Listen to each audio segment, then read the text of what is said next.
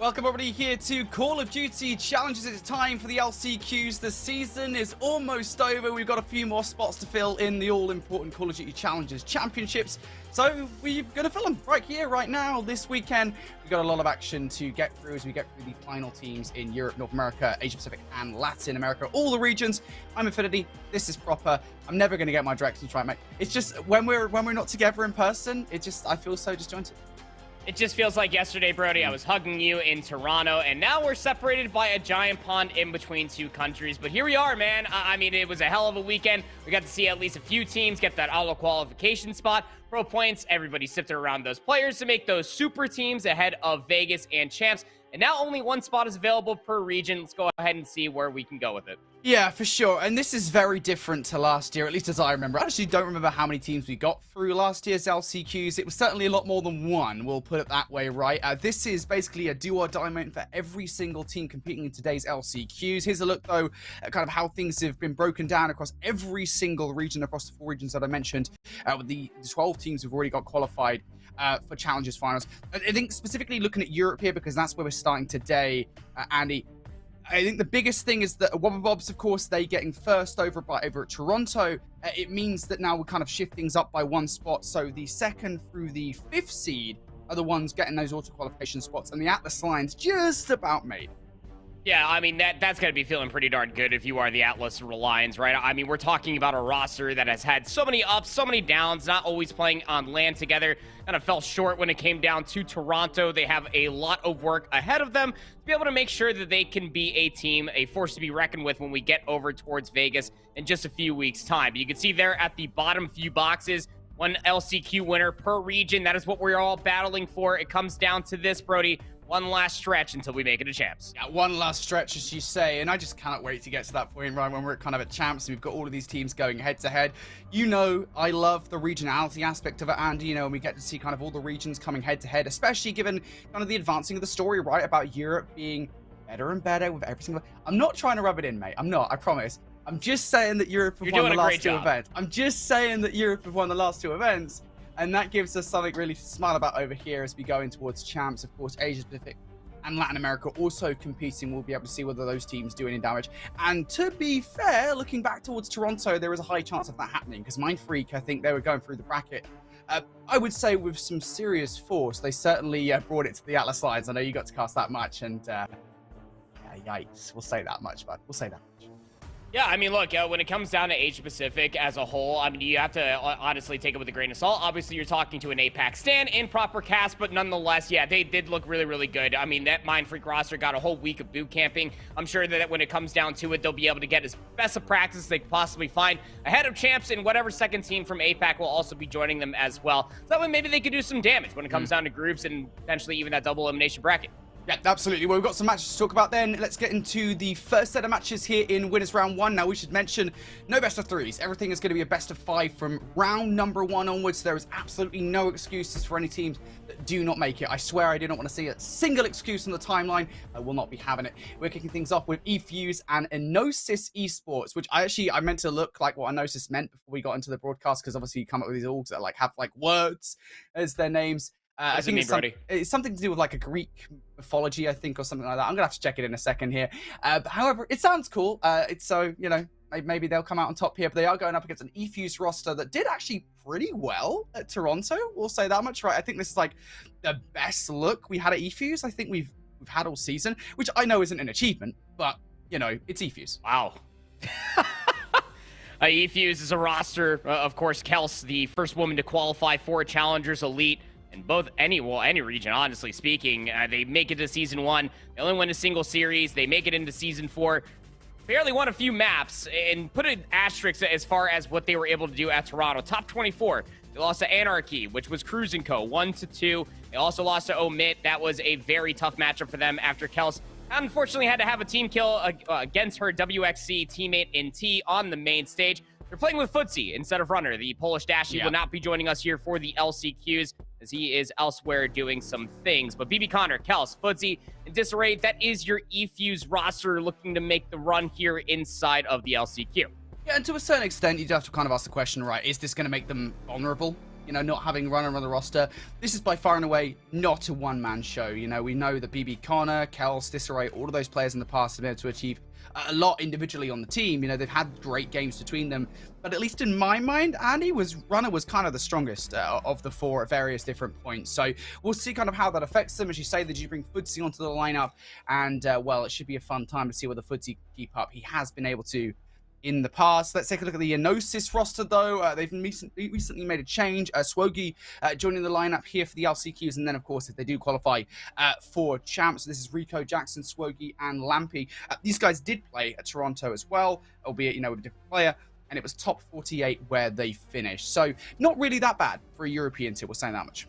Yeah, I mean, not really a whole lot to speak of when it comes down to this Enosis esports roster, right? And I say that with a certain grain of salt. Of course, it is no easy feat to get the placings that some of these players were able to find across some of the cups and, well, even through some of the qualifiers. None of these players ended up making into a Challengers Elite across the calendar year here for Modern Warfare 2. And funny enough, Smokey was actually on that 30-30 roster at Toronto. That was the first round matchup versus that eFuse roster, which, of course, they lost 2-0.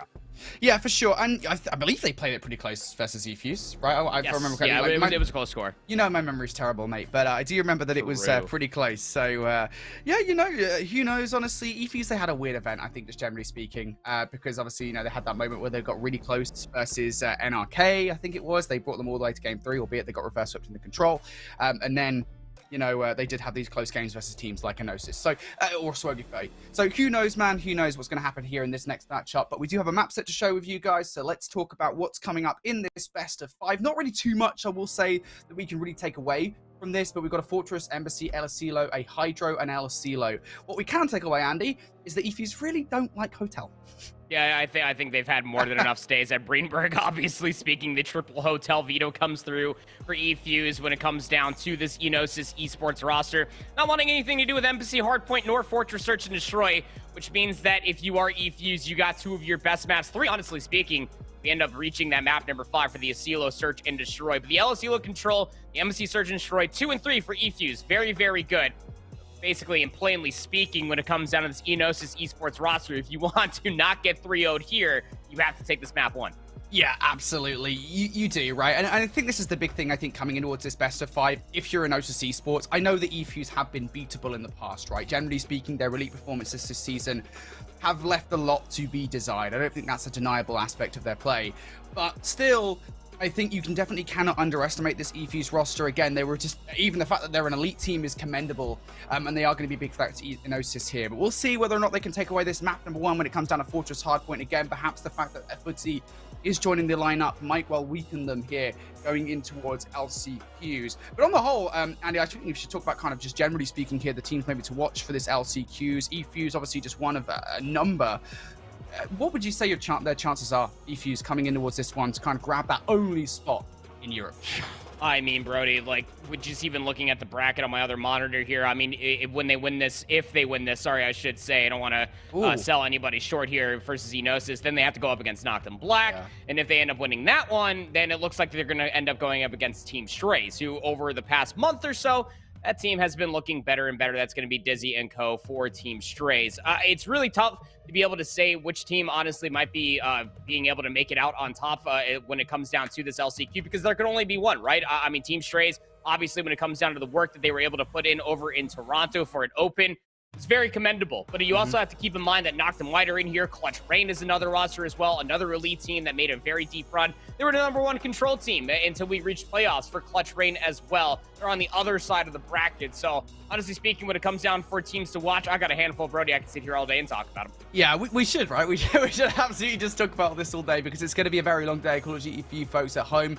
By the way, this is at the start of a very long day. We already had some action over in the Asia Pacific region to talk about. That went on overnight for us Europeans. Obviously, this is the fun of LCQs, right, Andy? We've got like just a continuous stream of action through all 4 of the regions. We've got North America coming on later today, and that's going to be interesting to see kind of all the post-roster mania stuff that went down, quite controversial over in that region. And then in Latin America as well, I believe you've got a few teams to talk about from that region in their LCQ. So a lot to talk about with in terms of kind of which team is going to qualify. Again, a reminder, It is really, there is no room for error here in all 4 of the regions. There is only 1 spot remaining from each respective region. You have to be perfect throughout the bracket to make it. And it does create kind of a sense of wonder for us, right? A sense of kind of, we don't really know how this is going to go down because, well, we don't. I mean, there's just so many teams that could take that final spot, Andy, especially here in Europe. We've got a ton of teams that have been able to kind of make that those kind of long runs into the bracket throughout the kind of the elite stages, whether it be kind of like Signs, VDV, I mean, Clutch Rain, right? Last season and Unnamed all the way towards the upper bracket final, all the way towards the championship back in season 3. I don't know, man. I just don't know. Europe is full of surprises, and I'm excited to see who's going to say.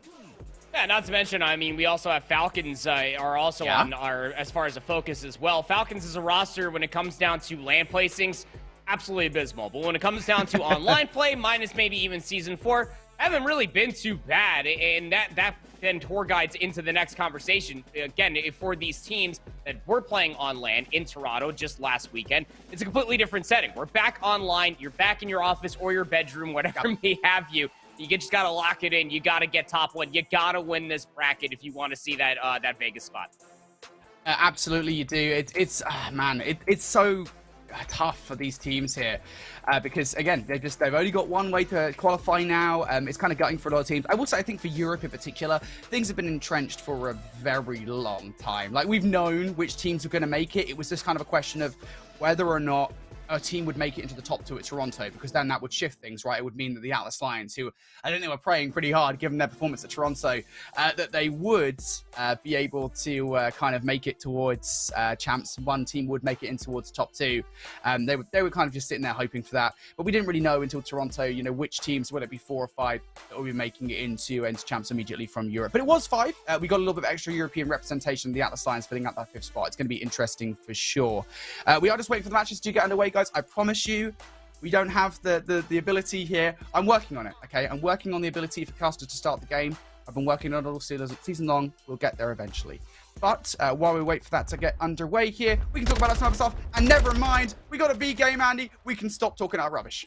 And then you look at this PH team, right? I mean, there are some pretty notable names, minus the other Infinity, of course, when it comes down to EU. Not my co-caster, but Infinity, the player, but also Devel, right? I mean, that's a player in particular that has been reaping a lot of teams' brackets, whether it comes down to cups, when it comes down to elite qualifiers. Definitely look for Devel to be that player to maybe try to stick it to Team Falcons, who, by the way, are playing along with Roxas again, which we got to see at the beginning of the year. They ended up switching to play with Pac. They missed out in Season 4 of the Elite. Team Falcons looking to fly high here in the last chance qualifier. Yeah, did we ever find out if it's Deval or Devel? Like, I don't know, man. It's so many consonants, man. There's one vowel in his entire name. Like, how am I supposed to pronounce that? It's just like, we always ask this question, like, if a player has like an X in their name, is it what vowel is it? There's 5 freaking vowels, guys. We need to know which one it is. Anyway, he's on the team with PH here, and they're not having such a good start towards this game right now. Team Falcons, they're getting a wealth of time away from P1. That is more than you generally expect to see given away by any given team, but as we move our attention over towards P2, PH, they're technically here. Got to make sure they don't get broken by Roxas. Unfortunately enough, that does not happen. Big hard point here early on for PH.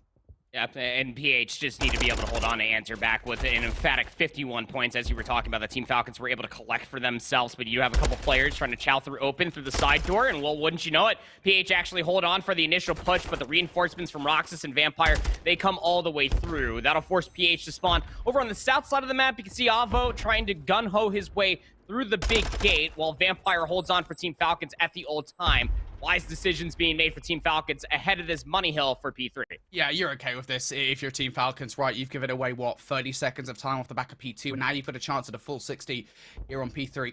Gotta have a quick break if you're PH. So now from Infinity, that will tag one up top in map. So you've got to be cautious of a player sitting in the corner. They do actually spot out where King of Body is sitting, and the help should arrive pretty quickly here from Vampire if King of Body does go down. And yeah, those events do occur in that order. King of Body goes down. Vampire is going to trade things out, and even better than that, they get more kills too.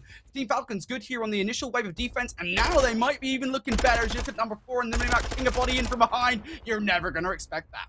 A great capture from our observers. I mean, PH, you should have expected that from their previous position on the mini-map. They were pushed all the way over by maps, over by P1. Funny enough, that actually blocks the ring spawn, even if you are in possession of P3 due to line of sights and also positioning on the mini-map. You've given King of Body the lay of the land. He's got dead silence. It keeps on getting reset up on the 3 spree, trying to find more kills in and around munitions. I mean, Team Falcons are already over 115 points, and the real potential to turn scrap into initial so long as King of Body keeps on going big in the backline. Yeah, every single... Oh my. Jeez Louise, King of Body. King of the Hill at this point.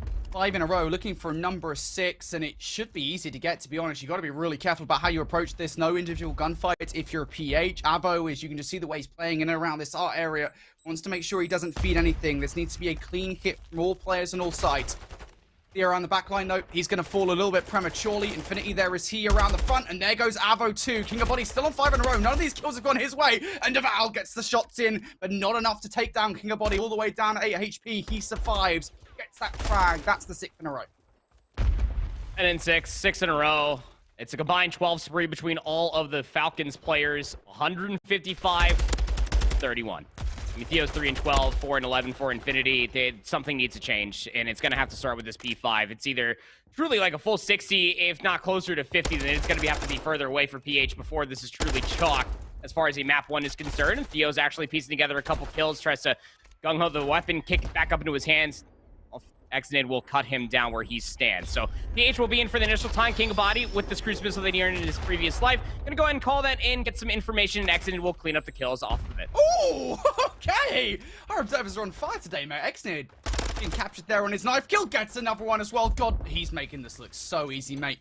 You need to do a little bit more, though. 5 in a row. Won't be long before coverage does come and help him out. But Infinity now looking to take some damage in from behind. Only able to get 1 before falling. And, well, Exnid, I believe, did just fall before he get that 6th kill in a row. But I don't think it matters too much at this point in the game. Team Falcons are having their way with PH. Pretty much everything that you can imagine is going in their way is going in their way. PH now looking for the back 15 seconds, although you have to ask the question, is it going to make that much difference at this point in the game? Because yet again, it's another crucial rotation here where Falcons are coming out on top. I mean, Brody, 140-point difference at the end of the first set on hardpoint. Exnid is 21 and 6. Finally gets overwhelmed by Theo inside of top maps, but I mean, it's not looking too good, is it? PH are able to at least break inside P1. Vampire's right here to at least try to contest, but I think it honestly needs to be said that if PH did any semblance of homework whatsoever, for this Team Falcons roster across the multitude of challengers elites that we've gotten, Fortress anything has been their playground, but PH are at least answering back. Avo back up to 11 and 10, tries to go for the chow, did not get the regen. Exton will be traded back in kind. Right. PH will at least hold on, and they're on the better side of the map to try to keep Team Falcons trapped on the P3 side. Yeah, that's the key thing here. You've still got to fight for this 25 seconds, and Theo's doing a relatively good job. Doesn't exactly help there that Avo brings the teammate down to take him out of the equation, but nonetheless, there is a real good shot here at PH, just keeping these guys at bay, keeping them on the other side of the 50-yard line, and actually getting, again, I'm being a bit presumptuous here, Andy, but a full 60 on the next hill to make their way back in towards this game. There is a path to work towards here if you're PH, but you have to do step 1. You have to make sure these guys do not get across the middle of the map, and Vampire has already crossed that line. Now he cannot do any more damage through open or through closed. He's going to be cautious. He's going to be steady for it. Players laying down. And here they go. Going to work off the back of the streaks. Exnid did get that one earlier on. Going to slam it against the back wall, and indeed he does. That's 2 kills for Exnid. Trophy system will not be able to help that. And now you're still spawning the backline if you're PH, but you're off the hill. You should know now. I mean, look at the setup inside of P2. Nobody was going to expect that. Avo completely flanks it through the open archway, but Roxas is just snapping and piecing players left, right, and center up on a 4 spree. The potential to get another streak for Falcons was on the cards. Spawns will, of course, finally flip. Falcons over 200 points. PH still struggling to get past triple digits. Yeah, we talked about it, right, Andy, mate, didn't we? We said that has to really be the hill for PH. And granted, they've got the rotation towards P3, but the leader's advantage that Team Falcons have built up over the course of the first half of this game, it is fearsome. We'll say that much. So there's really has to be no mistakes whatsoever from PH, and there's one right off the rip here of this rotation towards B3. Roxas lands an aid, and there's a trophy system inside the kill here, but it does not protect as Exnid just going to fly forward. There's coverage from the backline. Infinity able to pick up 1. Theo with the double, and Infinity picks up the second as well. 2 doubles coming through from PH. 4 down. The first wave of kills is good. And Theo's starting to create some more space. He's already pushed through gates, so now Team Falcons, I mean, this is going to be a one-dimensional hit. It's going to come through the big archway. Got 2 players here. They're going to be able to find some trades, and now the pinch is on. And here we go. Exited for the double. And there you go. All fully cleared out of this hill. Team Falcons can technically finish things here. PH, you gotta go and look at the way the Falcons are positioning themselves. Now, Vampire did peek out of archway here. As he falls, it will be 3 players that are going to make their way through, but you gotta get past the tap of Exited. He's able to pick up 1 Roxad with the coverage, the crossfire looking pretty good, and now it's all on Theo to do something. He's not able to get anything done. Desperation time for the players. They might well be able to touch and stop it from hitting the 250 mark, but it feels like it might already be over. Yep, I mean, you already got the rotation. Player number 2 for Exit spawns in. Gonna go and touch the point and call game right there. 250 to 125. A crazy start to the hard point for Falcons. Just built an insurmountable lead that PH just never really could claw their way back from, right? I mean, if they were already just about down the well got so much deeper as this map went on. Falcons just let PH absolutely have it. It was a pacing differential. It was a teamwork differential. I could sit here all day and just break down the stats. I mean, Exit just went double positive. 30 and 15, the majority of that being done with the tack in hand. 25 non-traded kills, 3,500 damage. I mean, you're just looking at what was always a contender for the #1 player as far as rank play is concerned. That is transitioning wonderfully as far as LCQ is concerned, especially when you have SMGs running around like a chicken with their head cut off there on Fortress for map #1. A great start to the day, I will say that much for Falcons. Yeah, just well put together. I think that's the best way we can kind of describe that situation there for the roster for Falcons. They just look so well put together on Fortress. Pretty much every single rotation they needed to win, they were able to win.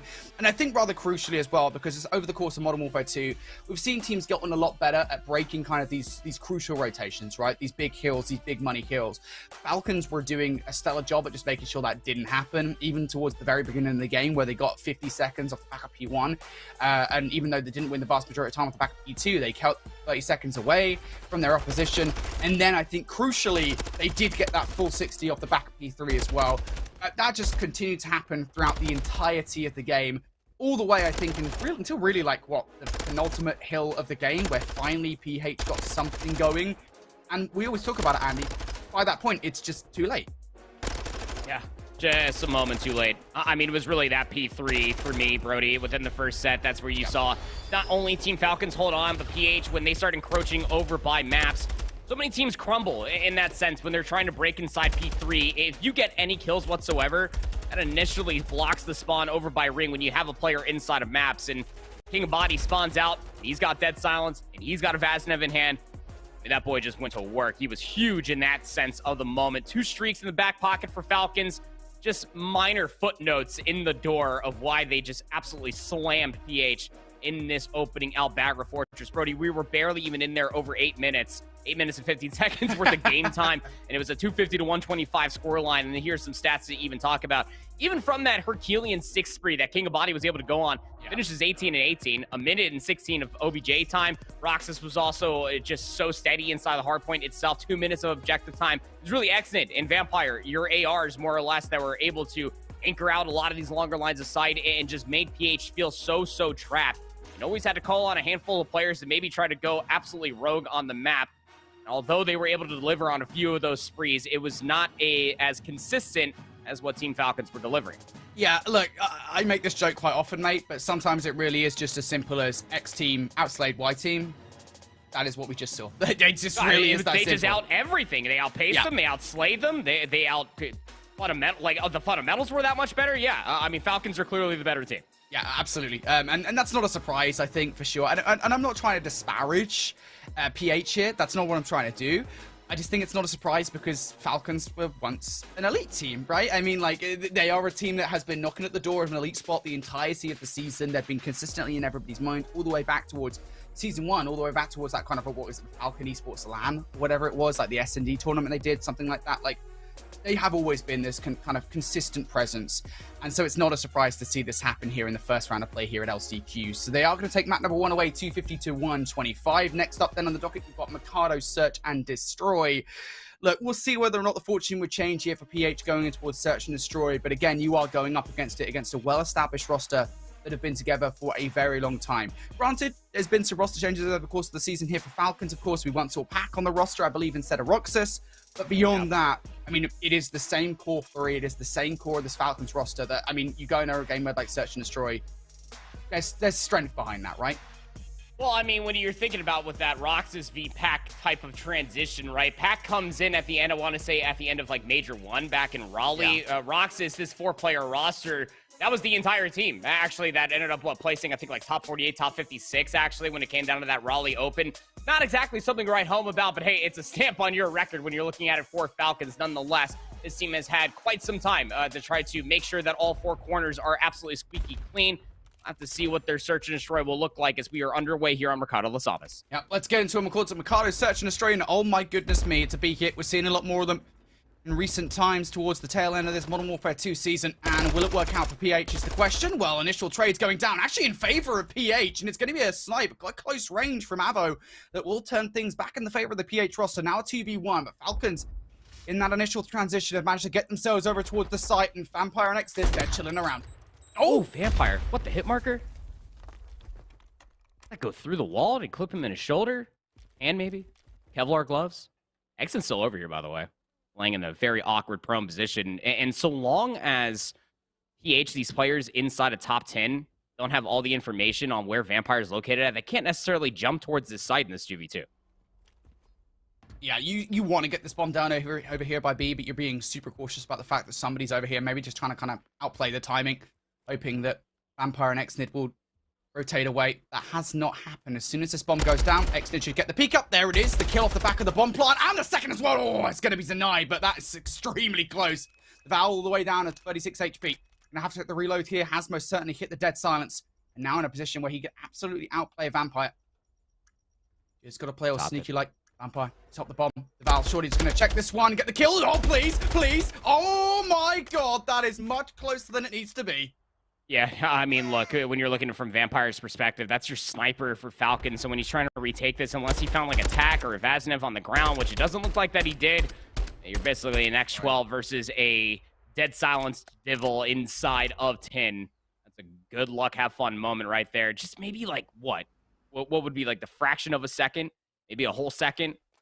You end up checking that if you are exiting it to end up denying that bomb from actually going down. But the difference maker in between Falcons winning that round in that 2v2. But PH, hold on. They get the bomb planted. They'll take round 1. And that was way too close for comfort. Just, oh, that's one of those situations where you're really starting to feel the heat. Regardless, it is a round for PH. Big win in the 1v1 at the end of the round. And now Falcons looking to answer back here with full control over the A site. Not too sure if maybe they just didn't have the trophy systems to get themselves on towards a bomb. Regardless, though, it is going to be bomb site control now. And First Blood make that second for Roxas. Yes, there's a trade coming through from Infinity, but he immediately wanted more. Will not find it. And now Avo here for the 1v3. A snazzy snipe 1v3 would have been nice, but it's not to be. Like it's been a long time since I've seen MCPR being utilized in Search and Destroy. Doesn't exactly have the stopping power comparatively to the SPX, but definitely scope in a whole lot faster. Doesn't necessarily mean anything when you're the last player alive, bomb being planted, and you just get completely overwhelmed over by the A bomb site. But as we get deeper and deeper inside of Mercado Las Almas, utility will become available. Trophy systems, dead silences. That'll make things rather unique. Comes down towards these A executes in the middle of the map. The look going to be for PH, and well, they're actually going to gun-ho their way over towards A. 3 players here for Falcons. Here we go. Fast it towards A to kick things off, and that teammate is... Look, guys, you're supposed to nade the opposition, not each other, right? That's lesson number 1 here on Mercado. We are not notorious. One man down is PH now on this effort to get themselves in towards A. Now they're contesting the players through the windows as well. Body doing his best window cleaner impression. Hey, guys, charging £10 an hour. And, well, he'll take that one for free as he looks for the first kill. Now the second one towards Theo. Oh, he makes it look so clean. And all that's left is Avo down low, right in the Hornet's nest. Will at least get one and somehow gets away, but I feel like his life pretty short-lived, mate. King of Body putting on his best Ezio impersonation there, just jumping from awning to awning, just climbing and scaling the cantina, and even going to find the last kill here as well, just chasing down Avo. Nowhere to run, nowhere to hide inside of Cantina, and Falcons will win the brute force push that was initially for PH over by that A-bomb site. Of course, does not become so much easier when you semtex your teammate in the back. Things are rather sticky, man. Gotta be careful where you place those. The Falcons 2 on the bounce after losing the initial free spree here for King of Body. Falcons with their utility, gonna take their virtue stay. Yeah, a hit again. Both of these two teams. Utility over the top has actually been kind of limited early on in these rounds. And much more down to who can get control of Cantina just by their bare gun skill. And it's going to be initial trades. King of Body with long shots again to Val. And I think he would have won that gunfight, to be fair, if it wasn't for that flank from Avo. And now very quickly it's Roxas left up here in the 1v3. One's the first. Can you isolate these players? Got Dead Silence, picks up a Vaznev. This becomes a little bit more doable. Weapons reloaded as well. Look at the way that both Infinity and Avo are playing. They just know damn well that Roxas is probably still inside Cantina waiting for him to exit. Yeah, Roxas was just being super cautious there. Didn't want her ATS to swear into a gunfight. Now doesn't really have much of a choice in the matter. Avo just laying down. Roxas still going to win that one. And now very quickly this 1v3 is boiled down to a 1v1. And Infinity reveals his position. That's kind of premature here. 30 seconds on the clock now. That information is fine for Roxas to work with. Still doesn't have much of a choice as to where he takes this bomb. And has to be uber cautious of the fact that Infinity could rotate around his left side. Oh. But Infinity now just laying down. Did he just see him? Did you just see him off the bomb? Well, now he most certainly does know that nade will tag him. Infinity! Oh, why are you no. giving him that shoulder? A Buddy. 1v3 from Roxas. Oh boy, oh boy, oh boy. You say shoulder? Look at that. He threw his entire body out here, brother. Jeez, that's a check. That's, I mean, he wanted the drop shot. Roxas, whether it was one of his teammates, if not, he saw him. Maybe a nameplate through the bomb, whatever may have you. It was the stun that confirmed it, the premature shots. And then the Semtex over by the bomb as well. Just made sure that Roxas was rather safe. Say, an unfortunate miscall coming through from PH. You had numbers. Wait for trades. Dude. Now you trail by 2. Yeah, very fast. Deval, straight for the middle of the map. They want to try and change their fortunes up here. To be fair, it's somewhat workable. Oh, jeez. PH at the moment, I think, just kind of getting ahead of themselves. And the cart before the horse, as it were. And very quickly, again, you kind of find yourselves in this situation now where you players, Infinity and Avo, they are so isolated. They have no map control whatsoever. Avo have a sniper on the backside of this. Yeah, he does. Infinity's going to double back. No Dead Silence available. Does have the bomb, though. Win this 2v3, at least you potentially have a win condition. Roxas just saw him as well. He just saw everybody over by the taco truck. That's information for Exit. Will he pounce?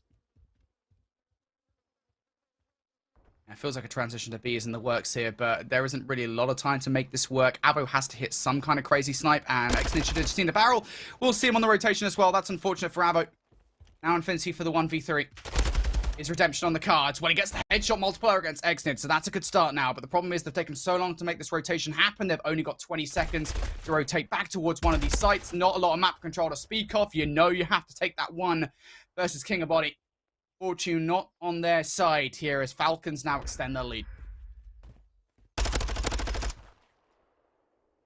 Lost the first, won the next 4. Simplicity at its finest, isn't it?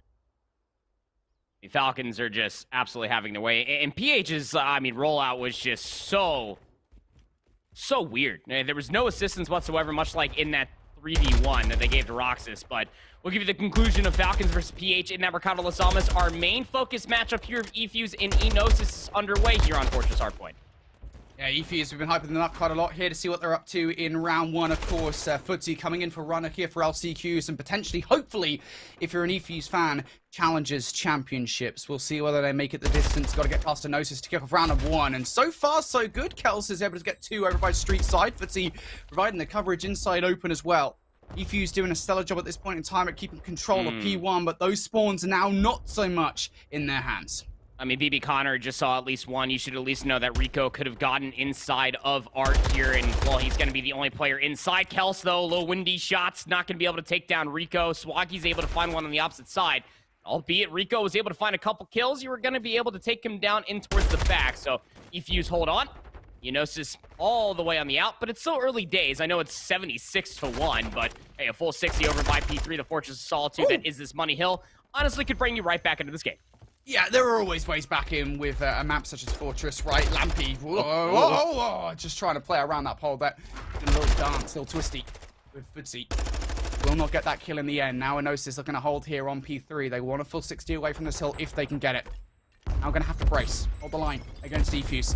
They make their way through on the other side. Swogi is starting to pressure as well. This should really kind of amp things up for Refuse as they try to make their way through maps. Just outnumbered, outgunned in that direction as well. Enosis here good on the initial. Hold on. Got player number 2, Kels. She's trying to break all the way through maps. Nobody's watching this. Kels just breaks all the way through for free. Yeah. Finds at least one in towards the back. You got players like Jackson that's spawning really close inside of the archway, but a successful break comes through from eFuse. Now they're inside the hard point. Enosis spawning very close. They break right back in. Yeah, that was a little bit of a fumble there from Enosis, just generally speaking, right? Not covering Kels's position. I think that you kind of seeing kind of the cracks in a team such as Enosis right there, right then. Gotta make sure you have better teamwork if you want to win a game against Defuse, but they do get a big chunk of time away. That is going to be helpful in terms of getting control of this game early on, but as we move over towards the street side, again, a big gunfight won by Kel. She's having a great start to this game at 11-4. Now coverage from the ARs. This has been a big talking point for eFuse here, trying to keep Enosis at bay before they can move forward towards the next rotation. Rico going to be tagged up there by that Semtex. Normally, that would send a player away from the double windows. Rico instead wants to double down, and Kel's now on 4 in a row, looking for number 5, not able to hit the drop shot in time, but the trades are good. Oh, Kel's got to be feeling it now. 13-5 for her. With the next person, even in this lobby, to try to combat, and that would be Swaggy on the opposite side at 11-6. But the scoreline would suggest that eFuse are absolutely having their way in this first set of rotations. Albeit, Enosis going to be able to break back in for the junk time here inside of P4. 20 seconds would be quite wise for them to be able to soak up a 3-for-1 trade. Will be favorable for them to be able to get this last 20 seconds. 111 to about 72 is what we're looking like for eFuse as they set themselves up for this P5. Has to be better hit from Enosis. You're only 40 points down, to be fair, but still, eFuse, it feels like they can pop off at any given time at this point, especially with Kels the way that she is playing. For now, though, Lampy and Swogi both starting to put together streaks. The latter is down. There goes the former as well. I am so sorry, boys. I might have just cast a curse. You're right there. Enosis now going to be streaks off the board. eFuse, they're right back in towards this time. Spawn's now split between the 2 players, or 3 players, rather. 5 number 8, Lampy and Swogi looking to make their way through Archway. Disarray will shut both of those players down. And on the other side, Footsie picks up Rico too. eFuse, they look good here for this time. On Jackson, you even saw the mini-map start throwing towards some shots over by Footsie. Had him one shot, will clean up that kill inside of munitions. But, I mean, these are all just useless kills at the end of the day. Kels has that silence should she want it, but she's just going to hold her line here. Inside of top maps will get traded by Jackson inside of the open archway. But it amounts to nothing. Enosis barely even sniffs some time here at side P5. Be about double the points that eFuse hold over Enosis' head going into the second separating. eFuse in a really good spot in this game, and if they get vast majority control of P1, they could put this game away as well. This is a big break coming through from Rico and Swogi. Nice double chout, BB Connor down, and that's control back in favor of Enosis here. So step number 1 is done, getting control of P1. Now they need to get the vast majority of time away, and you have to be careful of these players that have snuck through towards munitions side. Kels is one of those players, and if you count names, you know that Kels hasn't appeared. Jackson, they know, as they pick up not just 2, but the 3 as well. That is a great triple to come on through, but you don't have mid-map coverage just yet. BB Connor is now starting aggressively in the middle of the map or through Gallows side, and all of those players will be cut down. This is great from Enosis. They're getting the vast majority of time away from P1. Even if they give away the back 20, they're on the right side of the map. I mean, Jackson's in a great position to try to cut down players over by the street side. Just needs to be careful not to overextend. Knows that there's one player inside the hard points. BB Connor also has the read on a Footsie over by the P1 cannon side. Favored towards the reload. Lampy's here to try to assist. Gotta be careful. Oh no! Luigi, aka Disarray, gets absolutely burned by Jackson, but the streak gets cut down short. 95 up against 174. Enosis in for the initial. This has to be a hold from Enosis. You just did a good job on P1. You got yourselves a 40-20 split. Now you need the same thing again. Maybe you're even a little bit better, but Swogi loses the initial. Jackson and Rico, the only resistance here. Rico needed that gunfight versus Kel. She has to go down all the way to 4 HP. A very red screen to get it done, but indeed she does. And it takes 20 seconds for eFuse to break back in. Now Kel's really starting to heat up around this hill. It's 3 in a row. She's had a stellar game so far. Now wants to make it 4. Rico's just not going to expect her here. Yep, those first 2 shots go out from Rico. Kel's reacting. Not able to get number 5 off versus Lampy, but nonetheless, all of these gunfights, all of these trades going in favor of eFuse, and it's the same result in the end. Enosis just not in a good spot whatsoever. Lampy will try for this back 15 seconds, does not even get that. And over in P3 land, Andy, things not going so hot for Enosis either. No, it's not. You got the duo of both Disarray and Kals, they're already locking things down. Footsie's in over by the big arch. Spawns will flip. Enosis will get a whopping 3 seconds over by P2 at the end of it, but eFuse are holding on here inside P3, Brody. They have a really good setup, the potential to close it here. Enosis just going to have to brute force their way through the front, and Footsie, I mean, doing something you generally don't see teams players do. Going to be peeking out. That's going to be a streak being brought down, I presume, by Enosis to try and break things off here from eFuse's side. They do at least take down one player, not the streak, mind you. And these players, I mean, they just keep kind of individually hitting through the front of this hard point, Andy. It's not working out. Rico finally a player to try and break, and does actually pick up one, but he might not be long for this world, and indeed he won't be. Nope. It's looking to be pretty dire here as Luigi is just tagging players left, right, and center. Rico's one shot. Kels will clean up Rico as well. Lampy Jackson might be able to find a couple trades. They find themselves in for a whole 10 seconds inside of P3, but it's eFuse and the rotation inside of P4. Just 8 seconds required to call a game. Yeah, at least they didn't finish things off on P3, right? That's the good thing here for Enosis. They do actually have a player over here by News. Jackson might be able to cause some disruption. Has to win this gunfight versus Kels, and actually she goes straight into a tactical sprint right in the middle of the gunfight there, so Jackson not able to win out. Fortunately enough, things are looking good here for the trades.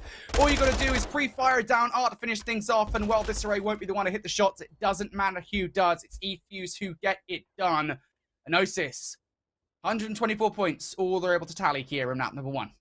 Yeah, very similar scoreline to what we had from the Falcons and PH game as well. I mean, it was just eFuse just completely outpacing this woman on your screen here. Kels just absolutely went rogue on the map. We jumped in. Kels was already on like a 3-4 spree, double positive, continuously through the entirety of this. 26 and 14 is where she will finish.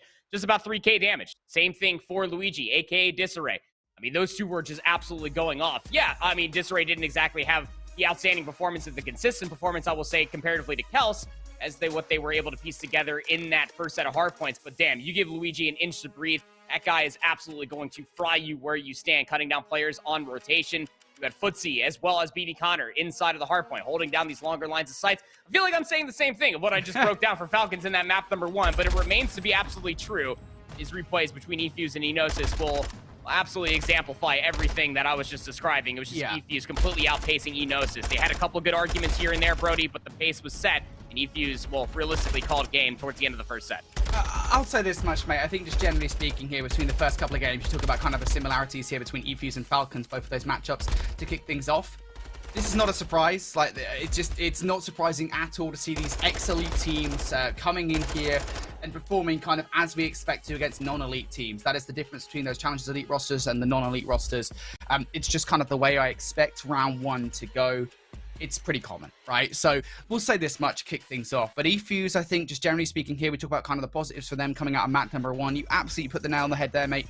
Kels, she had a game. She had I mean, right from the rips all the way through, pretty consistently performing, pretty consistently getting those 2 pieces, those 3 pieces to nail down hard point after hard point. And towards the back half as well, Disarray, who you guys on screen would know as ITA Luigi 2, which I meant to get an answer for at Toronto. I still didn't get an answer for as to why he's called that.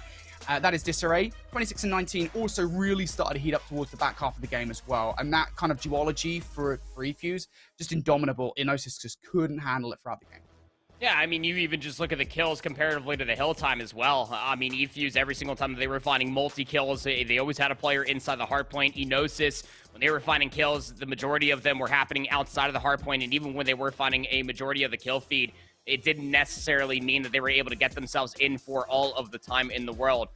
Rico had a minute of OBJ time, 51 seconds you saw there at the bottom of the screen as well. But, I mean, it really only came down to scrap time here or there, amounting to a 124 scoreline. And the screen may be wrong at 113, but it was 124. Enosis, I see you at least getting better than 113 points. But eFuse absolutely setting the pace very early here in what is going to be a long day of LCQ. And I will say that is a great momentum shift, especially ahead of this Embassy Search and Destroy.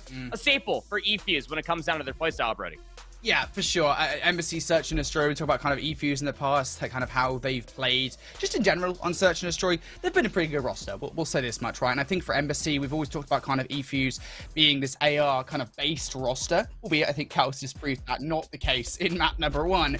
That's where a lot of the conversation has always been. And I think having players like Disarray and BB Connor on side, that's most certainly going to help things as we go in towards that map. So we'll keep an eye on what's going on with eFuse and their opponents in Enosis in that match as we go into Mikado Search and Destroy. Over into a map number 3 between Falcons and PH. Would you believe the Falcons won the Mikado Search and Destroy? Now we're in an Expo control, and it is actually PH kicking things off on the offense here. They've already got control of B.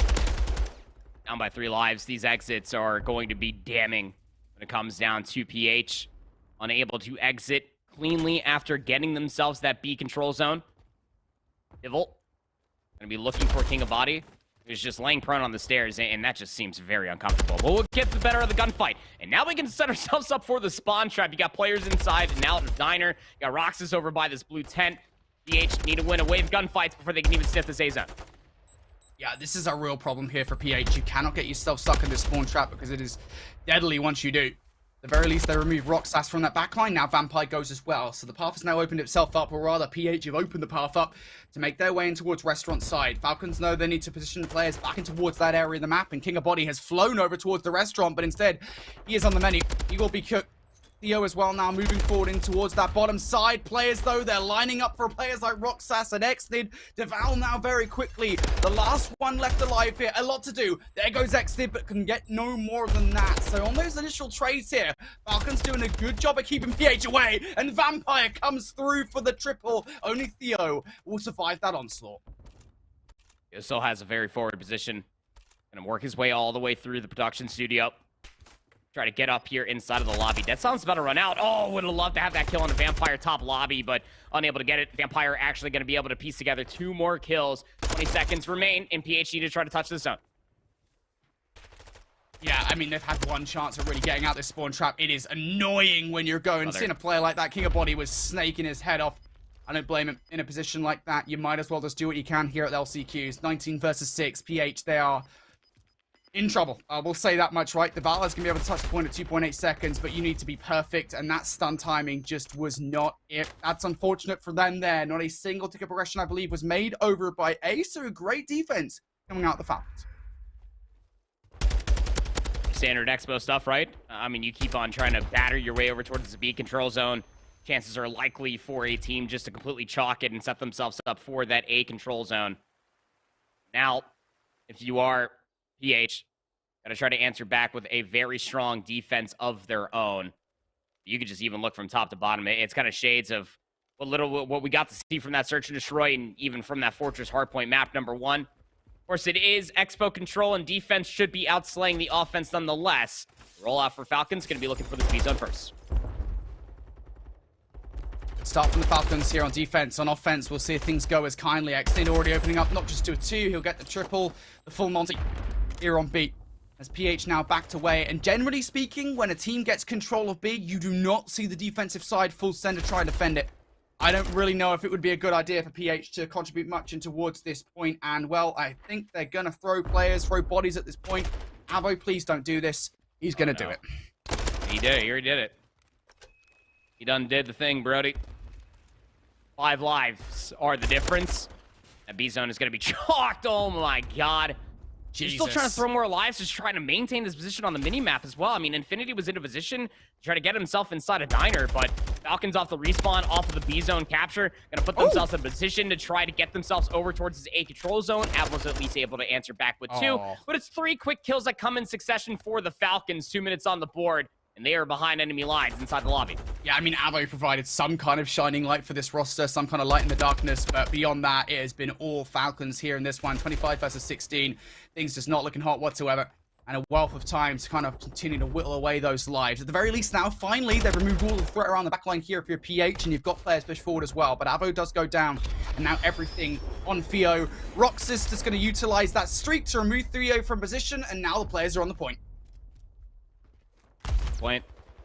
I mean, if you're our Devil, you kind of need to go a little bit here. You got to try to find some kills, but it's all just isolated players after isolated players. Try as you might. Falcons are here. They're working on the second tick. And even if it's slow, it doesn't make a difference, right? It really just kind of tick the immediacy up for a player like Avo, who is the best performing player in the lobby at the moment for PH. It's just, there's not much beyond that. Deval does pick up 2, though, so that's good. And a third cuz come through from Theo. So a stabilization moment here for PH. And a moment where perhaps they can set up that spawn trap. It really is their only hope for the remainder of this one. But Theo already letting players slip past him. He thinks he's in a position to get this spawn trap set up, but they do, little do they know, players have already gotten past. Yes, they're taking Xnid down. I think they're in for a horrible surprise when King of Body and Roxas hit this back, though. Double the amount of lives. I mean, if you are Falcons, you'd love to finish this via segments, but they are just hunting these players down. And Roxas in towards the back line, going to be able to find another player. 14-6 now for the kid. 14-8 for Vampire. 1 minute left on the board. 4 lives remain. The Falcons are on the zone. Yeah, this is donezo, mate. There's no chance here for PH. It would be a bloody miracle for them to get this one in their favor. Theo does double up, though. So, hey, maybe there's a chance. I'm saying there might be a chance, but it's a very thin one. It's a very slim one.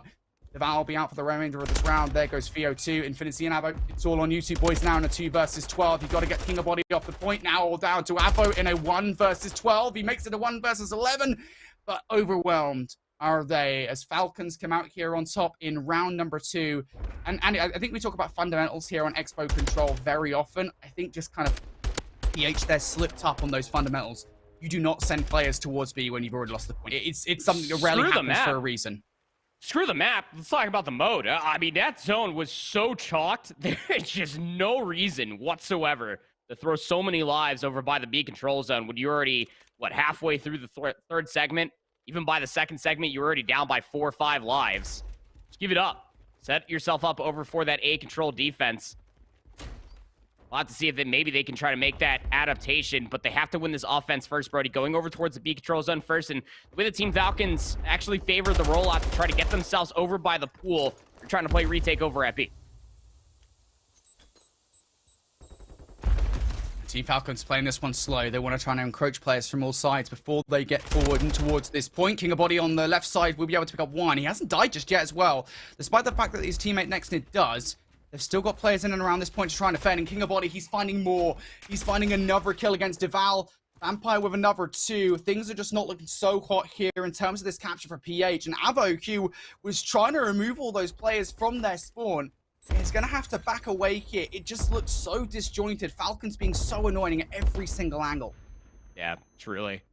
I mean, the retake over at B worked successfully. You already had players in and around the bar side. That was Xnid. At least Theo takes him down. You got diner control. Got to be able to try to break on through and get yourself on this A control zone. Good shots coming through from Avo. Will take down Roxas, and now PH are on the A control zone. And King of Body from afar will take one down, though. That opens up the path here. Pick up another one on towards the point. Xnid Vampire down. King of Body still hasn't been dealt with on point as well. And despite losing 1 to get progression, that is all they're going to get. King of Body with another one too. 18-8. Are you kidding me? He picks up yet another kill. And PH now have to work back in towards these points with 30 seconds left. 30 seconds remain. You got to try to touch one of these 2 zones. And what's going to be able to at least touch this A control zone. That'll be a little bit of a bait play, but I mean, the Falcons aren't taking it. King of Body's just going to challenge. He's going to take down that isolated player. Comes down to Infinity over by the B control zone. Last player standing will take down Exit. He's 1 shot. Roxas for the trade. 16 seconds remain. Yeah, they're on the hunt for these final kills as well. One last hurrah here from PH. Can they get it done? Encroached by Roxas and Vampire on that stage side. King of Body in for a flank here to try and take these players off the point. And Vampire gets the first kill versus Theo on the other side as well.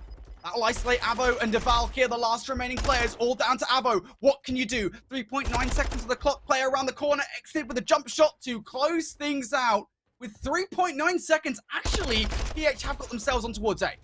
I mean, but the map positioning just isn't there, Brody. You can't get a player inside of the lobby. Nobody's top diner to watch these players come down through the pathway, but hold on a second. Maybe you don't even need it. That third segment looking pretty darn good to get on. It's just King of Body on it, and they will be taken down.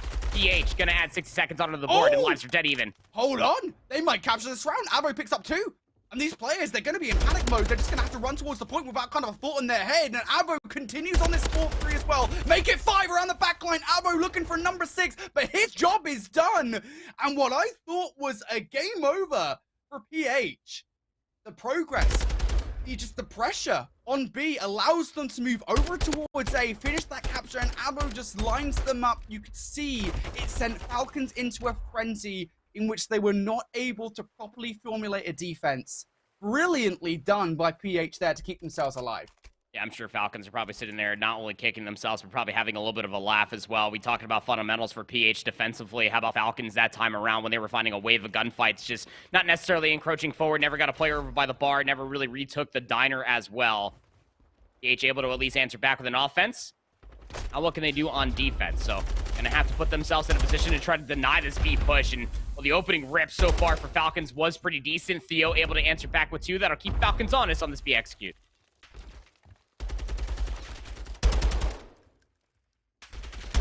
Oh, Team Falcons, again, it feels pretty similar. Getting a little bit of deja vu here right off the rip as King of Body and Roxas going to follow things up with kills.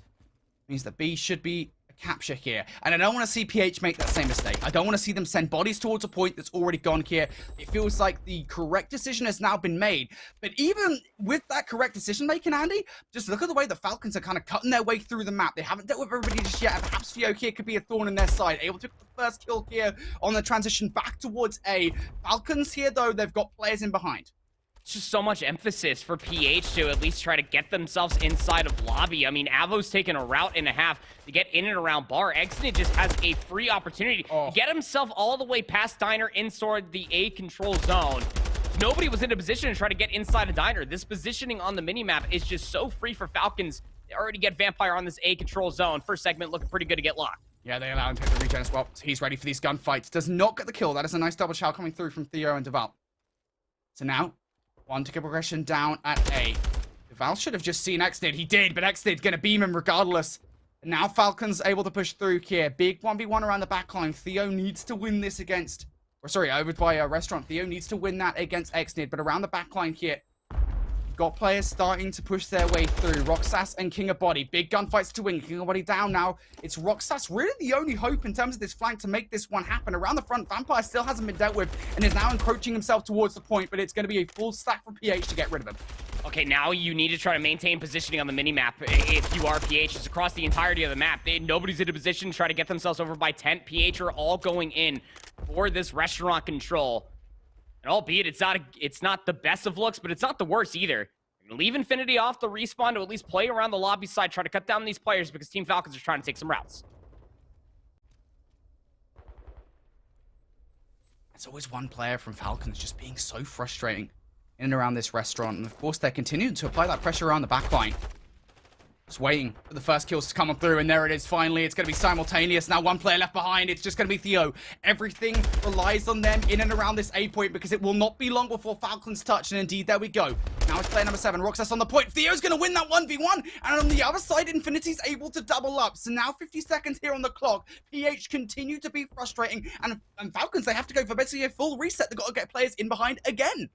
40 seconds remain. Team Falcons have already confirmed that they will get a round 5 defense if we do get there by not only just the segments being tied, but the kills are just too far gone. So PH just need to hold on.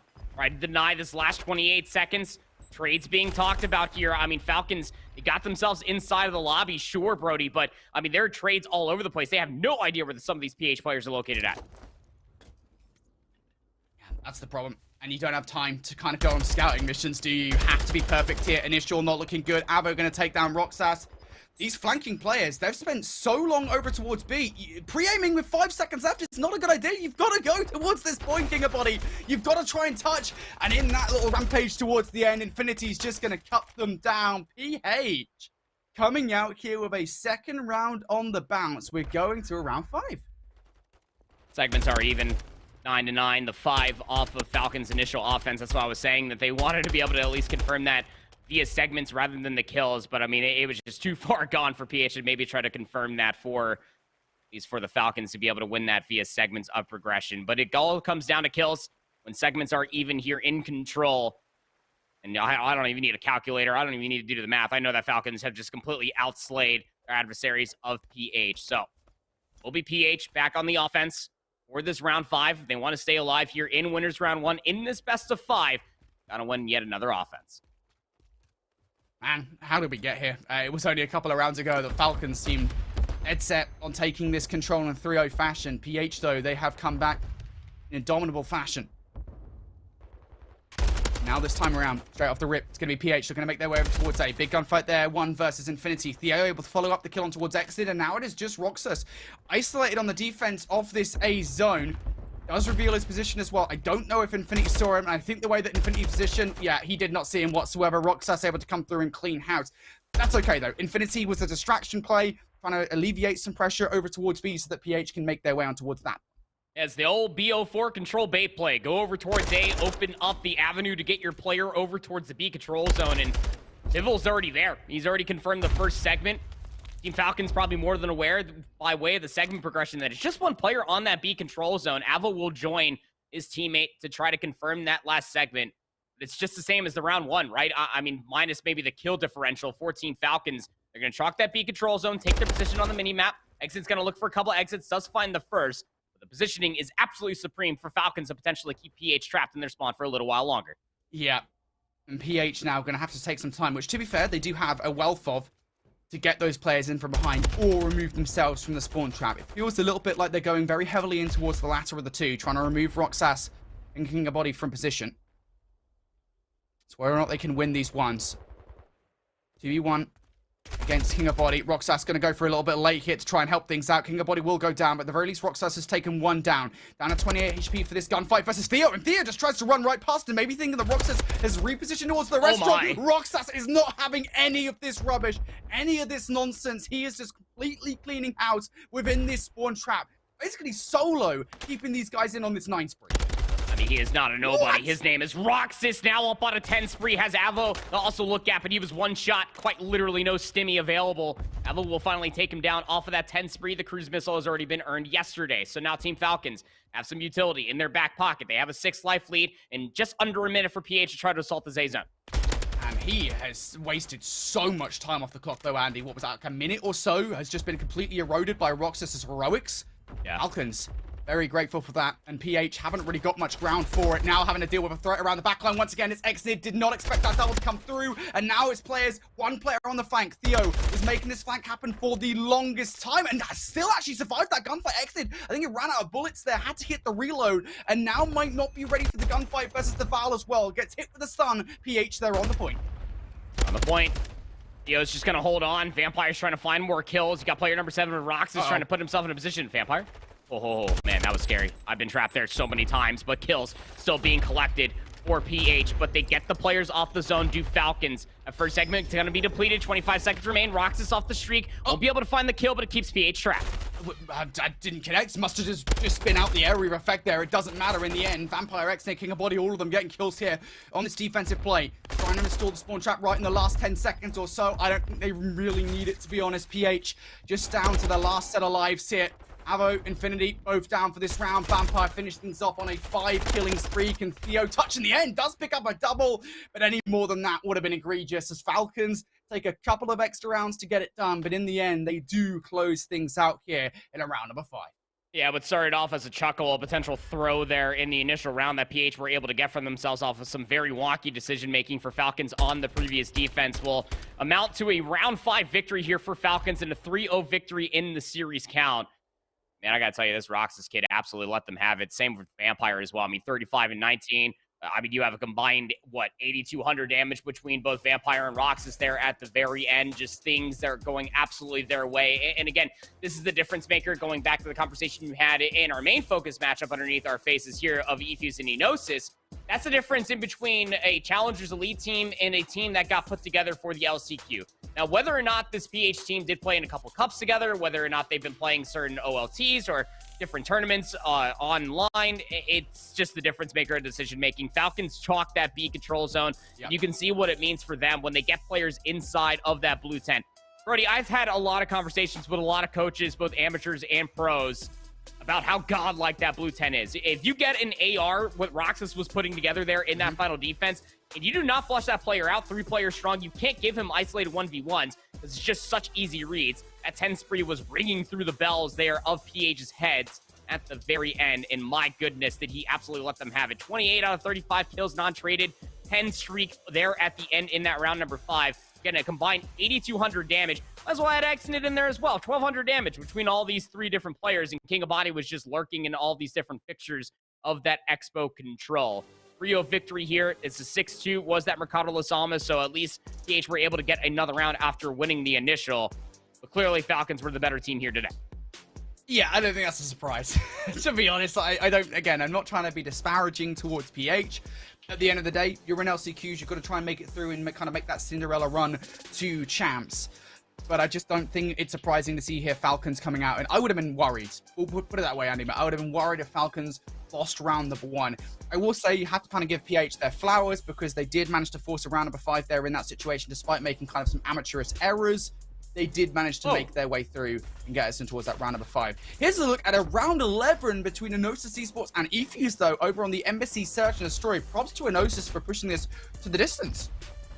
XS&D, especially for eFuse, has been their bread and butter. I mean, Search and Destroy was the map, in fact, that they took off of Anarchy. Say what you will about that, but it was a map win nonetheless. Playing really standardized. I mean, very trapped and turtled inside of the administration building, and Enosis actually take all of the map positioning away from eFuse. Snaking going on. Rico versus Footsie gets himself stunned up. Nobody can push for that kill. It's all 8 players alive with 45 seconds remaining in the round. eFuse got across the middle of the map here. That's the big thing for me. You've already picked up 1 player. Have to be careful as well, because Swogi now starting to aggress through that top side. Jackson picking up Footsie as well. Now Kels and Disarray. Last players left alive. The players that played extremely well during that P1 of the what? Jackson just meant Superman, and Disarray going to take both of these players down. And you know where Swogi is as well. No dead silence. Double utility. Breaking through doors. Kels is just going to lurk inside of kitchen. Bomb being planted. Sub-duo of eFuse just turtled up together trying to play for the trades, and this is a route. All right, Swoggy. 30 seconds remaining. Got to try to isolate 2 kills plus the defuse. Rips dead silence. Comes across the bridge. Again, both Kels and Luigi, a.k.a. Disarray, just turtled up together, even busting through the door. I mean, that's a sound cue that you just simply cannot give away. So at least the first, but the team shots will be sublime. eFuse off of a very slow offensive round. Isolate the players. They gun them down. Able to take a 2-0 lead in the series. Yeah, I think that was a chuckle. I'll be honest with you, bud. I think solo challenging Disarray like that in a 3 versus 2 on the defense, there's no reason to do that. That's unfortunate there from Enosis Esports. Rather a bit of a chuckle play in round number 11 as they will lose on out. And eFuse now go up 2-0 in this series. We're going to get in towards what could potentially be the final map in this one, a Elasilo control. And with A already gone, eFuse now starting to encroach on towards B to try and get this one in their favor. Again, Elasilo control. When you're looking at the core 3 of eFuse, BB Connor, Disarray, and Kels, this has been one of their mainstays. Always trying to force the Elasilo control. Very good at just isolating players. The AAAR is something to behold. First segment already locked. 17 plays up against 18. You got to try to get BG, a.k.a. Disarray, off of this zone, but so much easier said than done when Footsie's cutting down reinforcements back garage. Good stun. Keep Footsie honest in that positioning. Back to the drawing board for eFuse. Yeah, a bit of a weird moment there where eFuse felt like they kind of flipped the map with Enosis. Now, flipping right back, Enosis no longer have any control over green. And that means that eFuse can get themselves out of spawn without a worry in the world. Kels is actually clearing the mid-map control as well. There's no way you win that gunfight versus Lampy. Unfortunately enough, she does not embarrass him. Now Disarray, the player pushed furthest forward here, managing to kind of survive a brush with death. These players are getting very fortunate with the gunfights they're winning at this point in time, or rather not losing. Is Disarray now in a position where both of these players, Lampy and Swogi, need to try and find him out? And well, while Swogi will be traded out, Lampy also had some shots into him there. Footsie able to double up, and on the other side, you require a double up from a player on Enosis on the defense. Jackson, he delivers. Deep up on the 3 spree, just snaking his head off over here by Dice. Rico gonna get caught with a nade out. The trivia system will gobble that one up, and the help has arrived. Second segment locked in. The third looking pretty good as well. It's Lampy inside the window. We'll at least try to make a last-ditch argument, but now you're spawning quite literally in Narnia. eFuse will confirm the offensive round. Yeah, great play from Footsie towards the end there. That 5 in a row from him really just cement a round that for eFuse. I mean, from what we saw like what, the last 40%, I want to say. Percentages are always fun. 40% of that round, and we saw eFuse just continue to get players in from behind, continue to be annoying around the middle of the map, and well, Enosis, in their efforts to try and clear that space, ended up giving away a lot to Footsie on that back 5 spree. So eFuse come out there with a important round number 1 victory on the offense. Disarray having a hell of a start to this game at 10-4 as well. Let's see what the defense looks like. This is a good look for Disarray. And combine 18 kills between Footsie and Disarray. Definitely things you want to be writing home about. Dead silence available if Disarray wants it, but he's playing point of contact off the information.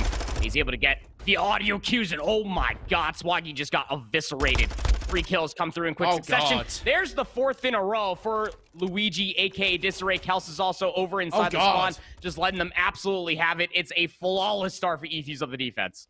Oh, mate, jaws are hitting the floor. This is not a good start from Enosis. 1 frag is all they've got to speak of, and it just continues to get worse and worse and worse as well. Rico, not going to expect to get chowed like that from Disarray, now looking for a 6th in a row. This is a big kill versus Swogi. The shot's not good enough. Big stop from Swogi there. That is a cruise missile that will be denied at the very least. And now an entrance here over towards A, but BB Connor towards Checkers is already starting to heat things up too. So eFuse with 30 seconds left now have allowed players on towards A side. BB Connor on this 5 spree, starting to enact this flank. This has to be the play call made by Rico. This has to be a play call. Maybe you'll hear him around the flank that somebody is making their way around the backside. Haven't heard from BB Connor in a while, and yet still you didn't expect him to do that. There's kill number 6 for Connor on the other side. Disarray starting to apply the pressure too. This is not looking good. No, it's not. Oh, Swaggy. Didn't expect BB Connor to be holding that angle. Knows that Rico's up top. BB Connor is unreal. 10 and 7 now. Up on an 8th spree. His shot is the truth. 12 seconds remain. Rico's going to get him 1 shot, but the damage has already been done. Lampy's going to be able to at least confirm that 2nd segment. eFuse trying to get themselves in position to try to deny the 3rd. Yeah, nice stuns, nice nades over the top as well to take Lampy down. Kels will finish off that gunfight now. One last chance here, one last effort. There is actually a player over by B, stopping the clock in the form of Jackson. So that's a big 1v1 to take if you're a BB Connor, as Footsie will clear A. Our first tick progression does actually come through, so that might be a big tick later on down the line, but this is a full clearing of the space here from eFuse, as every single player will go down. That is a very clean defense from eFuse on the whole, though. Enosis got out, what, once? And even then, they allowed BB Connor to get in from behind and cause some carnage.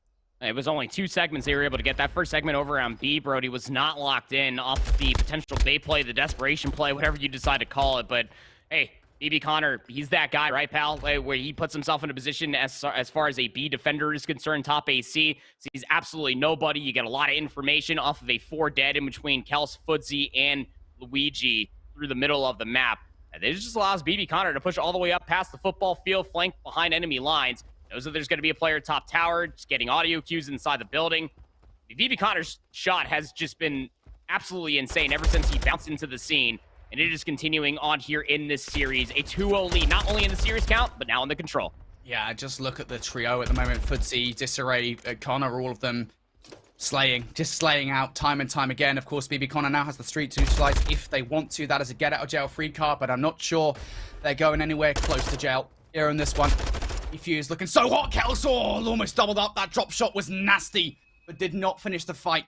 I certainly will bring Lampy all the way down to a very red screen, and that is enough to send him away from A for the moment here. That 2nd typical progression about to come through, and Lampy needs to make this 1v2 happen. Players on the other side, swinging wide. There it is, and there's the kills coming on through. Big gunfights to make here from Enosis.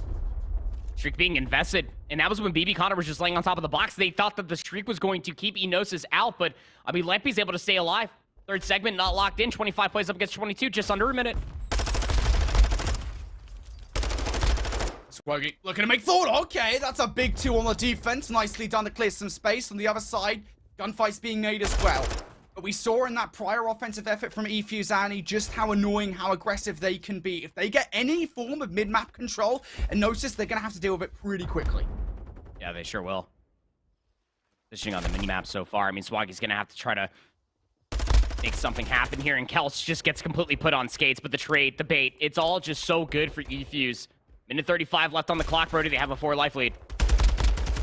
And again, it's that same problem, right? There's nobody from Enosis inside green. There's nobody putting a stop to these guys before they can even cross the football field. And there's a full blue kill feed coming on through. eFuse, they make the right decision here. Yeah, absolutely, mate. You're making the casters happy. Fully stacking this point to try and get it as quickly as humanly possible. That 2nd tick about to be through. It just continues to apply the pressure here from Enosis. And players leaving the game. This one might be done. And it wouldn't be complete with a classic Superman jump straight towards the point. Rico this time is going to deliver. 3-0 in the series, 3-0 in the control, and again, eFuse, the LSULO control, it has just been so good for them across the calendar year. This guy on your screen here for BB Connor, yeah, say what you will, a little bit of an interesting decision once you're on the A control zone and try to call in the cruise missile, not necessarily having all the coverage in the world. And say what you will about Kels, it's very difficult, I will say that much, with an SMG on LSU to be able to find continuous value unless it's defense of what you got to see from Luigi, aka Disarray there on the opening defense. But man, it is easy days for eFuse in their winners round 1 match. Again, no shade to Enosis. Those players have been definitely competing when it comes down to EU Call of Duty for quite some time. But again, it comes down to the overall stature, the value of being an elite team. This team has been scrimming some of the best teams possibly throughout the entirety of this year for Modern Warfare 2 in the EU region, Brody. And you were able to at least see all of that, plus some more here at the very end. 20 and 10 for Footsie. Casual stuff, 1,800 damage. Really just came down to what BB Connor and as well as Luigi was putting on the board. I mean, a combined 4,500 damage between the two of them. 14 out of the 19 kills non-traded for Luigi. 16 non-traded kills for 16 total kills for BB Connor on that 8th spree around the flank, which is absolutely letting Enosis have it on that defensive round. Yeah. Yeah. I just think so much of that was the control of the map. Just a completely different story for both of the teams. I know we jumped pretty late into round number 1, Andy, but it really felt like the same kind of story there for Enosis on the defense, where they just didn't push players through. They were much more preoccupied about just being concerned about players pushing through the middle of the map, pushing through the courtyard side and the defensive B, where it was just time and time again, just allowing eFuse to move through, just not applying the same pressure that we saw from eFuse on their defensive effort. But you said it, mate. I mean, look at Footsie, 20 and 10. Disarray, 19 and 10. BB Connor at 16 and 10 as well, mate. They just had a heck of a game. And again, it is kind of a result. It's kind of like a cause and effect of that map control, the lack thereof from Enosis, where you're not stopping those guys. They're just getting across the middle of the map and they're just having their way with Enosis. So a very clean 3-0. Search and Destroy was the closest, probably the map which I think you and I are both on the same page here. Enosis should have won that from that round 11. But again, this is a 3-0, not that unexpected for eFuse. Yeah, I mean, it would have been definitely a surprise for them to lose the Embassy Search and Destroy. Again, Search and Destroy for this eFuse team has been very good for them. I will say that much. I mean, definitely had their woes when it came down to Season 1 of the Elite. Progressively got a lot better through the entirety of the year, but nonetheless, potential for us to be loading into the Hydra Hardpoint has been squelched after that very unfortunate round 11 decision-making coming through from Enosis. So both of our two teams here on our screen, Falcons able to win 3-0. eFuse also able to win 3-0. Now we start making our way in towards this top 8 situation. eFuse, still waiting for their opponent to try to face off against either, what is a team called Himothy, love it, or Noctum Black. You'd probably assume that Noctum Black probably going to be able to win that, especially in the last ride that is Dave. Noctum White going to be able to take down, or going to go up against Falcons, excuse me. Clutch Rain also waiting for their upcoming opponents. And then Stray is going to be going up against Higgy's pals. So everything flushing out here wonderfully here on the LCQ Saturday. Yeah, I don't think any of this is a surprise. Like, we'll get this out of the way now, folks, and it's maybe going to be the same thing in the North American bracket, because I think the North American bracket is more densely stacked with talent, we'll say that much. It's not a surprise to see these round 1 matches going the way that they have so far. All of the top seeds, more or less, have made their way in towards that next round of play. And again, that's just kind of the way we expected things to be. I think as we get further on into the bracket, as we get towards, I think, top 6 in particular, I think that's when we're going to get towards, like, who is going to get through. Because again, like, we'll keep on stressing it, when we get towards that top 6, we really don't know. We've seen some great play out of eFuse and Falcons to kick off the day. They're looking pretty hot. But what is it going to be like when they go up against teams such as Stray, such as kind of the Noctum rosters, or even Clutch Rain 2, who have proved to be a pretty formidable roster online? Who knows, mate? There's a lot of questions here, I think, as we get further onto the bracket. But it's when we get into the next round, that's when things are going to be tasty. Yeah, this is where, like, seeding almost kind of gets thrown out the window, right? I mean, you can have a top 4 seed, you can have a top 6 seed, but it's Call of Duty, right? You got to show up on the day, Brody. You got to make sure that all of your preparation ever since leaving the 6 in Toronto just last week really amounts to this one moment in time for LCQ, because there can only be one at the end of the road. Yeah, absolutely. Well, we've got another set of matches, coming up very much next. It's going to be round number 2 of play here as we continue into our European LCQ bracket. Don't go far, folks. More Call of Duty challenges after this.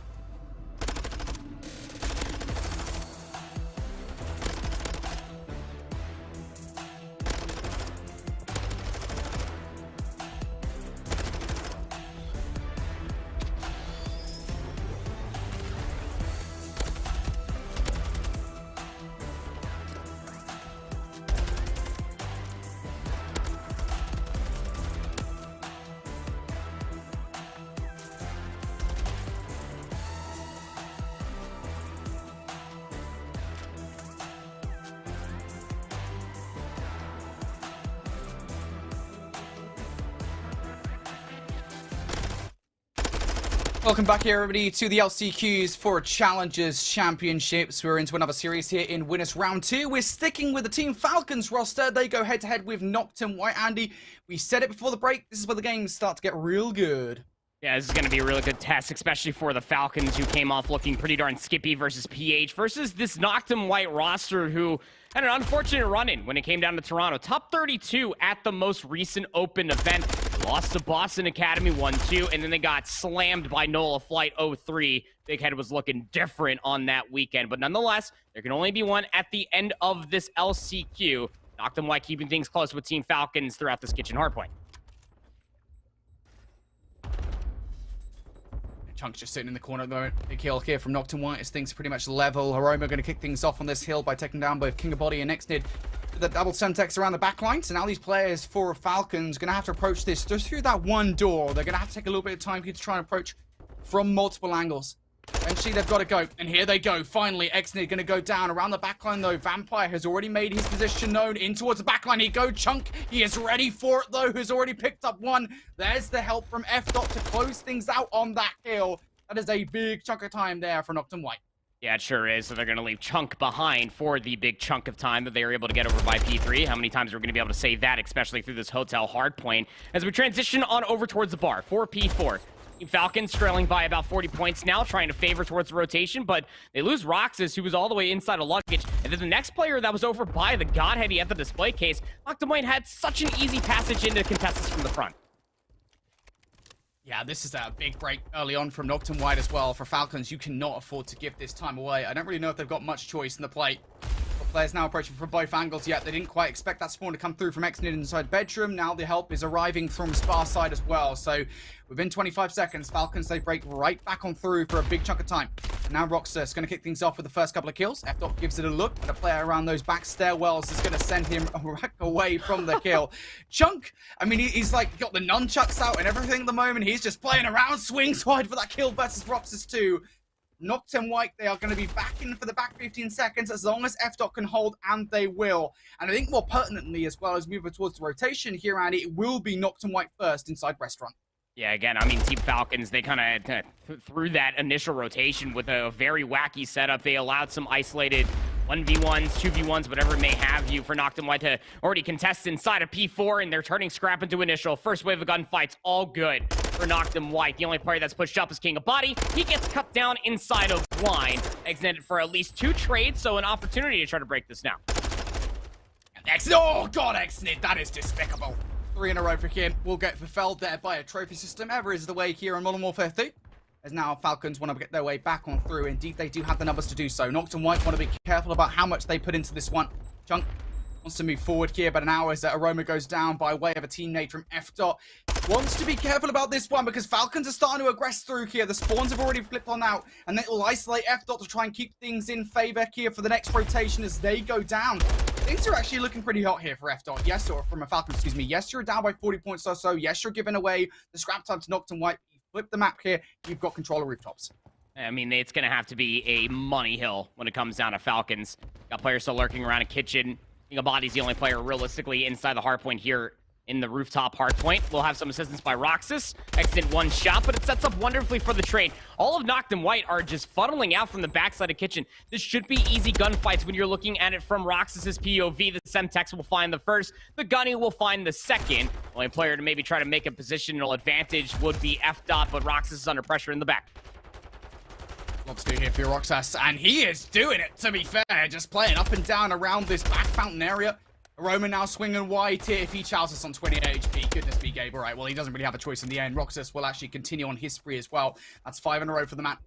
Looking for number 6. It won't be long before that opportunity is given to him, but it is not an opportunity he will take the better of, as Roxas does go down just 1 short of that cruise missile. But the damage is done off the back of that hill here, Randy. Team Falcons, they wanted to get the vast majority of time at the back of this hill, and indeed they do get it. It is a 20 to 30 seconds that will keep themselves close to Noctum White as we go into the next set. Going in towards the next set, it'll be about a 30-point lead. Into your point there, Brody. Yeah, Falcons were able to at least get their foot in the door there at the end of the first set of rotations. There's the 5th player. Maestro Strobe System's going to take down Xnid, trying to yeet himself a Semtex. The hardpoint will remain vacant, and this is okay for both of these 2 teams. You're trying to jostle for position, trying to get yourself a forward advancement so that way maybe you could try to get a player inside a chandelier, the player to maybe do that would be King of Body. I really want to flip this map if you can. I think you've already done it, to be fair, if you're Falcons. Where are those players going to spawn? Yep, inside lobby. There you go. There's that flip that you desire. And now for Noctum White, it's going to be go time, really. Just making yourselves move all the way through towards that side of the map. Chunk looking to try and escape. King of Body will not allow it. He's going to double up as well. Big two-piece of King of Body. And now F Dot, the next player to take on out. That is a big hold here from Team Falcons. A crucial moment here in this game as they make sure they hold on towards these P2 spawns. And now it's about holding it, not just for the spawns, but for the kill itself. Big gunfights going down over in Jewelry for King of Body, who has 3 players to contend with. Has already picked up the first hit, and now looking to contest with both F-Dot and Maestro. Somehow picks up a second as well. King of Body now on 5 in a row, finally goes down, but he just stalls those players enough. Yeah, and now it's realistically all going to be coming through the whole side, right? I mean, you're trying to influence the spawn to the back lot side. The pinch coming through from Spot is so good from Aroma, who's still on that spree, by the way. Up on 5 in a row, the Semtex will flush him out, but Aroma will find that 6th kill. So Cruise Missile has been earned from Noctum White. Still trying to battle over the last 25 here at 2. Yeah, this is still a crucial break from Noctum White here. They're about 20 points to the good over Team Falcons. Falcons, though, they're continuing to apply this pressure. Aroma there, the better weapon for the situation, will outgun King of Body. Still looking for this 15 seconds of scrap time, and with that kill, that should be it. So Noctum White going to grab the last 10 seconds here. And now Falcons going to be sent away. Vampire's going to be the player trying to cover the middle of the map here. But Andy, this is a really big moment in the game. Falcons, they'll want to hold here on Kitchen. 156 to 202. I would say you would want to hold, you need to hold if you are Falcons, because Noctum White, realistically, even if they break this hard point, could put themselves within shots distance to be able to close out the game. Aroma playing with this food, King of Body, warning shots, not going to be good enough. So Aroma going to get himself up here by rooftops, overextends just a wee bit, and Roxas will take him down in return. 20 seconds good for Team Falcons. Yeah, just got to make sure nobody gets around the back line here. Noctum White now know that would not be a strategy worth going for. It's going to have to be through the front. Already overwhelming Vampires, so now just down to Exted and Roxas inside. It's just going to be that Roxas for a 1v3. Picks up 2. Player managed to get in from behind though. Chunk, he repositions, looking for the double. Indeed, he will get it. Aroma lands a Semtex right into a trophy system. That will make him weak for the gunfight. It does not matter. Chunk there off the back of a 4 spree will get in for a huge 20 seconds of time. 10 seconds left to soak up. Roxas 1v1 versus Chunk. Wallbang shots going to be good to at least confirm 10 seconds, but that's the right call. Whether you want to or not for Roxas to chalk the back 7 seconds, gung-ho your way all the way inside of couches and join the likes of your teammates who've already found themselves 2 more kills over inside P4. So now Noctum White got split spawns. You got 1 player inside a spawn, that's Maestro. I don't think Falcons are ready for it. Oh, Maestro, there it is. Yeah, they're absolutely not ready for it. That's a double. Exit for the triple. Maestro going huge. And now Noctum White in control of this hardpoint. Team Falcons, they're getting those split spawns. This is a disastrous moment here in this game. King of Body, he's already been stunned up, tagged up around the backline. Doesn't have a choice but to go for this. Up towards 100 HP he is, and has to check one of the corners. Unfortunately, that is not the right one, but at the very least, they've removed them momentarily from the hill, and Exit flies on through. I mean, it's a massive kill, but you still got to be worried about Aroma. He's top bedroom, and there's a lot of focus for Falcons over towards that ingress of the map. 13 seconds remain inside this hard point. Noctum White can't necessarily close it out here anymore, but it may not matter. Team Falcons need to hold on, not only for this rotation, for the remainder of the game. Yeah, but it's Restaurant, right? I mean, we've seen comebacks on Restaurant time and time again. This is the hard point where it happens here on Hotel. It's easy to hold. Vampire, that's a good start for the first kill versus Maestro. Chunk now just going to have to wait here for the rest of his teammates to spawn on up. They've got a potential flanking play coming on through. It will be a little bit late from Aroma. If he can provide any value whatsoever, it would be huge. But here we go. The cavalry on the way. Great kill from F-Dot, but X-They're going to double up here. Will not find the triple, and Gabe brings the streak down. Aroma for the 1 kill. Roxas now for the 1v2. He's got players of revive. Roxas, he does step 1. Now looking for more kills. Indeed, he goes down. Falcons try to hold on, but Chunk and F-Dot will find 3. And Noctum White to finish things up. 218 to 250, the final scoreline. You really do feel like when it came down to a few crucial breaks, most importantly from P3 to P4, Brody. When we immediately hopped inside this game, that break was just so easy for Noctum White. Once you know it, that 32-point difference that they won this game by was the end-all be-all from that crucial break. The P4 to P5 was so good for Noctum White within the first set of rotations. Yeah, I mean, Team Falcons had themselves a fantastic good look when it came down towards that rooftop hardpoint, right? But Yeah. I mean, you almost feel like that it was a crucial moment, and we felt like that we were saying they needed another crucial hard point here. Yeah. That was over by P6. Then they also had to have a crucial break over side P2, and the same thing all the way over by P4. And they gave themselves really good looks to be able to soak up the majority of the time. But that's Leader's advantage within a nutshell when it comes down from the Noctum White side of things, isn't it? When they can just put themselves in position, work off of those split spawns, Maestro's 3 priests to be able to break back inside of P4, which is so crucial to really put Falcons on their back heel. I guess maybe back talon? Yeah. Falcons got talons, right?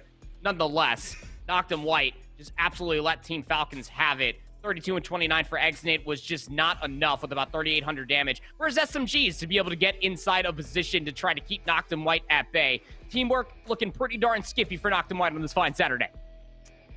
Yeah, that was a really close game, and I'll say this much. Now, we always talk about kind of those moments where X Team has to do this to come back into the game against Y Team, and every single time that we saw Falcons in a position to get 40, 50 points off a hard point, Noctum White were actually just taking a crucial 15 to 20 seconds away that was just so damaging off the back of that leader's advantage that you were talking about, right, Andy? We saw it even in the kitchen hard point where Falcons, that is a hard point that you need to get a full 60 on.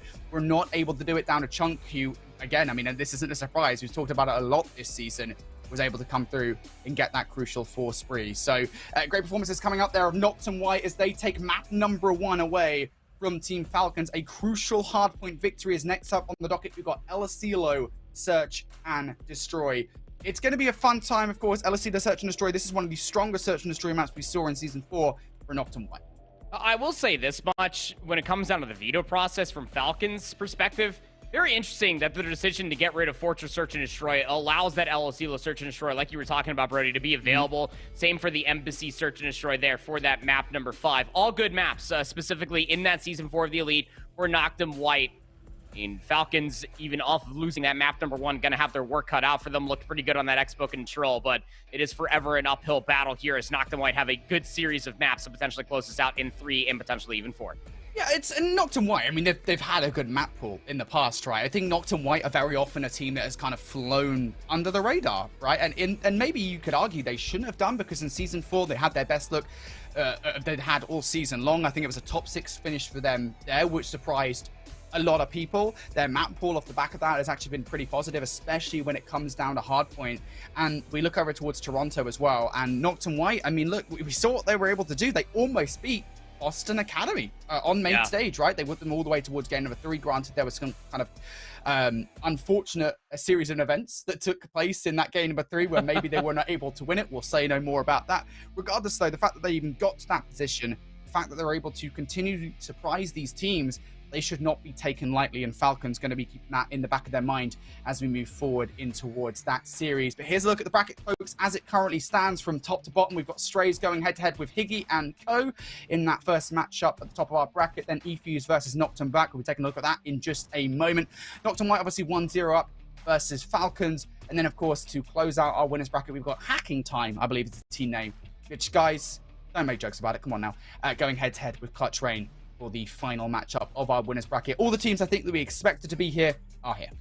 Yeah, and that Hacking Time roster is actually D3, Blade, Vital, and Yumiko, I believe, is that roster. So a lot of French players inside of that matchup, especially going up against that Clutch Rain team. But nonetheless, work is going to be cut out for you. The opening rounds were definitely a little bit more of a warm-up, but as we were kind of alluding to off of the end of our first block there, Brody, now is the crunch time. This is where the tournament, you really do feel like for a lot of these teams that have been in and out of the Elite across the entirety of the Modern Warfare 2 year, this is where the tournament truly does start. Yeah, it's weird, right? It feels like, what, this is the last tournament, this is the last weekend of play for a number of these teams. Then, of course, we've got to wait 2 weeks for Challenger Championships right at the end of the year. It's a weird period of time for these guys where it's just like, this is the end of the road for a number of these teams. And it feels kind of sad in a way that we're going to have to say goodbye to a number of the European rosters that have surprised us very pleasantly over the course of this year. I mean, like, even any of these top 6 teams, one way or another, have continued to provide surprises, whether it be on LAN over at Toronto. We just talked a little bit earlier on about kind of Efuse and what they're able to do, or even Noctum White in this very series, as we said, top 6 over at Season 4. There were a lot of those this season. I think looking back towards Season 3, right? Clutch Rain. I can name a lot of different periods, a lot of different kind of big bracket moments that we've seen from a number of these teams. So it's going to be sad to see kind of a lot of them go away here in LCQs. Ultimately, though, we do have to say goodbye to everybody but one European team at the end of the weekend. Here's a look then at the map set very briefly for eFuse versus Noctum Black, which is always a fun time having to remember which one's black and which one's white here between these two teams. But regardless, here is what it looks like. We've got an Expo control again, slap bang in the middle of this map set. eFuse really don't like Hotel. Really hate it. I mean, look at the targeted vetoes coming through from Noctum Black, however. I would say hard vetoes coming through from eFuse, but Noctum Black understanding fully when it comes down to the veto process, wanting to get rid of the LSU control. It forced eFuse's hand to pick the Expo over the Hotel. And honestly speaking, Brody, I cannot blame him. Noctum Black is the Noctum showcase here in our second block of EU LCQs. Let's get it on. Let's see how these guys do get on. eFuse going head-to-head with Noctum Black again. Noctum Black, a roster that is not to be taken lightly. They performed pretty well at Toronto, top 24 there, and they're kind of filled with names that you guys will know if you've got any kind of intent, any kind of interest in European challenges over the course of the last few years. European Call of Duty, I think, on the whole, the names. You see guys that have absolutely filled out a number of top placements across European Call of Duty over the years. But the moment here to kick off this game, and eFuse starting pretty strong. That's going to be 40 seconds off the back of P1. Noctum Black now. They do want to hold over by P2, and Dave opens up proceeding with that first blood. Almost gets that second there by Footsie. Has to go to the hip fire to get it done, but it is a kill there for eFuse. I mean, that was such a good setup for eFuse. Look at all the time they were able to accrue off of P1, Brody. They also have the setup inside P4. And this is just caught time within a nutshell, though. It will be Luigi, a.k.a. Disarray. Still on his first life, casually speaking, looking for number 7. Gonna be able to find it, but now he has to hold the line. Has some teammates there for the assistance, and it is an electric start for eFuse as they're already passing the 70-point mark. That's a big 25 seconds, and now a potential big rotation as well. If Disarray does this, this would be absolutely monumental. Fortunately enough, for Noctum Black, they do not allow such insolence here. We move over towards the rotation. BB gonna trying to aggress. There's still, again, these continual individual players managing to get through. Fortunately enough, Noctum Black, their trades are good enough. But the fact that eFuse are even getting to these positions where they can cause carnage is slightly concerning for Noctum Black. We'll move over towards P3. Noctum Black will have a grace period here of just waiting for eFuse to assault and getting themselves set up with all the ARs in the right positions. How do eFuse approach this? That's the question. Coming on down. The trophy system should protect, and nope, yep, there it is, straight off the back wall again. There is a place where you can get it past the trophy system. Disarray gonna follow it up with a full wipe off the back of the streak. That is huge for eFuse. I mean, Disarray has just been playing out of his mind. I mean, what was the last time in any matchup here in the Modern Warfare 2 year that we're seeing Disarray play like this? 11-2 now, up on another 4 spree. Needs to hold the line, but he is just overwhelmed by Noctum Black members. But the job is done. And that was just, again, just really good coordination from eFuse. It wasn't necessarily the splash spot, Brody. There's so many tacks, so many nades being thrown in towards that fountain hard point. The trophy system just got absolutely obliterated. 12-3 now for Disarray. eFuse already over 100 points. We're able to contest P3 for a majority of that time, and now they hold the rotation towards New.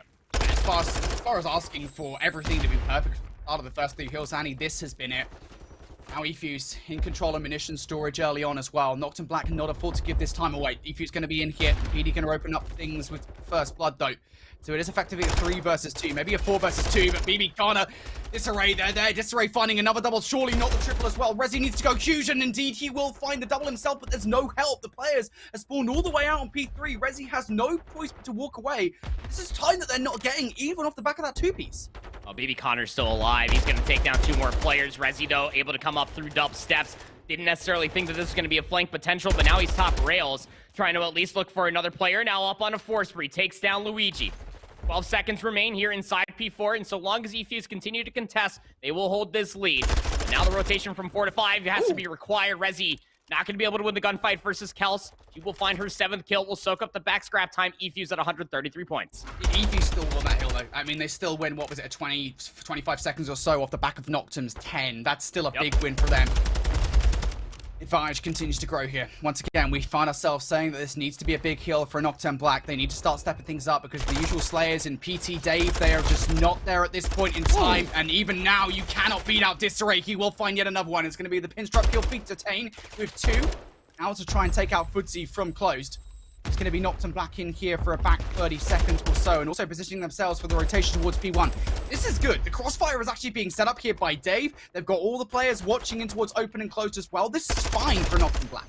Yeah, it surely is. I mean, 20 seconds still left. That'll bring them just within about a distance that they can truly say that they are back inside this game. But it was a fantastic first set of hard points for EFU. Still trying to contest this old time here at P5 while trying to maintain position inside of Art. A lot of overextensions, keep in mind you. When Kels doesn't find that kill on a Resi, things might go a little weird for EFUs ahead of the second set. At BB Connor over inside of P1, whereas the assistants might not even need it, is able to find one. Coverage is going to be good for BB Connor to set up here inside of 1. A really good position for EFUs here. We often talk about how getting stuck in this P3 spawn trap is detrimental. Talk about the rotation from P1 to P2, just getting those hills back to back. EFU's now in control of that. Disarray, Connor providing the coverage from mid-map. Connor going to go down, though. There goes Disarray, Footsie 2. Everybody down. Brilliant stuff from Noctum Black as they win all their necessary ones to get past that mid-map control and get control of P1. And now they have to push forward in towards street side. You have to get control of the munitions building, and that's a great start from Dave and Petey. Footsie's trying to anchor all the way backside by the gallows staircase, but players are already cutting past that 50-yard line inside of munitions. Kels, what can she do from this position? Footsie gets overwhelmed on the back stairs. So Kels just needs to play her life, wait for the reinforcements to come all the way through. In her position on the minimap, keep in mind you, actually opens up that south spawn over by the street. So Footsie will spawn in. PD will take down Kels inside of rails. The rotation from 1 to 2 looking pretty good for Noctum Black. Yeah, and they haven't fully dealt with the threat around the backline, as you said. Footsie's still here, 8 and 15. Wants to try and step things up for the roster if they want to really hammer this one home, but he is waiting a very long time for his teammates to come on and help out. He's already been tagged up with the stun as well, and finally they will clear house. And now Noctum Black in a great position to really bring themselves back in towards this game with the back of the gallows. Defuse, got to break in now. Kel's trying to make their way through munitions. It is just not to be. PD on 5 in a row. Detain and Resi also providing some gunfight. And PD, he is hunting for this 6th kill. He wants the cruise missile. That would be huge. I really am not sure that was the play. To be honest with you, PD, I'll be honest. I don't think that was the play to try and grab that streak, but at the very least, they did get that time. You are always honest, aren't you, Brody? 160 to 156. We're going to have a lead spot going in towards this third hard point, and look at the minimap. Dissect it. Noctum Black in a position to maybe try to turn scrap into initial. EFUs are trying to swarm out from maps, but the coverage from PD Todd Fountain is just so sublime. PD's going to double down, going to be able to get himself his 16th kill. And Noctum Black, not only with the lead swap, now they got themselves the fortress set up here inside P3. Ah, man, you cannot let this happen if you're EFUs. The last 3 hills have been a full chuckle from them. Now Noctum Black looking to streak out once again. Kels will actually be able to fly across here and cause some havoc. No, it's 3 for Kels. Oh, God, that is disgusting. EFUs now for the triple will get right back through, and all of their woes have been wiped away. EFUs in control, and for Noctum Black, again, it's kind of that awkward spot where 30 seconds left on their kill. How much do you want to put into this? Oh, Footsie didn't wait for the regen, but that's good confirmation that Dave is still over by the horse statue. Can't contest this upcoming, or the current hardpoint, excuse me, at least for the scrap time. Maybe try to play for a couple exits. That's all you can really do. It's another lead change. EFUs will be leading by about maybe 12 points or so by the end of this P3 setup, going inside of P4, and everybody from Noctum Black, they are forced to turtle up. Resi spawns over by the double arches, so these players that are alive for Noctum Black here need to hold the line. Epic kills from Noctum Black.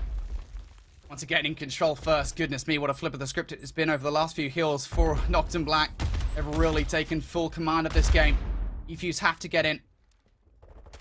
Also with the first player, perhaps Footsie from Gallows side, and every single entry point, EFUs, they just cannot get in. Andy, regardless of how much they try, it is just not a full squad effort, and off the back of those kills, Footsie has to wait. The coverage around the backline is good from Resi. This game has really been a tale of 2 halves. Noctum Black of the last 4 kills have looked so indomitable, and now EFUs once again reliant on BB Connor to be the hero. He will pick up 1, but the trade's once again in favor of Noctum Black. And Noctum Black's lead will continue to grow. PD now up to 20 and 21, up on another spree, now 4 in a row. As a player down low, inside of Art, will take down BB Connor. Luigi trying to swing his way in for the last 5 seconds or so. Had a good look at the Tane, but he will be traded out. 232 to 199. And EFUs' previous hit will allow Noctum Black to get set up for 0-5. How many times are they going to let this happen? Just 10 seconds left now for Noctum Black to win this game. EFUs, you gotta go now. Viscerate looking to try and contest here. Will do so with 6 seconds remaining. P through the mid-map coverage will take them down. Kels the last hope. And indeed, she goes down. Noctum Black. A resurgence and a half here in the back half of that game. Every single hill for what, the last 5, I want to say, Andy, they had control of. From P1 to P3, Brody, Efuse in the second set only got, what, 25, maybe 30 seconds at most. And I will say, yes, I'll agree with you that Noctum Black had a massive resurgence off of a crazy start from Efuse, being able to string together the hard points that they were able to find for themselves. But, I mean, honestly speaking, the way that they were trying to put themselves in position to try to, fight for about 3-5 seconds there at the end, it's okay time, but you've allowed so many different opportunities for Noctum Black to get set up inside of munitions, inside of P5, with this array trying to push in for that old time there at 4. And that's where you start to raise a little bit of question marks, maybe an overheating moment coming through from Efuse trying to force themselves to try to break in for the last little ditch of time. The teamwork, I wouldn't necessarily say was fully out the window, but about halfway out the window with how some of these chows were coming through from Efuse instead of trying to double on up, trying to take more players through a lot of these different narrow choke points to try to break in a lot of setups. And that's where Noctum Black absolutely feasts with their ARs. Dave, 22 and 18. 3,100 damage with 12 assists. Casual stuff coming out from Dave, and that just allows for the rest of his teammates to absolutely feast in and around the hard point. I mean, a combined almost 3 minutes of OBJ time for PD and Detain. 24 and 24 Detain, 17 of those kills not traded. Dead even for PD as well. I mean, these are players that have been playing competitive Call of Duty, honestly, for a long time, a very long time. That if you give any one of these players, this 4-player roster in Noctum Black, an inch to breathe, they'll turn that into a country mile. I just can't believe what we just saw, mate, on those last few hills. It just felt like Efuse just kind of forgot to play as a team, as they were through the first set, because they were playing really well through the first set. Like, the first set of kills, it was exactly the same Efuse that we saw in their first match of the day. And then they just stopped doing that in the second set. I think the only time we saw any kind of hope from them was in that P3. It was that 3-piece coming through from Kels that really did save it. But beyond that, abysmal on that second set. Noctum Black absolutely take advantage, and they will take away map number 1, 250 to 199. Next up, we've got an LSCLO Search and Destroy. You gotta hope that team play comes together again, because in Search and Destroy against this Noctum Black roster, won't be kind if they don't get it together. No, it sure won't, right? And honestly speaking, for this LSCLO Search and Destroy, when you're taking a look at it for Noctum Black, I mean, they played it 2 times online, didn't make a playoff run. When it came down to Season 4 of the Elite, they went 1-1 on it, but it's all water underneath the bridge, considering how much time we've had in between Season 4, Toronto, and now. You really just got to have it if you are Efuse. Again, Search and Destroy is an integral game mode for these 4 players. Of course, not playing with their 4-player roster, as the Polish Dashi, aka Runner, is not around, so they have to play this along with Fudzy. As we take a look at the scoreboard in between Falcons and Noctum White, and boy howdy, did they absolutely let Noctum White absolutely have it in their LSCLO Search and Destroy map number 2. So that series is tied up 1 apiece. Roxas only died a single time. All right, then. Those must be those Search and Destroy strategies that Falcons have deep, right? The Luti playbook, as it were, must be. As Falcons going to win that Search and Destroy 6-1. A big map for them, as they seem to have fought back off what was an indomitable map number 1 victory from Noctum White. An important one, I think, just on the whole, when we talk about the storylines for Falcons, because we've discussed it kind of at length. Falcons, over the course of the season, have lost their relevancy. This season so far has been kind of a downward trajectory for a roster that at the start of the year were fighting to be on the bubble of a top 6, top 8 team within European challenges. And again, over the course of the year, that just kind of went further and further and further out of the conversation. We got to like Season 3, I think it was. They got top 12 there. And this roster, I don't believe we saw them at LAN since, I want to say, Texas or Boston, maybe? I don't think we saw them at Toronto for sure. So good play, I think, coming out here for the Search and Destroy for Falcons. They want to try and have a big match versus Noctum White here, because if they do manage to take the series away, it will give them a massive confidence boost moving forward into kind of those bigger matchups, right, when maybe you kind of go head-to-head with either Strays or Clutch Rain. Yeah, and you remember that Expo control that we had in between Falcons and even PH as well. There was a lot of opportunities that Falcons allowed PH to be able to win the rounds that they did, and it mostly just came through from Falcons just overfeeling themselves. I will say that much, but we'll have to wait to either give you the outcome for that one or maybe see its conclusion as we are underway here in map number 2 between Efuse and Noctum Black on LSCLO Search. See whether he refused to search and destroy. Their teamwork is better. Yes, indeed it is. That is right off the bat there. You see the little teamwork, the little 1-2 punch coming through from both players as Kels reacts on the information from Disarray for the kill.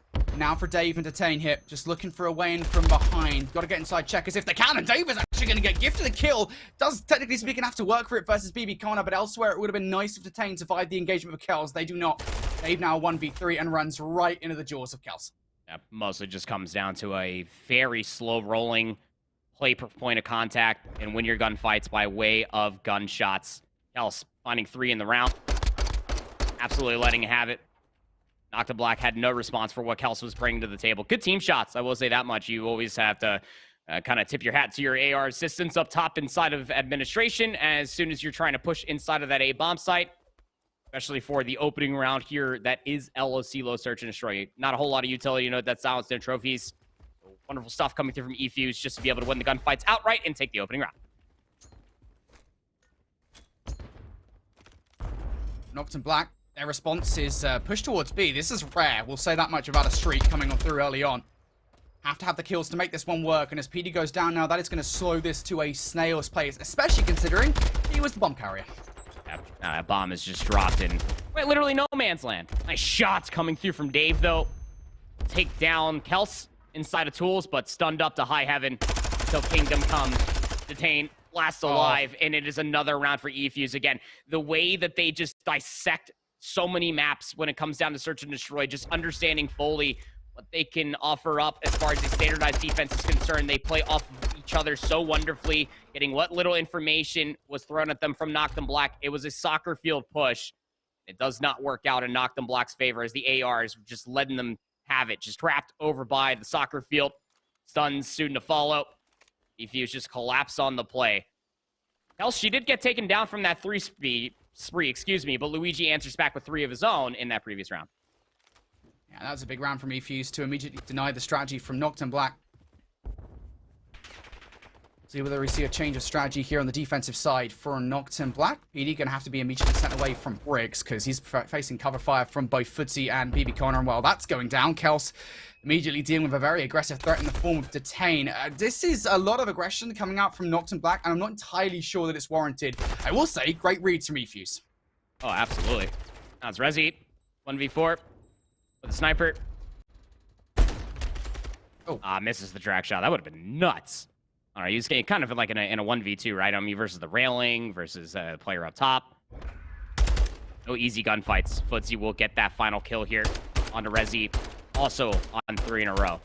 And there seems to be a lack of response coming through from this Noctum Black roster as far as their opening rips are concerned. Disjointment, I will say, potentially, as you have players trying to overextend and be able to find maybe that first pick. But, I mean, eFuse are just playing standardized search and destroy. They're expecting the push through to come out. They'd be right for it. Only Dave so far with kills for Noctum Black through 3 rounds. They got to start strategizing. At the moment, it feels a little bit disjointed across the board for Noctum Black. Here we go, finding some strategy. Going towards A, they go. Kels, though, is there. Disarray also with the crossfire to take down PD. Yes, there is a turn fire from Detain, but nonetheless, this is a win for eFuse. They still have control of the A site. Or do they? Footsie goes down. Now all relying on Kels here. He on the other side of the door. Tries to play peekaboo. Tries to play a little bit of game of hide and seek. And as they go down now, it's down to 1v3 from BB Connor. Shots already taken. They know where he is. Dead sounds going to dissipate. Going to be a lot of gunfights that BB Connor needs to piece together for himself. But I mean, everybody from Noctum Black are mostly in tradable positions. I mean, besides Dave, wait a second. No, they're absolutely isolated. 30 seconds remaining. BB Connor, he's not going to expect the player to be on the landing of the staircase. So finally, Noctum Black answer it with a round on the board. Just minorly stopping the bleeding here on the LS Search and Destroy. And it's this time around that they were able to answer back from that first blood. Get the information. They hold the line. The moment that they have some information where some of these players are located at, the overextension soon to follow, just absolutely topple eFuse over in that round. So much more work to be done here for Noctum Black as they still trail by 2.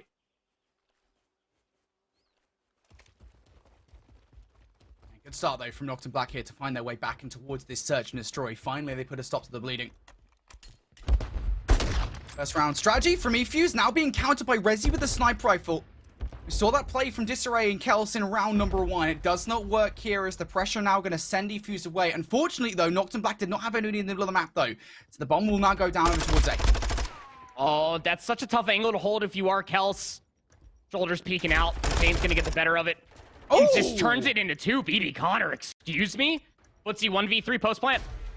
Yeah, they don't know where he is at the very least. They're checking every single corner for him. The bomb course planted for up top, though. Footsie now trying to play out of position. Resi should have the final snipe off. Never mind, the shot's good. Goes into attack sprint, though, straight into the middle of the map, and Detain will take the better of him there. And will come off the back of this round on 4 in a row as well. So Noctum Black now, the last couple of rounds here, Randy, been looking pretty hot. Yeah, just answering back with a slow roll of their own. No longer just setting players all willy-nilly for the overextension and try to force their hand. This is what really sets apart a lot of different teams when it comes down to search and destroy. It'll win you championships. And the way you do that is by adapting and understanding what the enemy team is offering to you. Isolating players. Our Noctum Black, excuse me, for Efuse. It was a wonderful push that came through from Detain. Found himself 4 in a row now.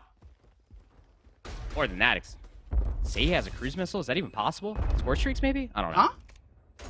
Wait, have we finally found a good use of score streaks? I don't know. I'm freaking out right now. happened? Is it actually there? I've got a feeling. Jeez. Well, that's something. Finally, we see a positive use of score streak. Only took us to June to get it done. But regardless, Taino opened things up with that opening frag. He has that kill indeed. Good trade, though, from Disarray. Now the 3v3 for Efuse. It's a matter of trying to regain control of this site. And Kelson from behind, he is about to be given a huge shock of his life. And indeed he will. Now, Kels, Dead Silence Pop just playing on the arcade machines. She's just waiting for more information to come through. 2v3, Noctum Black need to retake this bomb site. That's where the bomb's patty cake down. Players split up as well. Yeah, I was going to say, as soon as one of them goes down, there is no chance for a trade whatsoever. That is a great read from Kels as to where the last player is too. Just like that, Efuse going to finally, here after a couple of rounds from Noctum Black, put a stop to all the nonsense. Yeah, and again, this was a setup that was mostly around the potential retake over by B, but you get your SMGs in a position if you are Efuse around that A bomb site. There's Luigi playing bottom lockers. Kels rips Dead Silence. She gets all the way up towards Billiards, essentially, and it's just cutting down players, and it ends up seeing the last player cross over by the fence line, just the last second nameplate. But BB Connor all the way up towards the radio tower. Standard stuff for Efuse to get themselves back into the leader's advantage here of 2 rounds. Just got a question when the streak is going to come on down. Efuse have got themselves spread pretty thinly across the map. It is a very passive round here from Efuse to try and bed out Noctum Black. They have indeed drawn their attention, but maybe not in the way that they wanted, as Disarray now down for the count, and that's the bomb as well. Oh, Resi. I mean, these stuns are so damning, but the teamwork and the assistance is there. Make sure that he can stay alive. Kels, no Dead Silence, utilized it in the previous round. What can she do here in this 1v4? It's the lack of that Dead Silence that's so frustrating here in the play, especially considering they've just got so much to do. Gotta go retrieve the bomb to try and get it down. You're highly unlikely to eliminate all 4 players unless they do something stupid. 30 seconds, which I know, Andy. We know, it could happen. She feels like she can win it, though. I mean, she pops Dead Silence, tries to get up through top party, but you already had a player top Pride Rock, and you can tell by the canter in my voice, not necessarily a fan of the Dead Silence play there in the 1v4. Bomb is just pancaked down in no man's land. Kels had to essentially retake the entirety of the map. She was going to have to try to do it all the way through the irons being held there by Dave Top Pride Rock. So no rounds given for free here. Noctum Black not only able to at least find the opening, they were able to find a response as soon as Efuse were trying to find the trades. Keep this within 1.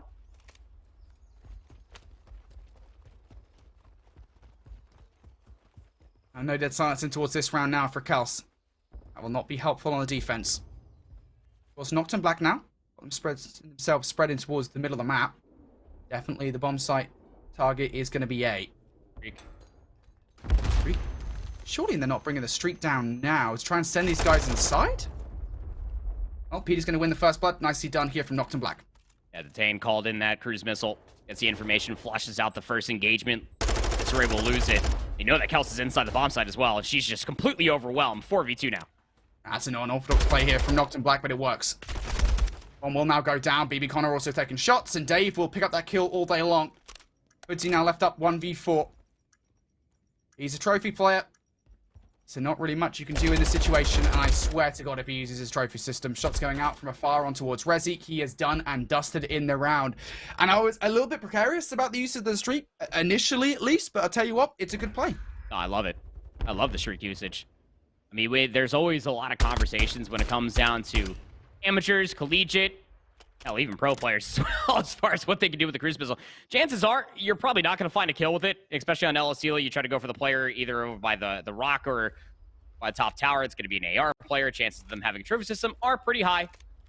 You just get the information, and Efuse try to pounce off of it, with Luigi trying to at least force that first blood, lose the opening engagement, and Efuse never retain numbers soon to follow. Now PD, Dave, a combined 7-3 between the two. And Rezi. Nice opening snipe. This is aggression coming out from Noctum Black. You can see they're feeling themselves. PD from behind. That's 2. Kels will now make it a 1v2 at the very least. They stopped PD. He was on that spree, but Kels now in an awkward spot. Rip steady. 1v2. Certainly more winnable than the last 1v4 when she ripped that silence. Bomb needs to get recovered, though, and she's creating a ruckus down here. I mean, that silence is going to dissipate as she even picks up the bomb. Rezi surely still has the sniper. Dave thinking that Kels might be down low inside of lockers. He would be wrong. Kels is going to give herself a nice win condition here. Going to plant the bomb at A. She's not planting it for either of the top check spots. So really just hoping that she can take these guys down. Yeah, I mean, they're not going to expect it here whatsoever. Does the stun check connect? No, it does not. So they're not going to see her here. The second one, nope, not going to connect. But Dave still jumps down from up high. I was going to say from the heavens, but I'm sure Kels would have been feeling that from hell. Noctum Black, another round of the board now. And with PD finding those 2 kills, that should have been 6 in a row. So I think another cruise missile has been earned for Noctum Black. Regardless of the notion, I'm interested to see this final kill cam here at the very end. Whether Dave actually saw Kels laying prone against the door. Maybe the barrel was sticking out with that spiral barrel now, but very tough to be able to call. Noctum Black not only flipped the lead, they put themselves up on map point. Again, Noctum Black, what is this? Through the last 3 rounds, I want to say, Andy, just have been insatiable. If you started so strong in this search and destroy off the bat the first 3 rounds, but it feels like an exact same story from map number 1, where the latter half of this search and destroy has just been all Noctum Black. They've coming in this round on 4 in a row as well. Where did they take it? If they do have a streak, B would be open. Maybe they want to call the same strat that they pulled onto A earlier on. There's most certainly going to be an A hit, but Efuse have got themselves entrenched in the middle. He's not calling. He's just going to play inside the yellow shack, and Dave's going to get cut down. No information. Footsy's going to find first blood, and that allows potential more space to be taken. Good damage from Luigi. This raid can't push out here. It's a lot of unknown space there inside top admin. It's a lot of map control for Efuse here, just generally speaking, right? At least Detain is going to be able to trade things out. Footsy, though, now making a move forward. No, there's silence to speak of, so we will be heard, especially here online.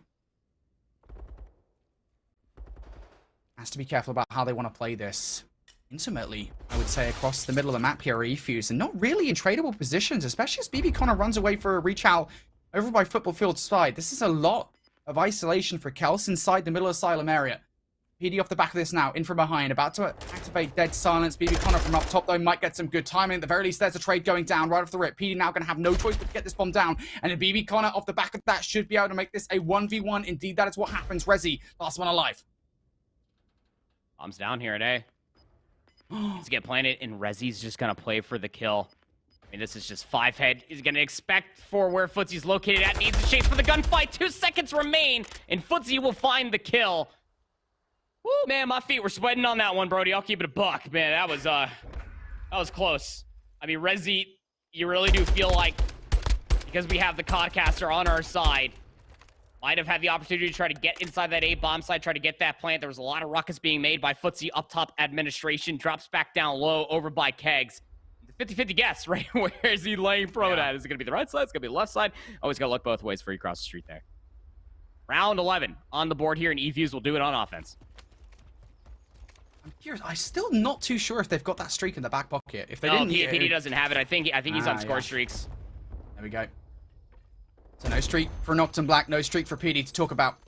towards around number 11, where eFuse have got themselves pushed all the way forward. But keep an eye on number 1. It's Fuzzy in for a flank. Big kill early on by Rezi, and that will completely dispel Noctum Black here. They'll be very confused. Dave's gone for the immediate reaction kill, but Fuzzy, he's got away. The dead silence. Dave didn't hear him.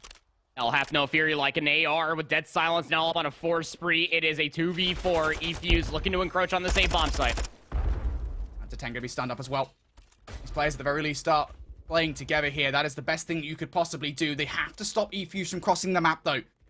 This is huge from PT. Detain, I mean, he's over here covering top, but this is not what the action is at this point in time. PT, he's going to be the one involved in any of these gunfights. And indeed, finally, he will find his way in towards a 1v1 versus Disarray. The stun will connect. Finally, Detain goes down. There goes PT2. And eFuse, I mean, they make that a tumultuous path towards a round 11 victory, but indeed, it is their win here on El Asilo Search and Destroy. Another close shave for eFuse when it comes down to Search and Destroy. They went 6-5 round 11 victory there versus Enosis, but this time around it is Fuzzy that makes the call with dead silence, with an AR on El Asilo, gets completely past enemy lines. And just letting players have it. Found 2 in that opening. Allows Kels to be able to encroach further forward inside the bomb site. Got up top over by Barbecue across the catwalk side. And she was just able to find those last few damage numbers. 10 and 7 there for Kels at the end of the Ella Search and Destroy. Was finding a lot of value where both the SMGs there for eFuse in the early stages of that Search and Destroy. Great adaptations, great responses coming through from Noctum Black, but it simply was not meant to be. Not when you have all of the utility on your side there in the round 11 trophies, dead silence, whatever may have you, map positioning. It forced Noctum Black to play rather turtled up and around the bomb site. The stuns were that much better. The map positioning, that much better for eFuse to isolate the players, find the kills required, and tie up the series 1 apiece. Yeah, indeed, just a big win there. I believe, yeah, eFuse did win that round 11. I was just thinking for a second there, I saw the top of our screens, I was like, hang on, Noctum Black did not win that round 11. I was very confused for a moment. But yeah, eFuse coming up with a big victory. I think early on, those first 3 rounds, again, we saw kind of the same thing that we were talking about early on in the hard point, where eFuse, their kind of team play was excellent, right? And I think they do have these moments of just like where their team play is completely indomitable, unquestionable. And then sometimes they kind of let that slip away by making individual efforts. Sometimes those individual efforts work, and we did see that a couple of times, but that is not to be here. So here's a look over towards our final scoreboard at Kels 10 and 7.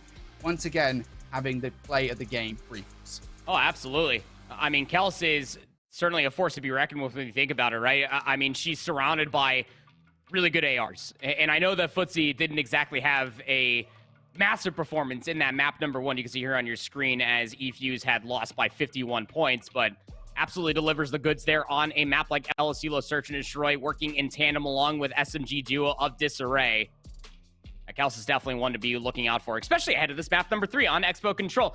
This is a map mode combination, honestly speaking, that could go either way. This is going to be a big focus when it comes down to your AR flexes, but most importantly, what the SMGs are going to be able to do when the map space is being provided. And just to kind of tour guide the conversation just real quick as an update for Falcons versus Noctum White, and all of that included, well, Noctum White unfortunately did not show up to play as far as that Expo is concerned. Falcons absolutely blew them out the water, Brody. They won to 3-0 on the Expo Control. Wow. And that's almost surprising in a way, because we were referencing back towards that previous Falcon Expo Control, where they were forced into a round number 5 scenario where arguably they shouldn't have been. And we were like, hey, there's holes in their gameplay that maybe Noctum White can exploit here. But that is not what happened. Again, we didn't actually get a chance to see the controls, so we don't entirely know how it broke down.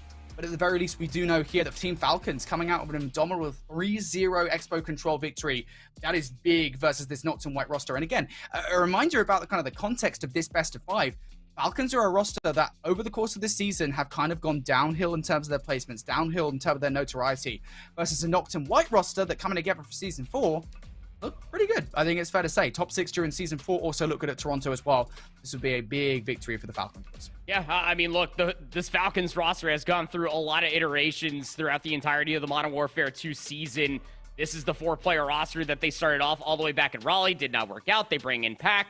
They go through a couple different roster changes. And then Texas Open was the last time that we saw them. And that was when they were playing with Pack and Henry, I believe, where they placed top 24. It was Exodus Vampire, Pack and Henry, I believe, where they did place top 24 there at Texas. But nonetheless, when it comes down to online, you and I were quite literally ready to be able to say this is going to be a team that qualifies for Elite Stage 3. Came up short, placed top 12 in that bracket. Did not end up placing anywhere in a position to be able to qualify for stage 4. They placed like top 6 or something in that bracket. It was getting better as the months went on. But here in the final hour, when it comes down to a double elimination bracket for LCQ where there can only be one, taking down a team like Noctum White is definitely a step in the right direction for the Falcons roster to make an argument for to be that last EU team to make it to Vegas. Man, could you just imagine for a second here, just like envisage an outcome going there? here? Okay, I'm imagining. I'm going there. Be there with me, mate. All right, Falcons are the team. After this entire season, after kind of how rocky it has been for them, the very beginning of the year, they're one of these kind of big teams that we were talking about, one of the bubble teams, alongside kind of the big four, the big five European teams that we've always talked about. And they kind of just, again, they lose their notoriety over the course of the season to the point where we really weren't even considering them. At least I'll admit, I really wasn't even considering them. And we are getting ahead of ourselves here slightly to come out of the LCQs as that #1 team. Imagine they are the roster that goes through the chaps. That would be insane. So a lot more work to be done. Again, it's a long Saturday for all of these teams. NA later on today, EU starting things off here in winners round 2. You've up on offense first, and the opening break is a pretty good shake of things. I mean, it's a nice little 3-for-4 trade. EFU's going to find themselves on that B zone. It's BB Connor here. Should have Luigi's assistance trying to get more kills on the backstage side. It's versus Dave, and he's going to be stunned up. Does not matter, as Connor will take him down. First segment already locked in. Yeah, I was going to say, this isn't quite as secure as teams normally are on their offenses towards B, right? We'll say this much. So, for Refuse here, this is still going to have to be a defensive play call. Noctum Black going straight for it, and that is the right call to make, generally speaking. But the construct kill feed will once again favor Refuse. Off the back of that initial push from Noctum Black, now is the right idea here. Just trying to make sure that these players do not get out of B to rotate over towards A. Make sure you can potentially set up the spawn trap. As Disarray is actually isolated inside, there is an opportunity there just momentarily for Dave to maybe save that point, but it will not be.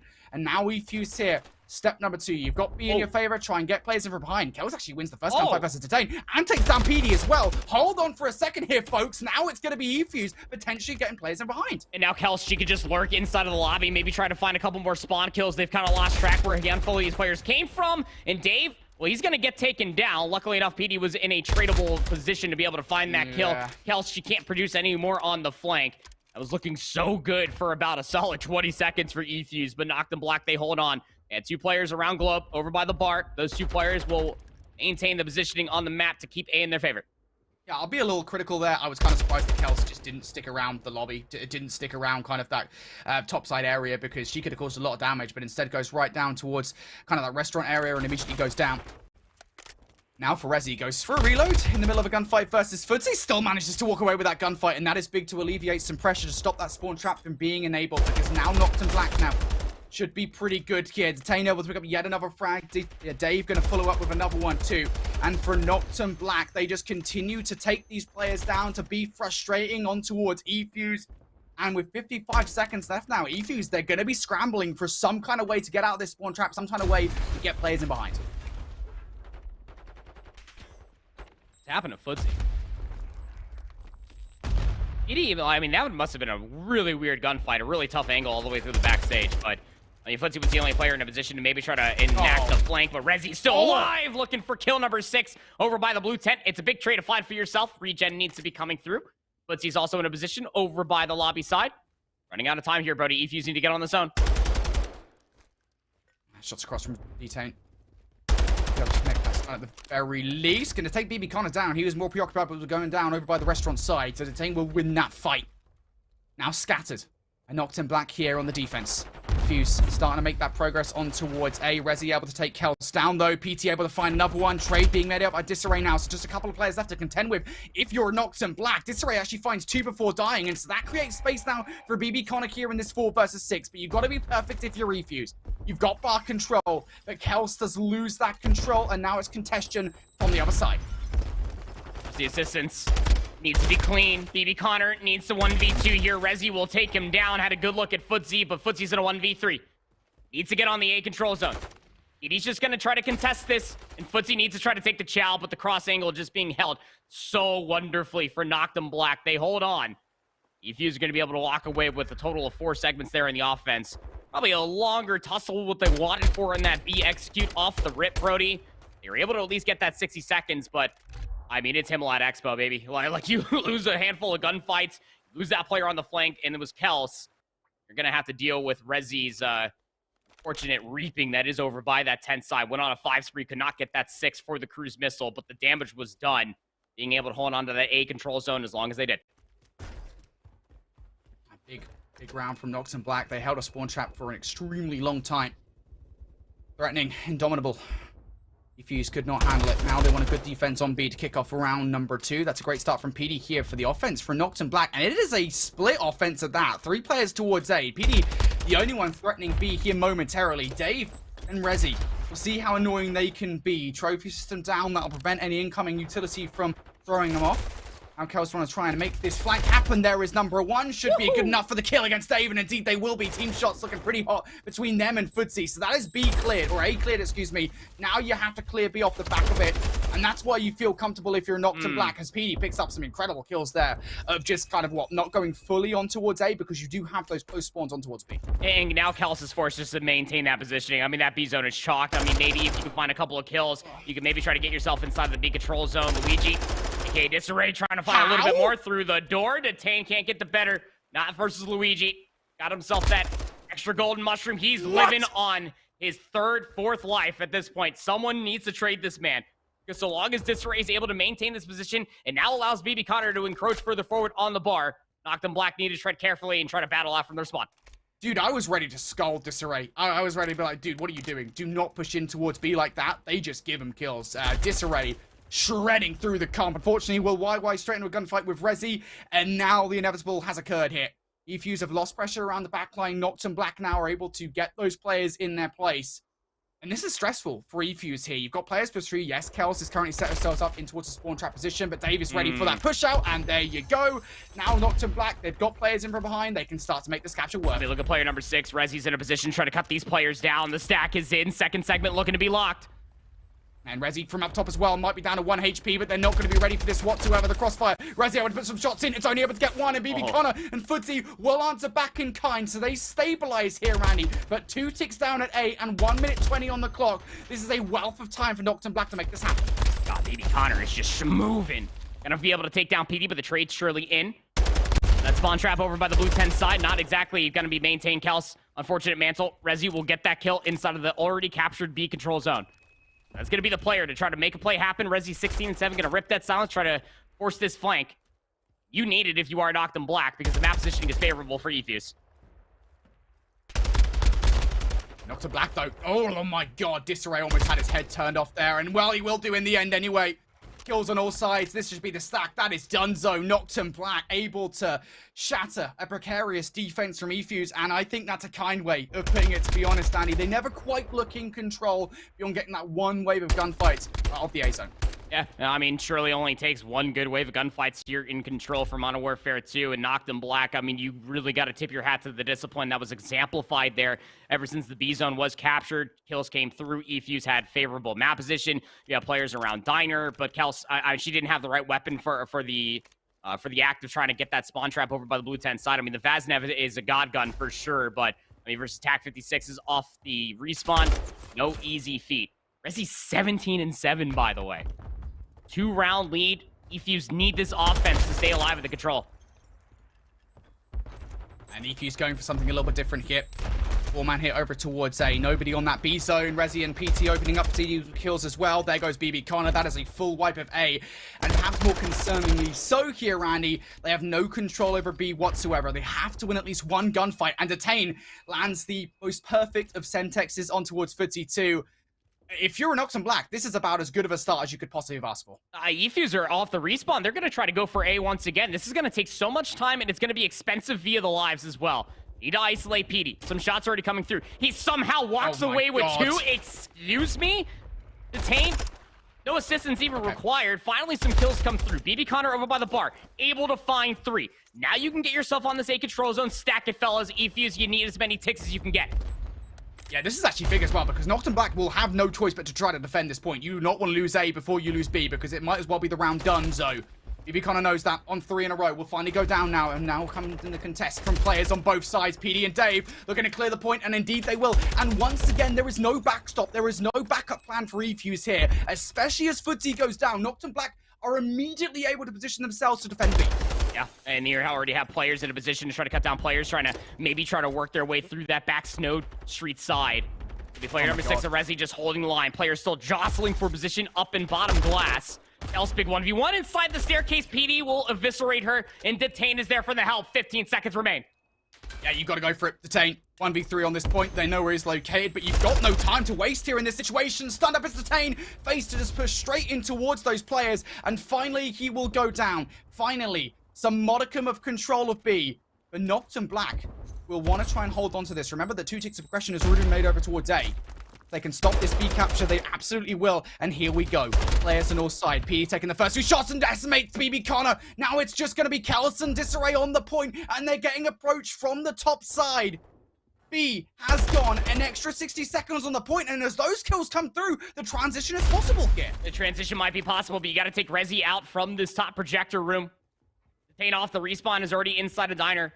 Noctum Black are setting themselves up in a position to not give away any free information. Footsie's gonna push Resi out from that position.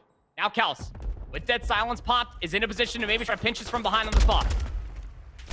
First, not her that gets the kill, does not get the second though. Resi able to hold it, and Detain inside crucially wins the first gunfight versus BB Connor, and the trade is delayed. Disarray tries to make a flank happen around the point, and Dave is going to take him down for that. So now a 7 versus 12, make that a 6 versus 12 refuse here. They just need 1 tick with 40 seconds on the clock, and there's nobody close. Nobody close, 35 seconds remain. No respawns remain for E-Fuse. Got to be perfect here, Brody. BB Connor opens up with the first blood at the very least. So they've cleared that bar area for an initial push, but PT might well be the disruptor here in this play. I don't know if they're going to check that lower corridor area. Certainly Dave is just trying to land some stuns, land anything to make these guys uncomfortable. The Kels will find one at the very least. BB Connor with another one, and hold on for a second here. It's a blue kill feed. Detain, can he go big? No, he cannot. That should surely be the point. And E-Fuse refused to fall here in control. What was that, a 3 versus 12 or something silly like that? E-Fuse come out with a dub. It was a 4v10 at the very least when a couple kills and the dust had settled. It was a 4v10 when no respawns were remaining there for E-Fuse. They hold the line. 3 players stacked up on top of each other, make the push happen all the way over by the bar. They retake the staircase. They isolate the player inside of the diner, make sure that the player can then find the cross from top globe. They're able to get themselves over by that A control zone for the last segment. But all that wouldn't have been possible if E-Fuse didn't go for broke for the second take over by the A control zone. Noctum Black still have an opportunity to try to close this in the 3-1 value if they can win in this offense. I love the gut check call. Don't play with your food, go for B. Again, the right call's being made at this point in time. It's the easier point to take. You want to get control early on, but hold on for a second. Oh no. Footy opening up with a couple of kills. Yes, there is a couple in kind from Noctum Black, but ultimately as Disarray picks up that final frag, they will clear B. E-Fuse, again, they haven't really got much to contend with in terms of mid-map pressure. So Noctum Black now able to get themselves on towards A. Disarray attempt to flank via bar, but will get shut down by Detain. And if you're Noctum Black, you're feeling pretty cushy about this one because A, you're about to get the first tick of progression through. Dave, please do not get egregious and peek out. You have the coverage from teammates. You just got to make sure you're covering that bar area. And as Kels makes that flank happen now, starting to really aggress on towards this point, it's going to be the pinstripe kill feed. Now it's going to be 1v1 here between Dave and Kels for everything, and Kels will clear it before the second tick goes through. The pool duo crumbles. Kels got to take down Dave before that second segment got close to being locked in, but now Noctum Black spawning parallel over towards the B control zone, but it's Luigi Disarray that is letting them have it. Not the sexiest KD ratio, but that's a big 2 to 5 for yourself as you can maintain presence on the map here at B. And not the sexiest KD ratio, but the sexiest man in the lobby, Disarray. E-Fuse looking here on the defense to try and pick up some of these kills. But immediately will struggle there on the first couple. But Disarray still playing quietly here. I love the trigger discipline coming on through to win these gunfights. Oh no! I was complimenting you, Disarray. What are you doing? Dave will decimate him. And now the entire defensive play rests on Kels. He's already picked up one. Can she get any more than that? Shots in from PD, but Kels is playing alive well enough. Is she going to be able to outplay PD in this situation? The stun surely going to connect for the kill. And indeed, finally it will go through. And I thought for a second there that Kels might have wasted enough time. And indeed, to be fair, she still might. But these numbers, they look overwhelming. Segments being captured on 2 different fronts, Brody. You got to get Detain off the speed control zone. Luigi's there to at least get the contest, but the trade comes through. 60 seconds out on towards the board. Noctum Black, 1 segment required. And you've got no control over this backstage area as well. E-Fuse going to be starting to push back here. Dave looking to aggress. Just really needs to play their life and wait for Rezi to come on from the other side. And indeed, Rezi now able to activate with the kill versus Disarray. Still 2 players to contend with. Kels on the other side of the stage. And Dave will win that gunfight. As you said, it's already 2 ticks over here on B. eFuse, you have to fly towards this point. And now finding yourselves into a 1v2 after all of that. Dave gonna go down. eFuse continue to dig in over by B. They refuse to go down. 6v11. I mean, you could just play the trades if you are Noctum Black. There's ample time on the clock to be able to try to make this play happen. Disarray gonna get the drop shot onto the Detain. Presence on the map will be maintained. eFuse, hold the line. 6v9. For eFuse, the numbers don't matter. We saw that in that last round. Especially Disarray heating up in the way that they have. Dave now looking to get the kill versus Disarray, and he really wanted to walk away from that engagement with at least 1 kill. Not able to do so. Now in behind comes BB Connor. Would have been nice if he could clear the top, but unable to do so. And now it's going to be a 3 versus 8. Make it a 2 versus 7 as the trades go down. Footy down. Now all on BB Connor off the respawn point. A 3 stack through. BB Connor, no choice but to run head first into a knife fight. A Noctum Black, they will close things out here 3-1, a victory for them. Yeah, I mean, look, when it comes down to it, for Noctum Black, the way that they were able to force their way over towards A was just a little bit too easy, if I'm being candid with you, Brody. I mean, eFuse, like we were talking about there through the opening break, they stayed away that opening push that came away over by B, but where was the map positioning? You had players around the bar, you had players over inside of Glow, but you had no players in a position over top either. You had nobody that was in a position to maybe try to push over by that blue tent to really enforce that spawn trap. If you don't have that positioning on the map, you are then from the outside looking in. From the respawns, Noctum Black were able to get over towards that A control zone. Yeah, they didn't get it off their opening push, but allow 2 segments to come through on their second attempt over by A is just an unfortunate disaster that eFuse were continuously in an uphill battle for. They were never able to mitigate that life advantage that Noctum Black had in that final round of Expo Control, and that's how the round in the map of Expo will unfortunately end. It's Noctum Black that show up on the map here for Rezi 32 in 17 with 4K damage.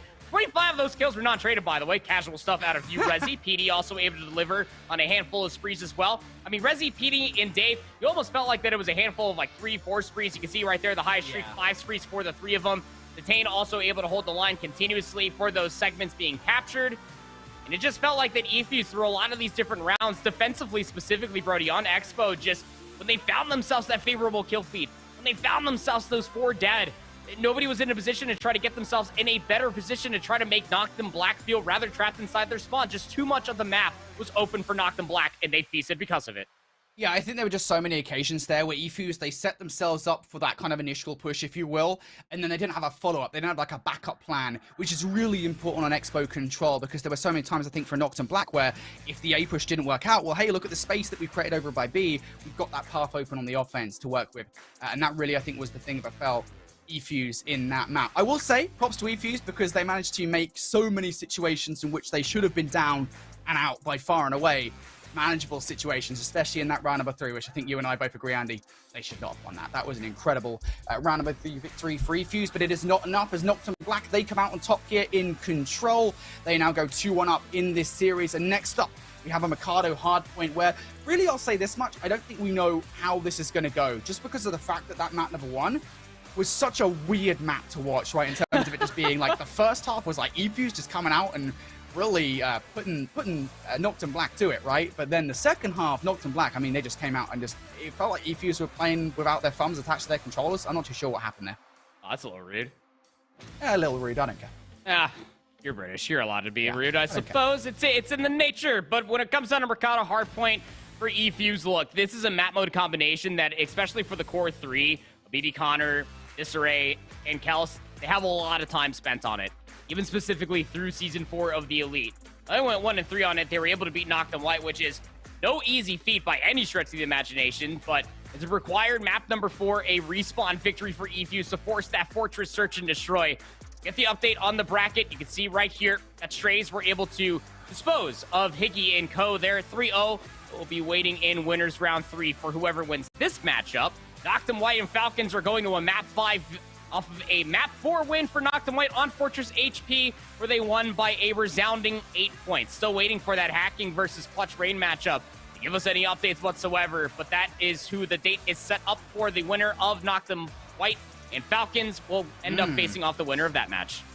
Oh, a game 5 between these two teams, eh? It's looking pretty good and very back and forth. We'll say that much between these rosters. At the very least, it feels like Noctum White, their hard point strength is carrying over from Season 3 of Challengers Elite, is carrying over from their performances at Toronto. But we look over towards the other maps in this series, and those have felt indomitable in favor of Falcons. Again, we talked a little bit about kind of Falcons and what they've got on side. I will say, and I promise you I'm not memeing, they have Luti on side as a coaching staff. And Luti actually provides quite a lot of value to any given roster that has him on the team. So I feel like that's a lot of where their search and destroy strategy is going to come from. We'll see whether it works out here and towards this Embassy S&D. But off the rip, First Blood looking pretty good for Extid as they take down F-Dot. Hell hath no fury like a bald eagle and S&D strats, baby. Who do we trust? 3v3 though. Gabe still has the bomb, and he's all the way on the back lot side. And being able to at least take down Exit, you can confirm rest of your teammates' positioning that this administration building is very much so in your favor. The Falcons are forced to play isolated while Noctum White try to decide what bomb site they're going to. And one of those situations here where even when you've kind of traded things out in terms of the 3 versus 3, you still have to clear space across to the middle of the map. It's kind of tough here on Embassy to do so. Roxas, though, facing a lot of pressure here, will have to back away from A. Fortunately enough, does have the assistance from Vampire. And there we go. Vampire going to be running the sniper rifle, going to take Aroma down. If it wasn't hard enough already to get control of the middle of the map, now it most certainly will be. And I was going to say I like that from King of Body, just getting the information, not going for a gunfight. You probably wouldn't win the Vastnef in that situation. Your forces go for A now. Bomb needs to be laid down here for Maestro. Chunk trying to overwatch it. Roxas, patience is a virtue. Ripstead silence, but doesn't challenge out. 3v2 for the retake.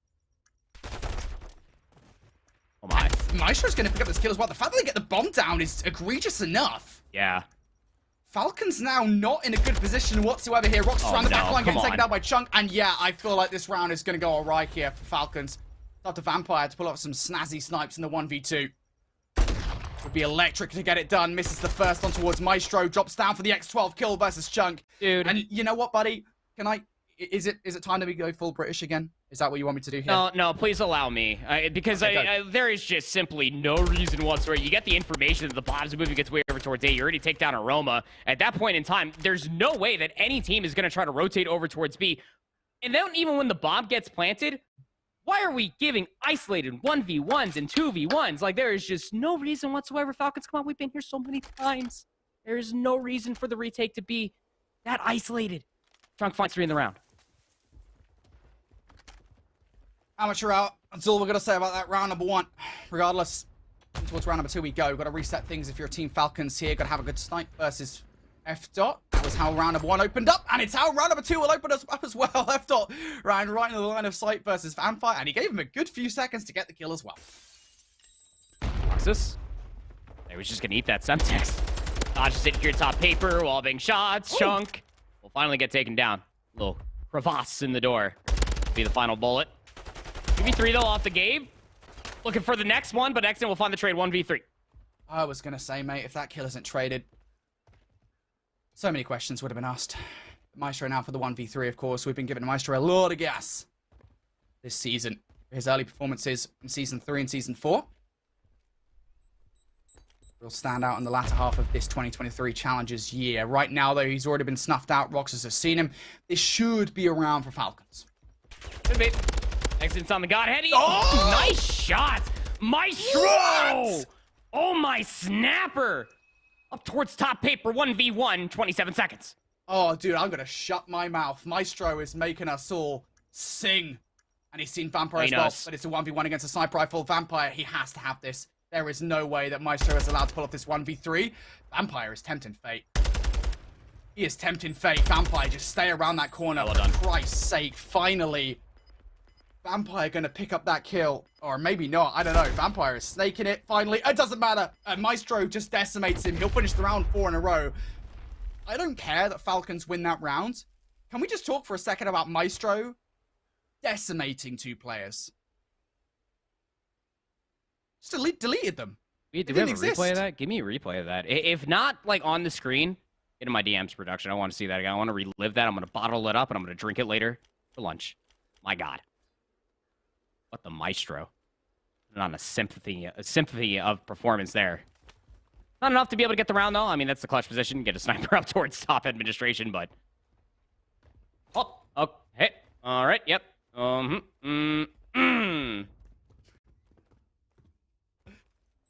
right, then. Oh, I just want that on a soundboard. I want you making those noises on a soundboard. Please, mate. Appreciate it. Just do like a private recording. Good. Anyway. Falcons looking to garner control of parking lot. Xnid firing some warning shots off, and it is King of Body the one to actually act on that warning as he picks up 2 kills. But there is a trade looking pretty good here from F. Looking for a number 3 in the round. Will be denied. Number 2, excuse me. Now Xnid I love the way that Xnid just continues to snake. I think he might still be snaking there for the rest of his life. In the end, he picks up that kill. Some say that the paddle is still being pressed down to this very moment in time. Meister's gonna find the 5th kill, but Vampire there off the snipe will confirm the round. And will shut down the streak potential. This time around, I mean, Falcons not playing with their food, just playing off the trade game. Got a really good forward position over by P2 on the Xbox side. I don't even know if Meister even, like, climbs the ladder successfully. That one works. Good for that. 1 round lead for Falcons. And this is the rounds. Looks like it's going to be a weird 4th round as well. Aggression from both teams through the middle of the map. Xnid surviving much longer than we expected him to. And very quickly, it all boils down to a 1v3 from Roxas. Now a 1v2 as he picks up 1. That sound's already popped. I mean, even before he gets into his next engagement, it's about to be fully dissipated. F. Yeah, he's just going to hold the angle. No reason to give up more ground than that. Really speaking, I mean, Noctum might won that round, what, within, like, the initial 10, 12 seconds? Very easy days coming through from Noctum, like, just fully expecting for these players not only to come through the middle of the map, but mostly over by that P2 side. They shut it down before any more ground could be theirs. 2-2. Man, I said it at the start of round number 4. These rounds have been so weird off the start. We've seen a ton of strategies coming up from both sides, a ton of weird moments individually coming up from both sides. In the end, all things even here as we get into round number 5. F. on 3 in a row. Running a sniper rifle in a couple of rounds. It's the tack for this offensive effort. And that coverage is about to catch one player off guard. As long as he can stop King of Body, almost does not win that gunfight. Has to kind of slap the window before moving forward. And elsewhere, as Chunk takes down Xnid and Roxas will trade things out. It's a 2v2. Felix is on 4. Flank actually being manifested by Vampire. I see it. That silence. Oh, okay, yeah, the ladder works for you. Fine. Meister, though, he checked it, gave up the angle. Vampire's doing this along with a sniper, and well, Dead Silence is about to, fortunately, run out. Now you're pinched on 2 different sides if you are Noctum White. Hello. Oh, goodbye. In the same sentence there, bud. Maestro down, and now for F. You face yourself in a very awkward spot. Dead Silence hasn't been activated. I was going to ask the question of whether or not it even goes for this. Runs right into Roxas and wins that gunfight. Good decision there not to run straight up top because he would have been sniped by Vampire. With 5 kills in a row here, this would be for the cruise missile with 25 seconds now. Dead Silence about to run out. Your choices in this 1v1 are limited. And Vampire's just seen him. He's heard him as well. But with that window glass break, F. knows where Vampire is located. And it's just kind of a case of trying to bait Vampire out of position. And they've just popped across each other like 2 shits a night. Vampire's not going to see this. Vampire for the exit. Got an AR. Oh, he's not holding it. F. still on the bomb. It may look like a head glitch, but the top of that bomb site is just made of paper mache. Felix just going to hold it. That sound's going to be popped by Vampire. Oh, the timing. Oh, the timing. F. got off the bomb at the right time, just as Vampire moved around the corner. This is the longest 1v1 known to man. Oh, God. F. snaking his butt off. Vampire now just going to have to run here. 18 seconds. Vampire. What is this? F. down. Finally, Vampire with the kill. Whoa, whoa, whoa. Vampire, easy. Easy, buddy. Want to be shooting bodies too early here. It's a 1-round lead. I mean, look, they shut down the streak, but that was just so weird. Dude. I mean, fair play to F. again in that 1v2, right? Finds the first kill, gets almost gifted to him. It's on that 5 spree, rips that silence, goes all the way through kitchen and past the Xbox side, just expecting for Vampire to maybe be over by Potts. He was top admin, was waiting for the challenge to come through, had to press the issue, was able to find the kill and the round to boot. Man, Man, these weird search and destroy rounds just continue to pass us by. Big stop there for F-Dot to not get that streak. Big stop for Team Falcons. Now things will slow down to a snail's pace once again. Vampire has been incremental. Getting all of these kills early on are crucial. Getting these kills early on. Now I'll be looking for another one up top. Maestro, not going to give him that challenge just yet. The stun check will confirm what Vampire already knows, that there is a player in wait there for him to get. Maestro is just... he's got to be under 20 HP at this point. Vampire's just going to hold it. Did they know that Chunk is at least laying prone on the backside of Sign? Or does Vampire think that that stun honestly went? The lack of information coming through from Falcons is still keeping them trapped in mid-map. Still haven't had a first engagement going down. We're surely going to get it sooner rather than later because it's going to be number 6, King of Body, that's managed to get in from behind. Extend also getting aggressive towards B. It still feels like if anybody's going to be the playmaker in this situation, it would be King of Body. And yeah, indeed, they will pick up yet another frag versus Chunk. For all that early sniper aggression from F-Dot, it hasn't actually produced anything at all. And of course, they still know that there's a player up top. They still got that information earlier on. F-Dot in from behind, gonna lose the 1v1. It's a sniper battle versus Vampires. This time, it's the X12 in the battle. And now you've got no longer time for the plant here. Maestro could still win this 1v3 with a 1v1 against Vampire. The insanity continues. Dude, Felix got like the first 3 bullets out of the X12. Hey, man. That's just what you get. Noctum White play a very slow defense. And not even like truly in unorthodox positions, but they're in positions to where like the tacks early on from Falcons don't find the information, right? So when you don't have that information besides Maestro being top AC, what are you even supposed to do off that? You have to brute force your way via the gunfights. Noctum White were just holding the angles. Maestro's up to 7-2. Tied up in around 7. Finally, early snipe once again coming out here from F-Dot. It's trades galore as we ascend ourselves towards the B bomb site. X-Nick going to be taken out by Chunk. Oh, how quickly this round has flown by. Roxas now the 1v2. They know where he is. Should. No dead silence. Pushing doors. Breaking inside the kitchen. Already seen enough damage. Come on. That's double utility, but you throw any one of those, that tack or Semtex, that gives away your position even more so. Does have time, should he want it, to at least play for dead silence, and definitely got the audio cue up top, at least on a 1 player. Here's the second as well. Off a Chunk swan dive across. And he isolate these 2 players, Brody? That's the question. Shots going out a little bit premature there from Roxas. That really was kind of the secret weapon that Roxas had in this situation, that they didn't know where he was exactly. Kind of slipped the net. Now, though, has activated the dead silence, so in reposition around this back line, but he will have to contend with F-Dot that might still have the sniper rifle. Watching it, and F-Dot looks away at the wrong time. Call of Duty timing. Now Roxas pre-aims up top. That's the right play call to make. I think he hears Chunk as well. Stun check in. That's the information that they require. Just going to go for the jump up for the kill. Chunk's never going to see it coming. Roxas, a 1v2. What is happening in this search and destroy? I mean, that was just an unfortunate mishap coming through from Chunk and F-Dot, eh? I mean, when you're in a 1v2 like that, you simply cannot afford to isolate yourself like that. And even when F-Dot goes down, right? I mean, if Chunk doesn't try to push for that kill, he's just laying prone up top of server. Not necessarily the right call if you ask me, Brody. The stun confirms his location. The climb up on top of Sign will get you that angle top server. As a little 1v2 coming through from Roxas, found 3 in that round. Team Falcons will take the lead back only by 1. Back and forth we go. Roxas coming into this round. 3 in a row. They're going to wait for Noctum White to get aggressive across the tennis courts, and indeed they will. Chunk in an off angle. Might be able to catch somebody off guard as they make their way towards the B site. If they make their way towards the B site, we shall say. Because there's nobody covering the middle of the map at all. Like, Maestro is the only player watching anything in terms of the mid-map coverage. They could cross to maybe, like, Laundry if they wanted to, and no one would see it. I thought I have a sniper over there. Looks like it. Yeah, even through the X-ray, that's a long barrel.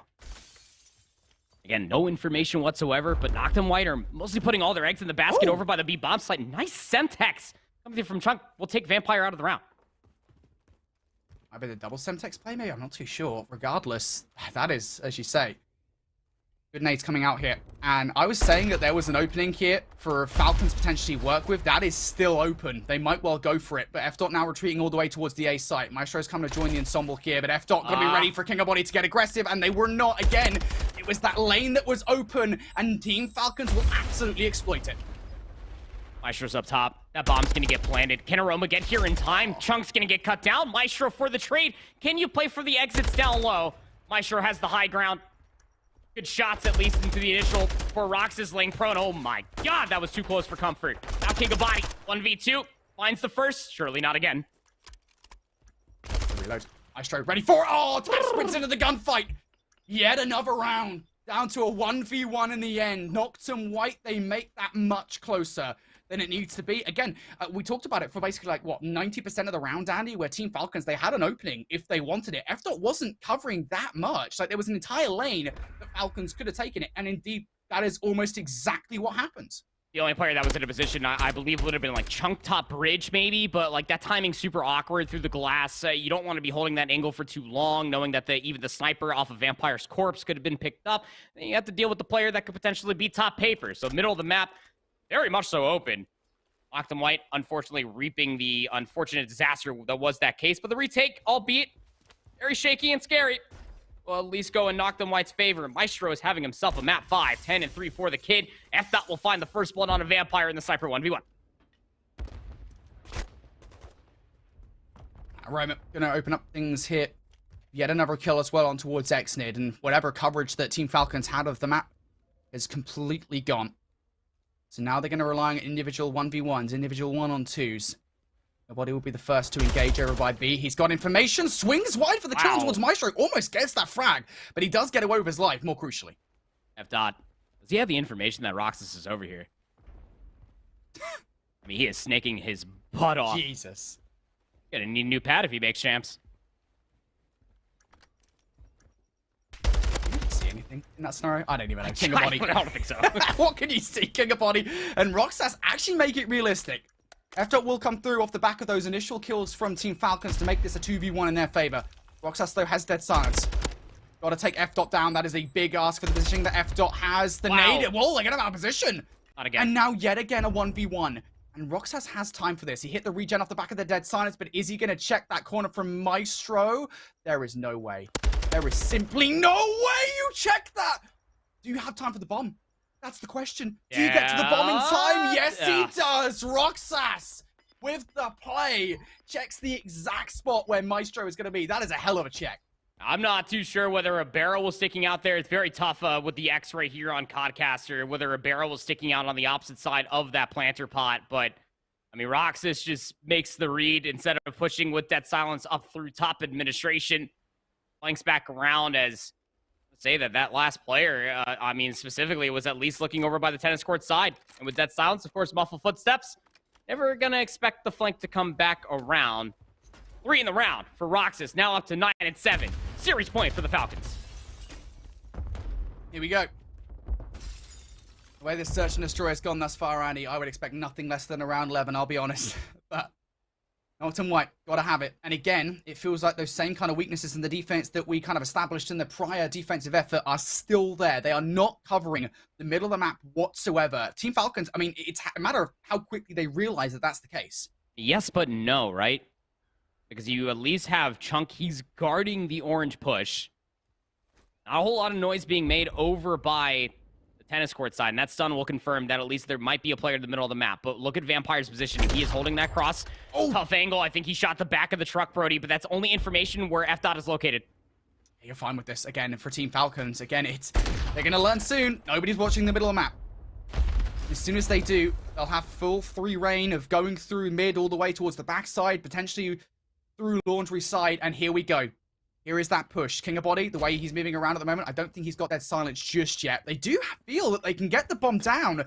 For the players on site, they don't stop the plant. I mean, Chunk is still holding that staircase. He is sniffing that staircase, Brody. King of Body off of that silence. He's going to start pushing top bridge, and these players aren't going to understand that King of Body's back here. Oh! Even finds F-Dot down low. It's all crumbling at the bits. Chunk 1v4. It's a lot to ask. He's already been tagged up. He's got no choice but to go straight for it. Almost makes that gunfight realistic, but it will not happen. Round 11 denied. Falcons win out here in a game number 5. All the way to round number 10 we go. But they will take it in what was, honestly, Andy, I'll call that for how it is. Probably the weirdest search and destroy I think we've casted all year. Yeah, but I had fun. It was fun. It was a good time. Yeah. Yeah, it's like kind of going in like the Chuck E. Cheese as a kid. Do you guys have Chuck E. Cheese over there? I'm not too sure, No, but it's I'm just really like sorry, mate. it's just like it's a good time. It's a weird time, but like it was definitely a time nonetheless. Very tough situation for Roma. Only 3 and 10 there in the search and destroy, but to the lower bracket for Noctum White, where their Noctum Black team is going up against eFuse in a round 11. Hit marker will come through. 2v4 now. eFuse on the offense looking pretty good to get that bomb down today. Resi trying to get some crazy snipes off here in this round number 2. They fell sweat. Gonna cover around P1. Yeah, I think he had an idea that somebody was hanging around him. If not, waiting for a teammate to help out. And indeed, they will not be able to. eFuse do tie things up. And they got to this map number 5, of course, by winning that map number 4 in Mercado Las Almas hardpoint, where they won 250 to 232. So another nail biter to come through for these two rosters. Bring yourself back to that map, too. Almost feels like we were there like 2 hours ago at this point. And El Asilo, it also went to a round 11. Tied up one apiece here. Offense for offense, as it may be. Missed the opening offense for Noctum Black, but you bring yourself back to that search and destroy in that map number 2. This guy on your screen, Resi, was a problem with the sniper. And they've lost first blood, though. That's problematic. So Resi does actually need to produce something here now. And again, eFuse, I mean, they're learning from their mistakes, right? All the way back into map number 2. They're not giving him anything. But he has retreated in towards back open, and that's going to force the hand of Noctum Black here. They're going to have to send players through. Dave actually might be able to find something, but he has to get past BB Connor, or maybe not actually able to get Disarray on the crossfire, and there is not an immediate response at the very least onto Dave. The tank does go down, so Dave has a little bit more to do. Cal's in the nerdy spot. Going to be able to at least watch that top single push. I don't even think you get a nameplate. You can just barely see the boots of the player that you're trying to gun over by the big archway. Resi eats a stun. Oh. Footsie. If that hip fire lands on a Footsie, I lose full. Army crawl around the corner. Dave will find one on the opposite side, so 2v2 now. Yeah, this is way more probable than eFuse should allow, to be honest. Dave now activating the dead silence here. 1v1 against Kells, and we'll take the head off it. And now the 2v1. They decide to go straight in towards A, thinking that Footsie's over by B, but they're not going to expect this whatsoever. A bit of trigger discipline for the first, and the second as well! The X12 has never looked that good. Footsie Malone! Showing up, man. Just laying prone behind the stage. Guns the first into the back, but this snap on to Dave, my word. He still hasn't died in this surge. He's 6-0. That's huge. That is absolutely huge for the 1v2 to outplay Noctum Black like that, and then to get the 6th kill for, fortunately, not running score streaks. Cruise missile. Big round number 3 there from eFuse to win out. That was a crucial one, especially as Noctum Black, made that close. Now, though, in towards round number 4, Resi going to be backed away off that initial stun. All the utility in the world for Resi. Won't find any information. Let's say, Petey, are you really going to bank on this jump? I mean, nobody's watching top boat. That stun should confirm some information. Nobody's in position to try to pounce on Resi. He is 1 HP. But he's actually going to call on the streak as soon as the round develops. That'll allow Disarray to push on forward. 2 kills come through. You know what? I don't care if the streak doesn't get anything. At the very least, they do get those kills. Brody, shut up. Yeah, it's fine. It's fine. All right, I'm not going to criticize. We're all good. eFuse, though, 4v2. Tainen feeding out, just looking for a way to get in towards sight, and as BB Connor sends those warning shots, I don't know if that's a viable entrance, but they might have found one. Omar is not being covered, fortunately enough. Disarray looking back and forth between top single and Art will pick up not just the first, but the second as well. And eFuse, they win a crucial here, round number 4, to take a 2-round advantage. The wind is in their sails. They are riding the momentum high right now, Brody. I mean, Footsie off of the 1v2 with the X12 pistol, gets himself that cruise missile. That positioning will be there. Of course, they at least knew that Resi was inside the open archway with a sniper rifle through all of his utility. Call in the cruise missile. It allows Disarray to encroach further forward. Be able to find himself a kill. BB Connor was right there for the second as well. Just putting Noctum Black on skates. The 2-round lead here for eFuse. What's the response here for Noctum Black? That's fast. Fast and furious towards site. Dave, for the first blood, does get traded on out, but trade right back from Rezi. Brings us down to a 3v2 early on. Footy now needs to work his magic. Still hasn't died, by the way, off the back of that last round. Will not be able to stop the bomb plant here. So now just trying to garner some map control. BB Connor kind of out of the play at this point in time. Take. Mostly gonna have to come through from the front, but I mean, look at where these players are located at top rails. PD Snake in the back pallet truck. You gotta win these gunfights outright. Running out of time. Yeah, again, it's just getting the players around the back line, getting the players out of munitions. That's so tough to do, especially when you've got the players like Footsy and BB Connor, your ARs on the roster to do it. And there goes BB Connor. Footsy keeping an eye on munitions, will be overwhelmed on site. Finally faces his first death here on Fortress Search and Destroy. And that was a brilliant round from Noctum Black, right? Exactly the answer we wanted to see. Aggression in the early round, winning the trades from there on out. That's what they needed. Yeah, fishing out the early engagements, being able to get that bomb planted, and then everybody just escaping back inside top munitions, top rails. You got a player sneaking the back pallet truck as well. That's a good luck, have fun moment if I've ever seen it from eFuse. It's very tough to try to retake in that situation. He's not going to give you too many good looks to be able to win that gunfight outright. The response is good. Noctum Black to bring this back within one. Are they going to be in a position to try to stop eFuse from assaulting inside of Art? And the answer is PD and Detain. Just gun-hoing their way inside of Art. 3 kills already. God, it feels like they've used the Konami code. Coming in here and unlocking some special abilities, getting aggressive. And again, that's exactly what they needed in the last round. They're feeling themselves again in towards this one. eFuse been struck down. Now for BB Connor. On some special things here in the Modern Warfare 2 season. 1v4 now, tagged up down to 12 HP. Not even going to be able to get a frag. Again, it's exactly the same story as round number 5, Andy. Aggression from Noctum Black. It just completely knocks the wind out of the sails of eFuse. And you bring yourself back to that El Silo Search and Destroy. And I know I'm comparing apples to oranges in between a Silo and Fortress, but eFuse love to play very slow and try to isolate the information and then pounce on top of the kills either by way of Disarray or Kels with an SMG in hand. Noctum Black are understanding that. So you stun the bottom single door open off the rip. Defensively, you spawn deadbeat staring at it. You put your SMGs in a position to be able to find those 2 kills. eFuse feels so trapped, tied up in around 7. eFuse just need to start going back to what works, right? Again, just getting these early round advantages off the back of the sniper rifle. Footy was paramount between the first 4 rounds. Been shut down in the last 2. Needs to pull off a sniper and switches to the pistol at the complete wrong time. That is so unfortunate. Even that just like minuscule moment just fully ascends bomb site away, seeds bomb site away, excuse me, towards Noctum Black. Initially, though, there is a trade, but it is only an initial trade as the trade's right back in favor of Noctum Black.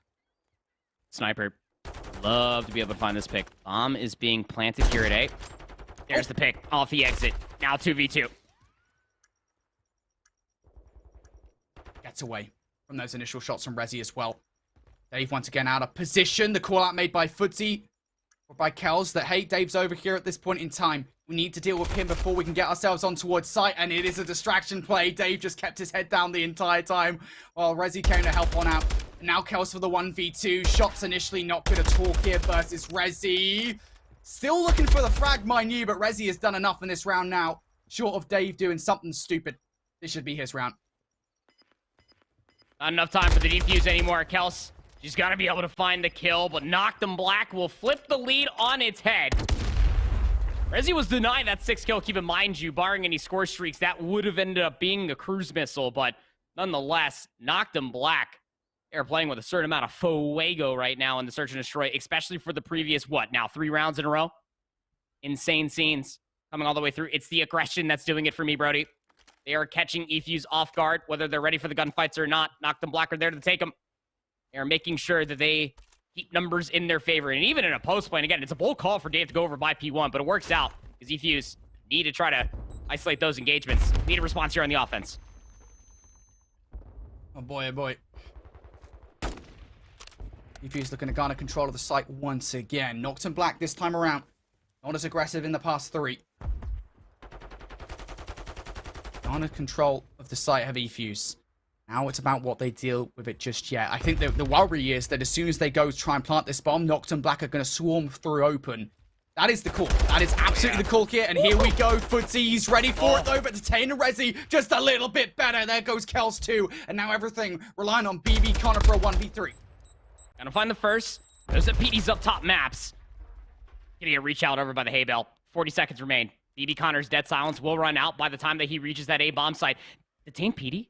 Gonna back all the way up inside of maps. Do they assume that BB Connor has the bomb? No. Detain's just gonna play over by the side door. Connor's gonna be able to at least recover the bomb. Has he made the play? He's made the play, cool. I mean, P keeps on watching from behind. It's a matter of timing. No. Oh, no. He tried to Yakko it. 4 rounds on the bounce here, Andy, mate, from Noctum Black. That is a huge one. BB Connor always makes that happen, mate. I've never seen, like, I always imagine, like, the noise that someone's body would make when they, like, slap the floor. Like, when they Yakko it, and it's just probably not a nice noise to hear.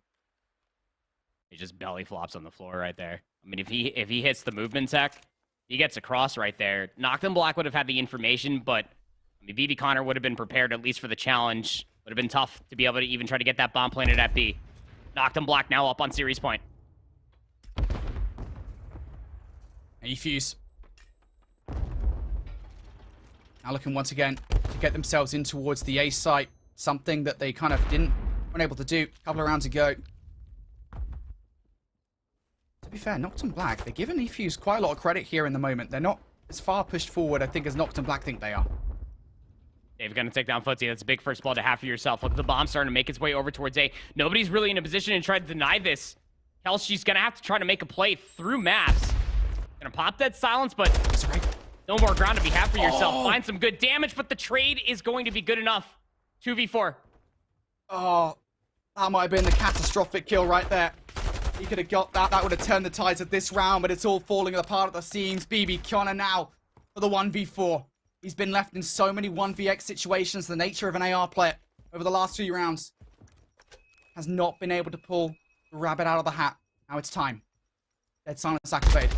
Detain might well have heard it, but does not get a clean shot. Detain now just needs to play his life long enough for the Detain, for all the players, for Dave and P to come and help out. BB Connor lasting a very long time. But not long enough here as Noctum Black win 5 rounds on the bounce there towards the latter half of that search and destroy. Very similar to map number 2 to take it. Yeah, you remember that wind in the sails I was talking about for E-Fuse? Well, it was a minor gust that was bringing them back to the shore, and then a massive tailwind comes through in the wave of Noctum Black, who just find themselves that 6th gear going in towards, what was that, round number 4, and then the 5. The aggression never stopped. They just continued to push further and further forward, isolating player after player, just making sure that if the damage was going to be good enough, there was always going to be that second player for Noctum Black that was not only in a tradable position, but to be able to find those team shots and make sure that that player did not find too much value from E-Fuse in those later rounds. And it all started with that initial push that went inside of bottom single off the defense for Noctum Black. So to follow off of that, you just saw aggressive retake off aggressive push. It was just working so wonderfully from Noctum Black. Their team shots, the coordination was just absolutely sublime there for 5 rounds in a row. I mean, talk about composure after losing a 1v2 to Footsie, who ends up finding those 2 kills. The snapper with the X12 pistol to get the job done, and then calls in the cruise missile for the next round soon to follow. Noctum Black will not be denied. They will stay alive on the winner's bracket side. And it's the right decision, I think, being made there by Noctum Black, right? Immediately off the back of those, rounds number 2 through 4, I think it was, where E-Fuse were able to take it. What do? They start getting aggressive. They start to really, like, look, we need to really shut E-Fuse down and make them a little bit scared. And it feels like that's exactly what happened, right? Noctum Black, they win those 2 rounds off the back of aggression. Then when you get into round number, maths here, 7, I want to say, moving forward, E-Fuse were playing much more apprehensively. And you could see that in the game style. Noctum Black, they did exactly what they wanted to do. A huge victory for Noctum Black here as they take a game number 5 of E-Fuse, a former Challengers Elite roster, mind you. And I think a lot of it is coming down to, you know, we talk about kind of what Footsie was able to contribute down to those first 4 rounds, 6-0, and then I think for the back, hang on, again, I'm working out the maths here. For the back amount of rounds, whatever there is off the back of that, Footsie was like 1-6. It just completely shutting down with the power stars there for E-Fuse, not able to do anything in that game number 5. Nope. Unfortunate scenes coming through. A pinstripe best of 5 map series. The Expo control was a strange one. E-Fuse were able to at least win that round number 3 offense, but not a whole lot to speak of. we missed out on the map number 4 Mercado Hardpoint, and it was clearly a banger, as it was 250 to 232. But sorry, because we wanted to give you that round 10 closer in between Falcons versus Noctum White. This one also went the distance into a map number 5, where Noctum Black were able to find again that 6th gear, press the advantage, and that advantage, that name is aggression, and we're absolutely having their way. They will continue on into the bracket here, Brody, for EU's last chance qualifier, where they will have a date against the number 1 seed, and that will be Team Strays. Yeah, absolutely. Noctum Black now have got a real task on their hands, because Team Strays, for those of you guys who are not in the know, had a very deep bracket run through Toronto. I think surprising a lot of people, especially off the back of Season 4. I think Strays, there's a lot of history there between, technically speaking, 2 of the players in the roster being Season 3 Elite Champions, and then kind of having their roster pulled out from underneath them by Aphelion, and then still coming out and performing the way that they did at Toronto. They are probably, I think, the biggest threat here in European challenges at LCQ. So that's going to be a game and a half for Noctum Black to take on. But look, if they're taking down Refuse, another elite roster, they can absolutely get it done. And of course, there's the other winners bracket semi-final between Falcons and Clutch Rain. Honestly, with Falcons winning that matchup, I don't want to take them out just yet, because Clutch Rain, I mean, technically speaking, like, we're talking like rankings from Season 4, they were a lower seeded team or a lower placing team than Noctum White, right? So, I don't know, man. I don't know. It's really tough to gauge, right? I mean, if we're using Toronto almost for anything, Clutch Rain definitely gonna have their work cut out for them. You compare that to even online, and Clutch Rain were damn near undeniable. Again, there was a certain point in time where I'm pretty sure even for Season 4, they were still closer to being the number 1 control team that we had here in Season 4 of the Elite Four Challengers. But, I mean, nonetheless, I think that that's going to be a very interesting matchup. Clutch Rain versus Falcons will be an absolute banger. Team Strays versus Noctum Black, again, will be an absolute banger. Every single match going forward is going to absolutely deliver, Brody. There can only be one team at the end of the road for LCQ. Indeed, just one team qualifying today from Europe. Of course, one team qualifying from all our regions. If you want to keep up with more LCQ action, don't go far, folks. Got more Call of Duty action after this break.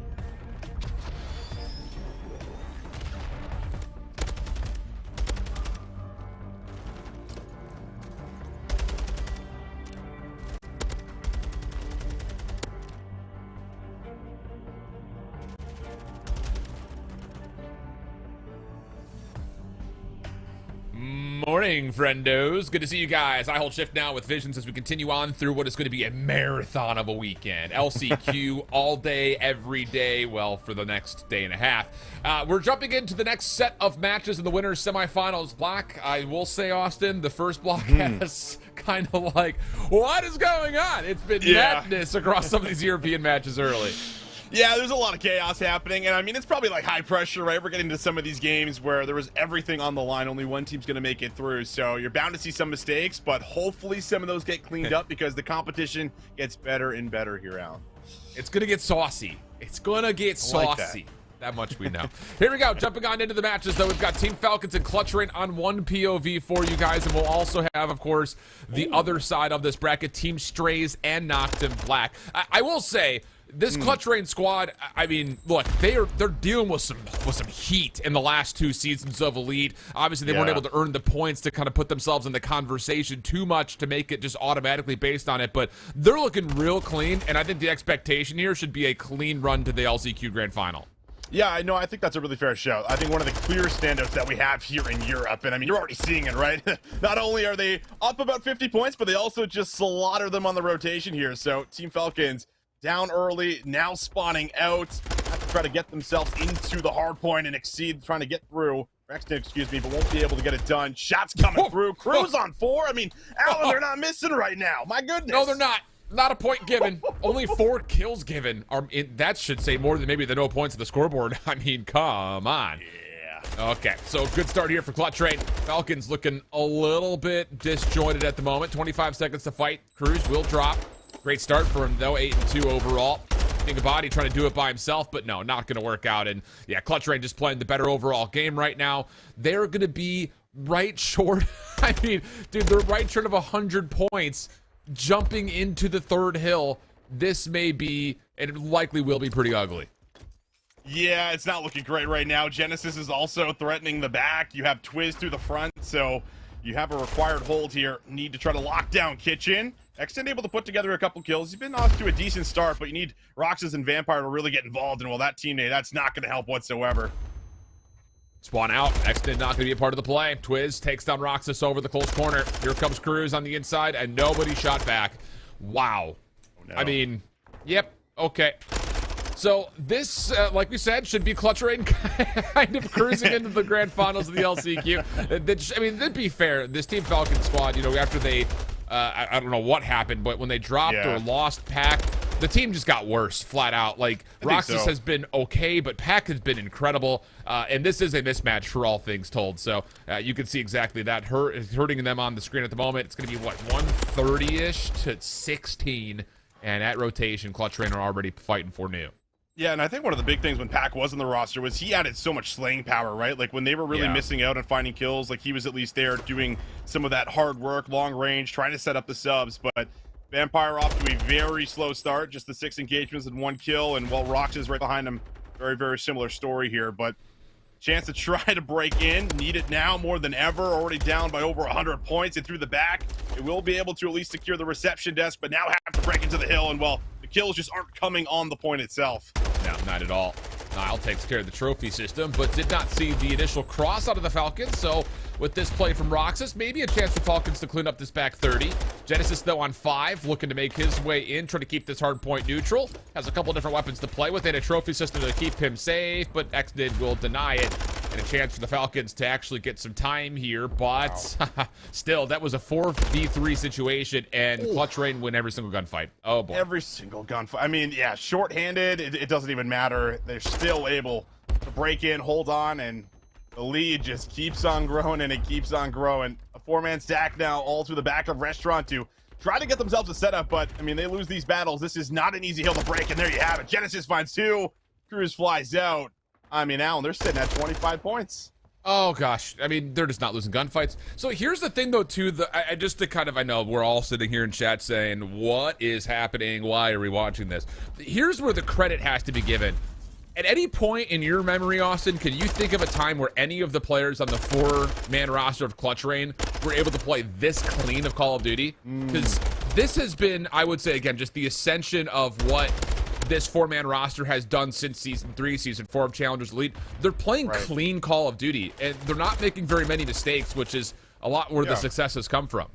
No, I think that's fair, right? Very, very polished. I think the teamwork is also, you know, built now as they've been able to stick together for a good amount of time. So the chemistry is certainly shining.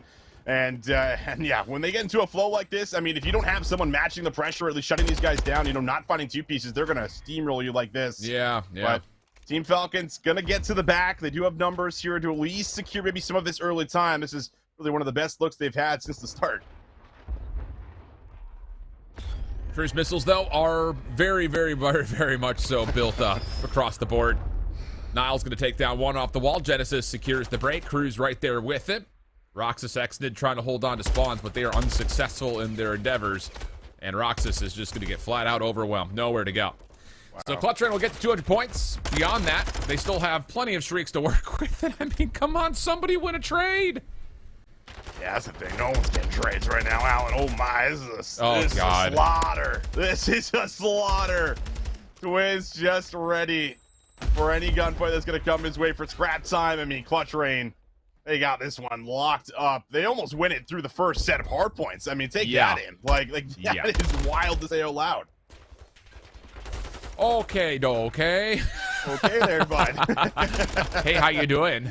Yeah, dude. It's just, you know, I think the last, kind of going back to my previous question, like Genesis and Niall, like you could go back to like what, BO4 was probably the last time they were on a team that was this good. And not just from a, you know, individual standpoint, but also cohesion. I think like you kind of touched on that is the biggest part about it. And flat out, look, there is something to be said. You're going to be dealing with some French host stuff in this matchup. Sure. But still, you can't, you know, you can't ping diff what's happening on rotation right now between these two squads. I mean, Clutch Rain are just dominating on all fronts. Yeah, not losing battles. And again, it's the kills in and around the hard point that have just been coming through, especially through like the first 4 to 5. So builds up enough of a lead to potentially end it here on P2. Genesis will be alone in the back and is going to be good for that first kill. And now with the close spawn coming in very, very soon and him playing his life, you have to imagine they should be able to get the job done just 15 seconds away. Should be good for it. Maybe a chance for the Falcons to fight, though. Couple of kills on rotation. Just trying to get out of the embarrassing 100-point club. And Vampire on 4 has woken up. He had a very slow start in this map. Now to 11 and 14. Clutch Rain taking their time on approach. Taking a lot of focus, actually, over here towards Chandelier side. 3-man hit. Nice shots from Vampire. That gets him to 5. Not a lot of tags on the players that do get into contest, but his teammates are there to pick it up and find the kills. Genesis now around the back, trying to secure this break, and those kills will do it. 3 for 1 they go. Just down to finding the last couple who are still spawning in the back, though. Keep that in mind. And Clutch Rain don't seem overly prepared for this, but they do get the read, and that should be about it. Yep, they're here. Vampire would have to find just about everyone. And, well, Twiz doubles up, and Clutch Rain will put them in a 100-point club here in the map number 1. I mean, my goodness, they come out cooking, ready to propel themselves into the next round here, off to a terrific start in the map number 1. Yeah, it's one of those things, you know, again, just in case you did not check the Elite from start to finish, Clutch Rain in the last 2 seasons were great in their group stage. In Season 3, though, maybe a bit of, like, stage fright when they got to playoffs. They just didn't show up at all. Did not really put together much of a good performance in either of their 2 opening rounds. But then we got to Season 4, and it's like, okay, now we're starting to see what this Clutch Rain team has to offer. Still a touch short of being able to kind of fulfill the success they had in groups, but the team is getting better, and that's always what you want to see when it comes to, like, who's hot going into a tournament like this, because it is a 2-day event, but it's only 16 teams. You should be better than 10 of them, because there's only 3 teams, I think, that had even seen an Elite that were on the bracket by the time that they're going to get to, you know, be able to play up against. I'm sorry, I'm misspeaking. They're only going to play up against, at most, 3 teams that they've seen in the Elite. So, you know, this should be a cruise control for Clutch Rain to get to the LCQ Grand Finals. Winning it is a different story, but again, just kind of going back to what I was mentioning, this team is getting better, and yeah, they're showing that they're even coming in with very minimal mistakes here versus Falcon squad. And it's also like a bit of a tempo difference too, I've noticed, like with this Clutch Rain squad, you know, ever since like the last season of Elite, it feels like the ARs and subs now have really found like the pacing between each other, and you see this team sometimes play with a lot of speed. And I feel like that's not good for a team like Team Falcons, you know, when it comes down to maybe some of these maps on a hotel where they don't always get a chance to set up, they're always under pressure, always under threat. So they never really got their feet underneath themselves to kind of actually fight back and, well, shoot back, I guess, too. But yeah, very, very tough map number 1. I think the good news here for anyone that's a Falcons fan is that listen, when we were watching over these guys at the beginning of the year when they were qualifying for some of the elites, it really was like the S&Ds and controls where I think they found a lot of their favors. And how many map 5s, I mean, has this team won, right? I don't know if they're going to be able to send it to a map 5 versus a clutch train, but I mean, that's how you have to kind of chisel out this best of 5 series in my mind. Yeah, and the thing about that makes it kind of a difficult path is the fact that this clutch train team has also been in a position to take a lot of series to map 4, map 5. So, you know, it's not an easy pathway here for Team Falcons, and that was always going to be the case, no matter what side of the bracket that you're on, because either you run into what is inevitably this clutch train team, or you play up against a very hot Team Strays squad on the other side. You know, the top 2 seeds coming into this LCQ bracket are both very, very good. Sure. I will say it was a bit surprising to see Noctum White heel over to that Falcons team. I thought for sure Noctum White would have no problem with them, but taking it all the way to 5 and then missing out on the win in that final map puts them into a very difficult lower bracket now. So a little bit of a lifeline for Team Falcons overall, but yeah, that's going to be a series we keep our eye on, but I don't imagine that series will last very long. Clutch Train just are just playing some fuego right now. So let's take it over to Team Strays, Noctum Black. That's going to be kind of our main primary match. These are 2 teams that had seen each other play in the Elite in Season 4, and both are looking pretty good on the day so far. Yeah, no, I think that's a fair shout. I mean, again, we've been seeing a lot of map 5s. Another big clutch just came through to be able to qualify and go up against, you know, Strays. So that'll be a great matchup because I think Strays, like, overall, we expected those guys to have a pretty good run at Toronto, and for the most part, they did. I think they had a chance to be able to upset, and they pulled off a lot of big upsets, but it's a matter of now trying to see if they can do that here again and take down, you know, some of the bigger squads, especially at this point into the tournament. But, I mean, you look at these 4 guys, Dizzy, Rafi, Henry, Pac. I mean, Pac going, you know, with this squad as well. Like, it feels like this team has so much AR fighting power, and with the addition of Dizzy, getting a chance to talk to him at Toronto, Alan, like, he is now fitting into this team really well, and he's like, listen, I've never actually had the right pieces around me in order to really succeed, and it feels like that he's now in this position with this great lineup. Yeah, and just kind of talking more about that Toronto appearance, it was top 6. I think the thing about it was a long Saturday for them. They had a very difficult bracket, and it felt like by the end of the day, they just kind of overheated. You know, they were playing with some really good overall kind of team cohesion and synergy. First time that we'd seen this group before on land together, and they looked real good throughout the majority of the day until they ran into their final opponent, where they eventually kind of fizzled out a touch and then did not really have the opening to Sunday that they would have liked, losing to Boston Breach Academy. So, you know, this is one of those squads that you proved yourself on land, and you should be happy about what you were able to do, especially on that Friday and Saturday. Just comes down to, can you take it over the finish line here and beat a very good team on the other side and find a way to get to that LCQ Grand Final, if not champs as well? That's going to be the big question.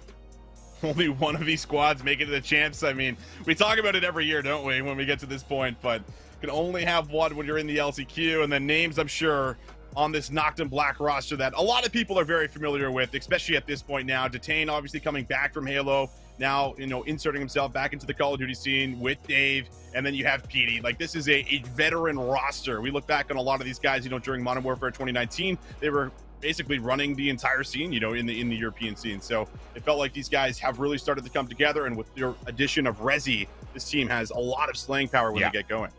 Just saw that as well versus that eFuse matchup previously, talking as well about this team at Toronto. They also had a very weird bracket where they had to play Detroit Deviants early. That was still a best of 3 series.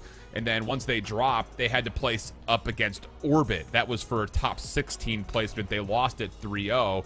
It was Deviants that also beat that Orbit team back then. So a difficult bracket for them. I thought they looked really nice, though. I kind of was watching over their shoulders a touch when they were playing over the Point Blank roster from APAC. I was curious to see what the Aussies had to offer them. And outside of just one map not going quite their way, Noctum Black looked pretty polished. So, you know, I think for Dave and Co., this is all about trying to, again, improve, find a way to kind of correct yourself after those sweeps that you faced versus Deviants in Orbit, and come out here and try to find a way to get back to land again. You know, for Dave, this is, you kind of saw it on Twitter. Last dance, right? This is his last tournament, most likely, which is, man, it'd be a hell of a way to see him go, because he's been a staple of the EU region for so long. But this is not an easy matchup here to try to get one step closer to seeing land for the final time, possibly. Fortress, El Asilo, Hotel to start us off. Any thoughts here? Yeah, I mean, I always love some Fortress, the map number 1. We've had a lot of mixy Fortress maps also on the day, it feels like so far. So, like some going like one way where it's like a 100-point lead, and then all of a sudden they bring it all the way back, right? That's exactly what we saw for Noctum Black. Just a really, really slow start, but once they were able to work themselves back in, they really started to shut down E-Fuse and some of those rotations, and they're winning those critical gunfights. And a couple of pop-offs also started to come through for players like Dave, like Rezi there with that AR. So I think this is good. I think whenever you get a map like this where you can get players like PD to kind of make some really smart moves and just kind of figure out where he needs to be on the map, you can really have a chance to really flip the map around, kind of play for spawns, and I think that's going to be great for them coming in, considering they just got at least a little bit of reps on it there previously.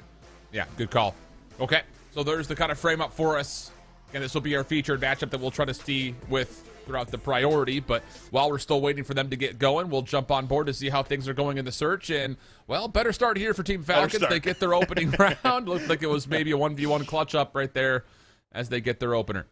Yeah, and like I said, like this is where, both teams are obviously good on paper when it comes down to S&D, but I do think that Falcons are probably, if they're going to send this one, to a map 4, map 5, it really is going to be through an S&D, through a control. The hard points, I think, are going to be a tough win no matter how you slice it up against a clutch rain, but a decent start. Roxas gets involved. Roxas had a couple of crazy clutches as well coming off that last series, especially on the Embassy, so eyes on him to see if he can try to keep that flow going as we head into round 2.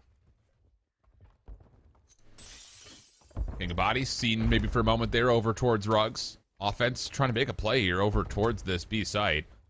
Dennis is in a spot to try to assist over the top of Cruz, who's laying prone right on top of the bomb site. Twiz watching the cross over towards Catwalk.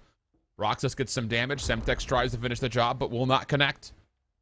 And that's the dead silence play now expired, and Falcons have not committed to this hit towards B. The defense at A is still in a position to hold this. And Niles just going to be playing point of contact. Everyone's probably going to shift over as soon as he sees one. Extend going to throw the shoulder, but Rox is able to draw first blood. So now you've lost Twiz. A lot more pressure on Nile. Got no teammates with him right now. He takes the gunfight head on. Extend going to make him pay. 4v2 we go. And you can see a clutch trainer stressed on this rotation. They have the suspicion that someone's still over on the B side of the map, and that would be correct, but they have to make a play onto the bomb site itself, and as they do, there's King of Body. Lots of damage, no kills. Roxas follows up, and then a final kill does come through. Yeah, well played there from Falcons, kind of stretching the map just a touch. See what exactly they could kind of get on both sides, and once they read that B wasn't much of an option, the numbers prevail over on the A side. There's a lot of pressure on Twiz too. I mean, he was kind of watching Catwalk. He was watching up top, so there was so much for him to cover, and he really had no idea on where the full hit was actually coming from. So very, very nice round 2 on the bounce so far. And now we'll head back over to what is our main matchup. And, well, Team Strays coming out swinging. Noctum Black, like I said, They have slow starts in the hard points so far in the day. This is another one so far as 48 seconds comes through on P1 right away. Although Noctum Black are finding a couple of kills here on the exit, trying to make their way over to Gals quickly. Spawns have been blocked. Pox still trying to hold. Oh boy, lots of damage tally. He's got help now on the way. And a good read as Noctum Black are fully trying to flood in from the back. Henry trying to cut that off with this dead silence play. He wins the gunfight over through cannon, and then more on top of that. What a start for Team Strays. Looking clean, looking calm. Already 70 points plus. And how good has Henry been? I mean, for this Team Strays team, there is just a lot of moments where you look at Henry to be the entry, to be the guy to soak up time, and he comes up with impactful kills after impactful kills. Detained, though. He's on 5, trying to earn the streak. Takes a little bit too long to get going, and, well, a similar story so far after what we just saw on the map 1, Alan. 0 points on the board for Noctum Black, but at least they have rotation, but they are short-handed. 3v3 we go here. No engagement yet. Team Strays still holding in through mid. Scrap time fades. Henry just pops up, dominates. A gunfight versus Rezi. That should block, if not fully flip the spawns out. But Team Strays kind of hit the gas, or hit the brakes rather, for a moment. Trying to say, let's play for another wave of kills before we actually try to break into the hard point. And that decision may cost them here. Detain's kind of holding to the front. There is Pac who spawns up with Henry, but a lot of time for Noctum Black to get back into position. Henry's still holding his life, but honestly, outside of a couple of the kills, that is a break that probably should have happened that didn't, because PD was allowed to just exist on the hard point. Yeah, man. Very, very scary moment there. If they don't hold, if they don't get themselves in the back and hold onto the spawn, all of a sudden this game is a complete blowout. Noctum Black have to work back from an even bigger deficit. But they will come away with about 55 seconds. Detain's also able to fly to new. He's on 4 in a row. He's had a couple of very fiery sprees here to kick off this hard point. Gonna get a read on Dizzy, and that will be number 5. Now 1 off of the cruise. Yeah, this is looking really good as far as Noctum Black is concerned. Really punishing Team Strays for not hitting the go call to fully break in towards P3. On rotation, though, Strays will win a lot of the gunfights. Hold on a second. Detain actually spawns really close because of Dizzy's position up. And if gunfights don't go the way of Team Strays, they could be under threat of losing this hard point early. First 20 seconds do look good. Kills on the bounce looking decent as well, as Team Strays will hold on to the spawns that they want. But the next break attempt, still threatening. At least it was for a time. PD Resi dropping opens things up a little bit here for Team Strays to kind of move around the map. P2 spawns them coming through, and well, the back is being covered there from Pack. He's just sitting back there, just lasering in the kills. And well, this has been a pretty nice hill for Team Strays to answer right back after conceding about the 55 seconds or so on the last point. Henry trying to threaten through mid, again off to a very, very nice start at 11-4, trying to now make a move to the next point as all that scrap time is soaked up, and Team Strays gonna have about a 100-point lead heading into P5. Right back to the same gap we just had. So really it's just the one mistake, right, for Team Strays? Kind of a hindsight situation for them. Otherwise, they've played really cleanly. Noctum Black looking to do exactly what they did on P3 here as we jump over towards Anvil. PD inside the hard point. Support from Detain just on top of him. Resi also trying to clear some space over towards Gallows. Not quite going to work out. Noctum Black will be spawning top right-hand side, but they're under threat of being completely enveloped. And here comes the hit from Team Strays. Contest already in. Dizzy, Pack working together. Oh my goodness, it's clean. Every single kill goes their ways, and Team Strays get the break. I love that. Everyone just flies into maps, you know, 2 or 3 members try to get in control, and then they just start to fly up through the high ground, win some of those battles, push themselves right into the point. And now Henry on 5, almost able to add another streak. But my goodness, Team Strays, I mean, they're just not missing it. Again, the same story where it's just one-sided right now in the hard points to kick off both of our sets. All of that time has basically gone over to Team Strays as well, and you have Dizzy already set up here at T1, trying to keep them trapped in. That's one, that's 2. Good snapper up top, but David Detain just trying to slip through, and will throw themselves on the time here. And I don't know about you, Austin, this Team Stray squad looks like that mid-Saturday Team Stray squad. Everyone's just popping, like transferring, finding doubles. They're looking real nice. Again, maybe just the one decision around Fountain that didn't go their way, but everything else has been really solid. Have to be impressed to be sure.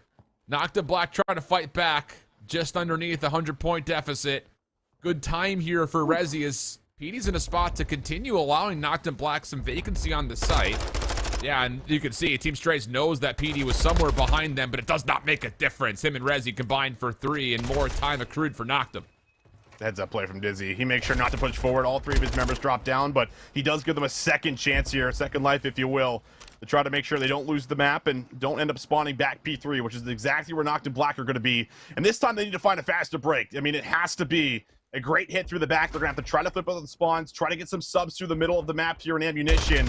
But so far, they have not found any kills, and Pack is just locking down the back. Yeah, looking real solid. Team Strays in a prime position to get close to that 250 mark.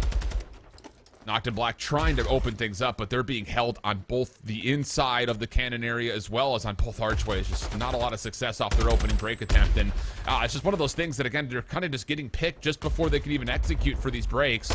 Dizzy watching over the middle now, coming back to the hard point. He's the last one standing, and okay, well done there. Detain getting a couple. Dave finishes off the final, and now the foot race is on as we head over to New. Oh, critical moment here. Oh, look at Henry's route. I love this route from Henry. He should be able to catch them off guard. Might be 1, might even be 2. Needs to get a read on it. Oh, doesn't put it together. I like the idea of it, though. He didn't have all of his teammates with him. Realizes that it's a 2v2 or even a 2v3. Why not try to cut the map there and catch them off guard? But now Resi's kind of doing the exact same thing. He's got a great cross. He can cut off almost this entire play. There's 1, there's the second. They will trade him out, but the damage is done, and that will slow down this push. Yeah, and this cruise missile is a little off-timed. It will find a kill, but there's still plenty of space here for Noctum Black to work with. So all it does is maybe neutralize for like 5 seconds. Noctum Black still largely spawn in place behind Fountain. Next hit has to be successful here for Team Strays. Otherwise, we may have just about a tie game. Trades back and forth. This time, more conviction from Team Strays as they will flood on through. They'll get the flip. They'll get an opportunity to put themselves that much closer to winning the map. You got to contest some of this time. I mean, this is going to put them just about at that 250 mark.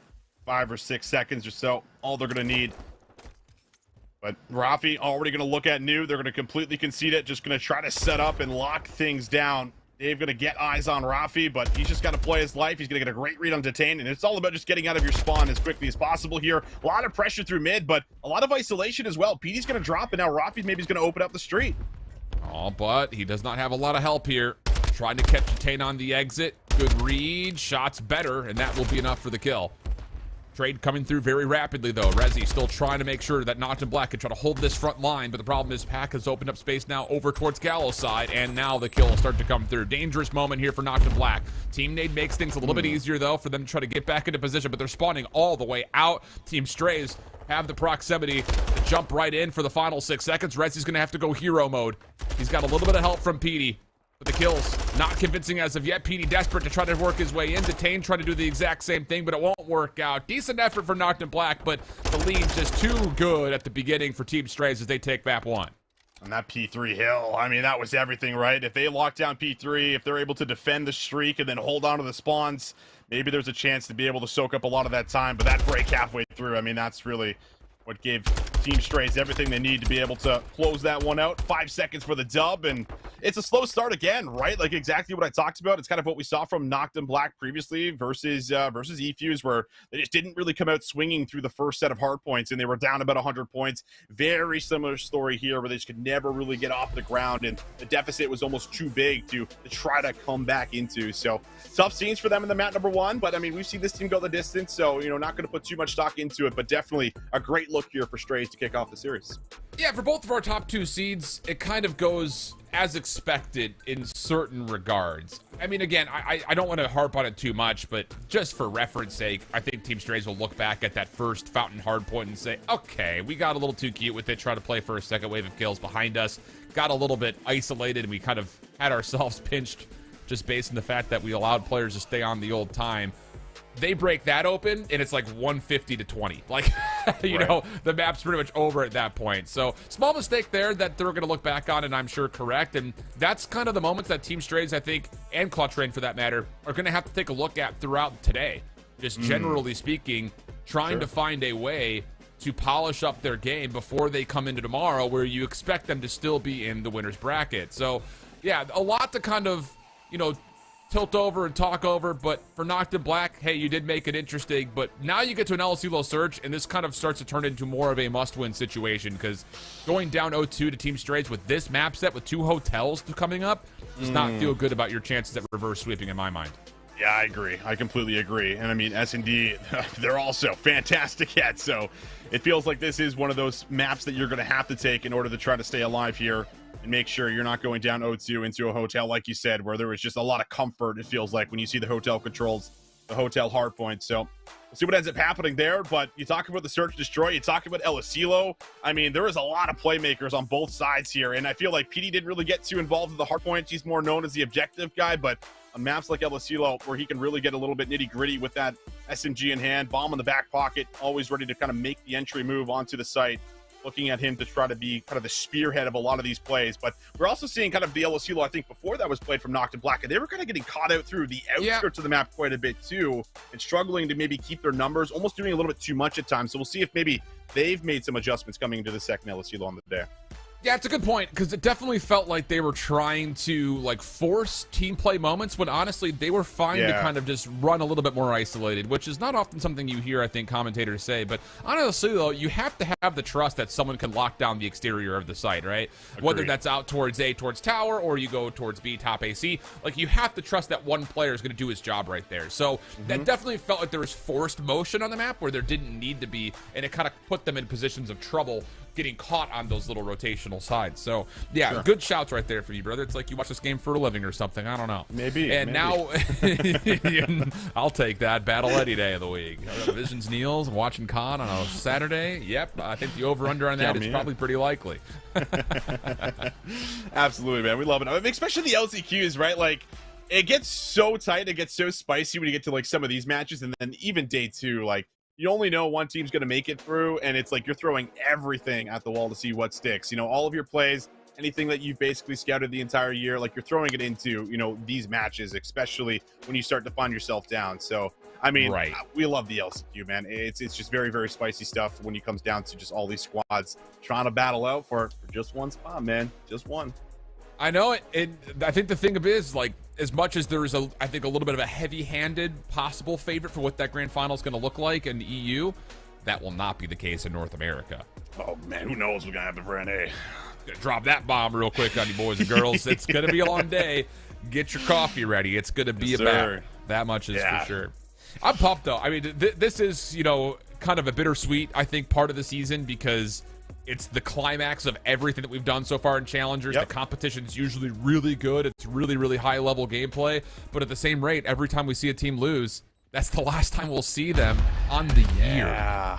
Yeah, so a little bittersweet, but we jump right into the search and destroy. Quick hit here. And oh boy, Detain is in position to get a full read on this setup towards B. And Team Strays will be left with a 2v4. Henry down low, might have a chance to come around the play, but it feels like everybody is set up to stop this, and you're going to have to grab the bomb. Pac would need to get one, and Resi just blows him away with the scope. So 1v4, Henry, going to hear probably a lot of footsteps in and around him, might be able to spot Detain, and he will. He'll get a look at him for the first kill, but has to get through 3 more. Yeah. Difficult with the Vaznev, to be sure. More difficult the fact that the bomb's down, and it looks like Noctum Black are very aware of that. But if he catches just a little bit of intel here under Resi, maybe a chance. Not quite. Dancing. Oh, shots out. Not bad. But long range, he gets tagged, and time will expire on this 1v4 attempt. Yeah, just solid read from Detain, right? I mean, Team Strays toss a bunch of nades up towards patio, and they say, oh, we got him hit. Let's back off. Let's get in. Let's rush. And Detain's like, wait a second, I'm at window. Hey, guys, how you doing? Quick little reposition, and I mean, I like the idea of setting this hit, right? Especially in a round 1. I mean, you know me, Alan. You know I love these kind of little offset plays, especially in like the early rounds where there's no trophies, there's no dead silence. Sometimes you catch a team off guard like that, and then you force them to maybe send an additional member, you know, the next defensive round previously to make sure they, or sorry, the next one after, to make sure they don't do the same play again. So I love the idea of it. Doesn't work out.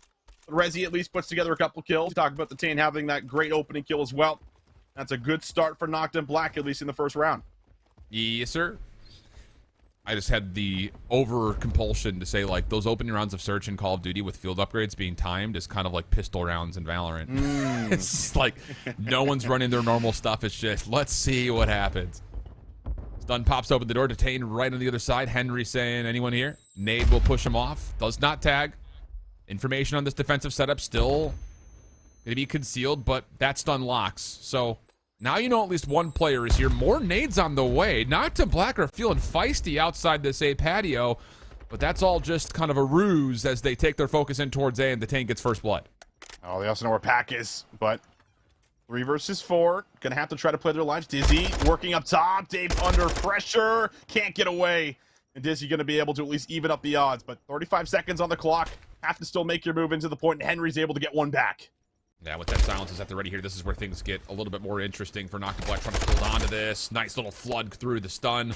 Henry and Dizzy combine, and then Pac finishes it off. Yeah, well played here for Team Strays on their retake.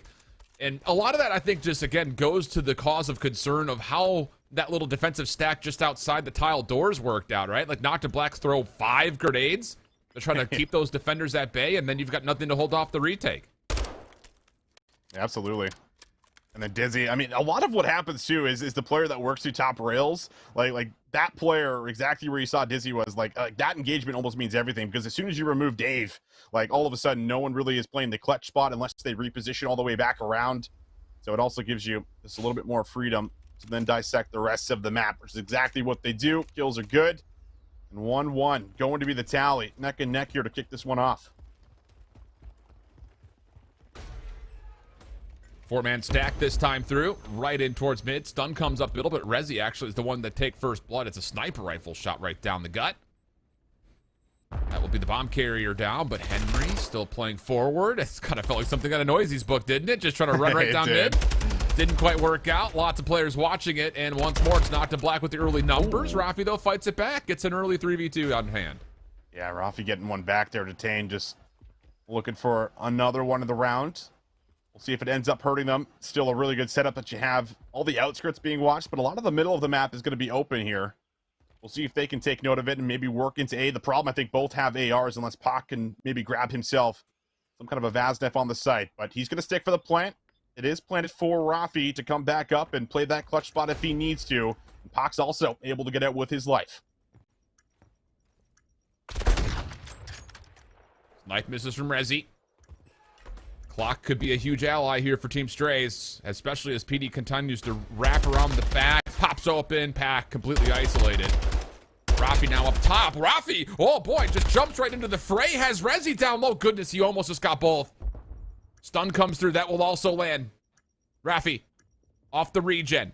PD, Rezi working together, moving quickly right around the back. Rezi's gonna hop on for the defuse. Rafi needs to go check this, gets the first kill, pops open. Oh! How about that little 1v3 action for Team Strays to hold on to the round? Wow, I mean, that was insane. He took a chow versus every single member. Nobody could trade him out. Rafi, man, the S&D star himself shows us what he can do in some of those clutch moments, man. And the stun also connected. I think some of the players maybe were still tagged, and that stun kind of stopped them from maybe getting the regen back as well. Didn't see it from their POV, but it felt like the timing almost was perfect. 4 in the round there for him as well. My goodness. Heck of a round out of Rafi. Yeah, that's massive. And unexpected, I think, just based on how Noctum Black were looking. Okay, Rezi says, hold on a second there, friends. Decent clutch up for you guys, but we're still running this show. 3 kills quickly off the rip. 80 drops right in towards B, and Dizzy, well, completely shut down. Big bounce back round from Noctum Black. Fast round too. It was like 15-20 seconds it felt like after the 1v3. So clearly didn't affect them whatsoever. I love the idea, again, just kind of throwing it right over the B, and this time it's really driven by the sniper in the back, right? Rezi's watching the back wall. Even if you don't find that player on the back wall, you at least stop him from being able to peek over the top of it. So doesn't have really as high of a chance of maybe cutting someone down on that cross, working their way into the site itself. So good plays back and forth, man. I'm loving the S&D coming through here for both of the squads, Alan. 2-2 the tally. Oh, yeah. Loving it, loving it, loving it. Just exactly what we wanted to see as we get deeper into this LCQ bracket. Noctum Black trying to keep the early success up. A couple of dead silence plays trying to get aggressive here defensively in towards office. And Detain just goes unchecked. Unreal. Pac will battle back, though. Keeps it close. 3v2. Good read on Detain, trying to still play around the backside, and that leaves an opportunity for Team Strays to actually get into A. Oh, I mean, Dave's also, he's sitting up top. Yep, will find the kill. Dizzy, though, will get one back. Just about be a 1v3, but won't be able to stick for the bomb. Does get a read on Dave. Dave just kind of flies at him. A little bit of a mistake there. And now Dizzy has a chance to reset, but probably heard and doesn't get the dead silence off in time. If he does, I mean, he flies all the way over to the other site there probably and has a chance to clutch that one up for sure. Yeah, you're absolutely right. I think a lot of this is just off the simple fact that you're starting to see the mental chess game come into play here.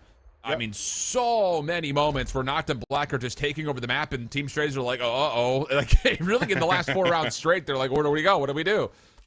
But if Noctum Black can keep this up, expect to see Team Strays try to hit him back with something hard as well. Like a 4-man stack somewhere on the offensive side. Just try to play aggression with your own sense of tempo. But Noctum Black going to set themselves up once again over towards bar side. Dizzy playing a different angle here. Essentially just isolating, playing a 1-for-1 spot.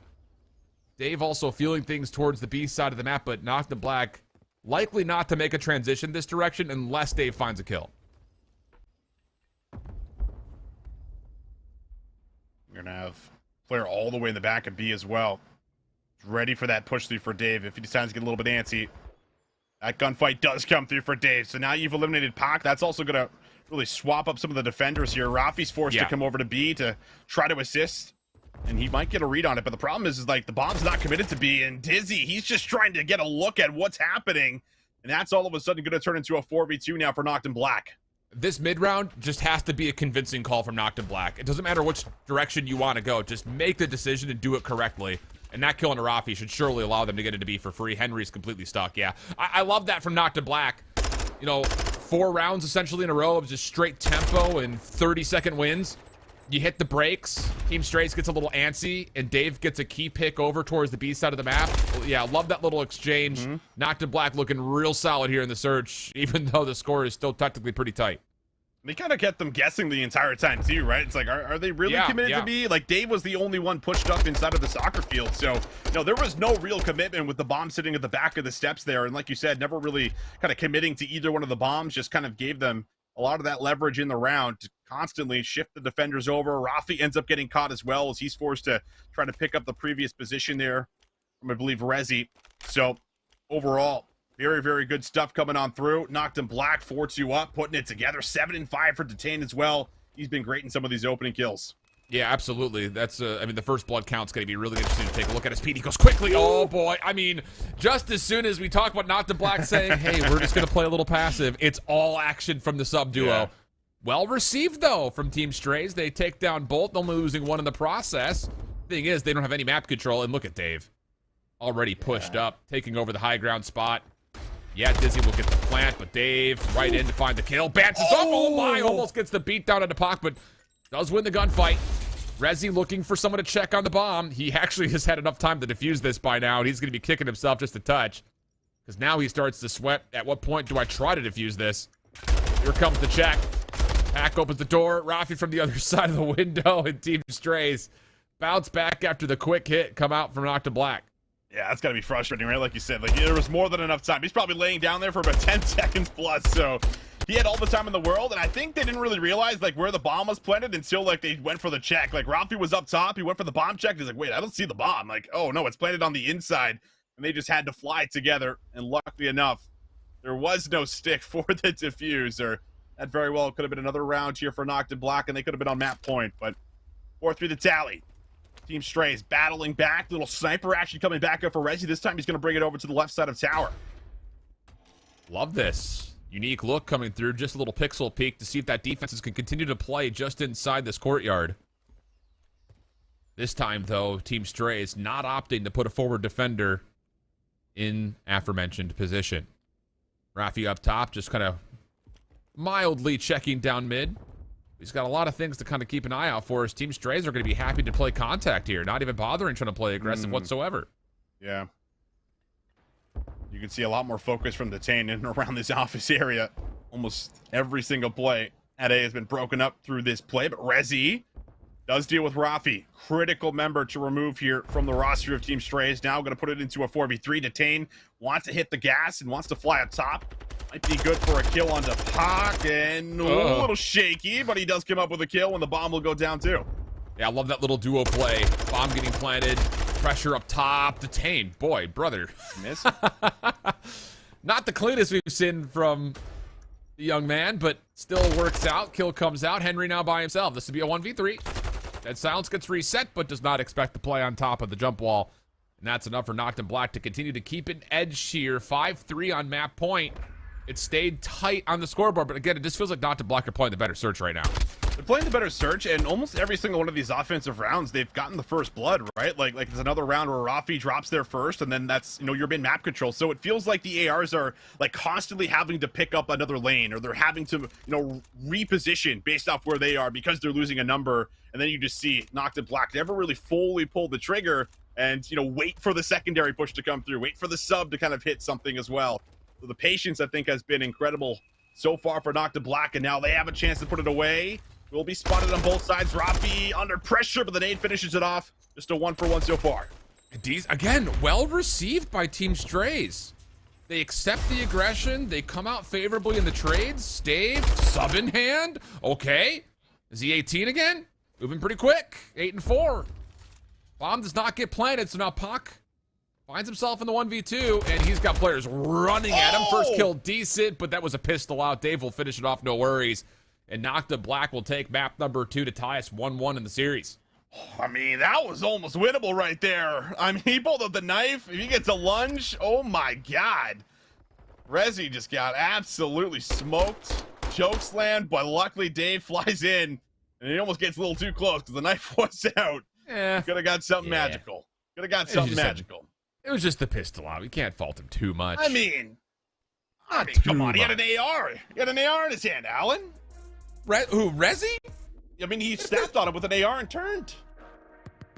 Pistol or not, and then he almost stabbed Dave with a knife right after. I mean, that was pretty close. That was like inches away from a 1v2. Fine. Let me drink some more coffee. Let me get my energy up just a touch here. It's early, right? It's early. It is early, man. We don't cast this early usually. No, we don't. That's all right. We'll figure it out. We just have another full day of this. We have 20. Today, brother, it's going to be from, well, APAC finished at like 4 a.m. Eastern time. So we had like a 3-hour break or so between when EU started, but like from 7 a.m. Eastern, it's going to go until about 3 a.m. It's going to be almost a full 24 hours worth of COD challengers. That's mental. But we're here for it. We love it. Love it. We do. Hell of a scoreboard. I don't. Yeah. That's a lot better for Noctum Black this time around, right? A lot better. Absolutely. Dave, Absolutely. Dave was putting up some good kills. You know, he has a lot of impactful ones. Again, I kind of want to come back to Noctum Black specifically on their offenses. Like, I really did feel like they were doing great with the first bloods, just really putting themselves in some great positions. I don't think the score. Did they really get every single first blood? They got every first blood, bro. Well, there you go. Yeah, keep singing that tune there, brother. I guess so. Yeah, no, for real though, and that says a lot, I think, about, again, the pressure, the early success. Even though Team Strays were able to clutch up a couple of rounds, first 30 seconds went the way of Noctum Black every time. So here we go, a little look in over towards Clutch Raid and Team Falcons. I believe the search was won by Team Falcons, if I'm not mistaken. The Clutch Raid still up in the series, 2-1 up. And Pinstripe Killfeed as we rotate, or at least start to focus on the rotation to Gallows. We'll still see Team Falcons in control on the left side of the minimap. Cruz looking to get a little mixy early. Nice pick up there onto Roxas, and maybe a chance maybe to go up top, play for the top push and see if they can maybe get through. But Ekton's going to get the read on Twiz. Almost snaps on Cruz, who does actually hit top double. And now soaking up some of that scrap time, making our way over to New. Looking good for Clutch Train, at least off the rip. But Roxas trying to threaten the spawns in the back. Yeah, you need to get kills here from Roxas because anchoring is part of the solution, but the overall is you need to find the kills. And, well, yeah, this will start to feel a little familiar. Oh, boy. Clutch Rain just swarming. King of Body tried to get around the back. Not going to find much there. 35 seconds to fight for. You've already got streaks for Cruz at 7-2. How good has Cruz been in the last month of this game, dude? Are you kidding? It feels like he's been one of the standout subs, especially after the last elite, right? Like, based off the plays that we've been seeing from him. I mean, the sprees, look at it. Like, he's on 10 in a row. Like, the guy has been great, and he is showing it firsthand right now.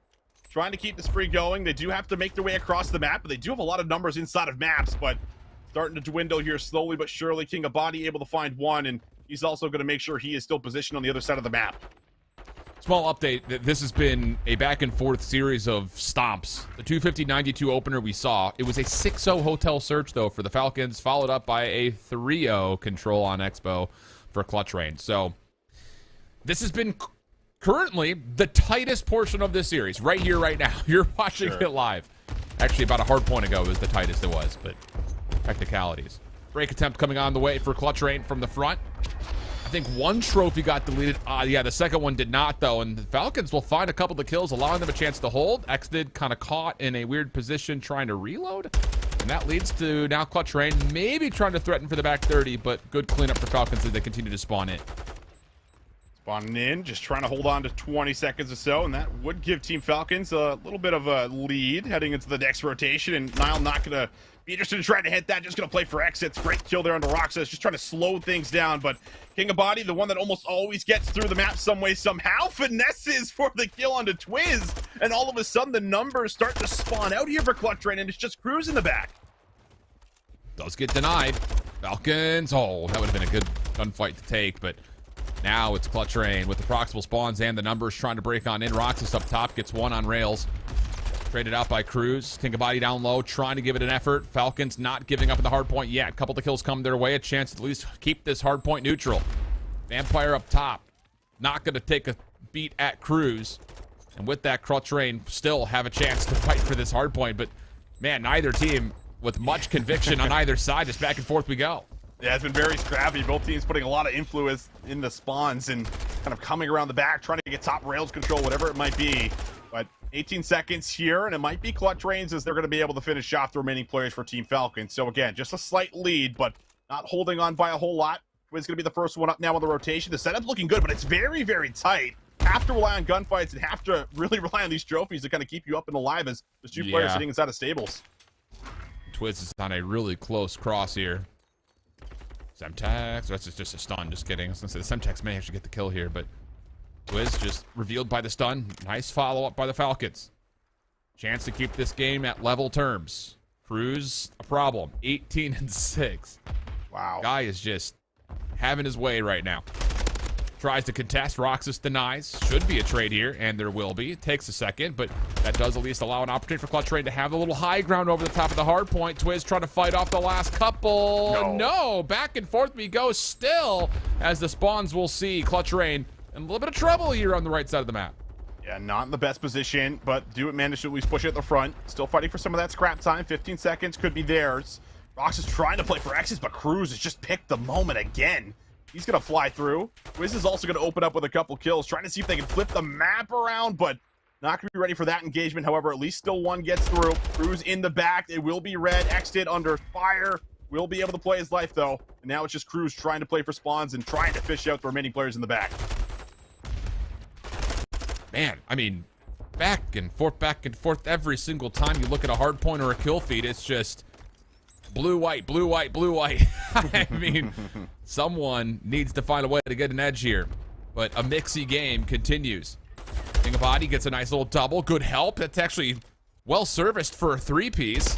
And now Team Falcons with 30 seconds are going to get a lot of time here on P1 with a chance to still rotate. Where's the spawn? Yeah, Vampire's going to spawn in the back, trying to fight for the P2 side while King of Body and Exton continue to work on the hard point. Oh, man. Spawn's going to come through. A little bit split here for Clutch Rain. And the only one up now is going to be Cruz. So he has basically been doing it all himself. Has to do a little bit of it again and behind P2. Not going to spot the player here. And Exton going to be able to snap for one, but Twiz will shut down the spree. However, he's the only one up at the moment, and it feels like Clutch Rain starting to come in a little bit staggered right now, right? Team Falcons getting a great grip of the map, finding a lot of key kills, and they have the spawns in the back. It's all about who wins these next set of gunfights, as we've said probably 18 times in the last 18 seconds. Clutch Rain will take the wins. Okay, so that will supplant the spawns in the back. Team Falcons still trying to fight through that backside, though. Genesis is watching it. He will take one, also establish that there is more around the back still to come. But again, I mean, blue, white, every single moment you look, it's just as back and forth as you've ever seen before in COD. Finally, though, Clutch Rain with numbers starting to put together some sort of an establishment, but even as I say that, a double comes out for King of Body, and the status of the scrap time is still up for grabs. Vampire gets the kill. What is happening in this map? Yeah, and look at X-Did. He's got to get some good work done in the back. He's good for the first one, almost the second. 34 HP. Vampire doesn't have his gun up and is not ready for the engagement.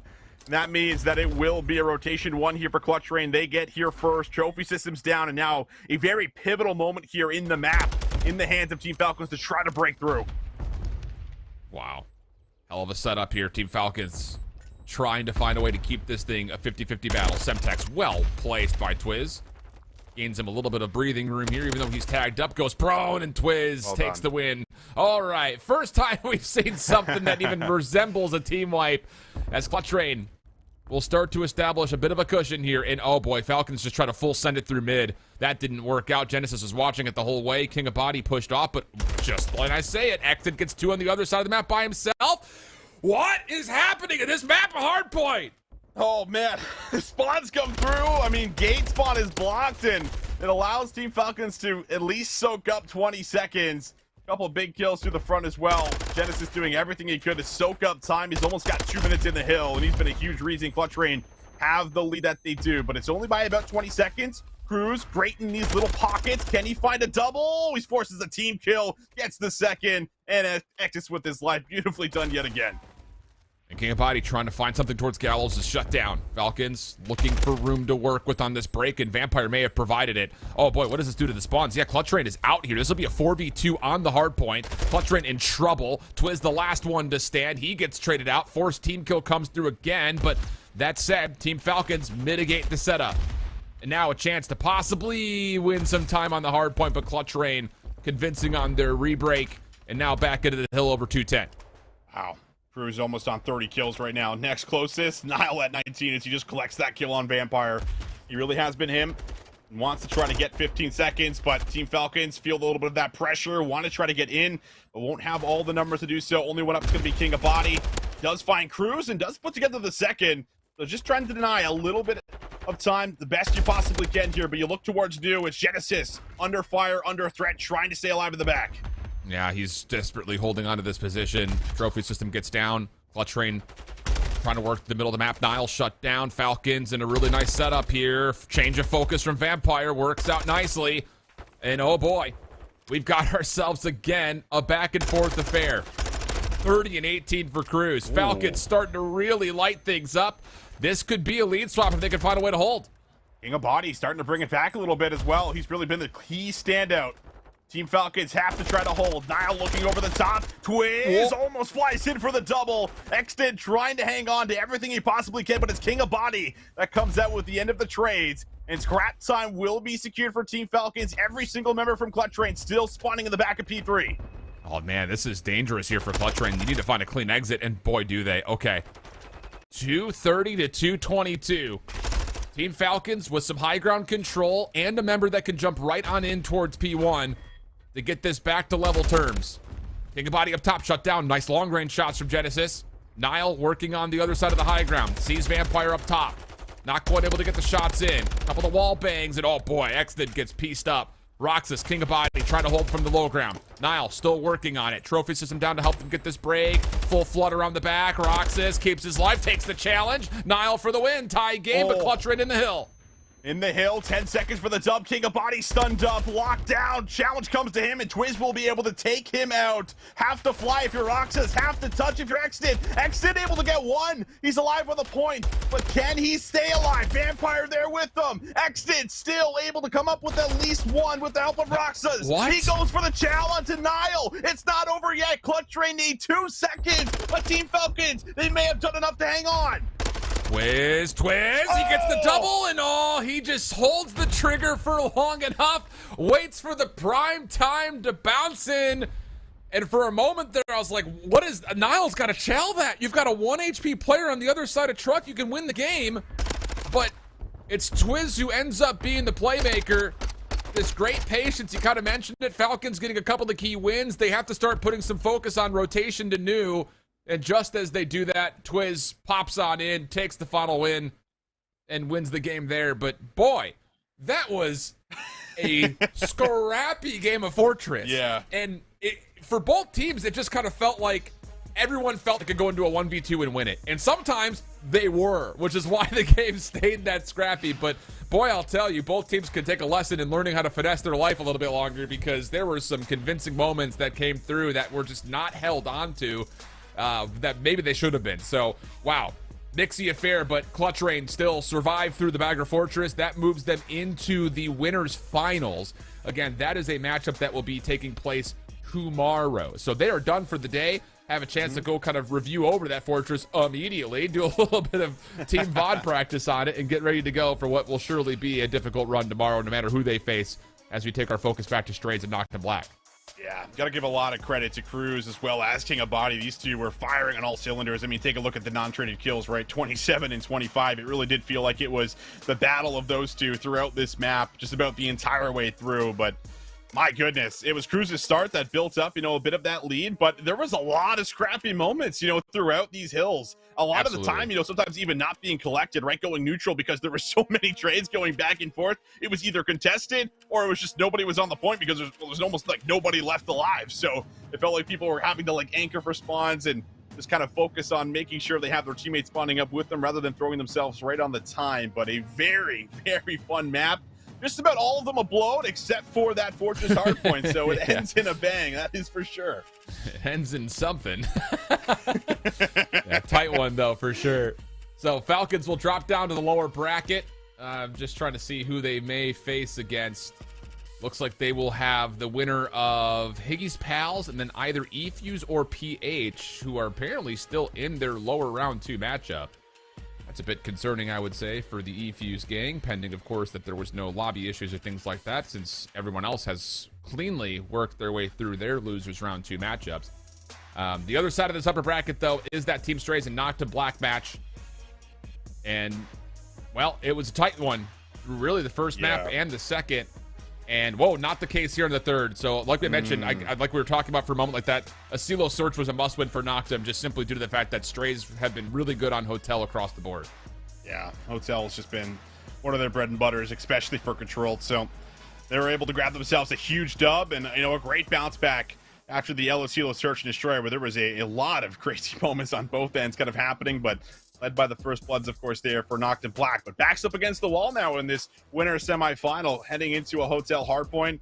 I mean, the first one was a really, really slow start, and that was the exact same case, again, in the last series that I touched on. So, I mean, basically, I think everything comes away with just trying to make sure you're at least going even on the first hill, or you're not blown out, 40, 50 points, and then having to make up for it and having to respond, I think, going into that second. So, I think that's really the biggest thing coming into this one overall versus the Team Strays that, again, feels like they've been really good on the respawns, at least so far in this set.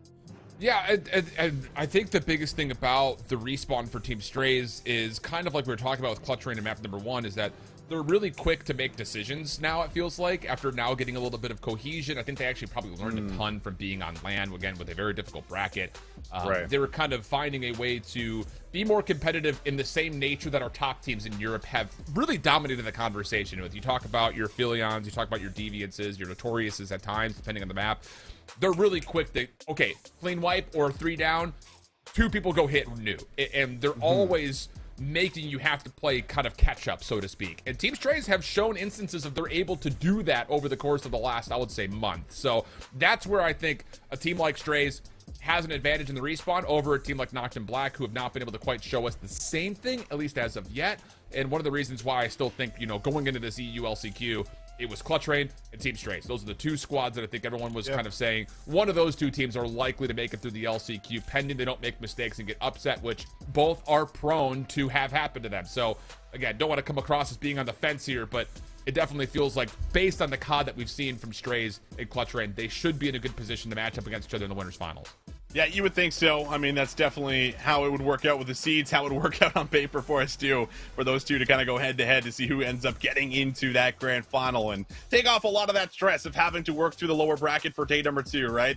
No one wants to be in a position like that, especially, in an LCQ where it feels like anything can happen. And let's be honest, I think watching over this tournament so far compared to what we've seen in the elites or even the elite qualifiers, it feels like there's a lot of shakiness happening, I think, with some of these guys knowing what's on the line. We've seen that even from some of our vets watching over our this series as well, right, in the S&D. So maybe concerning to a sense, but you never know what's going to happen. Potentially, we'll see if they can try to put it together in a Hotel hardpoint. They get into an S&D, and I think anything could happen, right? Agreed. I mean, this squad, Noctum Black, have been really, really good in those search and destroys. They've been at least, I think, solid as well, if I remember correctly, in the map number 5s throughout some of their elite series. So there is certainly a chance, but this is the biggest hurdle for sure. Very different environment here in the LCQ. Map number 4 will be Hotel Hardpoint. We'll take a brief break here just to kind of reset ourselves. So make sure you get yourself some more water or some more coffee. We're ready to go. More LCQ all day long right after the break.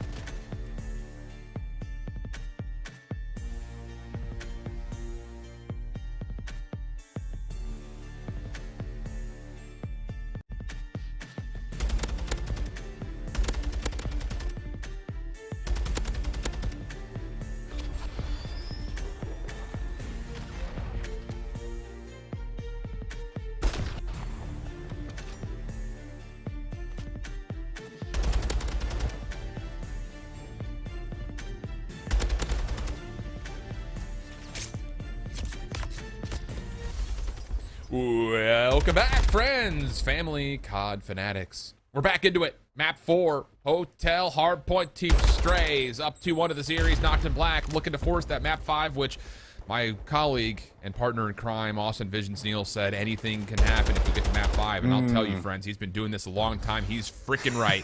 Let's jump in. Team Strays off to a good start. Yeah, off to a good start, and that's maybe a little bit problemsome for Noctum Black. They have been a little bit slow to start a lot of their maps here, and now they're also even going to flip out a little bit behind the restaurant. So very scary moment. Rafi going to be responsible for just locking down Chandelier, and he will be good for a couple kills. He's now on 4 in a row. Yeah, really strong start across the board here. Henry gets on the board, didn't need to do much. He decides to sit in the hard point. Got all 24 seconds of the opening time for Team Strays, who now have a little bit of a test coming quickly here on rotation to New. Still holding on and locking things up, but Noctum Black fully 4-man stacked as they make their play through Chandelier. Great nades coming out. Rafi is in trouble, or is he? Shakes off a lot of it, but still drops. Strays, very aware of where this hit is coming from, but not receiving it all that well at the moment. Dave with a sub in hand again, trying to do the dirty deed. And it will be Rezi who finishes it off. So good play here from Noctum Black for a time, but the spawns were still in and Team Strays recover. Oh, that was a little bit of an unfortunate moment. I mean, Rezi just did everything he possibly could. He almost has all the kills for the team, right? He's 6 and 4. He gets into the point, and it's a teammate from Detain. Does remove him. Detain's forced. The Chow is no good. And, well, Team Strays, they lock down a full 60. They defend that hit through the back. And now they're already flying to kitchen. My goodness, Henry is here. I'm telling you, this is what we're talking about when it comes down to Team Strays' improvements over the course of the last month. They know when to move. Seems like an easy thing to say, but I promise you, not as easy to do. Cohesion working out. But Noctum Black hold.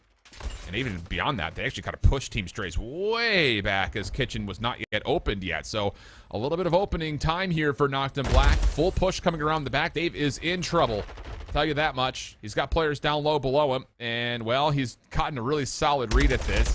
Well delayed. Doesn't quite win the gunfight, but he does gain an extra 10 seconds for his teammates to try to put together a response, of which they've done so far. 2v2 for the old time. Backpack now. The sub in hand has to try to break something open. Huge 30 seconds to try to get. Wow. Oh, nice shots come through.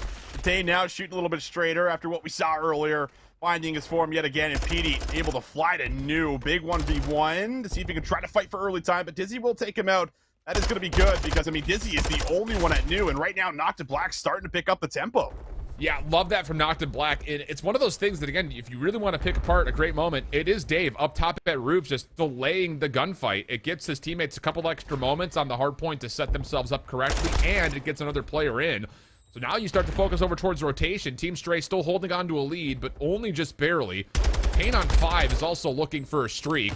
That could be pretty impactful later down the road if this game continues to stay tight, but the hit from the front is being picked apart. Final efforts come through. Detain does get his 6th, but ultimately Team Strays hold. Yeah, they do hold. They have great control now. Reception desk is going to be theirs. Great crossfire setup here. Detain's going to have a tough time breaking it, and does go a little bit earlier than the rest of his teammates. Be relying on someone to watch over him for some trades, and now the trades are starting to come through.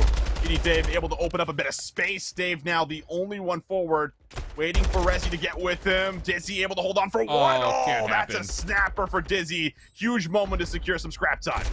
It's a great moment from Dizzy, but that is just two veterans that need to be better about baiting and switching right there. That was just a little bit too individualistic. Rezi not quite able to hit right alongside Dave.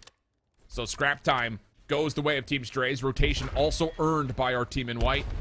Dizzy holding on towards Freezer side. The rest of the team focused on just, again, going into the snake pit, as we've called it. Up and down over the top. Cushions. First missile gets called in. Noctum Black not able to find a connection with it. And boy, this is taking a lot of time for them to make their execute happen. I'll tell you that much. Dizzy still concealed over to the backside. Trades start to come through. Noctum Black in for now, but a chance for Team Strays to fight back as Pack gets a kill. Oh, smart play from Dizzy. Just waits for the regen. Just tucks himself in the corner. Teammates come off spawn, and we're able to still get some kind of control around the point here. 4 in a row for Dizzy. Looking for 5 long-range shots onto Detain. He will be finished shot from PD in the back. And now just a fight for 20 seconds as both teams can also start to set up for a New. Trying to push through is Henry, but Henry will be figured out. Another big kill coming through for PD, doing some great damage control. Dizzy not going to quite get the second.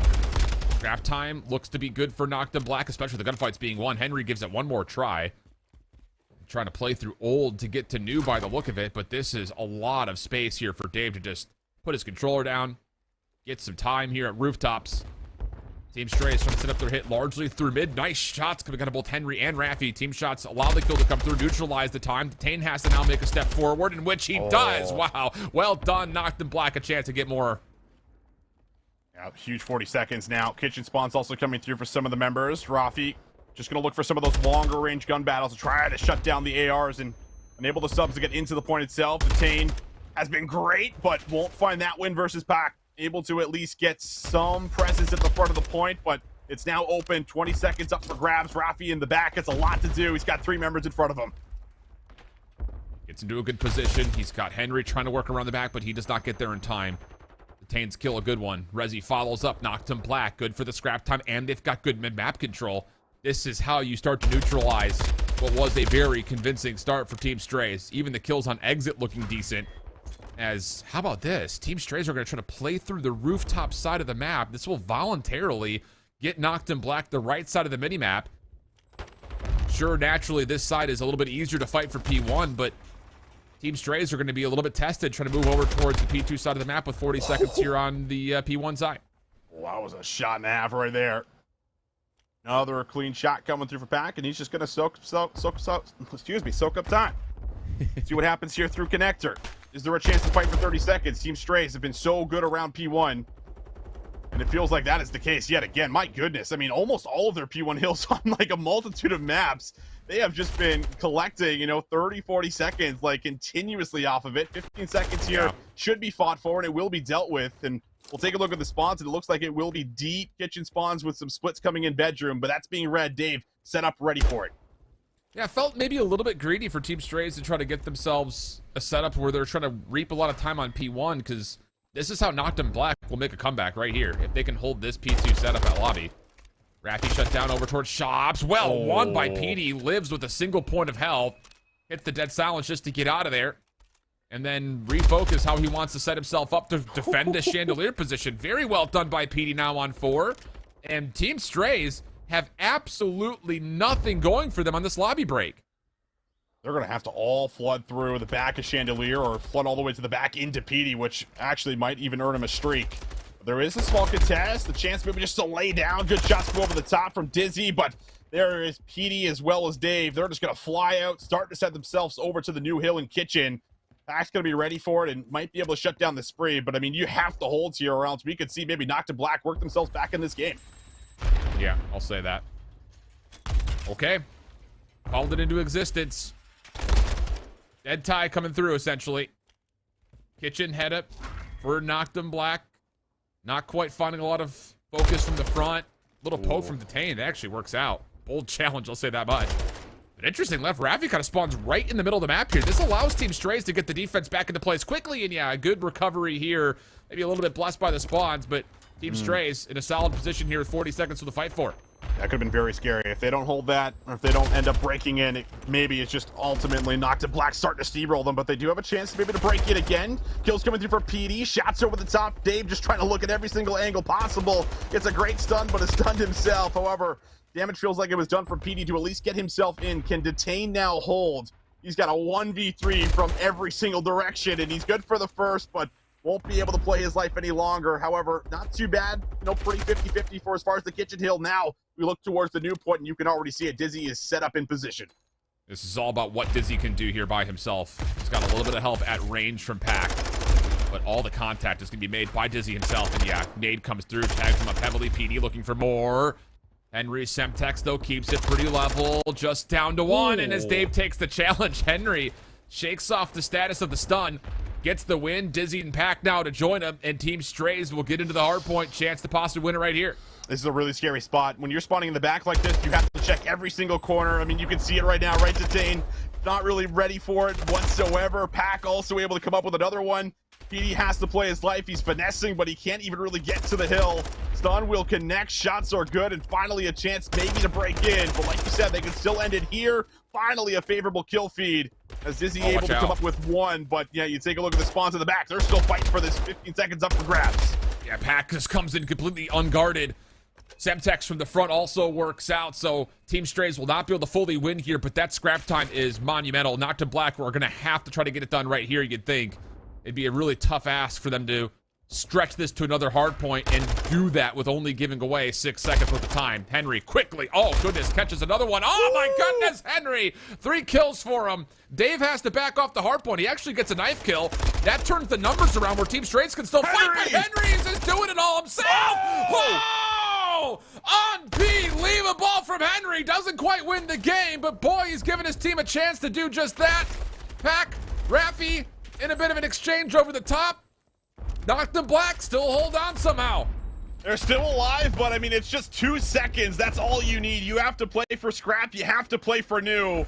How do you decide to set this up? The streak gonna come through with the back. Dizzy looking for an angle in. Great kill on the first. Has help over the top from Henry. Can they do it again? Long range shots are good. All down to 1. Detain just trying to contest, trying to play his life. Reinforcements on the way. The contest is still there, but Rafi finally gets the job done. And Team Strays finish the job off in Hotel Hardpoint. What the hell was that from Henry? I mean, wow, dude, that is next level. And this final play from Dizzy was not bad either, mind you. Yeah.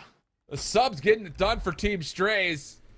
Boy, Noctum Black gave themselves a look at it, but 26 and 21 from Dizzy, 27 and 20 from Henry, both knocking at the door of 3K damage as subs on Hotel.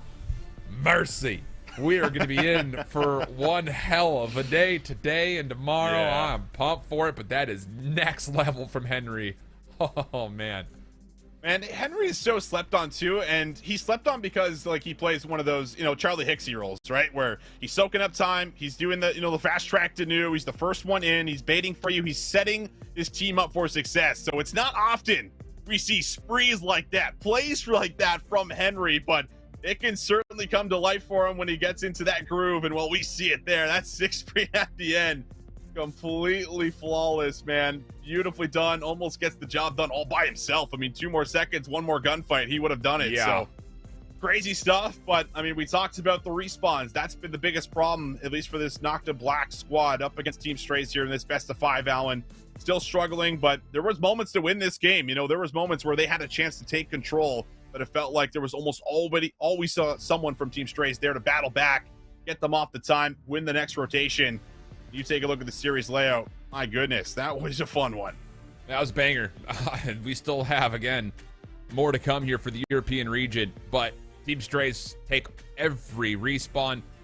And Nocta Black, I mean, you know, they've found a way to at least keep the 2 hard points close, right? I mean, it was a blowout opening for Team Strays on the Fortress. Nocta Black worked their way in, but ultimately it did feel like Team Strays just had, you know, one mistake that kind of cost them from running away with map number 1. But here in the Hotel, kind of the same thing to open things up until Nocta Black, just not enough time to make the full comeback happen. So definitely one of those that you look to Nocta Black and say, okay, clean up a couple of moments, maybe a chance to make a run in the lower bracket. But here is how the upper side of this 16-team LCQ bracket has shaken out. Clutch Rain and Team Strays were our number 1 and number 2 seeds. They will make it to tomorrow for that winner's final matchup.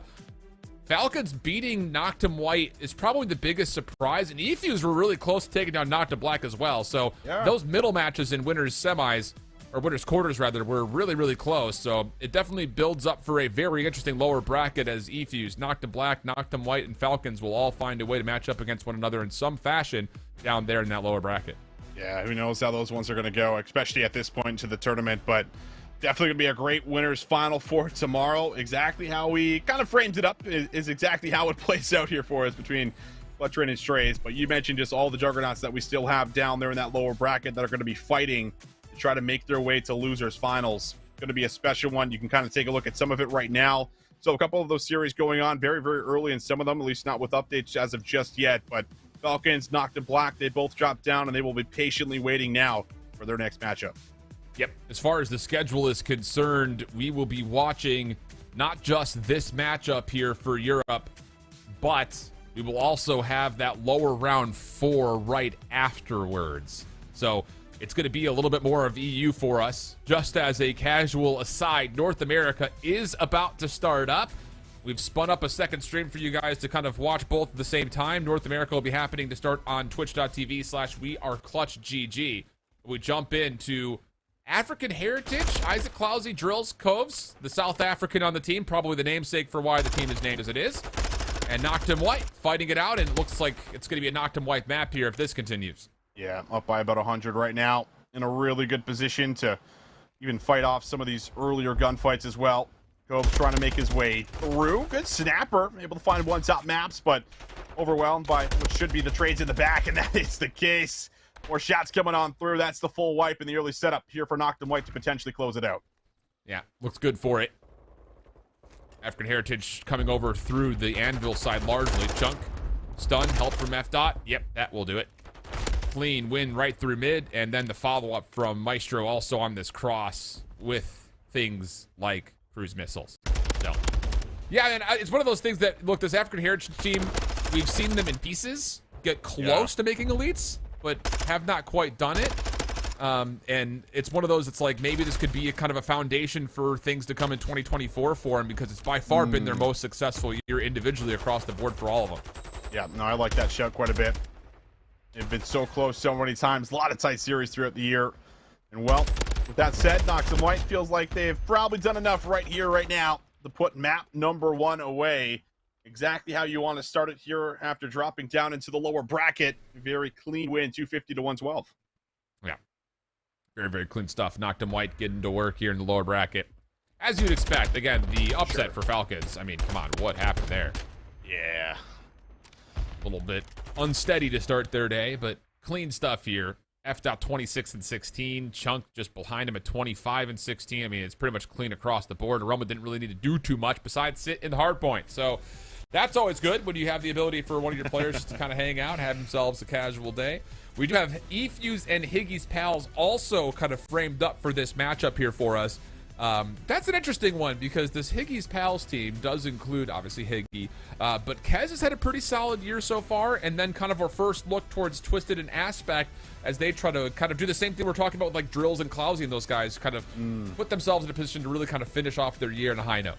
Yeah, that's the biggest thing, right? I mean, try to get your stock as high as possible going into year 2. You know, try to come out with a bang, and you have this opportunity to do it here in the LCQ, right? In front of the entire audience, to be able to show what you bring to the table. We've seen some of these individual step ups so far, so maybe something can happen. I mean, if it is going to happen, you feel like it is going to be, you know, those map 2-3s. We'll have to see here, Alan. I mean, again, it's going to be very, very hard fought, but overall, this is a chance to at least shine.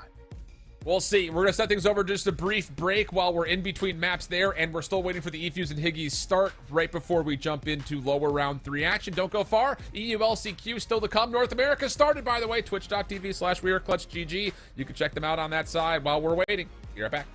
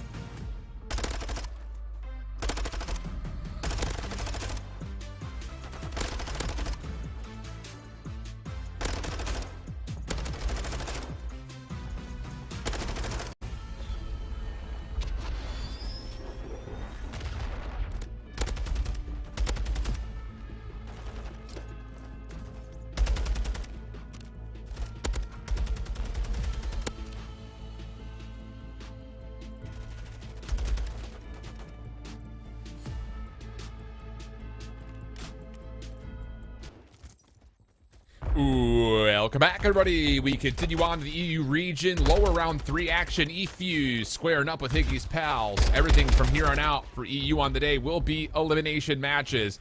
eFuse off to a solid start, but rapidly that's starting to change as Higgy's pals will flip the spawns, and also with that, the hard point here, Austin. If Austin's there. Hello?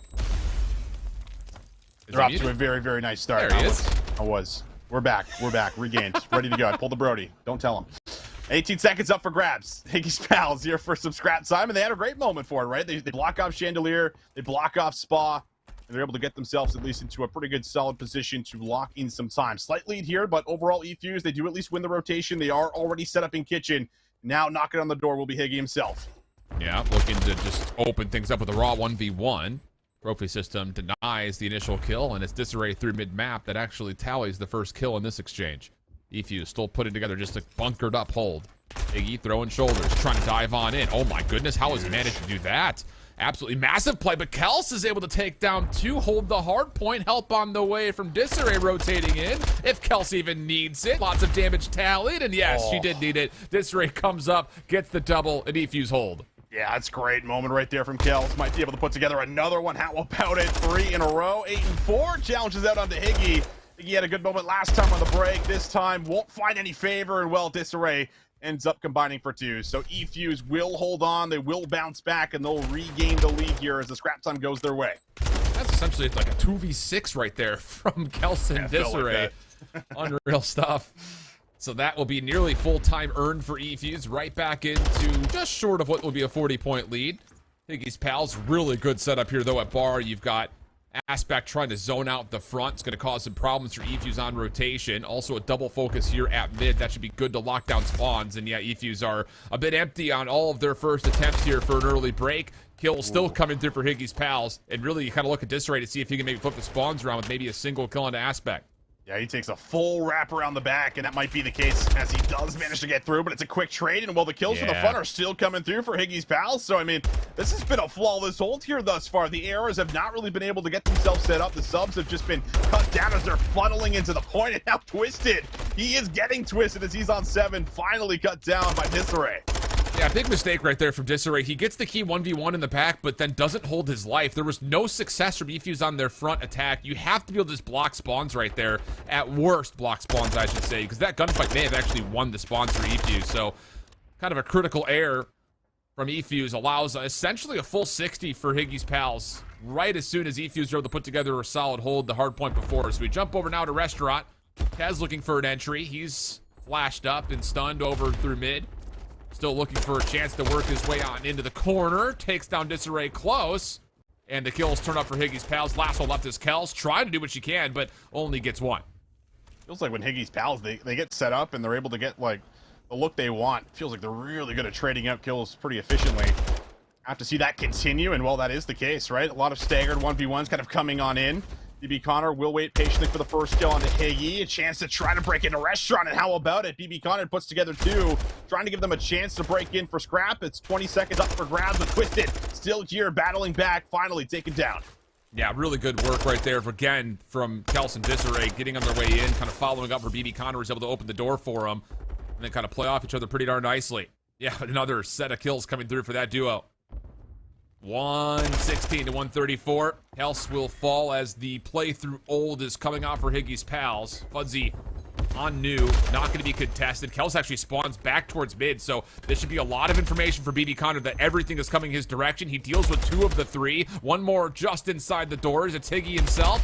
Little jump chow from BB Connor. He'll take down 3, and now it's just down to try to get the awareness of where this next hit's coming from as the hard point still stays with eFuse. Oh, Twisted is in a good spot, but he's going to take some shots onto BB Connor, and that's going to light up an easy kill in the back for Kez. So Kez enables the play. We'll be able to get some members now through mid to the very back. Only one up right now is going to be Kels here for eFuse. They're trying to play their life, but it's going to have to now be a break from the front if they want to hit this time. Crossfire with Kez. Aspect holding his opposite angle.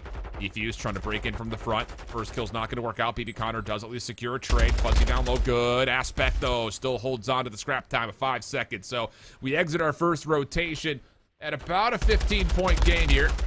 Budsy at Old will also be taken down, so Aspect works towards a killing spree. A chance for Streaks also to come through as we back up towards Atrium.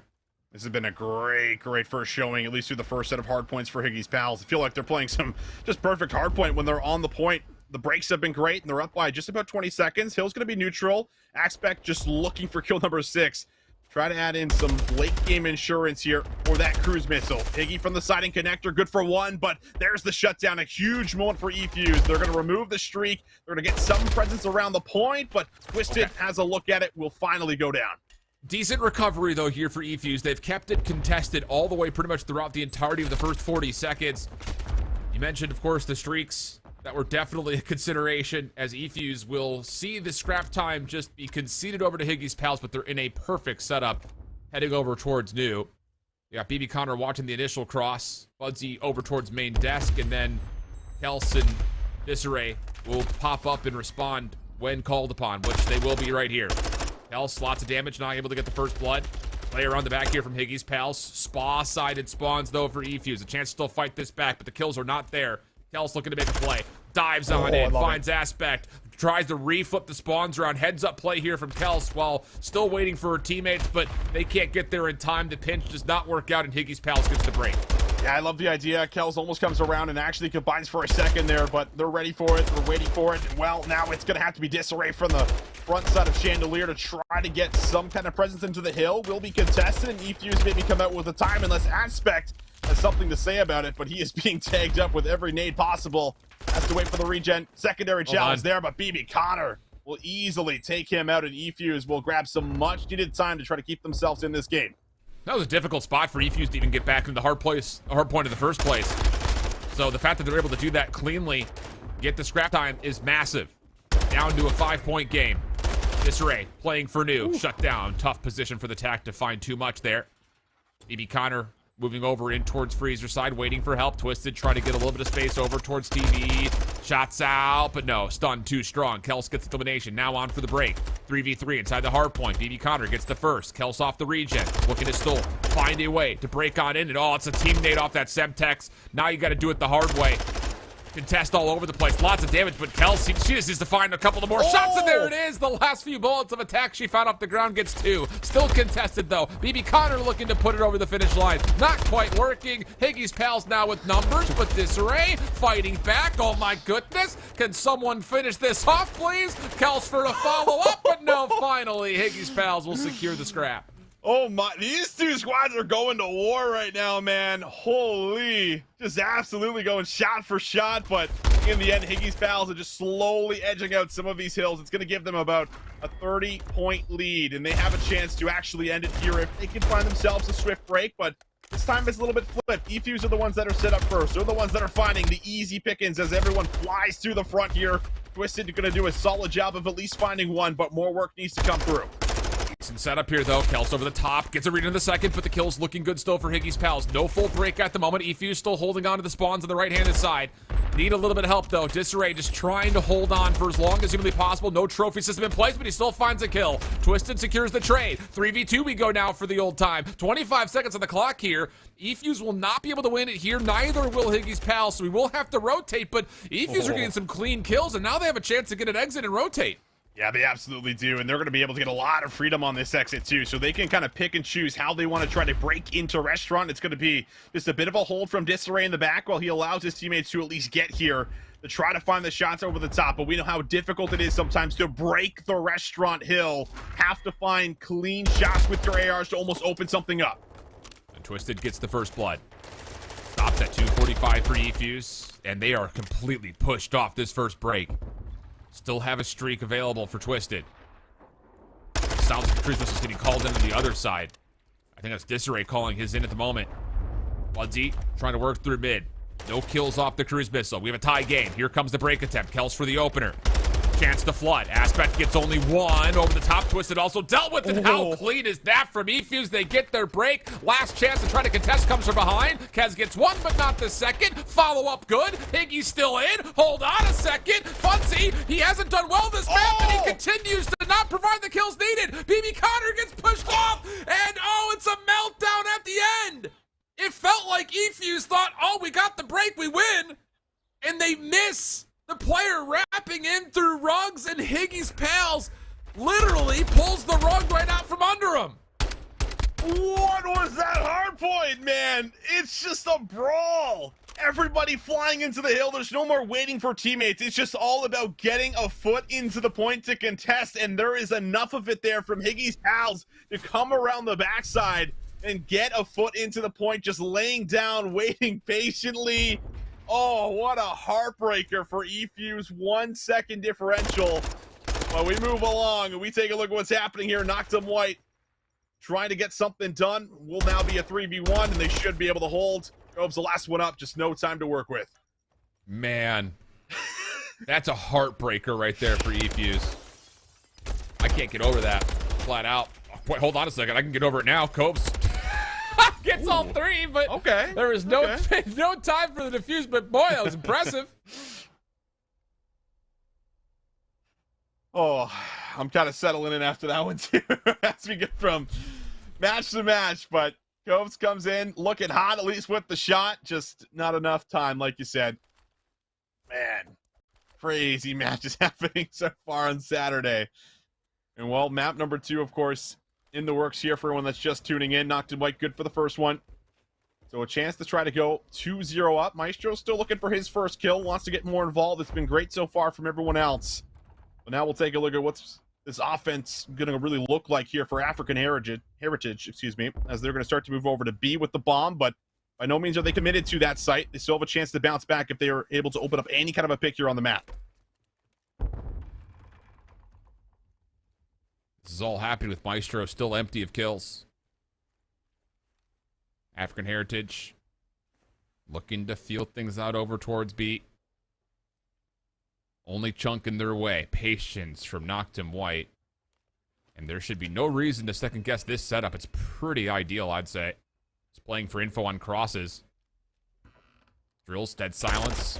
I mean, he hits dead silence and then just crouch walks. I mean, if you're going to hit dead silence, run. Little puzzling, and now Cove's going to be able to push all the way up, and Aroma's just ready and waiting. We'll shut him down. We'll see an opposite kill on the other side of the map, and yeah, this is going down B. They're going to have no idea. This is a winnable situation. Isaac's going to have a cross on the map here. It's a huge 1v1. Needs to play his life and try to finesse. Almost there for the knife kill, but Maestro picks up his first, and now all down to a 1v2.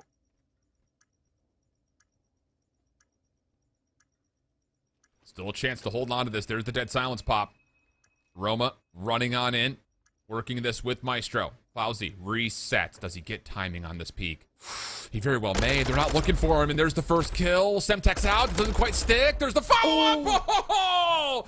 But the trigger gets held down, and Clousy secures the 1v2. So it's nearly a 1v3 the round before. Just ran out of time. This time, Clousy gets the actual clutch up, and we get tied at 4. And African Heritage, I mean, they really did keep them guessing. Like, Aroma actually backed down off of the site because they're like, okay, like, this play over by B, like, it's no longer happening. I'm going to pick up mid, and I'm going to also reinforce if they decide to come over to the other side. So he's kind of ready and waiting, but it really is Isaac's position alongside Clousy getting the bomb down that allows him to kind of cut off the map, say, listen, you're safe. I have this cross. He wins that first 1v1, and he gets enough information to at least allow Clousy to play his life in freezer. Very, very well done. Critical round, but this next one really met with tempo. F-Dot gonna go for the immediate fast play. Yeah, absolutely love that. Trophy helps, keeps him safe. His stun also connects onto Coves, who cannot challenge. And as he does, Roma does win the gunfight. Only on 1 HP, but still a critical win nonetheless. He tries to back out. Clousy denies, looking for more. Clousy on forward. He knows he's got F-Dot pinned up right here on square. And, well, the shots don't quite land. And F-Dot, how has he turned that into a kill? Now it's just Clousy again for another 1v2. What is happening in this search? Oh my goodness. Another 1v2, and that's also 6 in a row with the bomb defuse. You now have a streak to play with heading into what could be the very last round if you can put it away in 10. But man, oh man, like you said, like F-Dot's kind of caught right behind the block there on site. He's got nowhere to go. He's able to come up with one, but the trade's even better the opposite way. Clousy now 11 in 5. This boy be shooting right now, Al. I'll say. Oh man. That is a hell of a 3 rounds back to back to back. Now what? How about quick action towards A? Noctum White looking to get aggressive. Clousy not losing gunfights. Gets the 7, trades off the first bloods. But now it's down to Isaac to provide some magic. 1v2 for him very early on. No bomb to work with. Still waiting for dead silence as well. Yeah, this round feels like a Mercado, doesn't it? Everyone just immediately down the first 15 seconds in. Which is going to give Isaac a lot of time to finesse the map how he sees fit. And if he can win maybe this battle on the chunk, it really is going to set him up for a potential 1v2 yet again, but he's only going to be able to tag him up. They're going to get the information needed, but Isaac's got Deddy. He might be looking to wrap maybe over to the other site. It's a good read. It just comes down to does he commit to it, because, this is troubling. He's trying to catch a rotation, and Maestro will surely see this? He may have not seen him at all. I think they did. Thinking about it, he definitely saw him. Okay, now he's playing prone. Isaac's run out of his dead silence. Here comes Junk, who's also playing prone in a corner. What? No, surely not again. Not another 1v2. Not like this. Maestro does not see the rotation, but now it finally catches him through mid. Whew. Almost, though. Almost 4 straight rounds worth of 1v multiples. I mean, that almost felt like a lot of trigger discipline out of Maestro, too. Okay, never mind. He didn't see him. He was kind of behind the cover. I thought he was, like, looking, waiting to take his shots. I'm like, give it a lot of time to move over to the other side. Almost gets away, so almost another 1v2 coming on through. There's been a lot of them so far. Back-to-back rounds previously, and almost get a third as they lose track of Isaac down low. But it all now comes down to a round 11 for the map number 2. You really feel like African Heritage need to win this map if they're going to have a shot here in this series whatsoever. Yeah, with how much that they've been forced to win clutches and they've provided that, if you lose this map, you say, well, what else do we have to do? Right. Cove stuns open the door. Maestro reads it. Not taking the peek. You never know if it's a sniper rifle or not, so he'll just continue to finesse this back box. F-Dot almost gets drills for free through rugs, but it will eventually be tallied by Aroma. So numbers now amount for Noctum White, and they're trying to get F-Dot a little bit further forward here. It forces the defense to rotate. Just comes down to, do they actually commit to one side or the other off that kill? Clousy, he's in a world of trouble right now. He is completely pinned in the couches. Nade's even going to tag him up. He should be a free kill here momentarily if they decide to hit it. And while F-Dot, he's still laser focused on the back of couches. But Isaac, he's able to get one back. All of a sudden, this bomb plant maybe doesn't feel as safe if you're coming back over to A. The longer Clousy stays alive here, the better this ends up being. He will be taken down, but he's operating the cruise missile, so maybe a chance to confirm his own trade. No, not going to happen. It's Isaac around the back that gets the kill. 18 seconds on the clock here. Noctum White in a bit of disarray at the moment. And they're going to try to play this for the far side plant. And Coves is watching. He takes down the bomb planter. F-Dot now by himself has to make a choice. And oh boy, the first blood looks so good, but Noctum White just do not make a commitment. And it ends up punishing them. African Heritage take map 2 and tie up the series. My goodness, man. What have these games been on the day? We've just been getting electric match after electric match, and we are fed so many clutch moments here from African Heritage to get over the top. Huge win to beat Noctum White out in the map number 2. 12-7 for Clousy. Isaac also has a couple of massive kills there in the round previous and the round 11. But the S&D continues. eFuse just came off of a heartbreak of a hard point, losing by 1 single point, Allen, and now have to hit the big regain here in map 2. And Fudzy in particular needs to bounce back into the series. I know he's filling in, but agreed. Boy, it would be a huge letdown missing out. I think he actually got kind of turned on there in restaurant at the end of that one. Now trying to get things going with the sniper rifle here in the search. Misses one onto Higgy. Just kind of bounces, plays with elevation. Ooh. Empty on another. Off the reload. Should be a free kill for Twisted, who turns that into a double. Kels gets completely picked off. And now it's just down to BB Connor. And, well, he is on the wrong side of the map here. Does have dead silence to play with, but this is a lot of ground that he's got to cover. Yeah, Aspect should probably get some kind of a sound cue, I imagine. And if he doesn't, it should just be an easy kill. And there it is. Nowhere to go for BB Connor. He's just expecting someone to potentially push through. But, I mean, couple shots, missing, right? Fudzy had a look at not one, but 2 players to at least try to get some kind of a numbers advantage. And as soon as that chow comes through open, well, Kels is just not really prepared for it. Nothing she can really do. Just essentially lines up for the double kill from, I believe, Twisted. So very nicely done. Able to work the map quite well. And Iggy's pals, man, I mean, they're firing today. They're up 2-1. They're playing pretty good Call of Duty at the moment. I agree. Can't be upset about it too much from their perspective. And now it's on to what do you do defensively here in round number 2. Fudzy playing forward with the trophy system covering him on this cross towards the first hard point. Disarray with the bomb, focused on A. And honestly, this has been a really good start for eFuse. They've kept the defense entertained here on the bottom side of the map. That should lead to a free plant at A. Twisted starting to regain some control as he tries to get involved out of the A site, but with first blood from BB Connor coming through, it'll be a 4v3 post plant for eFuse. Iggy looking for a chow from BB Connor. BB Connor gives it to him. He doesn't really get a chance to shoot back. So 4v2 now. A lot to ask out of Twisted and Kez, who don't really have any forward position outside of the balcony. Will be read well down low. Kez able to get Fuzzy, but the problem really the clock now playing against them with 25 seconds left. Gotta go quick. Disarray. Okay. Just kind of forfeits his life there. Kez stays alive. Twisted's now in. You need to check this from Kels's perspective. They're looking for her at the moment. Kels gets one. Twisted in trouble. Should be an easy cleanup here. Or at least you play around the time. Again, should be. Just BB Connor, don't give him a chance. Well, time was becoming an issue, but boy, eFuse let that get a little out of hand for a moment. Yeah, for a 4v2, a lot closer than you think it would be, right? I mean, even like, I don't know if Disarray got stunned, so maybe he was like forced to lay down, but even feeling like playing that far forward on the site, like you don't even have to at that point, right? It's a 4v2. You can sit back there and kind of help BB Connor just play his life, make sure he's got the bomb checks, and you're kind of all set to go, but still good enough for the round. So eFuse just kind of working through some of the struggles, but still coming out with the rounds necessary to keep themselves in this game. 2-2 now going to be the score. BB Connor going to get stunned up very early here over on this B play. Just ready for a chow, get some good tags, but it's Higgy. Draws first blood again. BB Connor got to look at Twisted, but not a good enough one. eFuse in a bit of trouble here. Disarray gets caught inside of double.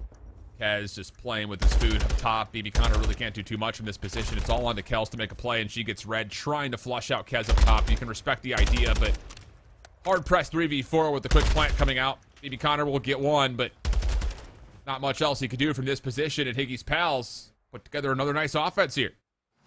Playing well.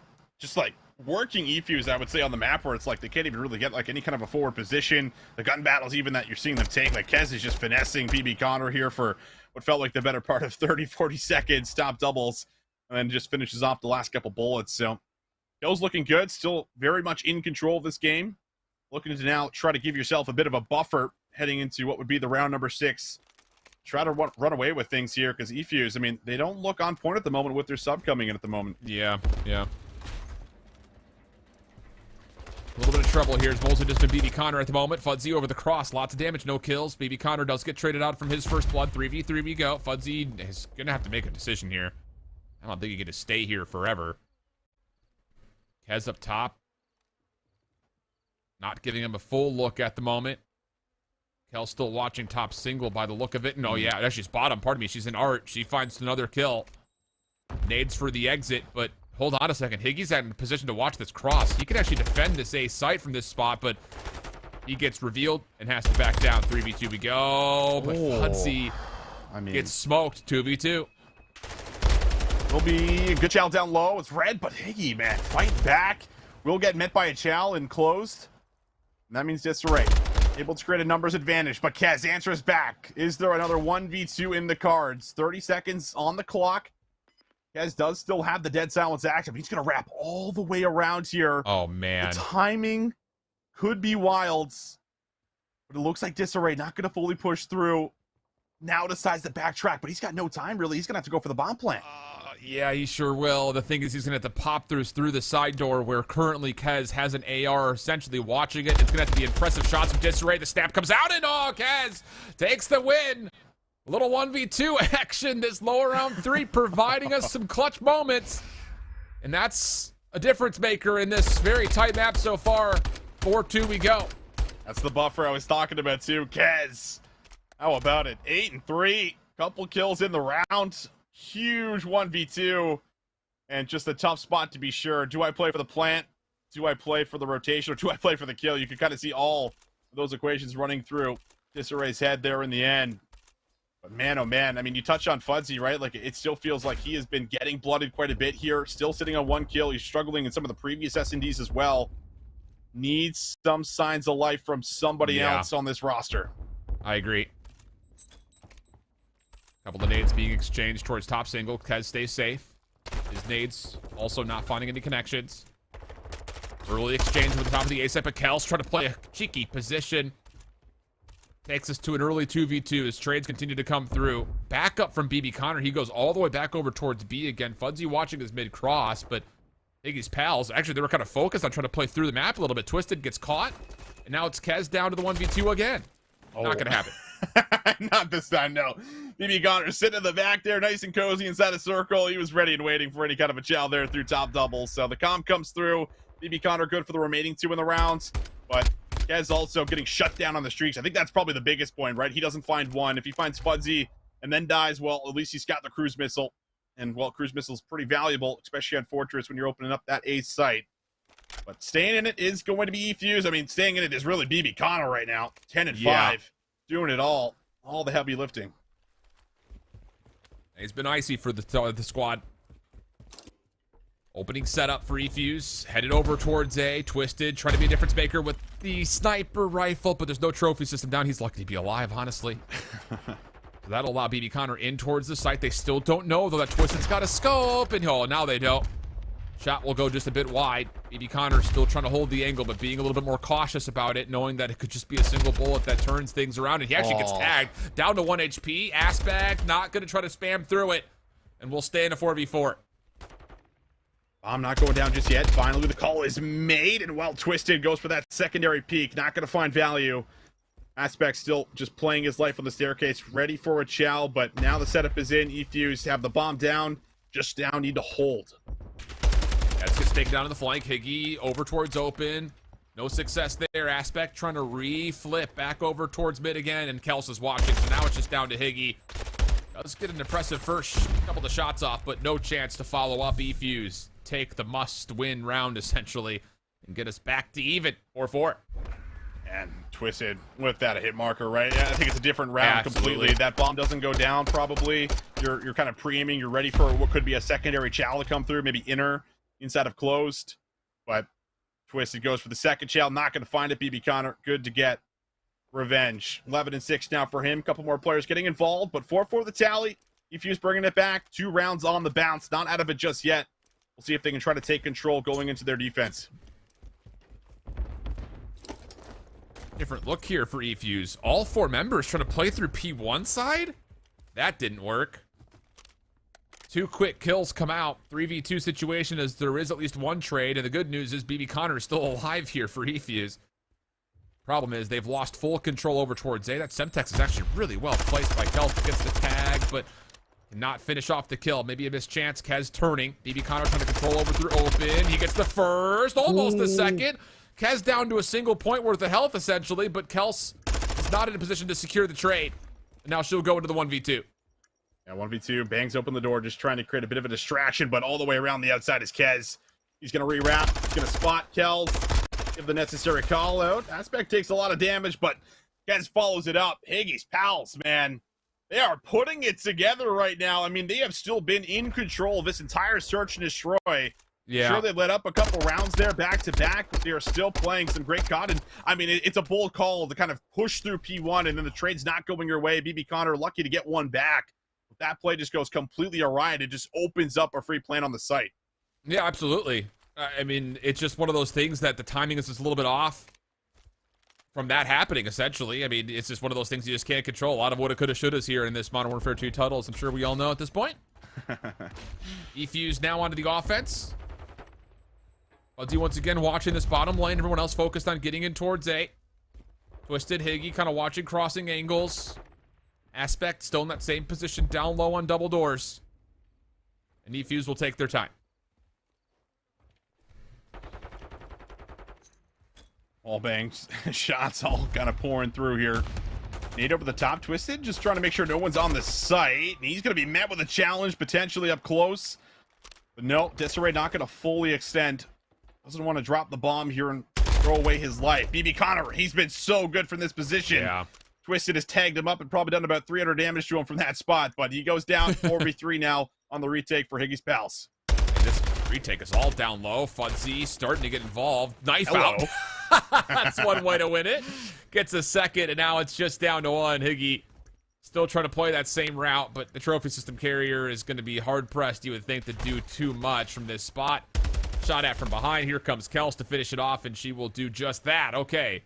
Clean round there from eFuse. And you mentioned it 100% just as I was thinking it too. It's just like, you just don't want to let BB Connor get in that position on offense on the backside of Gallows, man. He's just not losing gunfights. Exactly, man. He just gets back there. It just feels like, even like the sniper rifle's not enough. Hit markers come through. There's so much damage being returned, but never enough to find the elimination itself. What is he up to now? 14-7. Kez, I mean, matching a lot of it. He's 12-6. He's been obviously a huge part of the success we've seen for Higgy's Pals to get to this point. But what a round 11 it could be for Higgy's Pals to go 2-0 up. It's the offense again for eFuse. Yep. Big one here after the small meltdown on the hotel hardpoint. eFuse drop around 11. You wonder what the mental's going to look like. But they do have the blessings of offense. They're trying to get BB Connor into that same position again because why not? There's the initial cross from Disarray. Stun comes out. Does tag him, but no follow-up here. Just a couple of spam shots. There's the exchange once again, jumping back over. BB Connor trying to get in position. But here's the difference. Higgy's Pals has a double stack here outside. They're trying to overwhelm him with numbers. There's the jump peak. It works out perfectly. Not a trade to be found on that side of the map. eFuse have to hold for a second. Have to hold, have to wait for this pinch, maybe bottom art, but Higgy doesn't get met with the challenge, has cover fire through the back. eFuse, though, we're able to get one back as Kel just hits right through close, and now numbers no longer here for Higgy's Pals. 3 versus 2. Have to look at a bomb plant potentially soon. Now down to 25 seconds. This is everything. This 1v1 is literally everything. Twisted in the 1v3 situation. Kels holds the off angle, and eFuse not going to crumble this time. Take the round 11. It was a bold call and the right call for what it's worth from Higgy's to double up, try to take down BB Connor, but agreed. A nice little initiative play from Kels. Clears out mid, comes back to find a second. I think she gets 3 total in the round. A huge round for Kels. Able to end even after what was, a rough start for just about everyone outside of BB Connor, but they hung in there, down, a couple rounds throughout this SNT. Bring it all the way back, and it's 14 for BB Connor to end that SNT. And yeah, I mean, you said it, right? Like, that entire series goes differently if they're able to come out with a second map win, especially in a round 11 fashion. Oh, yeah.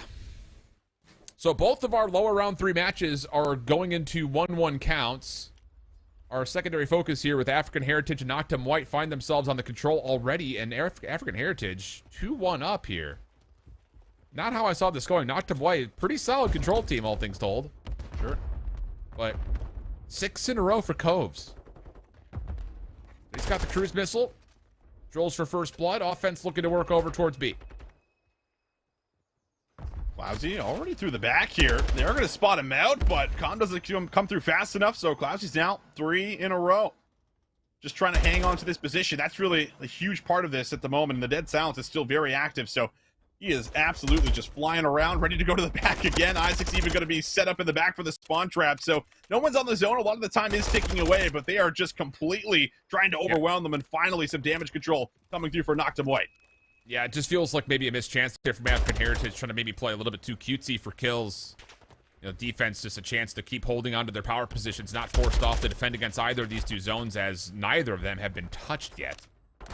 Finally, some success here from African Heritage, but again, no one's on the point whatsoever, and they're still not stopping the clock at all. They do realize that, yes, kills are part of the win condition, but you do need to stop the clock and get progress done in these zones, right? I mean, they help, right? Sticks that up. Surely. I mean, you want to play a 30v30 TDM, that's one part of it, but definitely questionable, but it still gets them to the point. And well, Clousy's back into that same position, top party, just trying to pick off the respawners. Good shots, but not enough.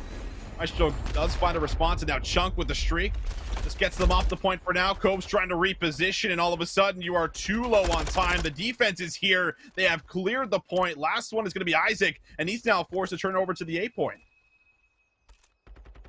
Desperate measures here for African Heritage on their attack. F-Dot rotating over on 3. Gonna take the flank route, see if he can pick apart some players individually. Riddles gets a read on that. Are you kidding? Turns finds the kill. Problem is, these kills are all fine and dandy, but you're down to 3.9. First tick's gonna get locked here at A. Long route from Aroma on the way around the back. Stuns, nades, all connecting. No trophy system down as of yet. Second tick of progress is going to come through, though.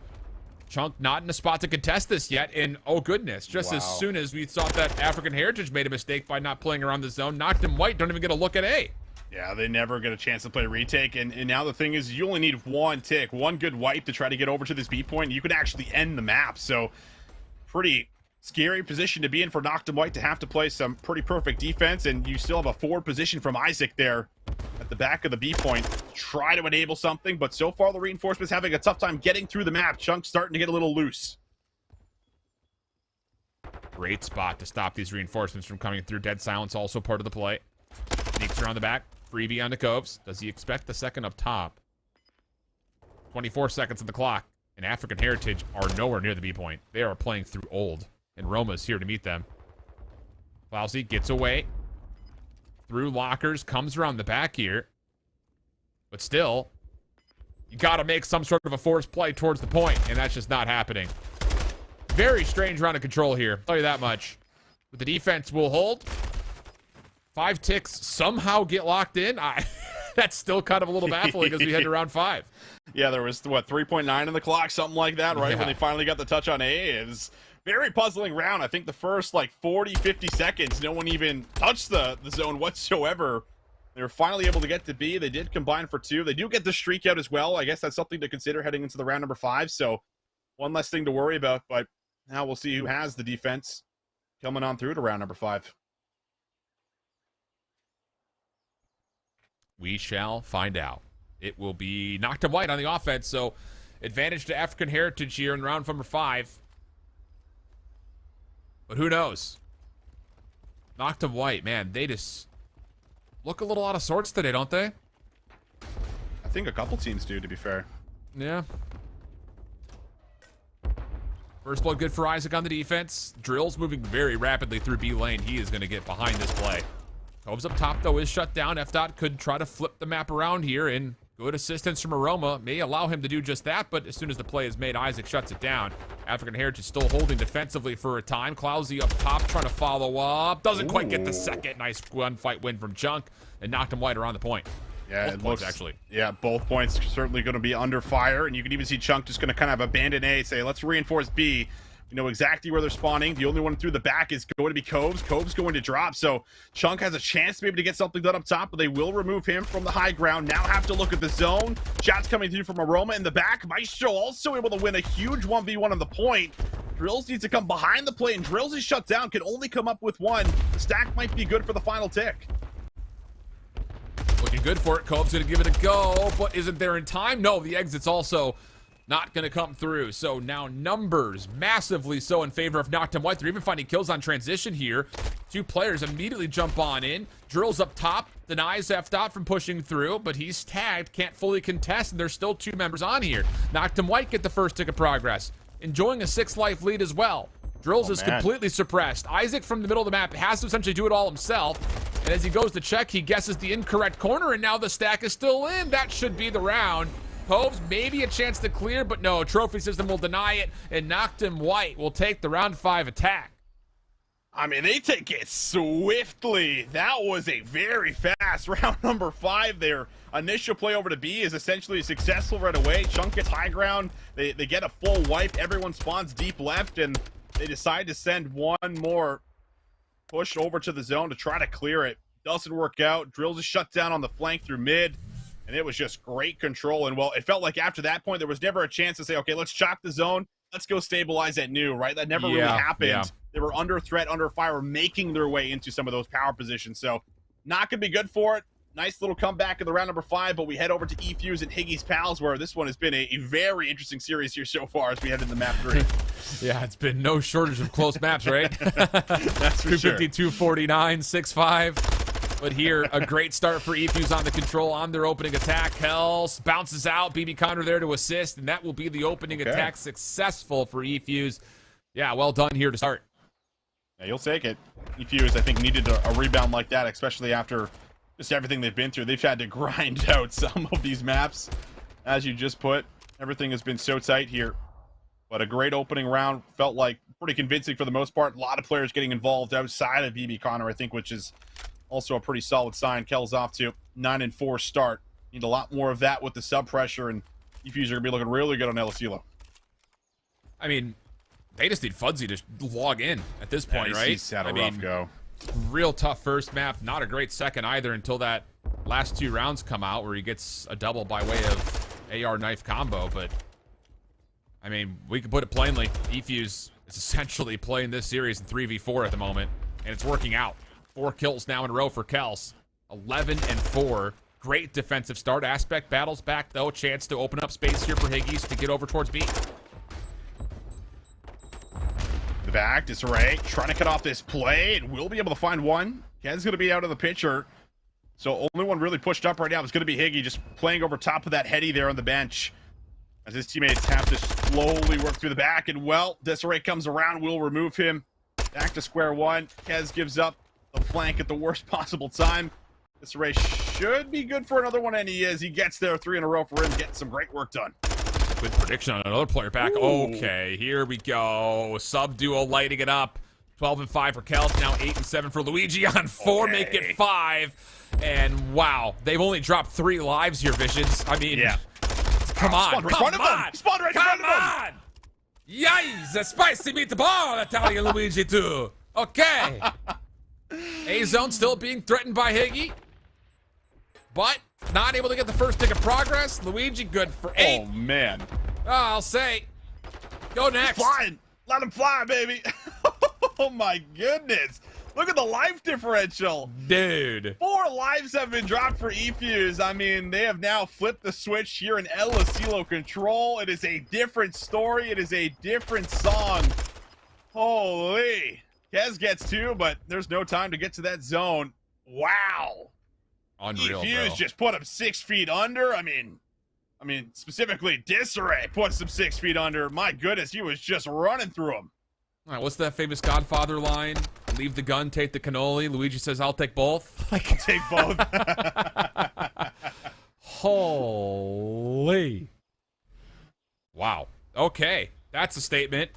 13-7 now for Kels and BB Connor. 13-8 for Luigi. And wow.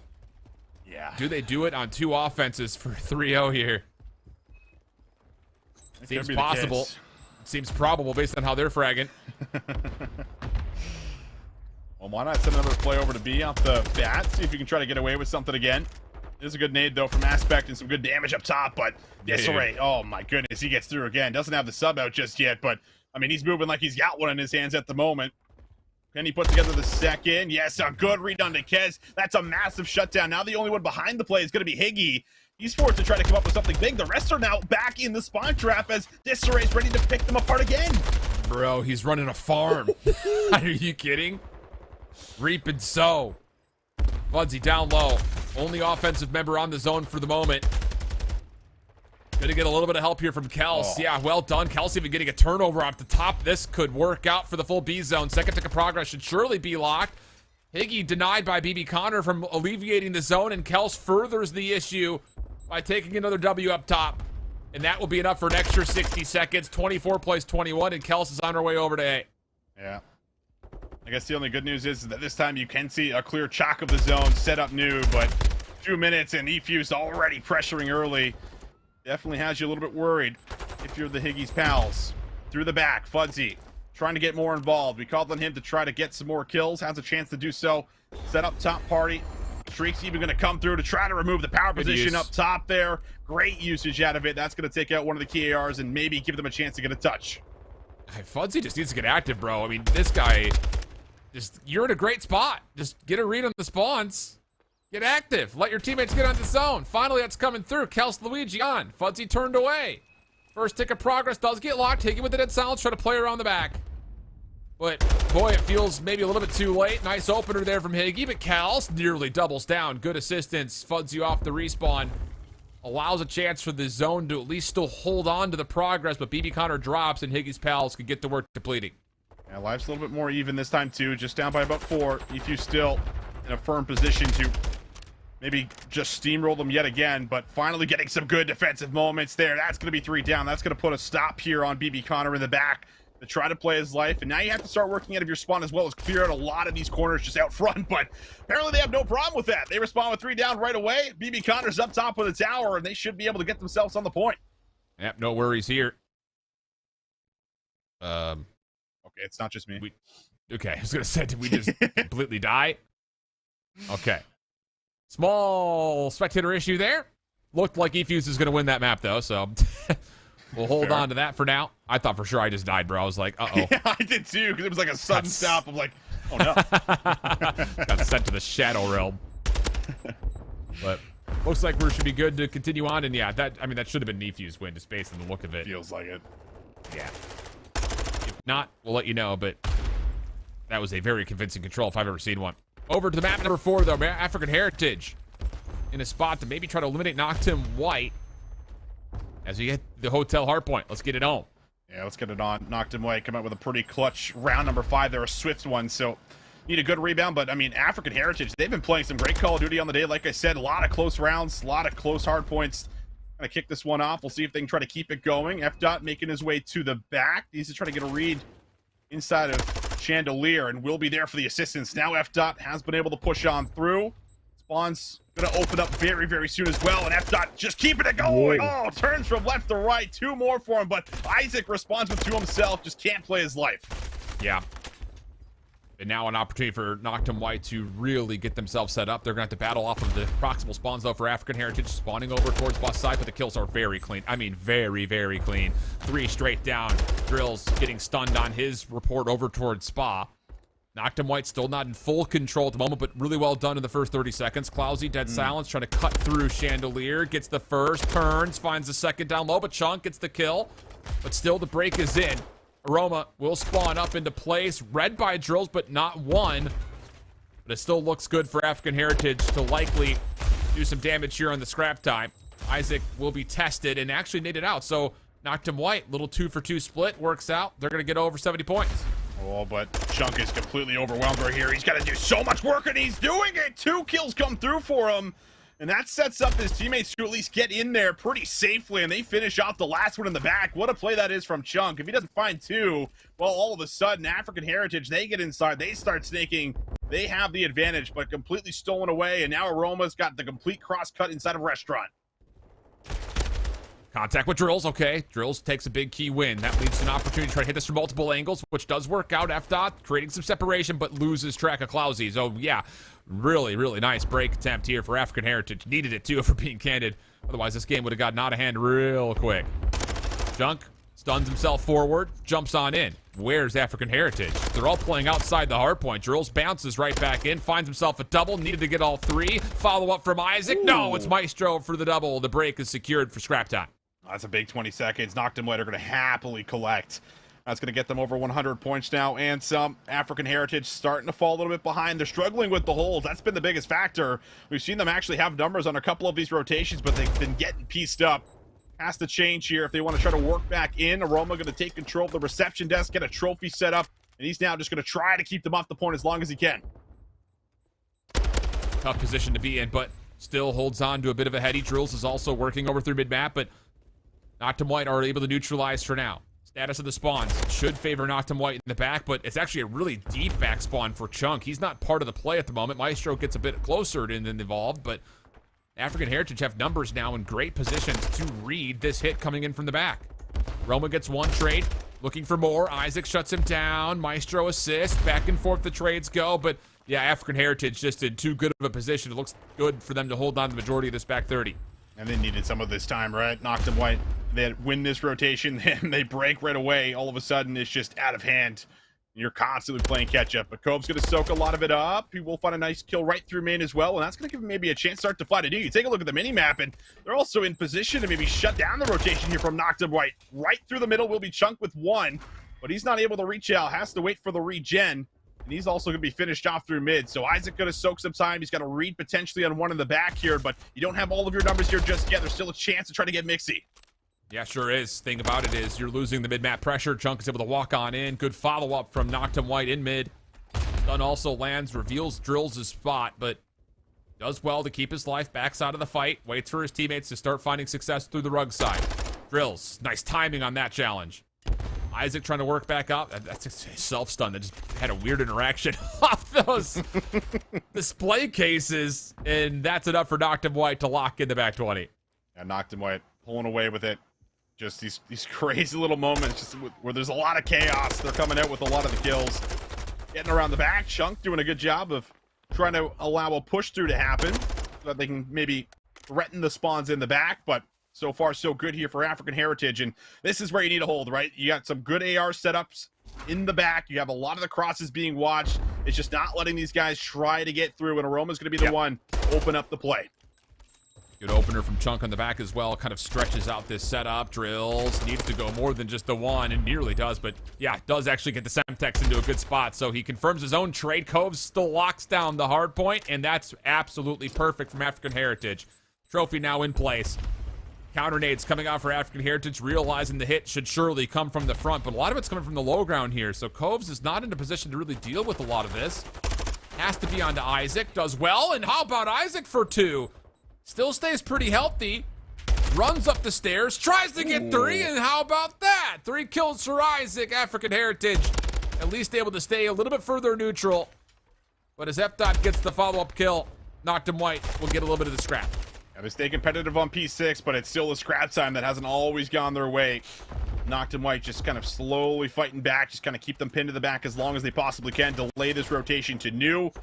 We'll see if Aroma can maybe get something done inside of Kitchen. Doesn't want anything to do with it. Going to completely reposition around the outside. Meanwhile, Clousy looking for something through the middle of the map. Won't find any of it. It's the African Heritage that do still have numbers on the point, but again, being swarmed from almost every single angle. Drills needs to come up with more than one, and is only there for trades as we go back and forth. And it's African Heritage still keeping members in and around and alive on the P1 hill.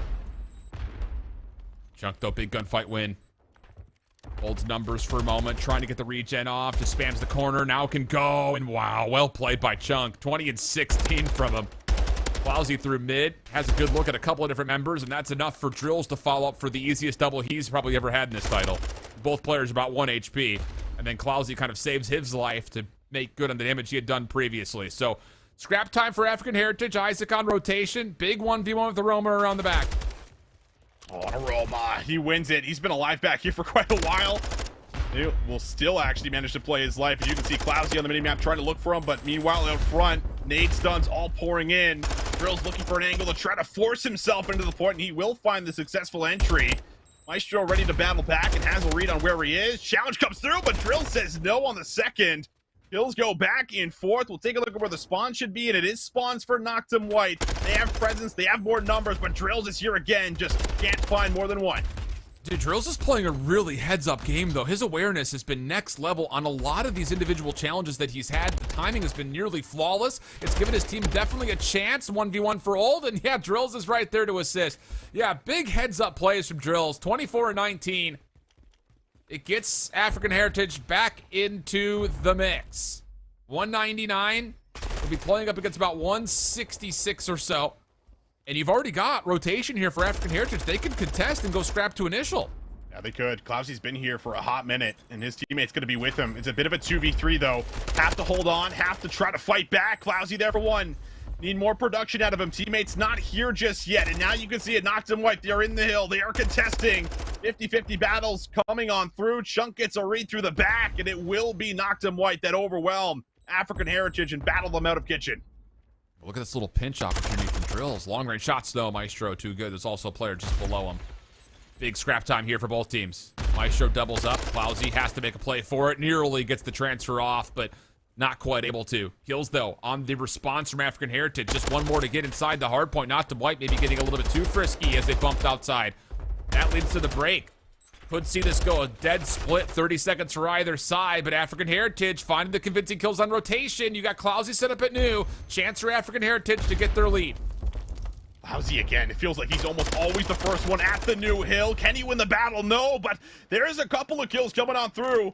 Cove's able to find himself now on 4 in a row. A huge battle versus Aroma over the reception desk. He's overwhelmed. He is going to be taken out. Drill's there again. now up to 27 and 21. Kills are coming through. African Heritage, they even got some room to push out. They got great room to push out. Isaac on one side, Drills on another. Isaac drops. Chunk doesn't get his nades off as there's a trophy system to keep Drills largely safe, but two members hit at the same time. That works out. Try to clear the backside of the bar. Chunk not able to track down Coves, who gets a double. Still, he's traded. Drills works his way back in, trying to lock down this back time, but no. Not quite able to get the kills. African Heritage still spawning in. Noctum White back into the lead, though. Isaac trying to assist, gets Clousy forward, but he only gets one. Follow-up from Isaac, forces a team kill. Drills, 1v1 for the scrap time of 10 seconds. Could be big, and no! Not gonna happen. Maestro steps away, wins the gunfight. Coves on new, only gets the first. Chunk still in position. It's a 20-point game. Oh, Chunk gets a read on both, but it's only damage that comes through. No eliminations. And now you look at the back here. Aroma's also shut down. F-Dot from the front needs to play his life, but the chow comes to him. Clousy opens up some space. Noctum White still looking for a play through the middle of the map now as Chunk gets in for a couple. Is it enough for Aroma to follow up with some kills? Yes, it is, but only there for one. And now African Heritage a chance to stabilize. And they're finding the kills they need. This is a 3v2, but F-Dot gets in. Hold on a second. Coves is it's weakened up. He can't quite hit yet. Off the flank, trying to get in. Shut down. Uh-oh. 242 to 229. Chunk Semtex at the front door. Drill's only able to touch for a small moment. Cloudsy's got to be the one to do it. He's shut down at runs. Last one up is Coves, the namesake of the team, but no, can't quite get in. Noctum White hold on to take map number 4, and they'll move on in the bracket. Oh, 250, 229, man. There were a lot of chances to try to get this to around, or rather on map 5. But holy, it's just chaos. So many of our hills have ended inside of the restaurant. For as real. it typically would, going to the end, going the absolute distance here. Chunk had a lot of incredible moments, though, throughout that entire hard point. He even gets it done in the end with that double. So good enough to stay alive. Noctum will move on. But here we go with map number 4. E-Fuse do close out that control. They're 2-1 up, but they are currently down here with the Hydro hardpoint. There we go. There's Fudzy Malone. 5 kills in a row.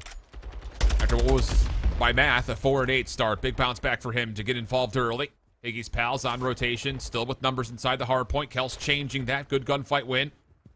Fudzy looking to get this cruise missile. Jumps on forward. No, just kind of gets a little caught on the railing around the generator. Still good follow-up, though, from E-Fuse trying to secure this break. And yeah, there it is. This race final double will cement E-Fuse in the hard point. They also own the spawns. Good chance to get this back to tied. Yeah, Disarray, man, he's really kicked it up a notch. It feels like these last couple maps. Great moment out of him. 20 seconds. Might be secured. One more hit going to come through for Higgy's pals. Do not want to let it go over for free. And more work needs to be done out of Disarray. Team kill is forced. Fudzy will get traded, and that scrap time secured now for Higgy's pals. Going to give them just a slight advantage as we look towards new. Still up for grabs, this new hard point. No one really in a convincing spot to do too much at the moment. 50-50 battle right over the top of it. Fudzy takes down Kez over through scrap.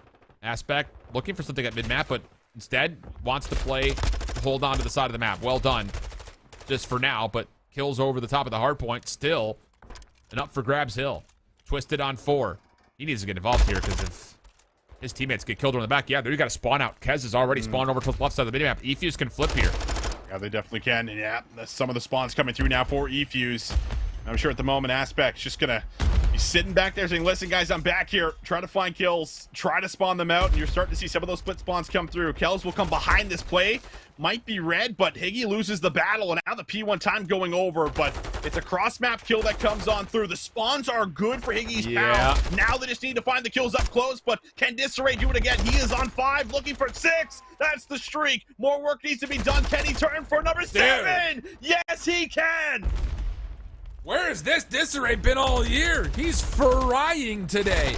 Get to P2. He's not done on 8. Looking for maybe more than this. Has Kez down low, but no, the kill's not in, and the spawns are still good. All of that done still leads to Higgy's pals holding on to the spawns.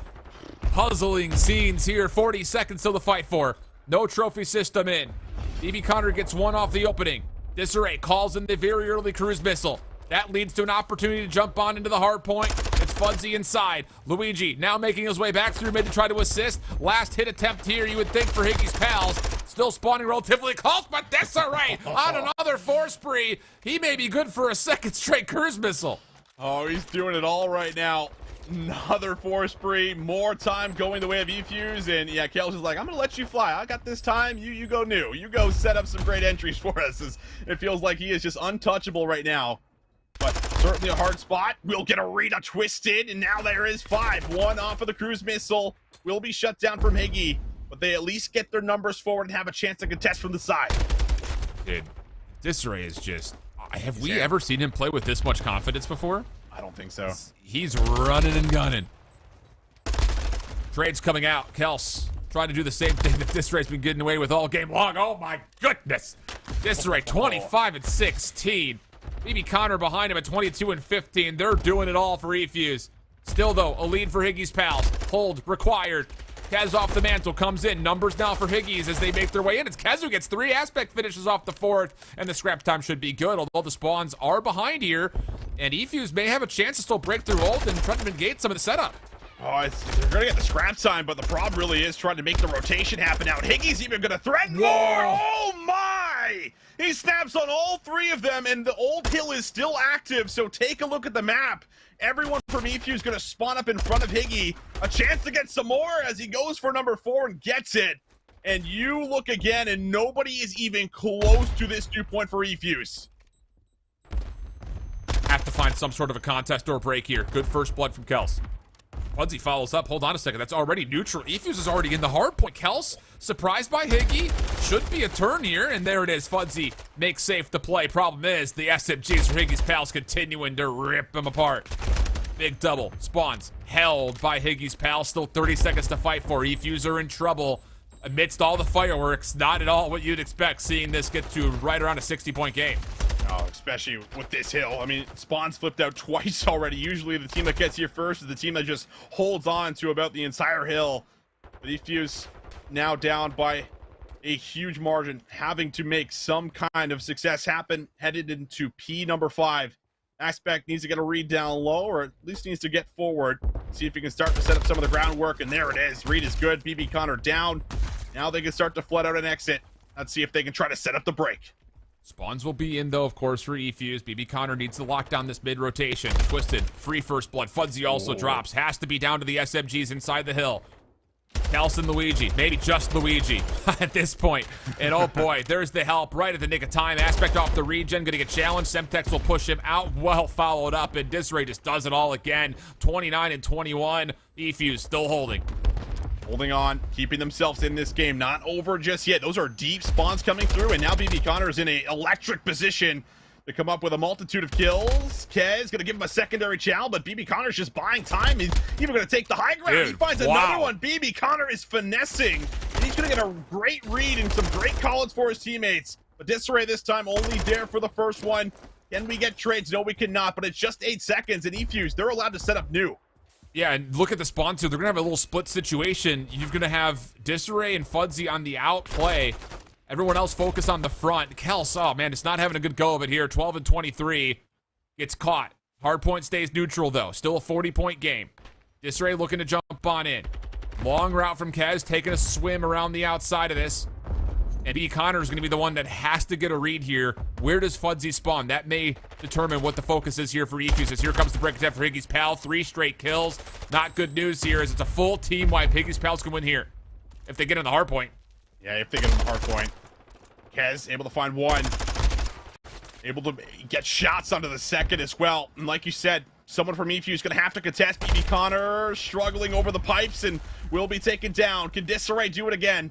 Teammates side by side with him, looking for the kills. Great read on Twisted. 2 players gonna drop. Higgy gonna give it a chow, but Disarray says no, will deny the kill. And now those are deep spawns. Efuse are set up at new. It's all about trying to hold mid-map control as long as you can. Oh, that's a big kill from Luigi, shutting down one of the water routes. He will drop, so will Fuzzy, but they're both gonna spawn up. Oh no, they're not? How do they not spawn in? Fuzzy spawns out here. He may actually break this play wide open.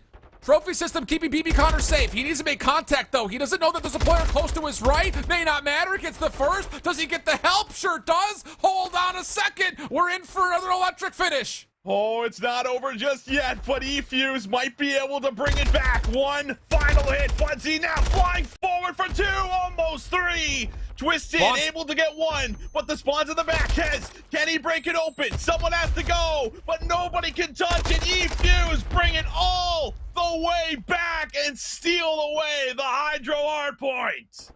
What in the world is this series? I don't know. Oh my goodness, brother. What a series from Disarray. I mean, he just careered these 4 maps. Flat out, dude. I have not seen Disarray play that well in a long time. He goes 38 and 25, nearly 3,700 damage, 2 minutes in the hard point. Woo, brother. LCQ is a hell of a drug. Let's say that. Yes, it is. Oh, I said it at the top, man. It's just something about the LCQs. It brings out some different plays. It brings out some of the tightest maps that you'll see. It's everyone fighting for their lives. This is the last tournament a lot of these teams are going to play. And, well, they do not disappoint whatsoever. I mean, that series layout, looking back over it, I think outside of the control, it's just going to be wild to look at. But, I mean, we were praising it throughout that entire series. It really is Luigi, Disarray. 38 kills with 2 minutes in the hill. Look at the objective kills as well. 14 kills on the objective. Like, he is everywhere. Literally everywhere. That is a career map from Disarray. Flat out. Oh, man. Okay.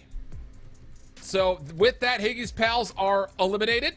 A look back over the series. Again, it really, I mean, you look at it, it should have been a 3-0, but, you know, things happen the way it be.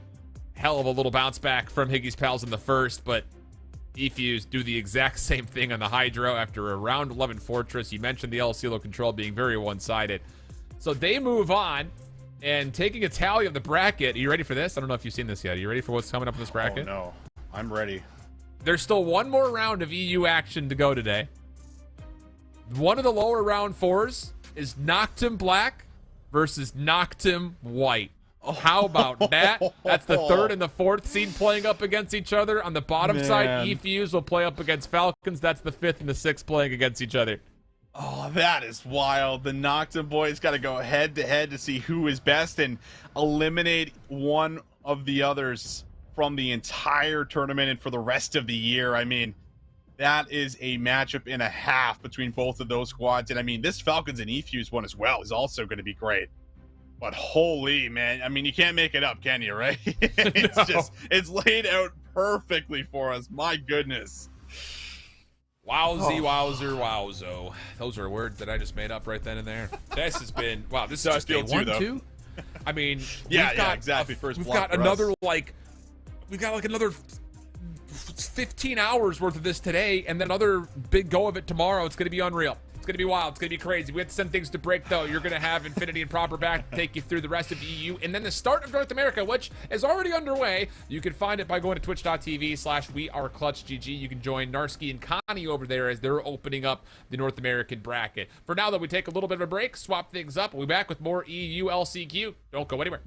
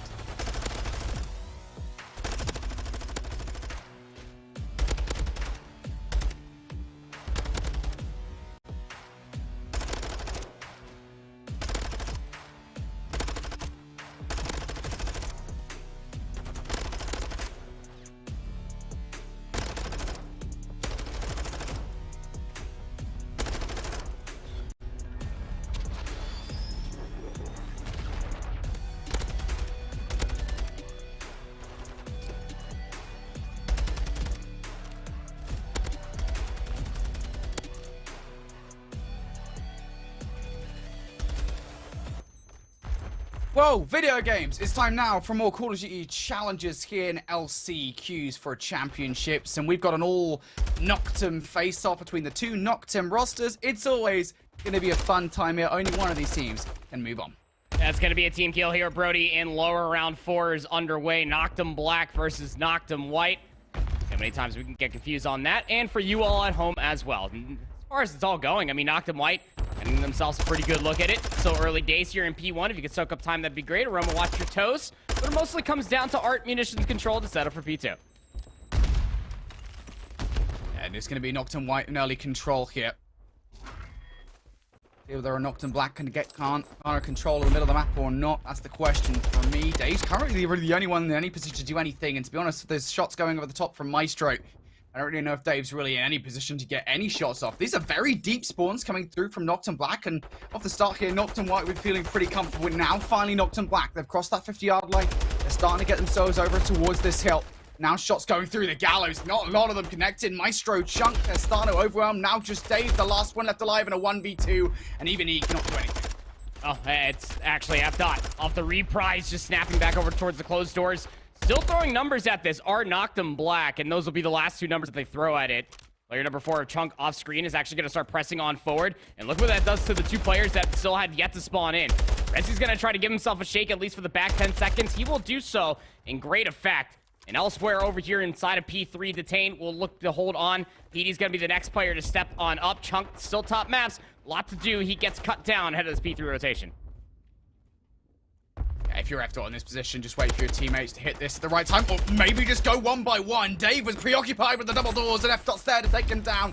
That Semtex will send Resi away here momentarily. F-Dot does enough to give Noctum White an in. But as Gabe goes down, as Roma goes down, now Chunk is the last one left alive here. What damage can he do? He can only find 1 kill before he gets overwhelmed. So a momentary pause on control here for Noctum Black on P3. Noctum White continue to bang the door here.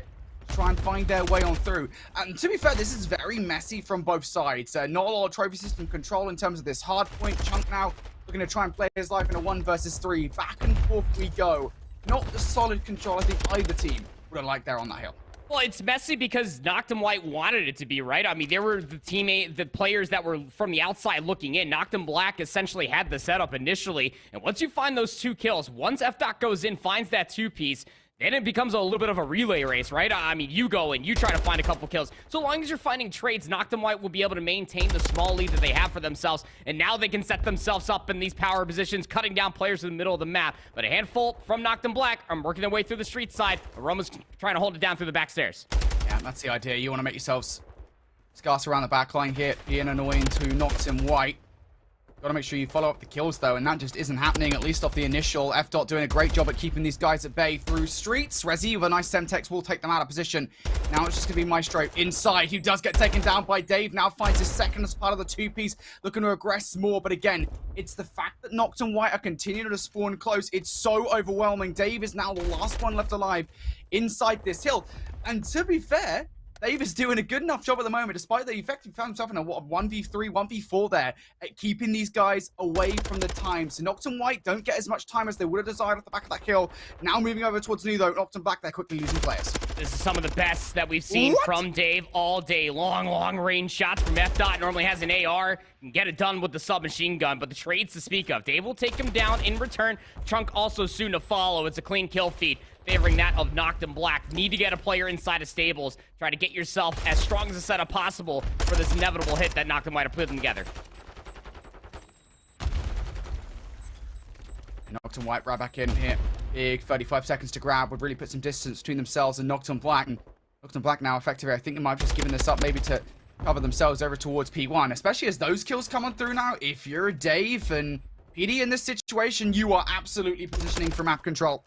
And with those kills now coming on through, they might well have it. Dave with the crossfire, able to have yet another kill here, a second in a row. Maestro from up top, though, is being threatening. And that's the gamble you make. If you go for that 15 to 20 seconds of time for Noctum Black, you now lose somewhat of a foothold over the rotation. Dave had to hold it, was not able to do so. And, well, they absolutely flip here. Noctum White now on the better side of the map.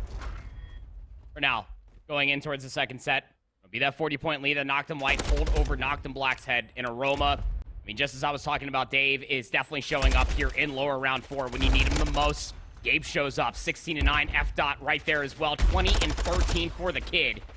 Noctum Black's response gonna be, you really need to find the majority of this P1 time, while also maintaining presence like player number 5 for Rezi, cutting down players through the middle of the streets. Doesn't exactly have an angle on the player number 4 for Chunk, who is still trying to jostle for that P1 time. PD with Dead Silence, trying to at least get munitions control, comes up flat. Noctum White will hold the lead. Noctum White, though, again, they've kind of got the backstop of the rotation towards P2, but they still want a lot of time on P1. F-Dot gonna line them all up. F-Dot going for 3. One with the Semtex, mind you, but the kills are good either way. It removes Noctum Black from that time. But as a couple of kills do come through in return here, this might give them a foothold in towards this rotation. PT just going to try and run past Maestro there on the rotation. Will not be able to get it done. So Noctum White here looking pretty good. One final kill versus Rezi, and Rezi will actually win that one. So now Noctum Black want to hit this fast. You need to. Rezi has no Dead Silence. Mansel's up inside top boat. Chunk will be the first one. Not expecting for Rezi to already be up here. Big first kill to find for yourself. Now you have top rails control. Next player to step up will be Maestro in the back. Overwhelmed. Players now for Noctum White spawning all the way inside of P3. Yeah, flipping the spawns now on Noctum Black. 1 kill away from the streak is Rezi. We really want to play for this if you can possibly get it, because it will be a key back in towards this game beyond this time as well. So they'll still fight for it. Time going the way of Noctum Black here. Maestro want to hit system at the front alongside Chunk. There goes Maestro down. Chunk able to trade things out for 1, but no more than that. And Rezi will find that 6th kill required for the cruise missile. So now Noctum Black looking pretty good here for that back 15 seconds. And crucially, we look over towards the rotation as well. They look pretty good for it. Rezi's already over here. Had some assistance there from Detain, who finds the opening engagement. Noctum White trying to sprint all the way through the middle of the map. Maestro turns in, burns on the player, leaving the old hard point. Noctum White have themselves at least an opportunity to get themselves inside of the current hard point, but it's just only 2 players strong as Rezi drops down, looking for yet another 2-piece. Can't find it. Noctum Black in for the time. Big 50 seconds here. Mid-map coverage being provided by PD as well. Brilliantly done. Semtex will not land off the back of his death. Chunk able to get through off the back of it and does find 1. That should alleviate some pressure around the double doors. The problem is it's not just him as Maestro there, and that's about it, to be honest. Coverage from the ARs is sublime. Rezi able to triple up once again on the point as he finally goes down off the back of a spree. And with 25 seconds left now, Noctum White have managed to find their way through. Gabe guessing does go down, but Chunk now close by, looking for the kills, only able to find 1. Players on both sides for Noctum White, and as Maestro picks up 2, that should be 20 seconds going their way. So Noctum back in the lead by about 60 points or so going in towards this next hard point. Yeah, it's actually a massive break. Recontest coming through from Noctum White. How about F-Dot, man? I mean, that is 48 engagements halfway through the second set. It's just everywhere, and just letting them have it with an SMG in hand. My word. Inside of P4 we go. Rails being maintained for Noctum Black. A lot of work to do for F-Dot as he slides on in. A lot of work to do now as his teammates are dying all around him as well. F-Dot, he's already picked up the first kill, but now he needs PD in the backline. Needs to take him out of position, and the way that PD's playing, I think just making sure that he does not give up that position over towards Gallo's side, but gets overwhelmed regardless by Aroma and Maestro. So now it's control here for Noctum White. Rezi gonna be tagged up, has to slap that trophy system down on this entry. Waiting the help of players come up top as well, and none of that is happening whatsoever. It's a clean wipe for Noctum White. Once again, a wealth of time going in their direction, and no matter what they do, Noctum Black cannot close this lead. I mean, it's not even like they're outslaying them just by so much. It's not that steep of a margin when you look from top to bottom as far as stats are concerned. But it's where the kills are coming from. Where are we swinging, Dave? Finally gets the last beatdown on a Chunk to get that kill, but it's Gabe off the back end. Aroma will find 2. Now up on a 4 spree, 27-16. Over inside of P5 we go. Noctum Black, you gotta hold. And this is a hard hill to hold a lot of time on just because of the amount of areas that you can overwatch from. Noctum White working off of players such as Aroma and F-Dot, basically the entirety of this game thus far. That's been their strength, and they'll continue to do so as we go in towards this next hill. Noctum Black, though, they will be in for the time. And that crossfire that we were talking about going to be coming on down. Maestro tries for the jump, and he will be shut down. Aroma elsewhere is on a 6 spree, and that will mean they've got a cruise missile to use later on in this game if required. But a big gunfight there to Noctum Black to win. Yes, they give away the back 30 seconds here. Potentially, they still will fight for it by way of Dave. But nonetheless here, Noctum Black, they've got players in munitions. That's a good place to be. It's just unfortunate. Again, Noctum Black, they get themselves the setup. They don't walk away with all of the time that they need. And they still are trailing by about 70 points. Another clean kill feed comes through. Noctum White, 218 to 148. Into the third set we go. Noctum Black still spawning in over by Ring. Essentially inside of P3. And that's not a good spot to be. Noctum White are looking to trap them here. Kills being made by Noctum White. As you say, this trap is really detrimental. Aroma's going to bring the streak in. I think that's actually Resi, sorry, bringing it in from the other side. Aroma, I think the way that he's standing still at this point in time, though, going to bring his streak in. And the trophy system, and maybe belittled by nades or whatever, will not stop that trophy system coming down. So for the moment here, Noctum White removed, but F-Dot, he is the streak at this point in time. Aroma going to bring his streak down. That might be the hammer. That might just be where it gets called game. I mean, even F-Dot was able to get himself that 6 kill, I do believe. It sets up this team wonderfully to close it here on P1. One wave of gunfights, and it'll be all she wrote. Couple does come through. Can anybody touch in time? No, they can't, despite those final kills coming through. Noctum White, they are going to take game number 1 here. AR control on Fleet.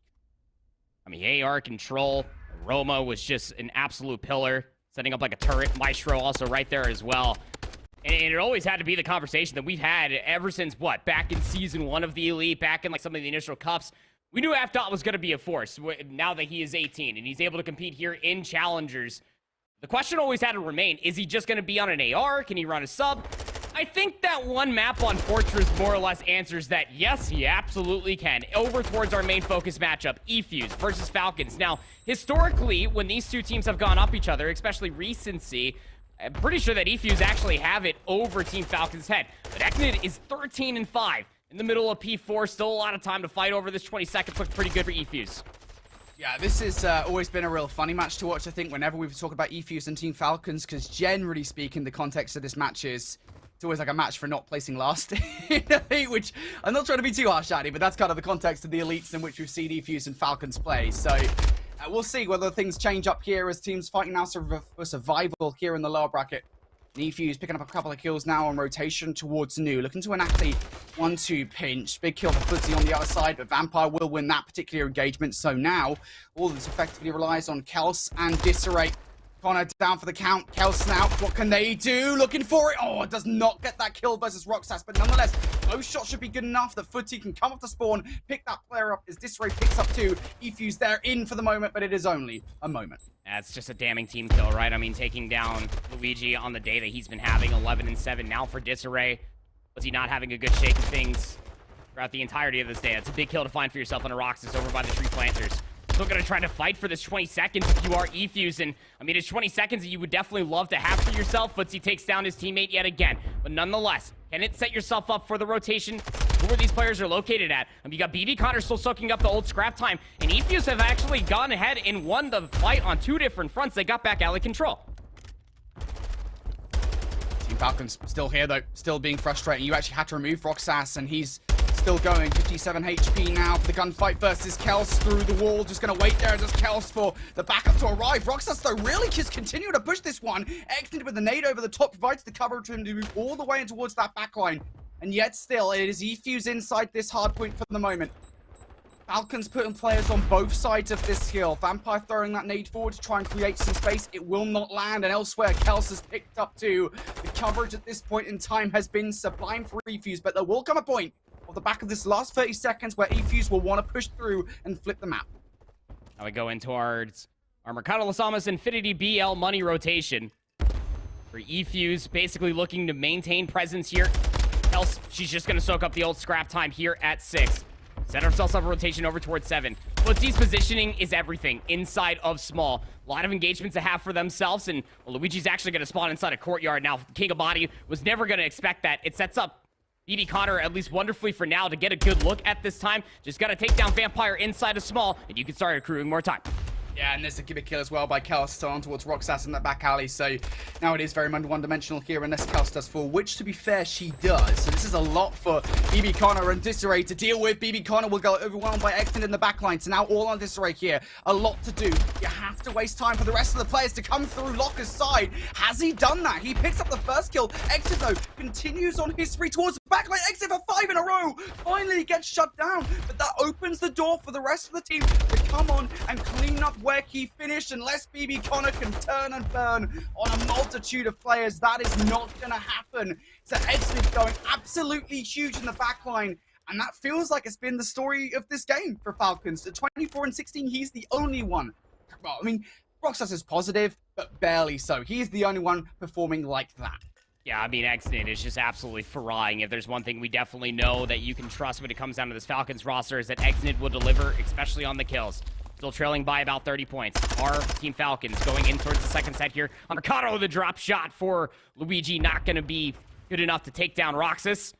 They're starting to set themselves up for a little bit more time. Player number 5, BB Connor, actually spawns all the way out. That sets up wonderfully for Kels as the team shots are sublime. 4 dead. eFuse can soak up more time here.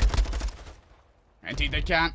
Kels now looking for the crossfire as well. This is a detrimental moment here in this game. Falcons, you can see the way that they're positioning themselves on the minimap around that backside barbershop. They know their intent at this point in time is not to be too concerned about P1, but also about flipping through towards the next hill. Kels almost allowed a double inside though, as Vampire takes down one. That intent has changed ever so slightly. Effectively a 1v1 for the rotation goes down in the back alley, and that is a big win for Disarray here. Falcons now completely removed from this rotation. If you're eFuse, you're very happy about this positioning. Nice kill from Footsie. He's able to stay alive here over by Banana. Now he can get dumpster control. And if you are Falcons, you don't even have the luxury to try to even hit through the old time, but you need to. Vampire, I don't know what took his own life, but he will be cut down. To eFuse over 200 points, and they got to get past BB Connor here at the gate. Yeah, look at the bottom side of the map. It's fully in control here for eFuse. BB Connor now the player to be concerned about these guys coming through. Decimates Exnid. The cover-up should be there from Disarray Huel on 5 in a row, who finally gets shut down. And now the spawns have flipped out as Kingobody picks up another one. Kels now, a 1v2 inside the hard point. There's number 1 from BB Connor. Kels with the drop shot on towards Exnid. Surely not number 3 as well. Vampire will deny. And yet, nonetheless, eFuse, it feels like eFuse have an iron grip over this hard point at this point in time. Vampire, the last player left to contend with, and eFuse will pick that up. There is no longer enough time to close things out here. If Disarray didn't step off the hard point there, they would have been able to close it out. 8 seconds remain. Luigi's gonna get told to bump. Trying to get themselves closer and closer towards this elephant room. Kels, she's the next one up. Trying to get that trade on a Vampire, trying to get this kill. It's gonna be Roxas. He's the only player inside of the elephant room, but Kingobody finds a flank all the way through Garage. Team Falcons, they'll win the rotation to hold on here. And you cannot put a step wrong towards the end of this hard point, though, and that is so tough to do here on Mikado. There are so many ways in which you can win if you're eFuse, and, well, they might just be able to do it here with that first kill coming through from Kels. This is going to make Vampire really nervous sitting in the corner, and he gets Teshi, moves out towards the middle of the map to try and catch Footsie off guard. Indeed, they do that, but an immediate trade comes on through, and now everything on Roxas inside. He's going to go down. The trophy system will help him out, and Exit in the end will win the trades. I don't even know if the trophy system necessarily helped him out or it kind of hurt him. Regardless, Team Falcons will maintain the presence inside the hard point. But now it just comes down to Exit. He's the only player inside. Footsie's looking to call game. Could well do it. The shot's against Exit. He's feeling it. He's absolutely feeling it. Roxas will save them. But now here's the problem. eFuse, they're rotated away, and all of this just relies on one good hit. Falcons have to be perfect. Roxas with the first kill. Footsie, though, watching around the backline. There goes one. There goes two. Footsie gonna put the final nail in the coffin here for map number 1. Footsie wasn't gonna call game for those last few seconds over by P3. It's holding the back alleyway is where it will be cemented. eFuse with a massive play coming through. What was it? Like back even over by P5 when they were keeping it scrappy, soaking up the scrap time. And then they won the rotation towards the back alley, got themselves inside top cantina. They got themselves the majority of the time. And then we went over towards P7, which you know, Brody, you love yourself that money rotation, baby. And they got themselves the majority of the time there as well. eFuse start off with a smile on their face, winning that map 1. Oh, well, map number 1's done here in lower bracket. What is this, round 3? I want to say it's round 3. Lower bracket, round 3. Round 4, numbers, mate. It doesn't matter. It's the lower bracket. One of these teams, or two of these teams, I should say, is about to go home. Noctum Black versus Noctum White. We're moving over towards their matchup right now. Noctum White, of course, won that map number 1 over on Fortress Hardpoint. And now in towards this one, well, it feels like finally Noctum Black here. I say finally, it's 3 rounds in. They are going to get around to the board. Yep, going to get themselves on that round board. I don't even know what I just said. Yeah, Noctum Black going to be able to win round number 3, but this Noctum White squadron is just playing with heat on this fine day. You'd go all the way back to, I mean, how they even got here, right? I mean, with Noctum White, unfortunately losing out in their initial matchup versus Falcons, funny enough, in that Embassy Search and Destroy. They actually played Alasilo Search and Destroy in that series, Brody, and they only won a single round. Noctum Black, on the other hand, really love to be able to get this Search and Destroy and at least guarantee a map 4.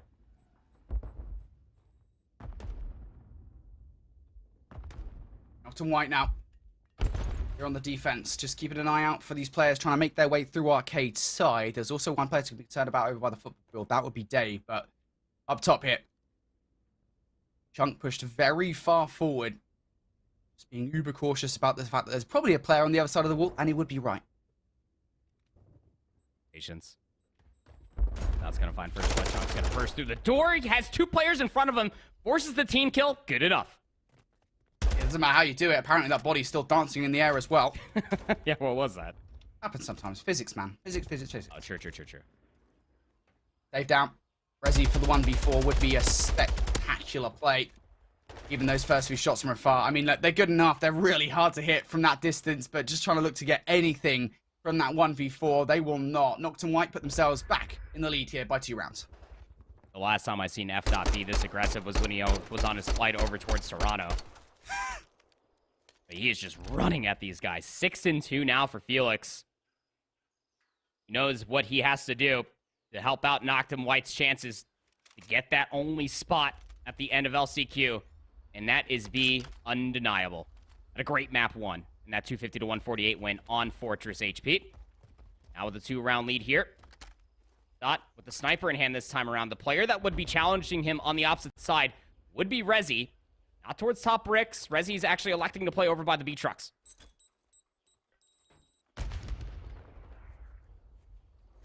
Yeah, Rezi looking for something over in this direction.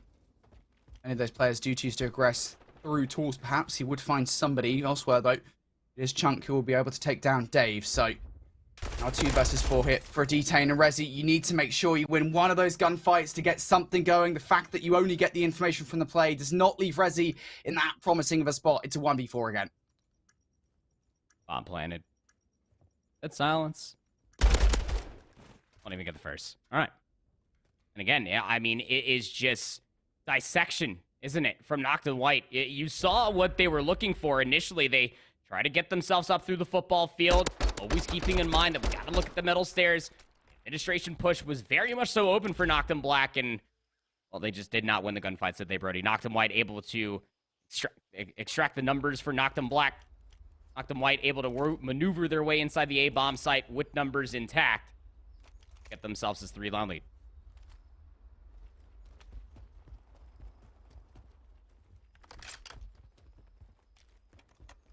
And Noctum Black got to get something going pretty quickly here towards his search and destroy. In this round doesn't feel that comfortable, does it already? PD down for the count. That is the bomb carrier as well. I believe that might have just been like a little bit of a pre-nade maybe coming on through to help out that first kill. Elsewhere though, Rezi has traded things out on towards Aroma. So that is a good read and a good bit of map control. F-Dot. Oh, he's just never going to expect the Tain. Rips dead silence to come back through the side door. Now he's down to 83 HP. Tagged up. Picked up Felix's sniper.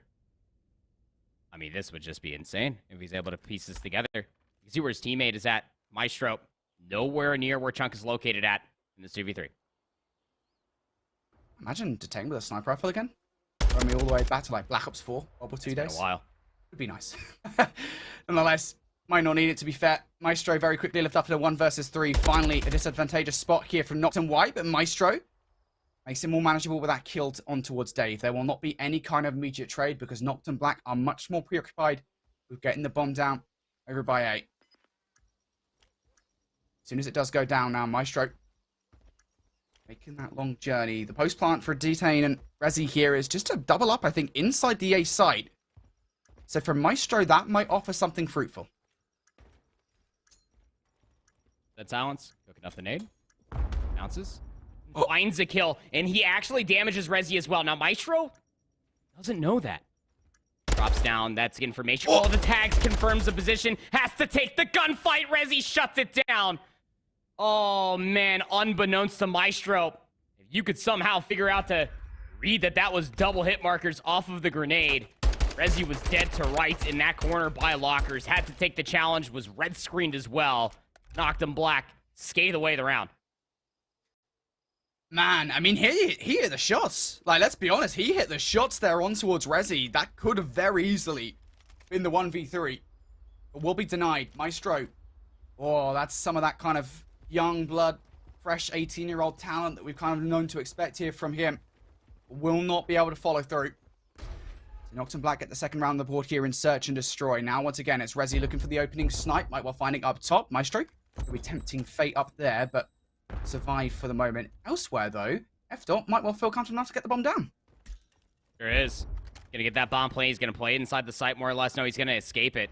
Chunk is inside the site, though, and he's playing very, very close-knit towards that bomb itself. Maestro for first blood, or second, excuse me. 2v4 for the retake. Now, then Abe will open the door here for potentially Resi to pick up any players inside. Chunk and F-Dot, they'll know about it. Chunk, rather, is the only player actually sitting in sight, just trying to be uber cautious. And now Roma wants to finish things off, and indeed they will. Yeah, it's just letting them get in towards that A-bomb site that was just super detrimental for Noctum Black there. A little bit too easy, isn't it, Brody? I mean, the fact that even Aroma was able to get all the way towards top kitchen to boot, it is just that simplistic. You can see Maestro on the opposite side. The bomb was planted for him. And even if Roma is pushed away from that position, top kitchen, in a 2v4, you're almost looking to have at least one player find potentially three, and one of them would have had to been a trade. Noctum White, playing with fire. 8-2 for Maestro, 7-3 for F-Dot. Noctum Black trailing heavily here as Noctum White are on map point. Detain already going down early on in this round. F-Dot looking pretty hot for it. B, shaky shots, but he gets the gunfight done. Almost finds a second as well. Again, even on towards that second one, albeit it was a bit of a precarious spot to be in, just generally speaking. Still, shaky shots mean that they will not win that gunfight now. Just Resi and Chunk eviscerates him.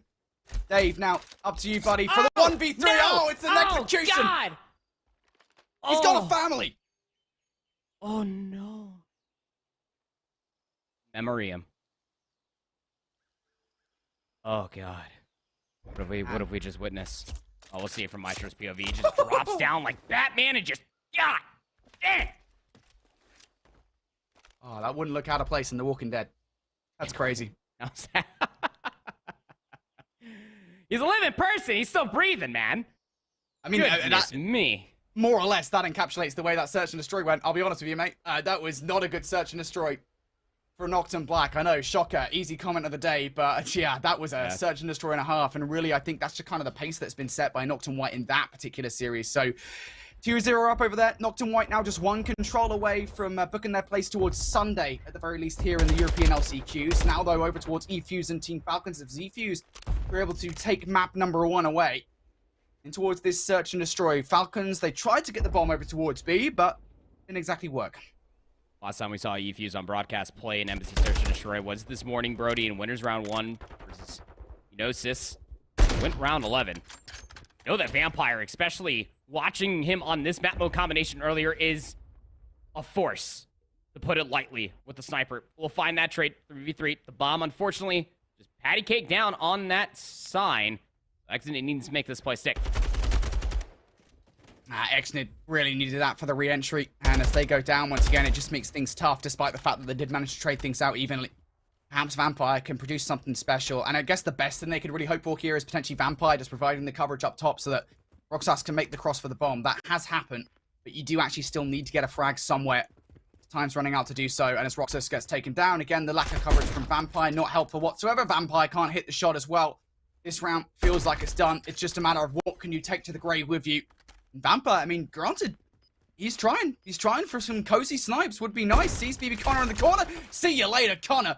At least he'll get that. Yeah, little consolation kill there at the end as the round was more than chalked after ended up finding at least that first kill. Bomb gets dropped on the sign. No immediate raid. Vampire finally able to find it on the Footsy top server, but whether it was an audio cue, whatever may have you, Exnid's Dead Silence runs completely dry. As soon as he hits bottom server, Kels was already there, laying prone. She takes him down. Is able to find the last kill there at a Vampire to tie things up one apiece. What's the offense going to look like here for eFuse? Didn't exactly get a good look at it when we initially hopped in towards the Search and Destroy. Gonna be a little 2-2 split, but we've seen this before. Team Falcons looking to take this lane. Yeah, this is aggressive from Falcons, and as you said, you've seen this strategy from them before, and it feels like BB Connor might have read this one before. Hey, I've seen this one before, says him. How could you have seen that before? Ruben Thorn out. Falcons push back towards the A site, and as soon as the body goes down, you're running out of options. Your only option is Vampire. Pulling off a phase 5 reel. Not going to happen. Roxas for the 1v3. Had a good look, at least for that initial over by the 8 bomb, but simply not meant to be. And Yeah, I say that we've seen this before because, I mean, the last time the Falcons played an Embassy Search and Destroy was, funnily enough, against Noctum White. It was their round number 5, or their map number 5, excuse me. And so many different times did we try to annotate that Falcons were really gung-ho on making sure that they got that Xbox lane across the parking lot, trying to get themselves in a position to shut down the potential flank play, or if not, the A-bomb push. And to be fair, that's what eFuse were initially looking for, but they red team Falcons like a book. They checked them out of the library yesterday, eFuse with 2 rounds in a row. He's over the top. That very often does stop teams from making that B cross. Not sure if that's what prevented Exnid from making their way all the way up, but look at how much space Falcons have given away to eFuse here early on in this round. It is enough space for eFuse to push players all the way through towards the administration building. One, of course, going down on that initial trade will be Chaos, but look at Disarray on 4 in a row. 1v1 against Vampire around the backline. Please be careful. A close and personal snipe would be nasty. And, well, Disarray's not going to fall foul of that. Might even get Roxas off the back of this kill. One of the only players remaining here for Team Falcons wants to be careful. Yeah, he is quite literally one shot. Well, 31 HP. Takes refuge inside a laundry. And with Roxas being forced into this position, it actually completely isolates him from Exit, the bomb carrier, who is just posted up, bottom admin, waiting for a potential point of contact, but eFuse are not budging, Brody. They're giving them absolutely nothing to play with. Yeah, and this is the right call. I absolutely despise when teams do stuff that they don't really need to do, right? Just, you know, outposition themselves. That's not what's happening here from eFuse whatsoever. They're sticking to their guns. Roxas with the peek. Yeah, nicely done. The numbers to make that one work. Excellent for the 1v3. Flying out. All right, you're getting the first kill, but they know there's surely not a time to make this work. He got the kill. I think he's got time for this plant, and yes, he does. Oh, no. Oh, no. Throws the stun. Still has a nade. Close to dead silence. Where do you put yourself at the post plant? He barely even saw BB Connor cross. That's good damage to find for yourself. BB Connor, though. He's got dead silence. Rip, Brody. He's going all the way up top. Exit his Reddit. Has he seen him? Yes, he has. He saw him, but BB Connor gets the shots off. Oh, prevention of disaster. That would have been quite something. 1v3 of the day, 1v3 of the week, 1v3 of the month. Maybe? I think so. Someone call I hold shift because we almost got ourselves a fail of the day for sure. You were able to pull that one off. Just isolated 1v1s. It was a really good bait play, by the way, as Disarray was able to find 6 in a row. I was highlighting that bait play to be able to flush out Roxas from Laundry. Able to get himself up to 6-2. I mean, how good has Disarray been on this fine Saturday, Brody? He's absolutely showing up in a consistent manner for eFuse, who now have a 3-round lead, or 2-round lead. Numbers, hard. eFuse, do not lose out that round. That's good. What's this one? Aggression here from Team Falcons to try and deal with the aggression from eFuse. And, well, we do see a team nade going down from Disarray. That does not completely blow this round apart, but it will not help BB Connor here in this 1v2. Shots. And jump up and almost bite him in the rear end. Has to take the 1v1 versus Exnid. Can't find it. And yeah, I mean, that is a round that was settled in, what would you reckon, like maybe like the first 20 seconds? Probably less than that, honestly. Falcons just get themselves immediate min-map control. And I mean, we talk about it so continuously for Falcons. They love to send at least 2 players, like bare minimum 2 players towards Xbox just to hold that middle of the map. Their team shots, sublime, especially for the player that is top server. Works out wonderfully to stop eFuse before they can even get close towards that sign. Bring this back within 1.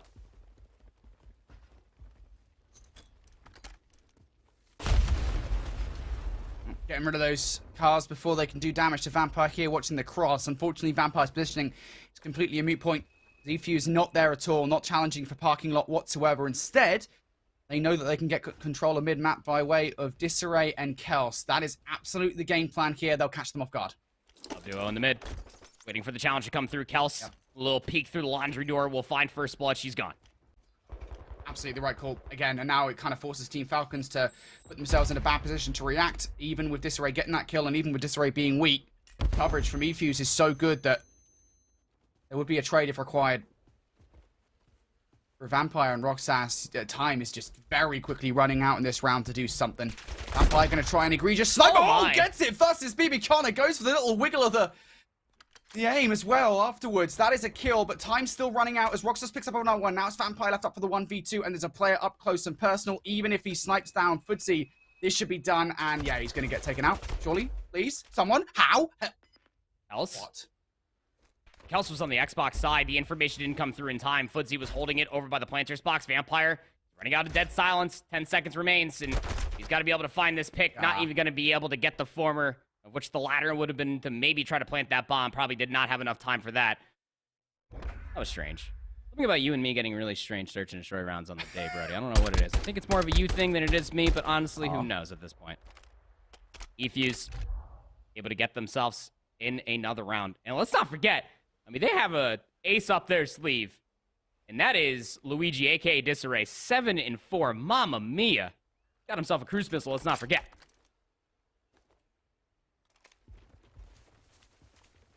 Man, I just love Disarray. There's something about him. Just generally speaking. He is a just lovely him guy. existing. Yeah. Looks like a bodyguard or something. Hey, yeah, you can pull it off. Anyway, he's currently guarding the B-bomb site with not just the first kill, but the second as well. That is a lovely Semtex to really just regain control of it. And now all they have to do is make sure that Exnid does not come from behind and ruin the party. He's currently in a position to do so. No dead silence, though. Has to play uber cautious. Disarray wants to take him out of the equation, and Exnid will win that 1v1. Fortunately enough, the trades are looking pretty good. Even more than that, a way to close the round. We were talking about Mr. Bodyguard himself. Disarray kicks off that round with the first 2 kills, and Falcons never quite recovered. Yeah, I mean, even for, like, Exhibition Impossible, like, if Tom Cruise can't make it, like, yeah, call you in for sure. I don't know if you could replace Tom Cruise bodyguard, in any he circumstance. could be a pilot. Yeah? Like a fighter jet pilot, you know what I'm saying? Like, Someone please Photoshop. actually, I don't even know if you want to put a helmet on. His hair is gorgeous. 9-5 now for Disarray. Still has the cruise missile. Up on map point for eFuse to take a 2-0 lead. And they close things out here in round number 8. That's the question. Once again, it's aggression from eFuse. They've played a variety of different strats around parking lot. Disarray, the snake off towards those doors, will not go his way this time around. And Footsie's going straight for the trade. You have to respect it to be fair. And it's a trade that works out, and again, is not traded right back. V3, biggest issue right now is the bomb needs to be recovered. Does Footsie have that information? I mean, regardless, again, when eFuse find themselves in a 3v3, that rinse repeat of what we saw a few rounds ago, they do absolutely nothing. They just hold the line. Footsie got the sound cue. He knows that he's under pressure from the Xbox. Yeah, there's a lot of different weird positions at this point in time. You look at a player like number 6 and King of Body pushed all the way through, effectively in a 1 versus 2 over by Cafeteria. Vampire looking to take out Footsie as well. Oh, Vampire! A nasty snipe. And now a 2v1 here. Bomb in the hands of Roxas. They have control, and Vampire is getting so close to taking these snipes off. The BB Connor. Have they made the right play call is the question. About to cross ships here with Vampire, and Vampire comes out with the perfect time, and Falcons refuse to go down. And no dead silence there for BB Connor, the trophy system player for that round for eFuse. In a 1v-odd situation, never really would you want to see Vampire even collecting a Vaznev along the way through the bottom halls of the administration building. We'll get that final kill off the audio cue of BB Connor just jumping around through the middle of the map. 1 round out of time. Falcons just barely keeping their heads above water here inside the search and destroy. It's really Vampire with the sniper rifle. Yeah, 6 and 7, but it's the pressure on the map that you gotta respect.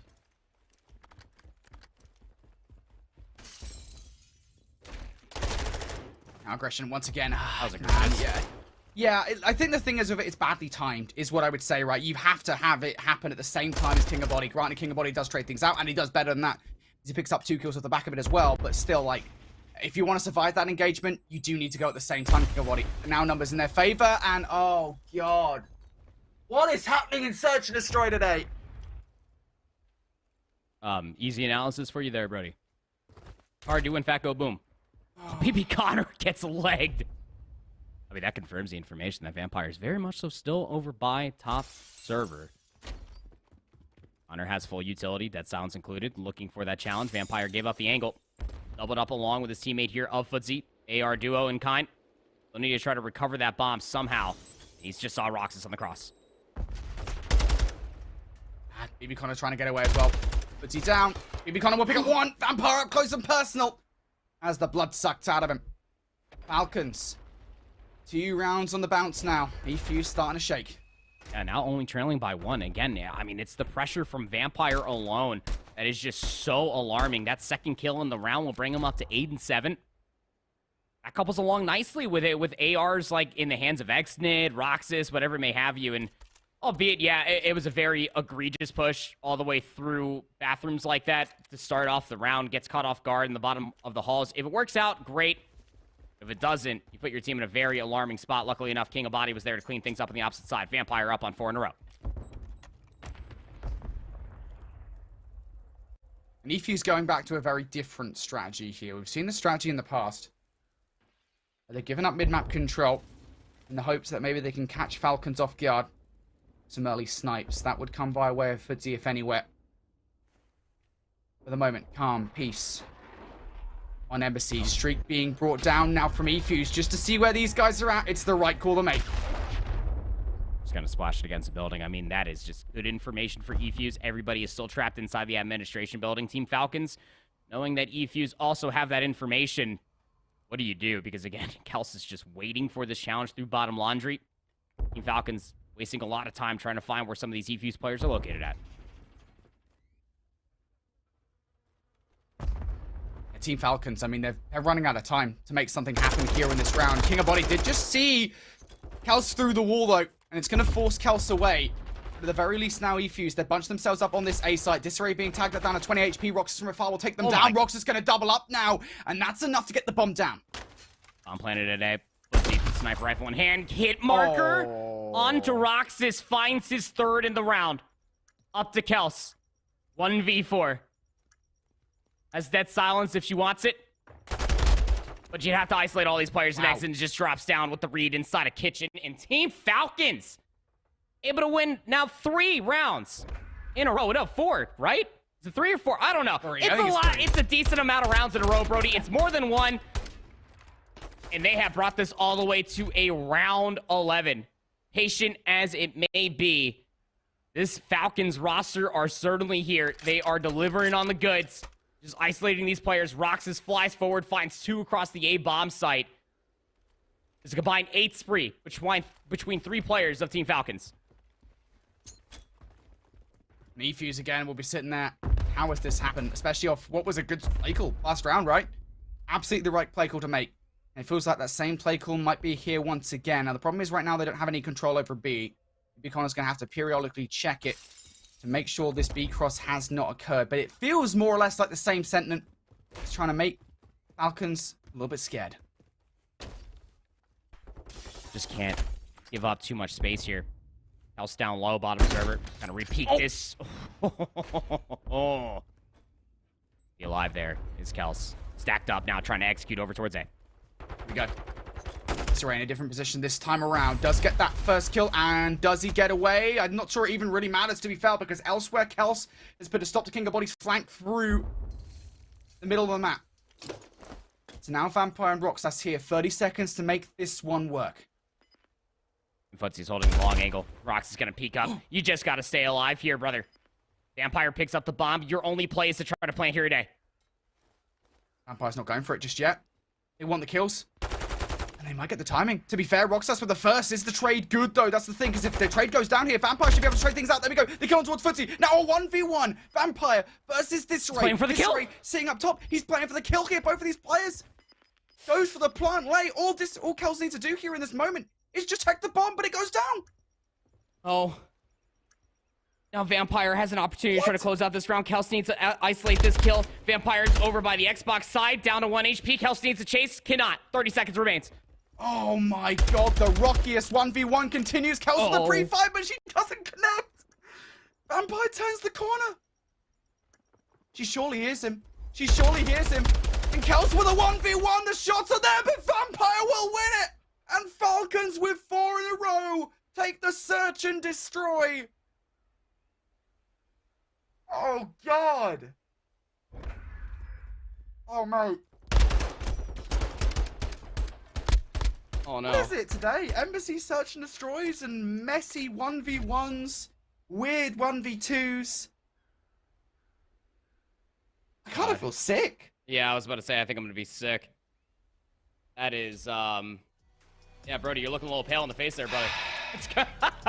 I just don't know what we're watching anymore. I mean, that is just... Look, I don't want to say that it's kind of a toss, but it is kind of a toss, right? I mean, even us right here, we're sitting here, we're watching the round unfold. You're down to 8 seconds in the round. It's a 1v1. I mean, if you are Kels in that position, it's like you said, Brody. She just needs to go check the bomb. Even if it's a quick shoulder, maybe you can get Vampire off of the plant, and maybe you can force Vampire to try to go for the chase.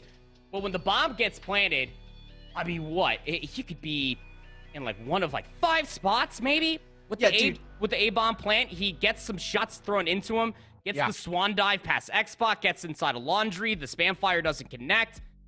I mean, Disarray just went 11-9 for the L. Vampire at one point was, I want to say, like 6-7, and then he goes on a massive spree. 11-7 is where he will finish. Team Falcons just got away with highway robbery. Dude, do you know what the funniest part about that 1v1 was? What's that? It wasn't just Kels messing that 1v1 up. Like, Vampire almost chuckled it himself. Like, with the way that he was channeling out of Xbox, I was like, oh, okay, he's gonna throw now. Oh, God. Okay, anyway, we'll put that to one side. Professional casters are back, boys. We're all good. I never left. I don't know about you, man. Oh, dearie me. I don't know. I think I was out for a second there, mate. Round 11 goes to Falcons. They're able to tie the series up here at 1-1, despite the heroics of one Disarray. Efuse do not win that search and destroy. Next up is going to be an Expo Control, and it is a map mode combination where Falcons, they have thrived today. Yeah, they absolutely have thrived today, Brody. I mean, when you're looking at the grander scheme of things, I mean, albeit coming extremely close in our opening matchup versus PH, offering a lot of opportunity for PH to be able to not only win the offense, but to bring it to a round number 5. Efuse on the other side did fall short to Noctum Black on this map mode combination. Looked really good in their second offense, but the way that the Vetoes had played out, Efuse were the higher seed. They got rid of the hotel control. They have been notorious for this all year long, especially for the core 3. Veto Hotel, or when it was Fortress, Veto Fortress, whatever may have you, and try to force the LSCLO control. You remember, we were sitting here talking about it, Brody, while we were waiting for that map 3 Veto and pick to come through. I saw the hotel Veto, and I was like, I mean, Falcons are just going to pick Expo, and it comes all the way through because there's no way. I mean, if Falcons, especially for Lou T, the coach for this roster, understands anything about this roster for Efuse, is that they love LSCLO control. So it's the better of the two evils when it comes down to this Falcons roster to take him to Expo, potentially take a 2-1 lead in the series. This, honestly speaking, Brody, I'll go out on a limb. I think whichever team wins that Expo control probably will end up taking the series. Yeah, sure. Well, here's a little update as to what's going on at this point in time. We had another matchup going on concurrently with Falcons and Efuse. It has finished in map number 3. That's Noctum White 3-0ing their brothers, sisters, sister team, whatever, in Noctum Black. It's a 3-0. It's a team kill. Yeah, it's a team kill. Noctum Black, they are done and dusted. And that's their year done and dusted as well. A wonderful roster. It's going to be sad to see them go. Here's a look at how that one went down. Of course, we got to see the Fortress Hardpoint and the LSCLO Search and Destroy. We didn't get to see the Expo Control, but we'd already talked about kind of how that was a strong map today for Noctum White, so this is not a surprise. Yeah, sorry, we were too busy losing our marbles on that Falcons Efuse Embassy Search and Destroy to catch the blitzkrieg that was that Expo Control. It was under 10 minutes. 9 minutes and 16 seconds, I do believe, is what I'm seeing on my monitor here. And it was just an absolute crazy performance. I mean, Rezi still went 20 and 18. 2 players from Noctum Black left the lobby, but I mean, F-Dot is just on one today, brother. He went 17 non-traded kills for the 20 that he found for himself. Roma also went 20 and 16, 15 non-traded kills. 25 and 11 for Chunk. I mean, I never really thought that this was going to be the conversation I was going to have in between Noctum Black and Noctum White, but Noctum White just completely outpaced and belittled Noctum Black in those 3 maps. They will continue on with their adventures tomorrow after this lower round 4 victory. Yeah, you got to face one of these two teams as well, and it's going to be a tough one for sure. Again, Efuse and Falcons have come up with a lot of surprises today. I think Falcons did previously beat Noctum White, I want to say as well, so, or Noctum Black, one of the 2 Noctum teams. It's hard to remember sometimes the amount of Noctum teams we've got here in competition. Say the amount, we've got 2. Regardless, it's going to be an interesting lower bracket semi-final tomorrow when it comes to it. Again, a reminder, folks, we've only got 1 European spot to give away here. We've got 2 teams in the form of Strays and Clutch Rain waiting in the winners bracket final of this LCQ. So a long journey for these teams here in the lower bracket before they even think about qualifying for a Challengers Championship. So yeah, a lot of action still to come. Of course, there isn't just this action today while we're waiting for the next map to get underway. There's a lot of action still to come beyond just this European block. We've got North America coming up very, very soon. If you guys want to keep up the action right now, you can go check it out at twitch.tv/WeAreClutchGG. I believe they're in to a map number 2 right now between Nola Flight and Boston Academy. So, all your Doug Sense and Martin fans, you can go check out that new look Boston Academy roster. God, the amount of times I've said that this season, I'm sick of it. You can go watch that over on twitch.tv/WeAreClutchGG if you would like. For now, though, is eFuse versus Team Falcons. Let's see if who takes the lead here in this control. Opening rip, not exactly convincing for eFuse, but the returning gunfights a little bit better for them. Seen this before from eFuse, but instead of trying to get back down over towards A, I have no idea where Vampire was located until Footsie takes him down. They're trying to get themselves in position, maybe try to get over towards the B control zone, but they're losing numbers along the way. Footsie's clearing over by Diner. It's just one player that's over here. It's King of Body. He gets taken down. Where do you go from here, eFuse? They're trying to go to A.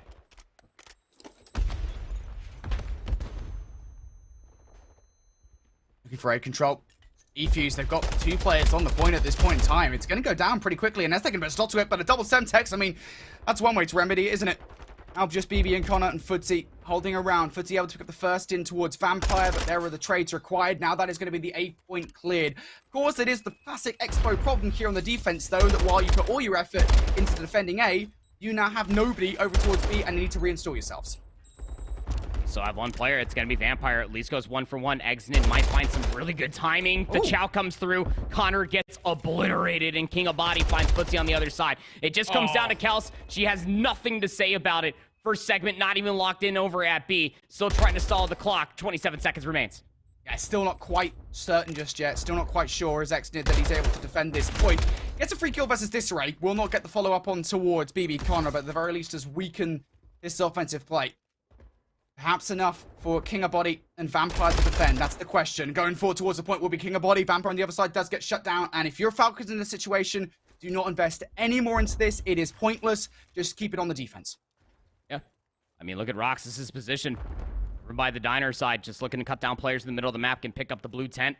When players come off the respawn, and it'll be Disarray. It'll be up to the gunfight first, looking like he loaded back in with an AR. Roxas gonna get stunned up. This is a very pivotal gunfight if you want to try to get yourself over towards A. The other 3 players, by the way, for eFuse are still lurking around over inside of the lobby. King of Body is just going to seemingly find these 2 kills for free. Kels, she'll find the trade. Elsewhere, it's still map positioning in favor of Team Falcons with just under a minute.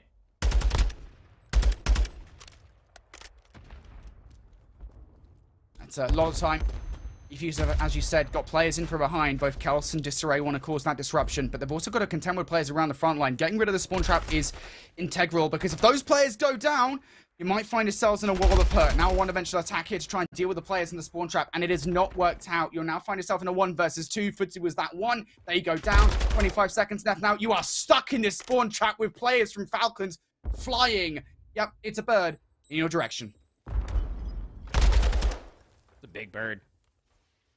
Falcons are massive birds, Brody. I don't know if you know this or not. 3v11. 8 seconds remain. Even if you try to get over towards the Z control zone, just look at the pinch set up on the map. I mean, King of Body all the way down inside the pool. Somehow was walking away with 2.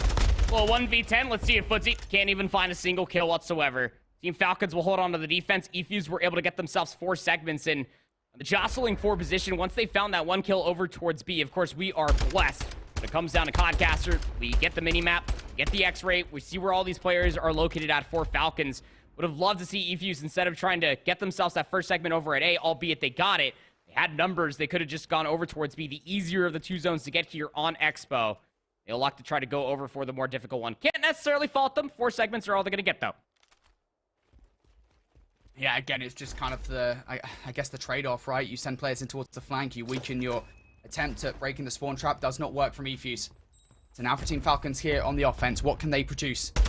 Gonna get A early on. Coverage from up top, but is not contested whatsoever. Roxas is able to roam free up top here and do some serious damage. Coming off the start of this round, he's on 4 in a row now, looking for number 5. Disarray needs to ego challenge, and he is not winning that gunfight in a bazillion years. 5 in a row now for Roxas will finally be shut down, but the amount of space that he's created for his team is just completely incredible. I mean, Exnid just locked in the second segment. Nobody's in a position. I mean, Footsie was trying to push and maybe trying to work for the pinch. Exnid inside the zone finds Kels. There's going to be another player down the bar stairs. It's going to be Luigi. Disarray able to find one, but that's all he's going to get. The A zone is locked, and Falcons will have a 3-life lead to boot. Incredible. Falcons now. An opportunity to transition over towards B as well, and they have got the kills to make this one work. Andy, I've got a bad feeling, mate, that this one's going to be quick. It's looking likely, isn't it, Brody? Player number 4, BB Connor, needs to go. There's a player already inside of the projector room. Was not expecting Vampire to be up top. Footsie, nothing left to say about it. The stack is in, Brody. And can Kels do anything about this? She's the only player in position to do something. Will get cut down by King of Body. They have no choice but to go one by one and feed the Falcons. They haven't been fed in a while, it would seem. Falcons in that round was one of the most indomitable rounds of Expo Control we've seen in a while. And they're carnivores. They absolutely feasted, not only on the opening rip, but on the transition as well. Just already getting players in such power positions, getting inside a lobby, past Globe, already inside of the projector room for Vampire. Just expecting for players for eFuse to try to recontest. It's such a power position defensively. Try to get some shots for your SMGs then to work your way back in. Double positive for Exnid.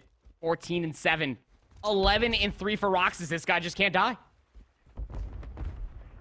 It's the ARs. I mean, that's the best way we can talk about the situation right now. Falcons coming off the rip with these ARs and just shredding eFuse a new one. eFuse have to get something moving here and towards a reverse sweep in this control. It's not looking likely, but they are going to be able to get B. At least that second tick about to come on through now. Exnid has been spotted out here by player up top on Forklift in the form of BB Connor from afar as well. It will be Disarray putting shots in as BB Connor doubles up now. Exnid has to be careful here. If you're Exnid in that position, you're still kind of already committed towards defending B, but you do lose mid-map control for it. I mean, Team Falcons off the rip, they were more than content with just chalking the B control zone. If you can find a couple kills and maybe try to 2v4 the situation, that's great, but they're going all in for this A control zone defense. Vampire inside a diner. Has some assistance over by the snowpath by way of Roxas. Good kill for Footsie to find Exnid off the respawn on the backside of lobby. Now just King of Body in this position.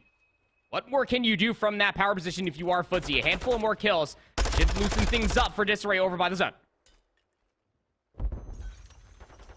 eFuse, they've got players pushed forward. Would have been helpful, I think, for Disarray to have the help from BB Connor and Footsie, but they will be denied that.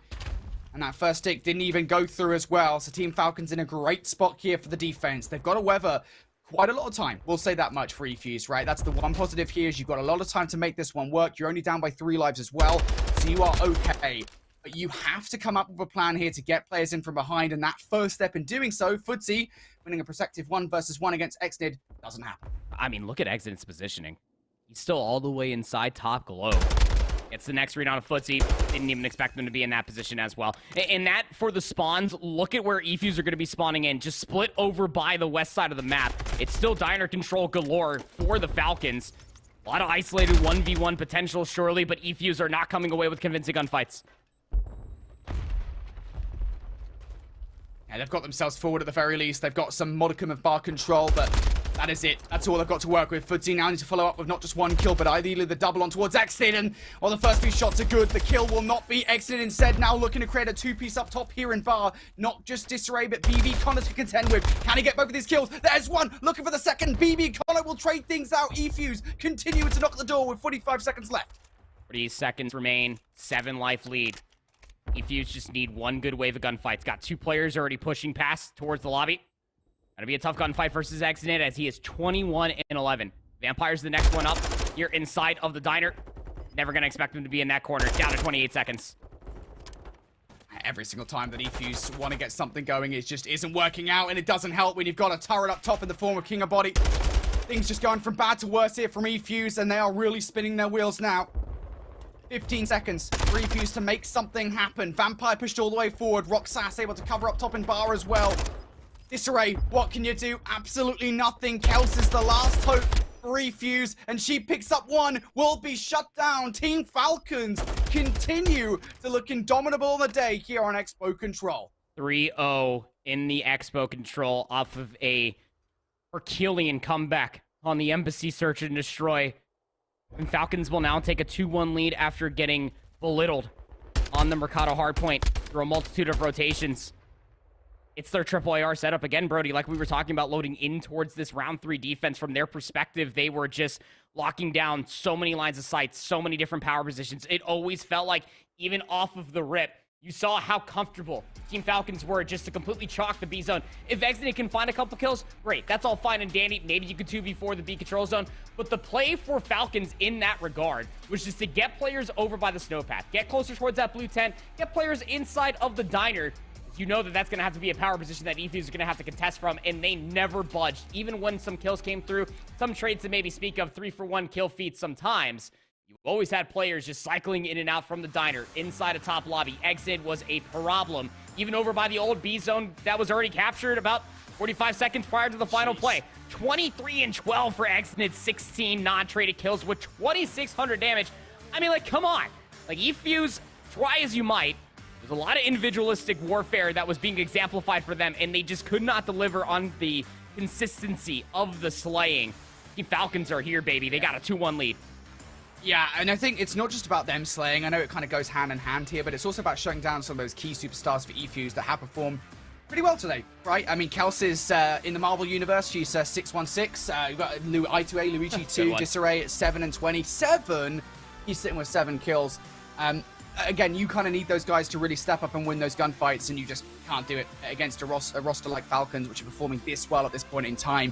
And as you said, I mean, you've already highlighted some of the key players. Everybody had a hell of a game. I'm going to say, I mean, it's a bit funny in a way that you've got players like Exit at 23 and 12, and King of Body at 19 and 11, even Roxas is 17 and 16, and Vampire sits only at 18 engagements. I don't know, it's just something about that just makes me laugh. But regardless, Team Falcons comes storming through with yet another Expo Control victory. At some point, I wouldn't play Falcons on Expo Control today, guys. I really wouldn't be doing it the way that they're playing on that one, as they now take a 2-1 series advantage. Next up is an Embassy Hardpoint.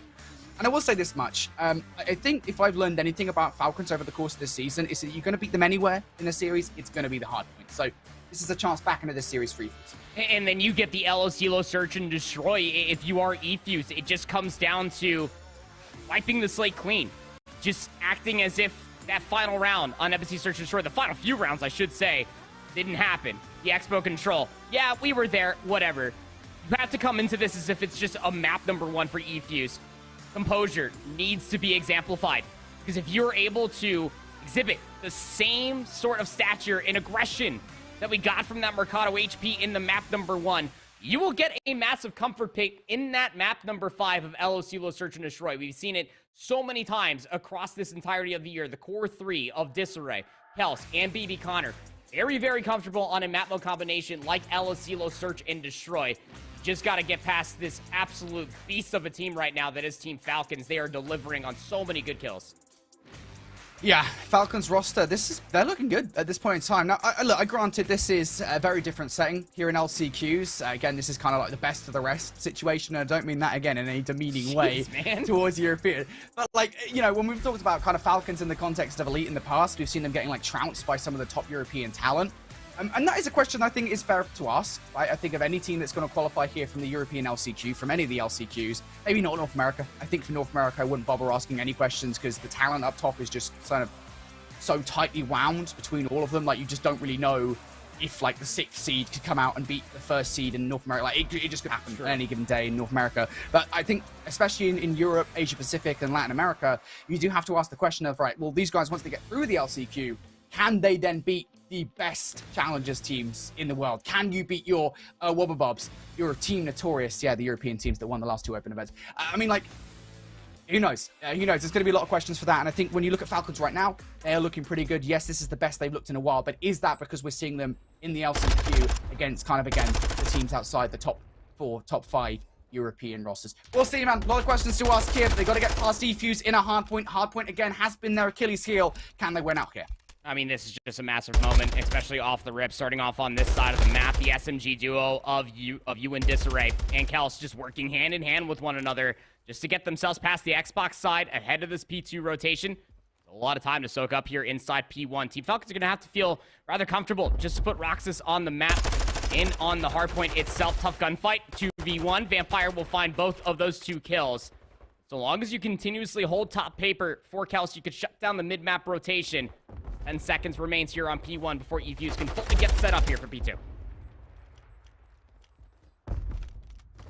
Good start from Efuse to get the vast majority of time off the back of P1. Now they want to get control of P2. P2 in the back line here will absolutely catch King of Body off guard. You generally speaking expect us to be there. And across from the parking lot as well, BB Connor is able to take Roxas down. So this is looking pretty good here for a rotation for Efuse. Futsy's still got a little bit more work to do. Big 1v1 against Vampire around the back line. Takes a little bit longer to get that gunfight than he would have liked. And Vampire does go down. So this is a kill feed that has been predominantly Efuse over the last set of gunfights. Most certainly in terms of the map control. Just about Footsy on this Godheady. He's really only Disarray's assistance. I mean, Vampire's just going to press it. He's going to be able to find at least one. Footsy got to at least be able to walk away with one kill, but King of Body just eviscerates him on his 6th life, now up to 3 in a row.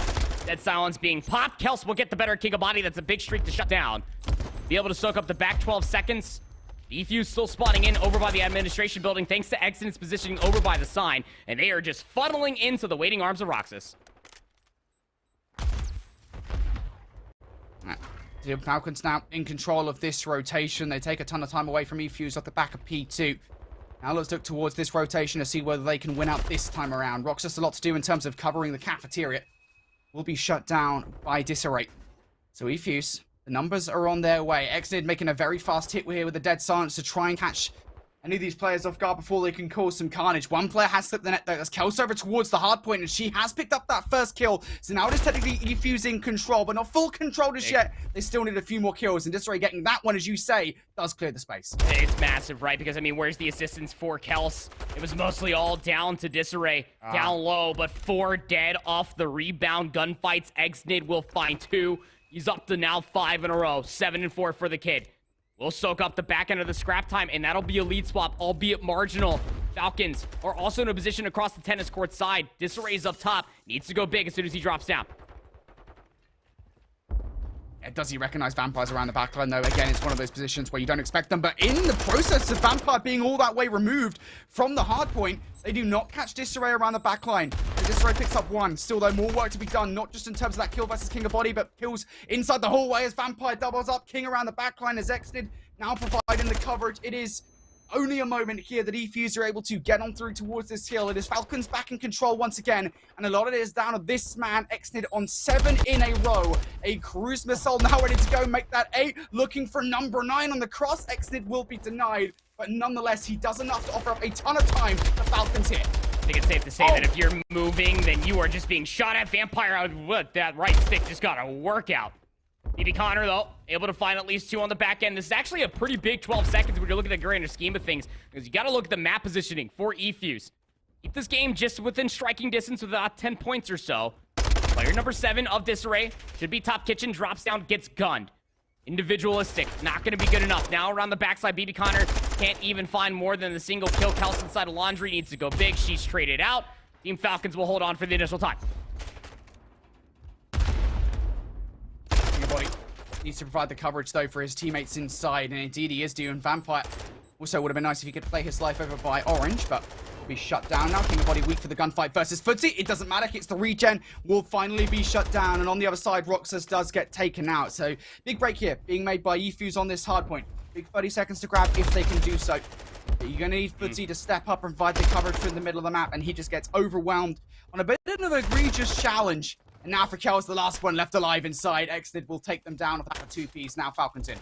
Exnid's body count over the past 2 maps is just absolutely absurd. Now up to 14 and 8. Already earned the streak in his previous life. And we'll soak up the back end of the scrap time. Be about 40 points in between these 2 teams going in towards the second set. Through the door, Disarray will be gunned where he stood previously. BB Connor at least trying to play for the trade. It'll be Kels, who will trade out her sub duo. Wipe the slate clean going in towards the second set. The difference is you're trailing by 40 points. If you are Efuse, you got pretty good map positioning. Luckily enough for you, Kels, she actually spawns all the way over by the top administration. She's going to be able to get herself inside of top paper, and that's a great position to have for yourself if you are Efuse. Yeah, there's still a path back into this game. You're only down by 40 points or so.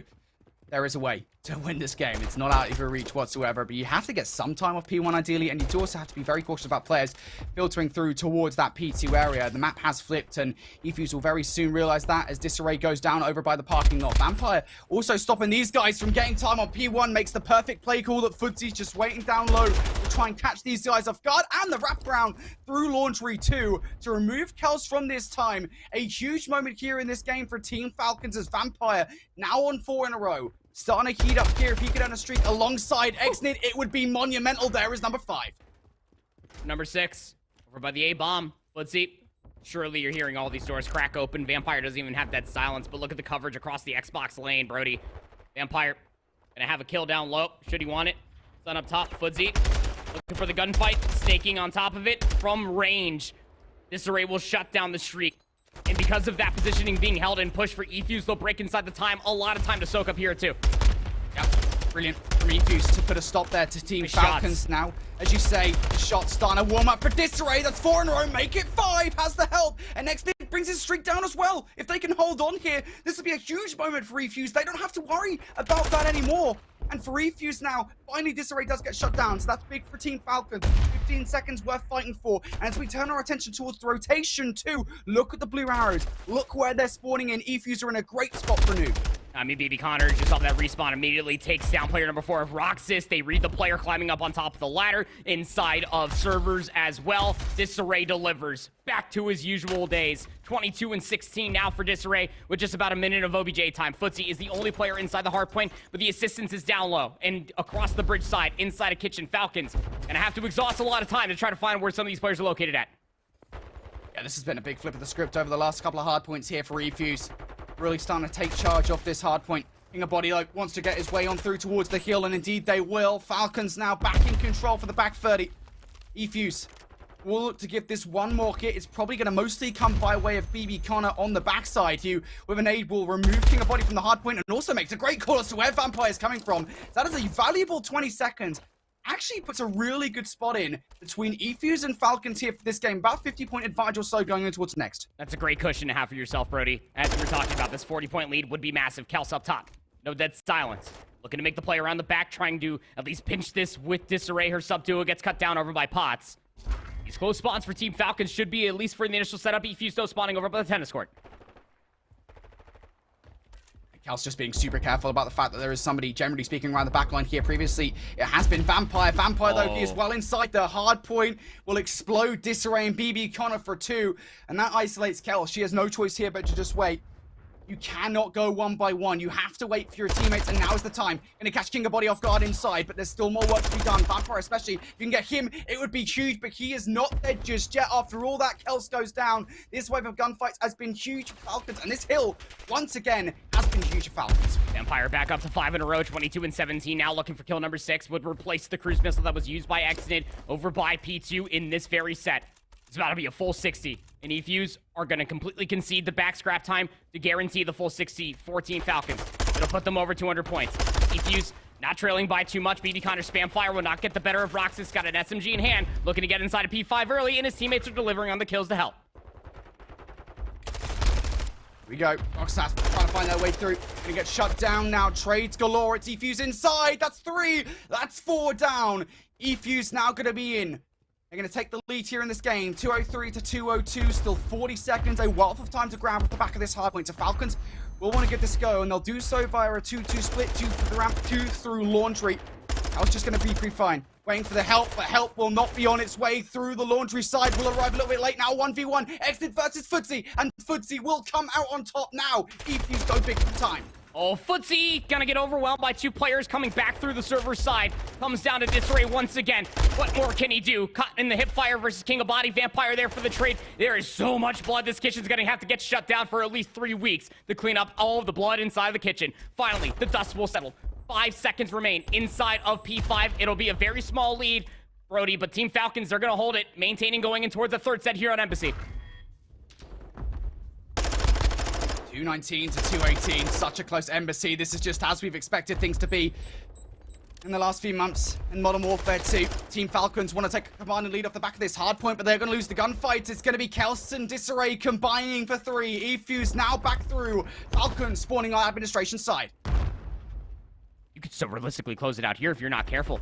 Disarray's in a power position up top. Tough gunfight versus Vampire over by the palm tree. Any kill is going to be a big kill. The hard point, vacant. 228 to 222.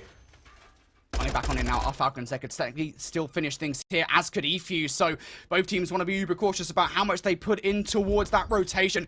Coverage up top from Disarray has been so good to keep these guys away. Now no longer the case, as eFuse will not be able to finish things here. Falcons, they'll know about it. They'll default towards the next rotation. And now Footsie, the only one really even near roll to try and take a couple of seconds of time away. Indeed, that will be what happens. But look at the blue arrows coming on the flank here towards the next hard point here, Andy. eFuse, they're ready for this rotation. BB Connor opening up with the first kill. King of Body, the last player left alive. And he picks up one around the front, but no more than that. The trade's looking pretty good. Nobody inside. Streak now being brought down. It's Falcons through the front.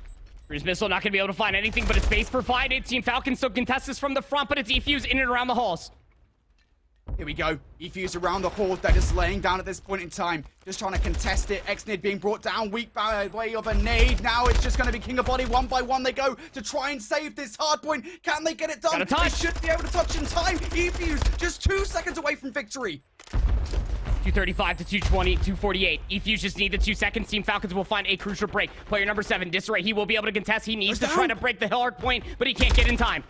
They go down, and King of Body providing the mid-map coverage. King of Body for 2. He almost takes down his teammate as well from the backboard. Falcons no more will fall in hardpoint as they take this one 250 to 248, and Embassy continues to deliver these close games. Oh my god, did it ever come down to a photo finish there at the very end? You had so many players around the back halls over by the God Truck. The cruise missile gets called in. It doesn't find any kills to speak of, but it keeps all of eFuse trapped over by the trophy system. It was one lone trophy system that was able to keep 2 players alive over by that back pickup truck, Brody, but just because you can hold that line, it was space provided for Falcons to deliver on the space that was provided from that Vampire cruise missile that gets called in. They get on the front side of the hard point, head glitches galore, and they absolutely slay eFuse out of the gates. You had to contest if you're Disarray. Went 1 for 1 in that regard. He was down to about, I want to say, like 20 HP. Had to try to contest the time. Players from all of Falcons were looking at that exit door. They take down Disarray, the last hope for eFuse to try to get inside of that time. It's unfortunate to say that eFuse are now eliminated from the LCQ. Wow, just like that. eFuse done and dusted. Good night to the eFuse roster, and they perform well enough. Again, we've been talking like quite positively, I think, about this eFuse roster over the course, not just of Season 4, but of Toronto as well. We can see kind of the market improvements that they're making. Had to make a change coming in towards LCQs. Footsie joining the lineup, and he's done well enough, but I think just on the whole, eFuse not consistent enough here versus the top European squad to win out, as Falcons will take them down again in hardpoint. We got to say it right. It's a big thing for them to come and actually win the hardpoint like that, because Team Falcons, I think in the past, hardpoint has been their biggest issue, the biggest issue of contention. So to win one against eFuse, looking pretty good, I think, moving forward. Yeah. I mean, even just watching that final few moments back on the stream, I mean, the setup was so good for eFuse. Just an unfortunate crumble. I mean, you think that you know where a lot of these players are located at. The Falcons just through all their teamwork, through adversity, in the trades, able to get the job done here, albeit by 2 points. Embassy, as you say, Brody, always delivering on the goods when it comes down to nail-biting hard points. But it'll be the ticket punched here on Embassy for Falcons to continue on with this lower bracket run. They will have a date with Noctum White, who just got done 3-0ing their counterparts of Noctum Black. Gonna go down tomorrow. The job is not done yet. Job's not done yet for Falcons. The road ahead is still pretty long here in European challenges. We already asked the question, you know, they've beaten a lot of teams today, right? I think we can absolutely give them their flowers for that. Coming out and beating eFuse is a real achievement, just given kind of how good eFuse have been in the past. But they've got to go up and do it again. Tomorrow versus Noctum White, a top 6 roster in Season 4 of Challengers Elite, a roster that was taken down a lot of good teams over at Toronto, a roster that took Boston Academy, a team that placed 3rd at the event all the way to a Game 3 and might well have won it. Oh boy, it's going to be a real challenge for them, of course, and even beyond that as well. We look over towards the upper bracket final tomorrow, and I mean, there are still some pretty good teams in there as well between Strays and Clutch Reigns. So, man, I don't know. Well, I still didn't know, I think, before we even got into this LCQ, which European team would be the one to take the 1 spot. I still don't know, Andy. I'm still not entirely sure. Honestly, I couldn't tell you, Brody. I mean, the competition is just at an all-time high. I think that both Shift and Visions even touched up on it. You and I talked about it at the top of the day as well when I started my day at 7 a.m. Nice day for you, honestly speaking. What is that, about noon? So, I mean, nonetheless, all these matches are going to be tough. When it comes down to the LCQ, yes, you have some auto-qualified teams via the pro points that they were able to accrue across the calendar year. You still have elite teams that are still duking out for the one in final spot that Europe has available to make it towards champs. There are no easy matches. Everything concludes tomorrow. Yeah, and if you guys think it's weird here in the European region, Yeah. Oh, just you wait, guys, because we've still got a North American region to talk about as well. You thought Europe was stacked with talent. North America, it is full to the brim with that. And the best part about North America is that they're in post-Rostermania mode, which is always a fun time to be in whenever you're talking about North America. Aren't we always over here? And you know what? No. Well, before Toronto, it was nice. I didn't have to worry about any teams. Rocker ESG was like the only team, and then Outlast kind of just like by way of the fact that the Rocker ESG change happened. Now it's every bloody body, mate. It's everyone in North America constantly making roster changes. But you know what? It makes things fun for us here on the broadcast. So we've got that coming up very, very soon. For Europe, at the very least, we're done. Before we wave goodbye for Europe and day number one, any final thoughts, mate? Exhausted. Off of those couple maps and matches, I mean, even Visions and Shift had some real close nail-biters. Not asked for anything more besides maybe just a few more tournaments for a lot of these Challengers players to be able to show their stock. Even some of the teams that unfortunately had to bow out the way that they did here in the LCQs were still able to showcase how good they truly are ahead of that 2024 season, man. I can't believe we're in the final turn and in the final stretch here for Challengers. Yeah, indeed. Well, that's Europe done and dusted for day number one. We'll be back with more European challenges tomorrow for the final stage of European LCQs. For now, though, stay tuned, folks. We're going to be switching things over towards North American challenges where all the post-Rostermania fun begins.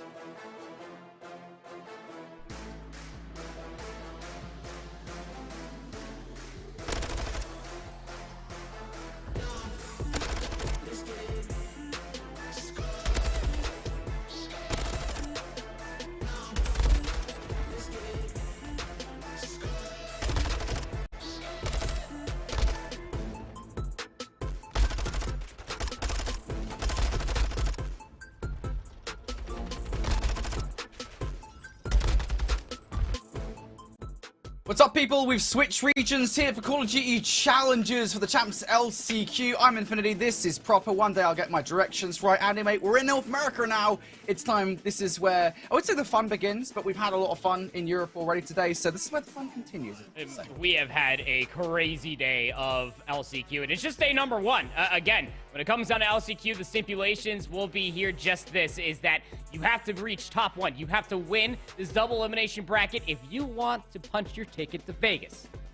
Absolutely, they do. We're getting into the thick of it now. We're very far deep into our North American bracket. For those of you who've been following on at twitch.tv/WeAreClutch GG, well done. Good job. You've been looking over towards the North American action. Here's a look then, moving forward into the first match here in Winners Bracket Semifinals. That's where we're at in the bracket. This is going to be We Out Here versus Orbit, the We Out Here roster, formerly known as TGE, formerly known for a number of people throughout the season as Convoy Gaming.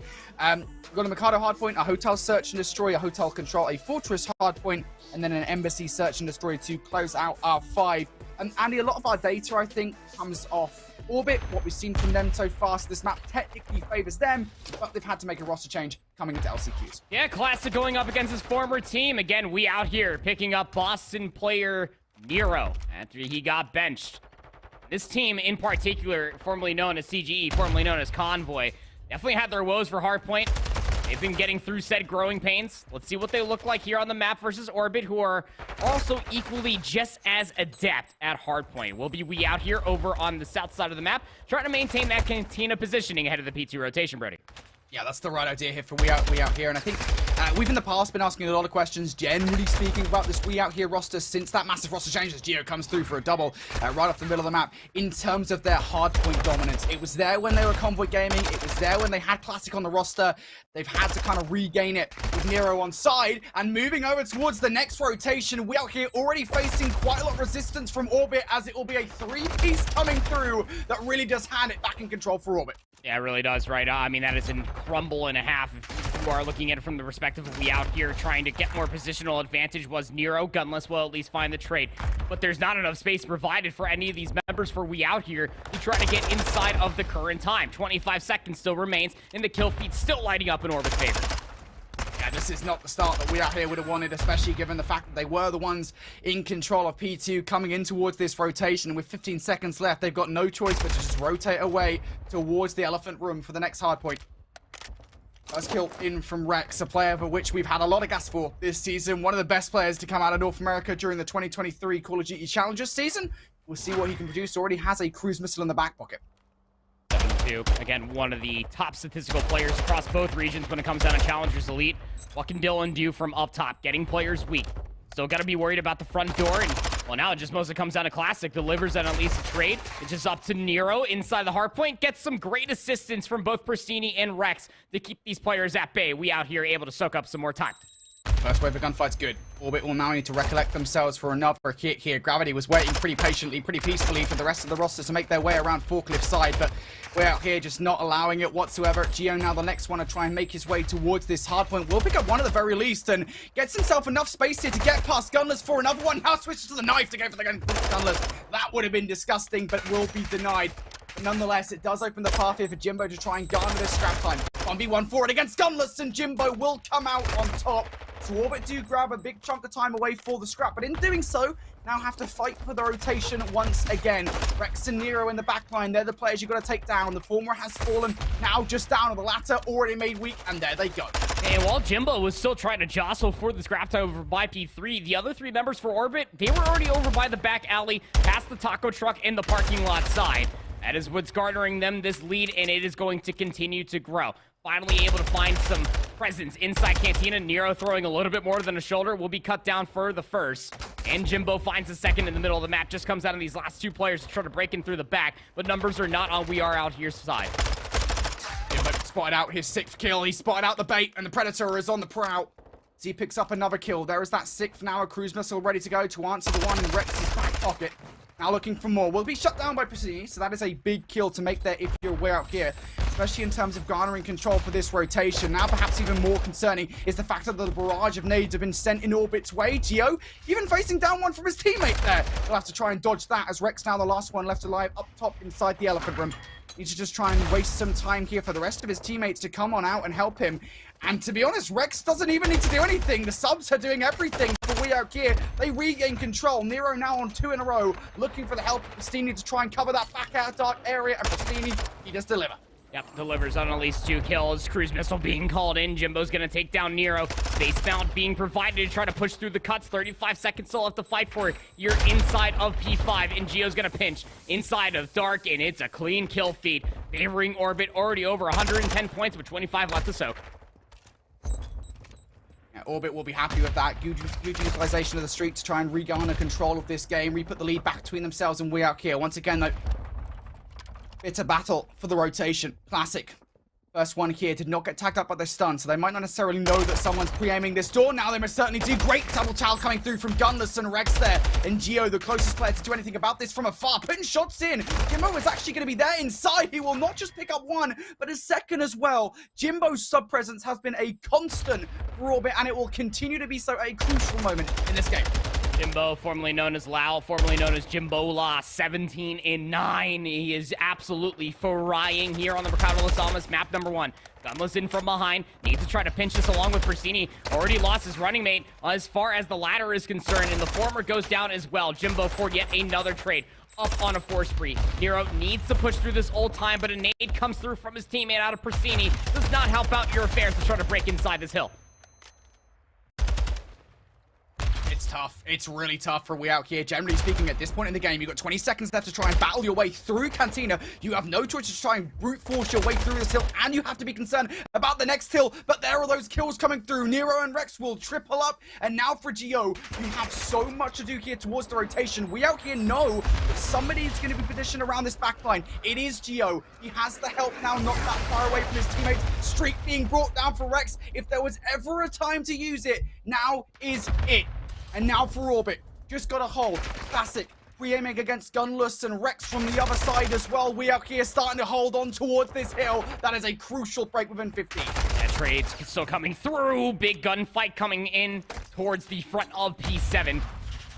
Actually, Garner, Nero to stay alive here on this 4 spree. Down to 20 HP. Needs to hold the line. This majority of this hold is actually mostly coming through from the front. Pristini's holding a one-off angle, is able to at least find one. Nero finds number 5 in a row. Gio doubles down, shuts down the streak. Jimbo, at least through small, is trying to contest this time, but it's a great pinch here at the end. And I would say required at that, as Rex is able to find himself 2 more kills in a row. We'll at least keep this in a respectable scoreline throughout the entirety of that first set, Brody. I mean, it went from very close to getting away to absolutely out of hand, favoring that of Orbit. Will have themselves about a 50-point lead into the second set. We go. Yeah, this is a big last couple of hard points coming out from We Out Here, but their job is not done. Still got a long projection ahead of them to try and flip the map in their favor. Take time away from Orbit, which currently they are garnering. Raid's going down in the middle of the map means Gio will be removed from P1, so they'll stop any of the bleeding here in P1 for the moment. Gunless actually doing a hell of a job here from afar. Looking to take down Gravity as well. The pre-fire might be good enough. It won't be Gunless. It will be his brother and Pristini to take them down. And indeed, those kills do come through. So We Out Here brute forcing their way through P1. But again, step number 2 needs to happen pretty quickly here. And it does happen. Nero over by Cantina picks up that 1 kill. And now the spawns are flipped. 188 to 143. Spawns flipped again, and We Are Out Here's favor. Remember what happened in the first set of hard points, Brody. 15 seconds soaked up for Orbit, and they just completely broken up We Out Here before they could even get set up for the initial 20 seconds. Spawn in, still occurring. Soaking time for Orbit, already over 200 points. We Out Here need to set up for a full 60 here at 2. Yeah, they're in. Worth saying, though, in that first rotation, We Out Here, they got 3-piece and immediately broken. That cannot happen again. You want to see a close Mercado Las Almas hardpoint. Gunless starting to heat up for a double. Nicely done. Nero also with the coverage around that back alley. We Out Here have got players in all the right positions. Gio gets stunned up now. Close to one from Gravity. They're going to look to come in for a 2-2 split. Pristini, I don't think he realizes that one player has slipped the net. It's going to be Jimbo. What can they do inside the hardpoint? Absolutely nothing. It is a full red kill feed. We Out Here doing a stunning job at holding this hill. And Orbit are going to chalk it. They're going to completely concede the space. That allows these players for We Out Here to encroach a little bit further forward. 21 and 18 now for Nero. 22 and 18 for Gunless. Rex is 22, 23, and freaking 13. And Pristini found the opening kill inside the elephant room. It's going to force Gravity's hand. He's up top. Needs to try to stay alive. Needs to try to take this gunfight. Gunless will burn him down. Orbit might be able to soak up the back 6 seconds, but We Out Here force their way into the rotation to new. how has this happened? You have to ask the question. Over the last few hard points, given the lead that Orbit had, we out here have really taken control of this game. They haven't quite got the lead just yet, but over the last few kills, this has been we out here time and time again. 3 stacking this hard point. Classic looking to find his way in at 14 and 23. Now looking to make it 15 and 23. Unable to do so. It is in fact the death tally that goes up. And once again, an indomitable red kill feed for we out here. This has been so damaging. Kill after kill after kill. The elite spot. Unless you could make an argument for it. Classic finds the first, needs to flood through the big door. Gunless is going to be inside of the elephant room, trying to hold on, trying to snake across the head glitch, and, well, he's got a sub in hand, and Pierce delivers. Rex there for the assistance up top. The lead spot comes through. We out here getting closer to the 250 mark.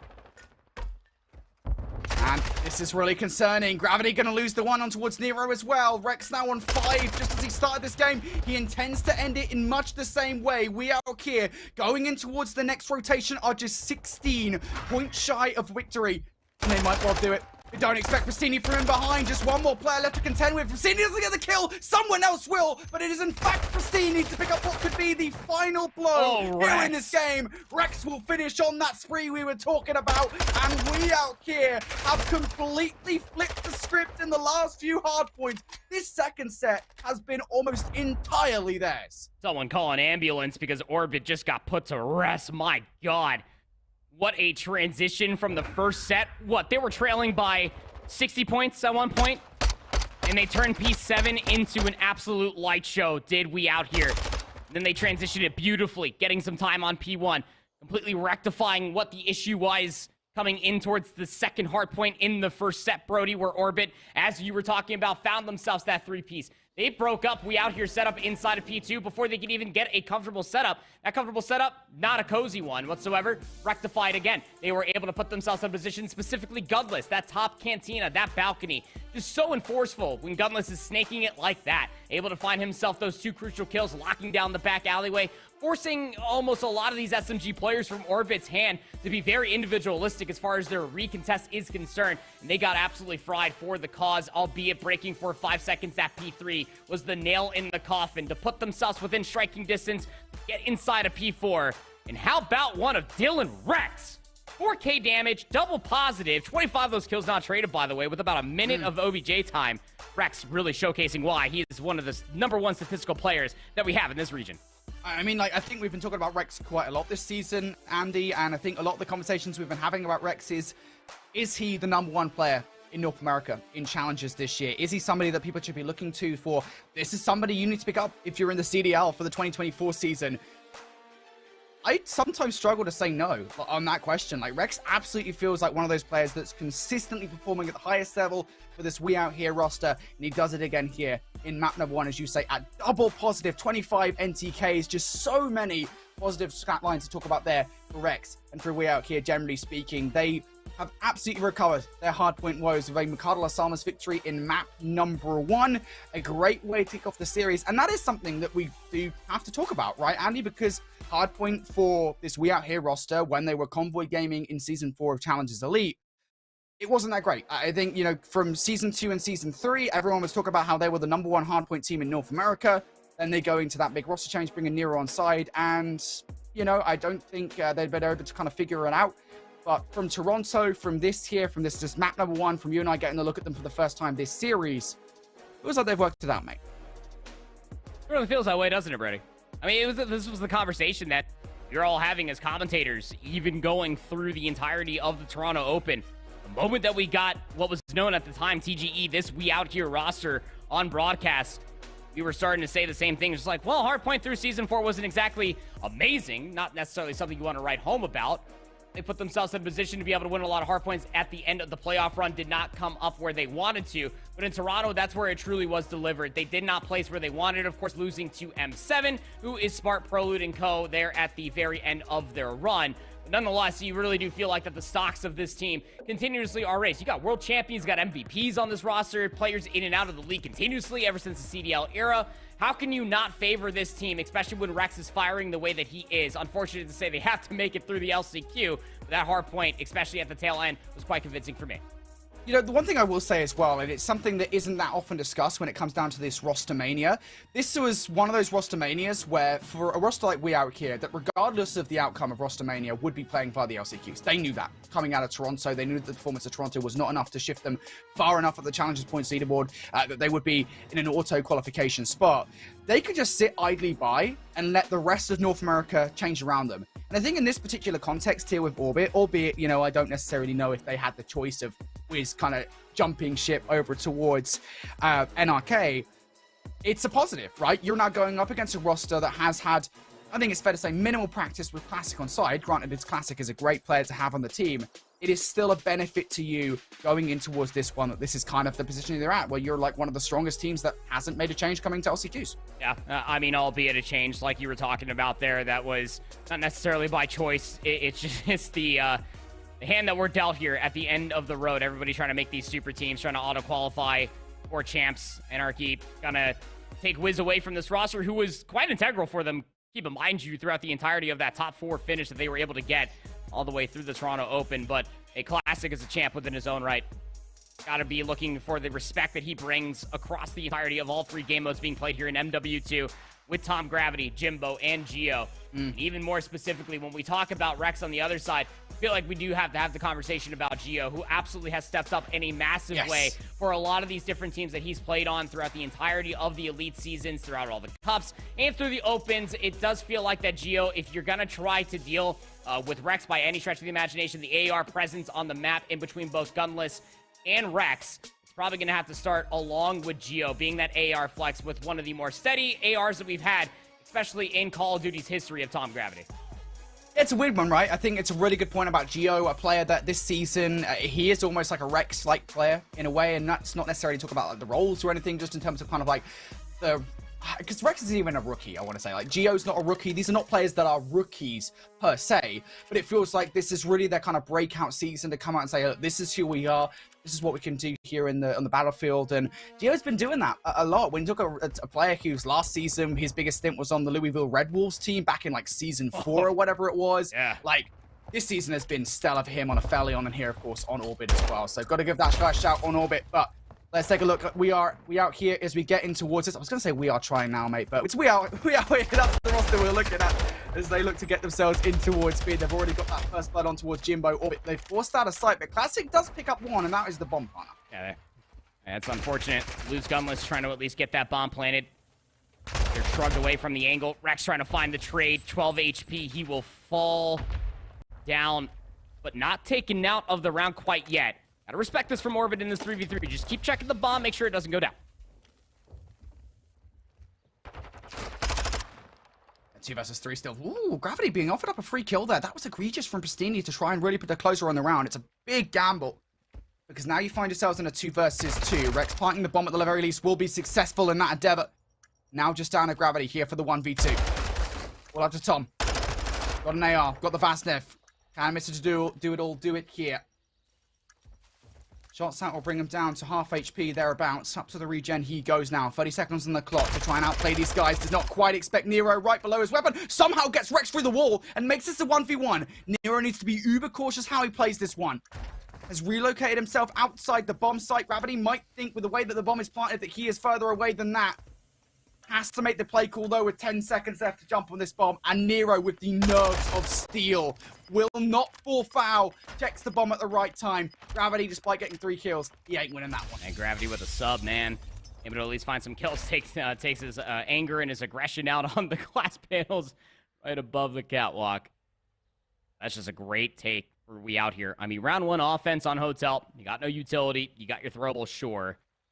Gunless was in a position to maybe try to get that bomb planted, but it's a wonderful answer for Orbit, who completely rewrap around the backside of Kitchen on the patio side. Denied the initial bomb plant, but if Brasini doesn't push out and finds that kill and forces out the 3v2, we out here just simply do not win that round. This from we out here on the defensive setup. 4 players through the middle of the map. One of them is already down for the count. That's a big trade to make if you're Brasini. Indeed, they will make it. That's where Geo has cut down not just one, but the second as well in the form of Rex. So the last remaining players here are Pristini and Gunless.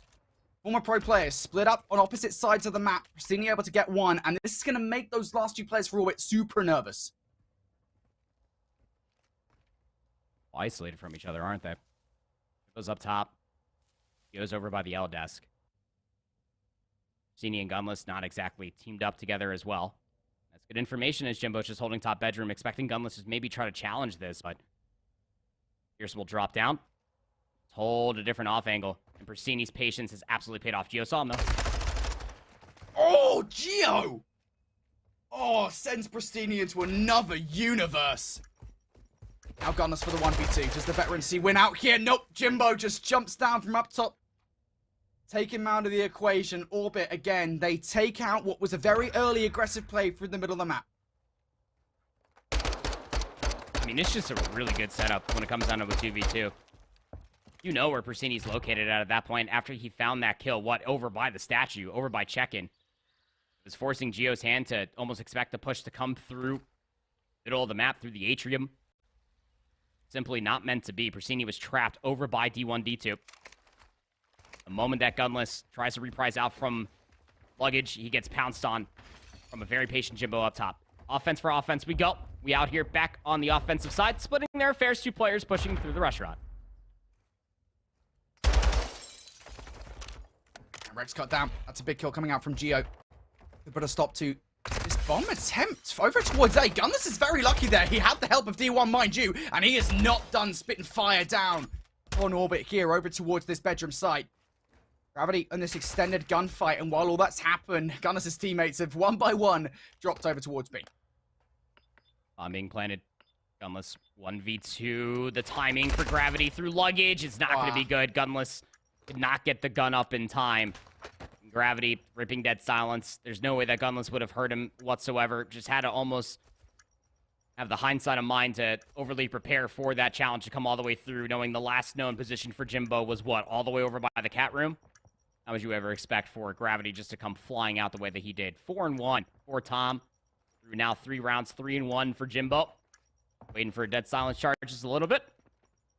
We'll go ahead and get this defuse. We out here. As far as an offensive round is concerned, splitting up 2-2. Nade just getting Pristini so weak over by the display case.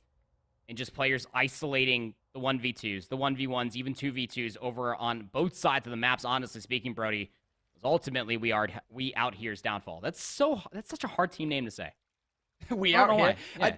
For me, it's just the immediate want to jump to we are trying now. I want to put like R in there because like we out here is like it's incorrect. We are out here. As casters, we don't do grammar badly, right? That's the well, some of us anyway. Orbit 2-1 up here in search and destroy. Jimbo, big part of that 3 in a row coming in towards this round. And they might overwhelm Pristini here on the defense inside connector. Jimbo at the very least gets that information. God, the way that he is bouncing around, it's like he's been on 2 or 3 Lucasades. Pristini sent flying in towards the kitchen as well. This is a lot of control being given away, being acceded here. And Jimbo just flies through for the first against Gunless. Pristini's still around. They know that it's Pristini too. They saw him inside the connector. That information is good to act on. Service System's going to keep Classic company here as well. He has a Semtex. Look at Gravity's positioning as well. Euro Rex going to have to retake this fully from the back. At the very least, at the moment, they are in a 2 versus 2. It's going to be a matter of how quickly they do this, or if they can do it at all. I was going to say, there was one player all the way over by rooftop, so they got to try and get their move on. They want to make it a 2 versus 2 instead of 2 versus 3. Regardless, though, Gio and it's Classic coming on through there to close out that round. A big one from Orbit. I mean, it's just the 3 players. You got Gio, Classic, Jimbo included for the entry, and I mean, the follow-up is just so sublime that when you are Persini, it felt like he had to fly in towards the bomb site itself and potentially find at least one. But the moment that both Nero and Rex have to give up that positioning, knowing that the bomb is going to be planted over at B, it just gave Gravity clear as day angle. Top valet. Now we out here. Trailing by 2. Trophy System over by the A bomb site. Rex is going to concede the space from his teammates. Trust that they're going to plant this bomb as he holds the middle of the map. CD wants battery control. Just saw Jimbo up top. Thought absolutely not. That stun ended up stopping him from getting away anyway. Now we're 1 versus 3 after all the gunfights around the backline going down. Gunless here in defense at this bomb site. His not long for this world. Not much you could do there. I mean, it was an aggressive hit over towards A, right, Brody? But, I mean, when you go all in for those 3 players like you were hinting at there, Persini, and did he ever want bedroom control? Got left about 1 shot.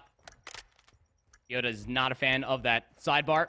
But nonetheless, it's just one of those things that when you take an aggressive approach over towards A, you have to at least try to put yourself in a position to maybe try to get traded. Numbers are everything from Search and Destroy. Go figure, as you don't have any respawns. But once Rex ends up getting completely overwhelmed from the Chandelier side, finds the first, wasn't expecting another player to already be past hole all the way to the backside of the offensive spawn. Gets completely overwhelmed, was gunless there, and what was going to have to be a 1v3. Good luck, have fun moment. A combined 12-4 between Geo and Jimbo.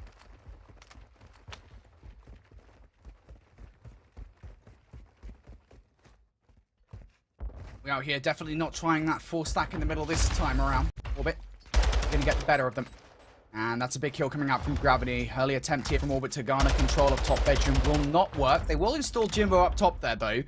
As a matter of fact, Jimbo, he's getting highly aggressive in towards this bottom side, too. He wants all the kills. He's already found Rex, and very quickly might find himself in the gunfight versus the last. Never mind. That is a very clean round. At every single point of entry, we out here removed. It's just Jimbo things, isn't it? He's got that silence on an offensive round. How many times have we seen SMG players get themselves in a position, hotel offense, and just completely fly? Whether there was a player in the middle of the map, regardless, I don't think that there was, Brody. At least watch that cross. Jimbo just got in there so scot-free, up the luggage staircase, back down through the elevator, found an abundance of kills, and a lot of damage soon to follow. That is just tough scenes as Gravity is just anchoring things down in the back. Now up to 8-2 for Tom. Gravity and Jimbo have really been the stars of the show. I mean, even Geo to a certain extent is 6-2. All of them had their moments here in this search and destroy. Pristini, though, wants to also be just as loud with his 2-piece. They're going to isolate Gravity, and Pristini for number 3. Nobody take the ace away from Pristini. It would be really mean at this venture. Jimbo for the 1v3, and might be able to stop the bomb fight. Yes, he will against Gunless, almost finds the second. I don't think Pristini got the ace there in the end. Yeah, I don't really care if Pristini gets the ace at that point. Brother, you just need rounds on the board. It's going to be Nero that gets that final kill, but it's the aggression turnover. We'll flip of the switch. A executes have not been too friendly for we out here in previous offensive attempts. They take back over towards the B bomb site, which was the, go figure, the last round that they were able to win was when they execute over towards that B bomb. Also needs to be talked about is that Rex is not having an easy go of things here on Greenberg for map number 2. Orbit's still up on map point here and now on the offense, and they're going to take their virtues over towards B. And well, we out here are actually here in the atrium as well. Pristini saw that, saw 2 or 3 players and thought better of it, but his attempt to escape will be denied. Now we out here. They don't actually have any control of kitchen just yet as well. Rexes kind of have to be cautious about the fact that players might already be inside. In doing so, an entry now for Nero opens the door for him. Nero trying to find both of these kills. He's already found the first person, Jimbo. Johnson towards Classic as well. Classic just on a little bit of a frog up there.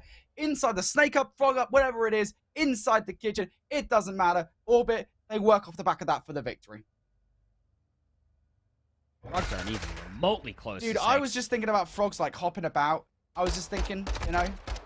You're talking about amphibians to reptiles, brother. Like, they're so different, it's not even funny. They are really not. That's like saying that my cat is the same as a dog, which might be true by his size. But Orbit, how about it? What an answer and a response back here in the search and destroy for them to be able to take this to at least a 1-1 series count.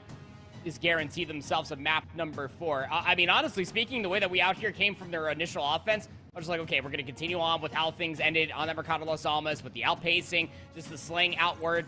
But on Hotel Search and Destroy, I mean, that's again where you get the overall deliverance of an AR pressure that is by way of that Tom Gravity guy. Man, he is absolutely absurd. He even picks up the SMG at certain points of time off of a corpse, and he just goes to work with it as well. Again, it works in tandem so wonderfully with how aggressive not only Geo likes to play, but talk about the open floodgates that just allows Jimbo just to continuously fly at you.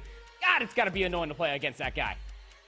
Yeah, I don't know what it is. Jimbo seems to have found like a second or third wind over the last couple of Elite seasons, over Toronto as well. Like, Jimbo is feeling himself. We said it all the way back in Season 4 of Challenges Elite, all the way back in Season 3 of Challenges Elite. Like, Jimbo has not looked this good since, like, early 2021. It is where I'm at with Jimbo right now. He is looking so good on the stick, so fast, and just getting control of bedroom like that.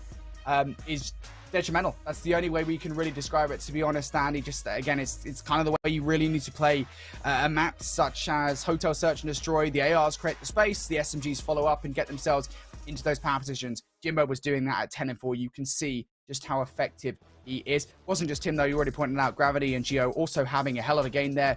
For Orbit, great Search and Destroy performances coming out of a roster again that we should stress has only really come together with Classic on the lineup. Only recently, they've had like a week to get things sorted more or less. I mean, look at the first bloods. I mean, it just goes completely in tandem with the round count as well. Orbit, damn near always good for that first engagement success. Whether it actually worked in way of for them to be able to win the round, I'm not too sure. But, I mean, 3 first bloods in favor of Jimbo alone. Just always in your face. If you had dead silence, chances are he's probably sprinting at you full force, if not on your flank. And there just wasn't really an immediate response. I mean, the stuns and nades, I won't say for a lack of trying for We Out Here. I mean, the stuns and nades were certainly being placed, but they weren't necessarily slowing down the effectiveness. And is one of Jimbola. Completely eviscerating We Out Here at 10 and 4. What a crazy stat line that honestly is. We'll tie things up again, 1 apiece ahead of the second stay here at Greenberg Hotel, but this time for Control. Yeah, and this is going to be an interesting one again, because we've had a lot of questions about this We Out Here roster in terms of hardpoint. Where we haven't had questions about We Out Here is terms of their control, because their control all the way back in Season 4, mate, sublime. It was perfect. And again, we'll bring it all the way back towards the point. A lot of it is down to the SMG pressure. Rex has been looking so good in control on a map like Hotel. I think that's going to be the biggest key for Orbit to victory here. Shut that man down. Do not let him go double positive again. Yeah, just to give everybody a quick little recap of how Season 4 of the Elite went for this roster of We Out Here. The only control that they lost was on Expo, and it was in their final series where they got eliminated by Omit. So that should go ahead and tell you just how damn good this team is at control. And Hotel specifically, they played it 3 times, they won it 3 times. Bring yourself even back over towards Toronto from what I got to see when I wasn't casting or just trying to watch about 5 different Call of Duty matches at the same time.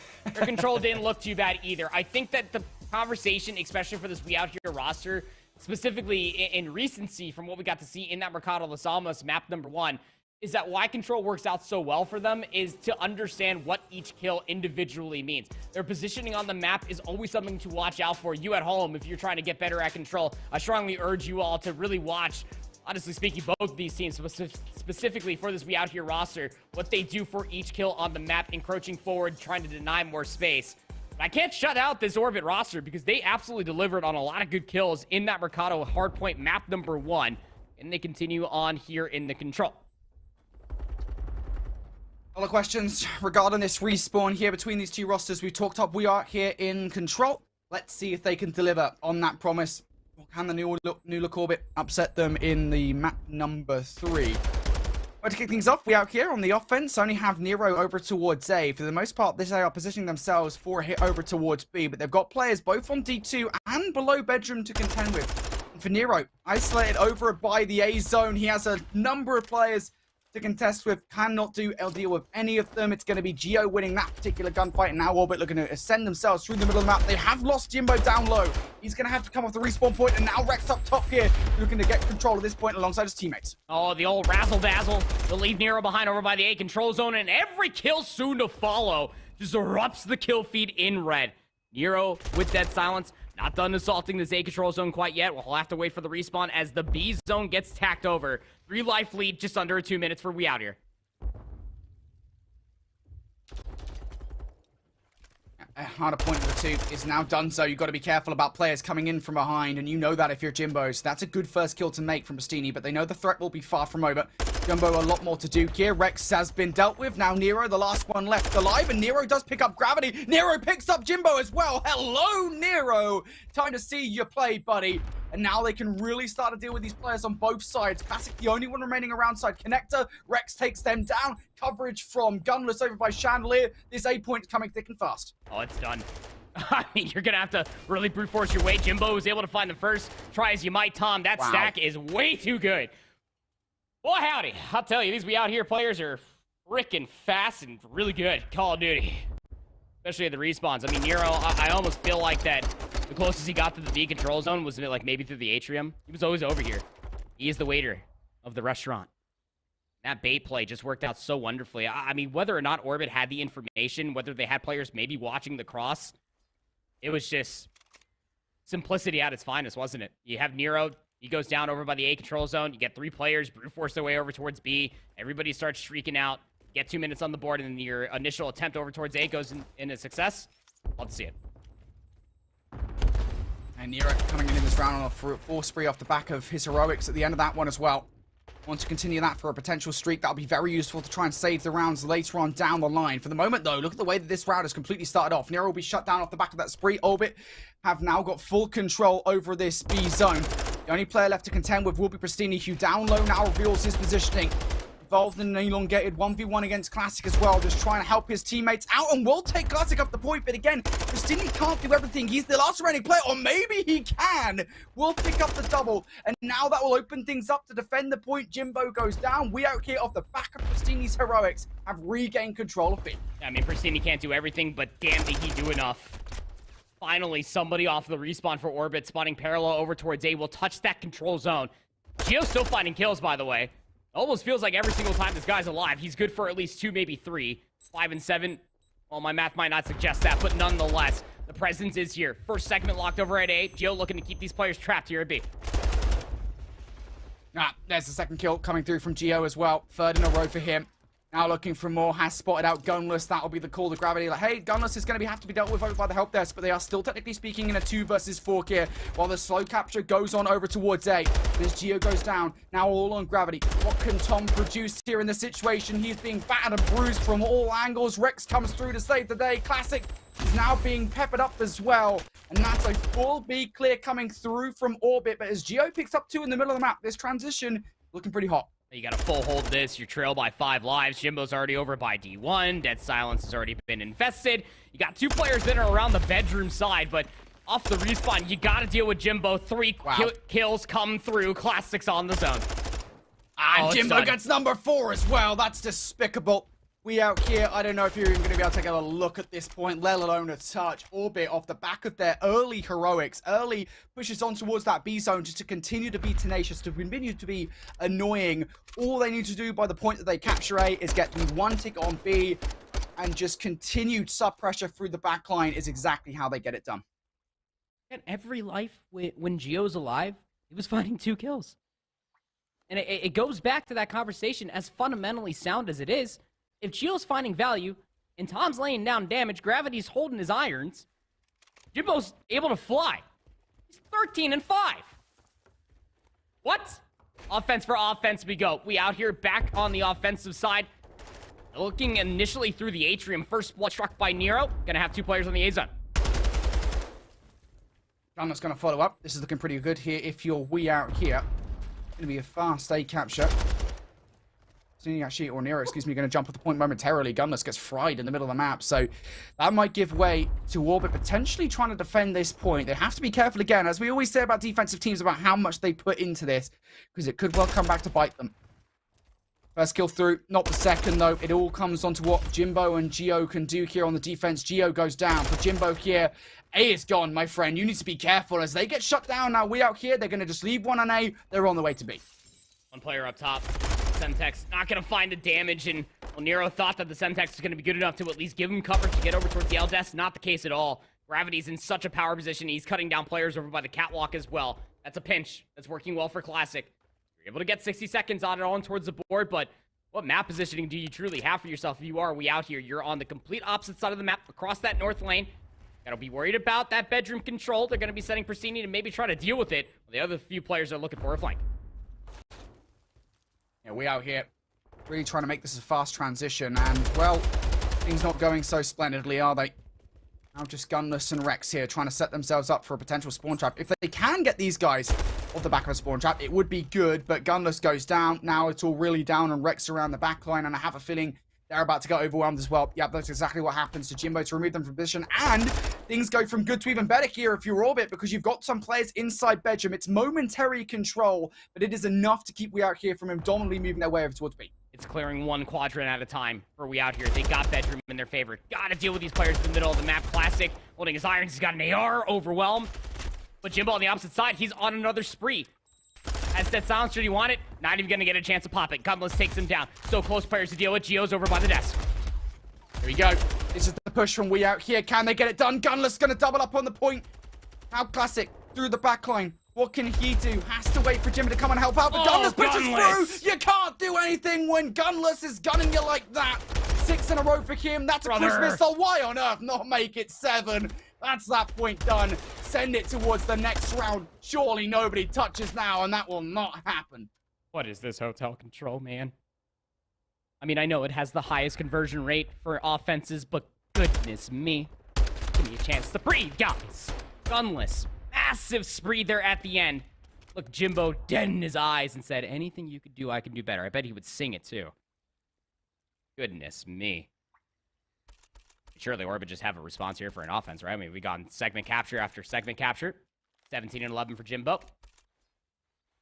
20 and 13 for Gunless. Like, what? 13 and 11 for Nero. What's this opening rip look like for Orbit? It's going to be the majority of this through the middle of the map.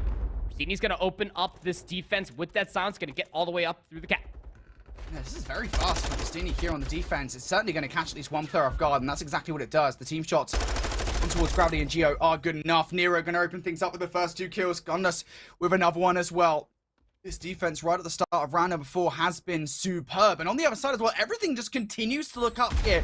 If you're a We Out Here, Pristini, Nero, both of them now started covering this A zone. Gunless doing a stellar job at keeping hold of B as well.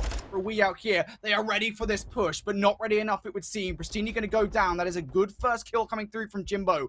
Now looking for more as they're starting to encroach from all sides. Nero has way too many paths to look at. And finally, Orbit, get out of that spawn trap. They're starting a cafe. Yeah, you saw they put Nero on skates right there, losing Pristini through Freezer. I mean, you had so many different points that you had to be looking at. The choke was going to come through initially. Inches early on. Players on the A control zone. Gravity is going to call for Classic to bump off of the A control zone and start taking the Virtues over towards B. It's a positional advantage in favor of Jimbo. Brody, 2 zones are being captured simultaneously. And they're putting everything into defending B here. It's the right decision to make. They're finally isolated down to just one player in the form of Gio.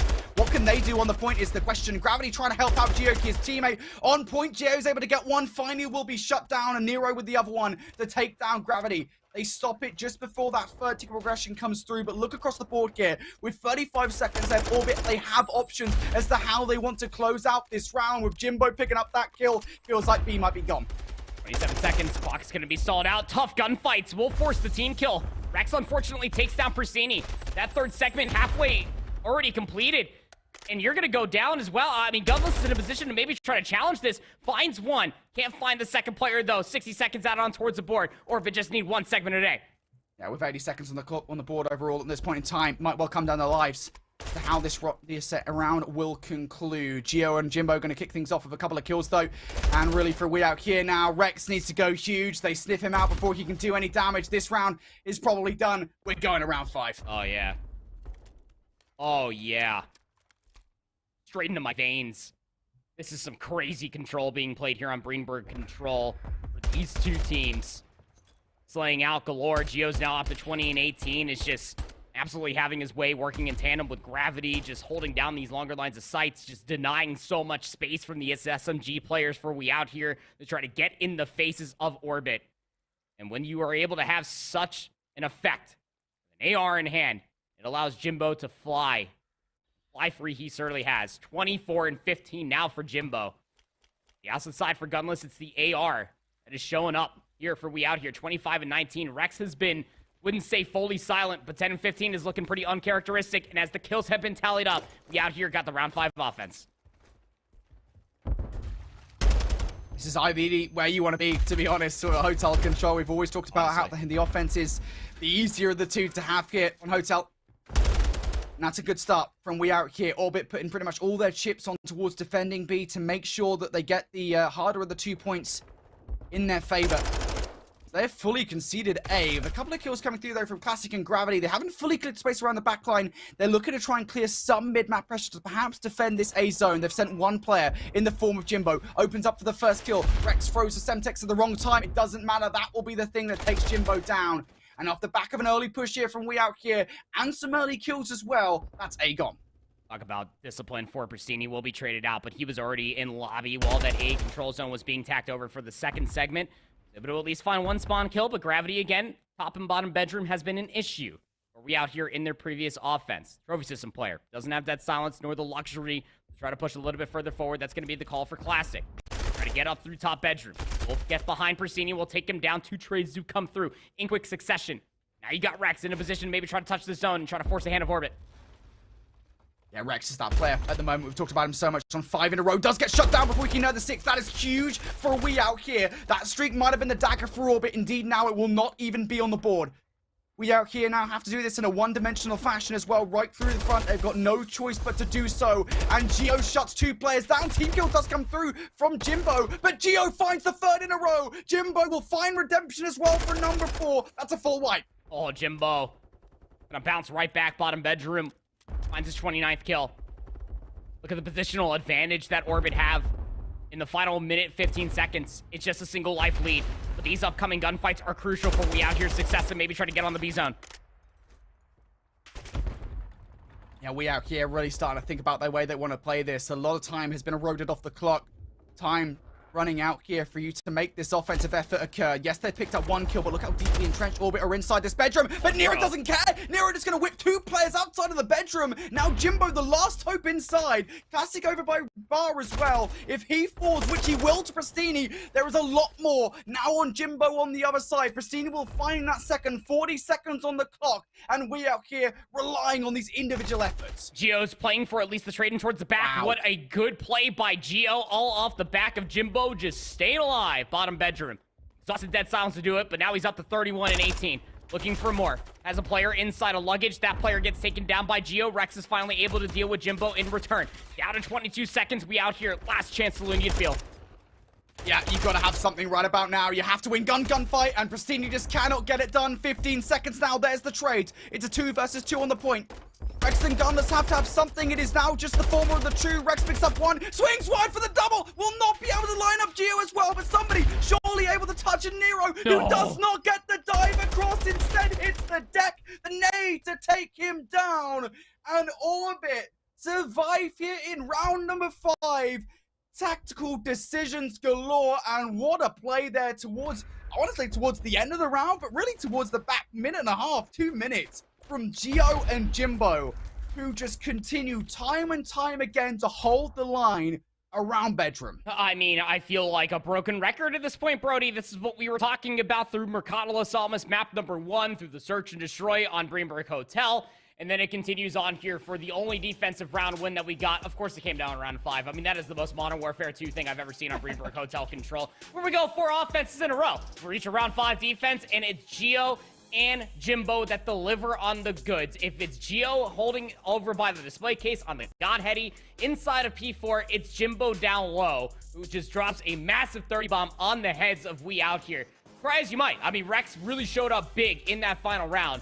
It was just straight trades, and every single time that at least those handful of kills, those 2 pieces were coming through over by Spa, well, everybody else was just getting cut down over by Valet, over by by luggage, and all the way over by Jacuzzi as well. And it's constantly forcing all these players for We Out Here to spawn all the way over by Kitchen. When you spawn that far out, it takes about 20 seconds just to be able to get over towards the B zone, knock that all the way up to about 40 seconds, and maybe try to find yourself favorable gunfights and maybe try to solve the clock there at B. Man, what a weird series. This has to be like the most NA series of all time. Just like all our expectations out the window. Roster changes in the mixture as well. A lot of things that we just have not expected to happen have done. We talked about the control prowess of a roster such as We Out Here going in towards this series. They only lost 1 in Challengers Elite Season 4. Well, the brand new Look Orbit, they don't care. They come out here and win a round number 5 Hotel Control to take a 2-1 series advantage. Mate, oh, what is going on? Orbit now, I mean, it looks like they feel okay with this new look roster. They'll still be bummed that they had to lose Wiz, but you know what? Classic looks like a pretty good addition. I mean, Classic MVP world champ within his own right. Yeah, Wiz, sure, whatever, may have you. Like, goes over to Anarchy. He joins the likes of a few teammates that he's played with before. Fair shake to him to be able to auto-qualify for champs, but I mean, this roster is just looking better and better. It's 2 juggernauts as far as slaying prowess is concerned. Now we take a look over towards map 1. Took a while to get here, but Hivex Street Mob taking on Nola Flight. This is map 1? Yes. Oh, dear. Well, we're in for a ride, it would seem, mate. We've still got a long series ahead of us, and you know what? There's a lot of storylines to talk about here. Hivex Street Mob, of course, you might know that this is the new Hivex Street Mob roster for Nola Flight. If you guys weren't paying attention to Toronto, this might be a surprise to see them here. But that man right there, Shoxy with that 3-piece dimensions, also on 3 in a row off the back of his own heroics in the last couple of kills. They are the reason that Nola Flight, they made that very deep run into the lower bracket over at Toronto. I mean, Big Head is just like the open reaper. We saw that at Boston. Shows up to Toronto, delivers it on side of Shoxy, and honestly speaking, I can't remember the last time that I saw Caden Fry the way that he has here in Modern Warfare 2. 223 to 177. Require contest comes through. Crazy views inside of the hill. We'll get the last few kills required. Not enough time allotted here inside P3 to close it out. Now looking over towards Nola Flight here for a big rotation. Dimensions gonna have to try and try to sit himself towards a corner. Unfortunately, there wasn't quite enough coverage around that little kind of awning to survive that particular engagement. So now Hivex Street Mob, technically speaking, are in control here, but Nola Flight just 11 points away from victory. Big Head wants to try and take some shots over the top here to remove Major Maniac from position at the very least. Will get that trophy system out of the way, so all that utility can connect. Major Maniac forced out of position. It allows Nola Flight through, and now around the backline, the spawn should be good. It is technically speaking a 2 versus 3 to close things out. Players now looking to find their way on towards the point. There goes Mock. Vivid now in with a 248, 249. Craze now with one more gunfight to close out the game, and they still can't get it done. 5 seconds left to soak up here. You're gonna get your trainers on if you are a Hivex Street Mob. Nola Flight are in a position to maybe try to recontest this. They just need 1 second, Brody. And they have to find it somewhere, surely. I mean, they could get it here. It's a 1 versus 3 for the scrap time. Big Head feels like he might have done it. Pre-fire around the corner. Even if Big Head doesn't get this, though, the gunfights are already being won over by New. This is a done deal. Unless you've got, like, the newest trainers coming out from the shop. This one's over. Nola Flight come out with a victory here in map number 1, mate. And it is a good one as well. This Nola Flight roster, man, look, I know it's early doors. I know it's only map number 1. Yeah. They just continue to impress us. What kind of trainers would that honestly be? Like, let's be candid. You have those trainers that are give you the power of teleportation where Hivex Street Mob Gaming were spawning in at. Fortunate circumstances specifically for Rupert, 13 and 23 there, but man, this roster, Neiman, Big Head showing up in such a massive way. Just the, honestly speaking, if this is your first time taking a look at this Nola Flight roster, if you did not see the outcome that they were able to produce at the Toronto Open just last weekend, get used to seeing some of these usual suspects, especially throughout the entirety of this LCQ. They are reapers at the end of the year, just showing up when it matters most. Craze in particular is that very steady player that just complements the playstyle for these other 3 just so kindly. 250 to 211, the final scoreline against some, well, very notable names on the opposite side of this lobby, Brody. Yeah, for sure. And I just want to reinforce that, by the way, to letting everybody know kind of what the losers bracket run was for Nola Flight that got them all the way towards top 8 over at Toronto. They went through Noctum, White, Rockery SG, Katana OXC, and Detroit Deviant. I believe that's Detroit Deviant's NA. That would be the NA team, I want to say, yeah. NA to qualify, or to get into top 8, I should say. That's a fearsome bracket. That's a lot of teams to take down. A lot of teams that you would be refacing, especially when you look at the roster such as Rockery SG and Detroit Deviants, or maybe not the NA Detroit Deviants anymore because they're no more a roster, but certainly Rockery SG that you would be facing if you were to make it towards Challengers Championship. So as far as like Nola Flight are concerned, right, I mean, they've proven to us that they could hang with those teams, that they could hang with some of the top rosters in 2023 Challengers.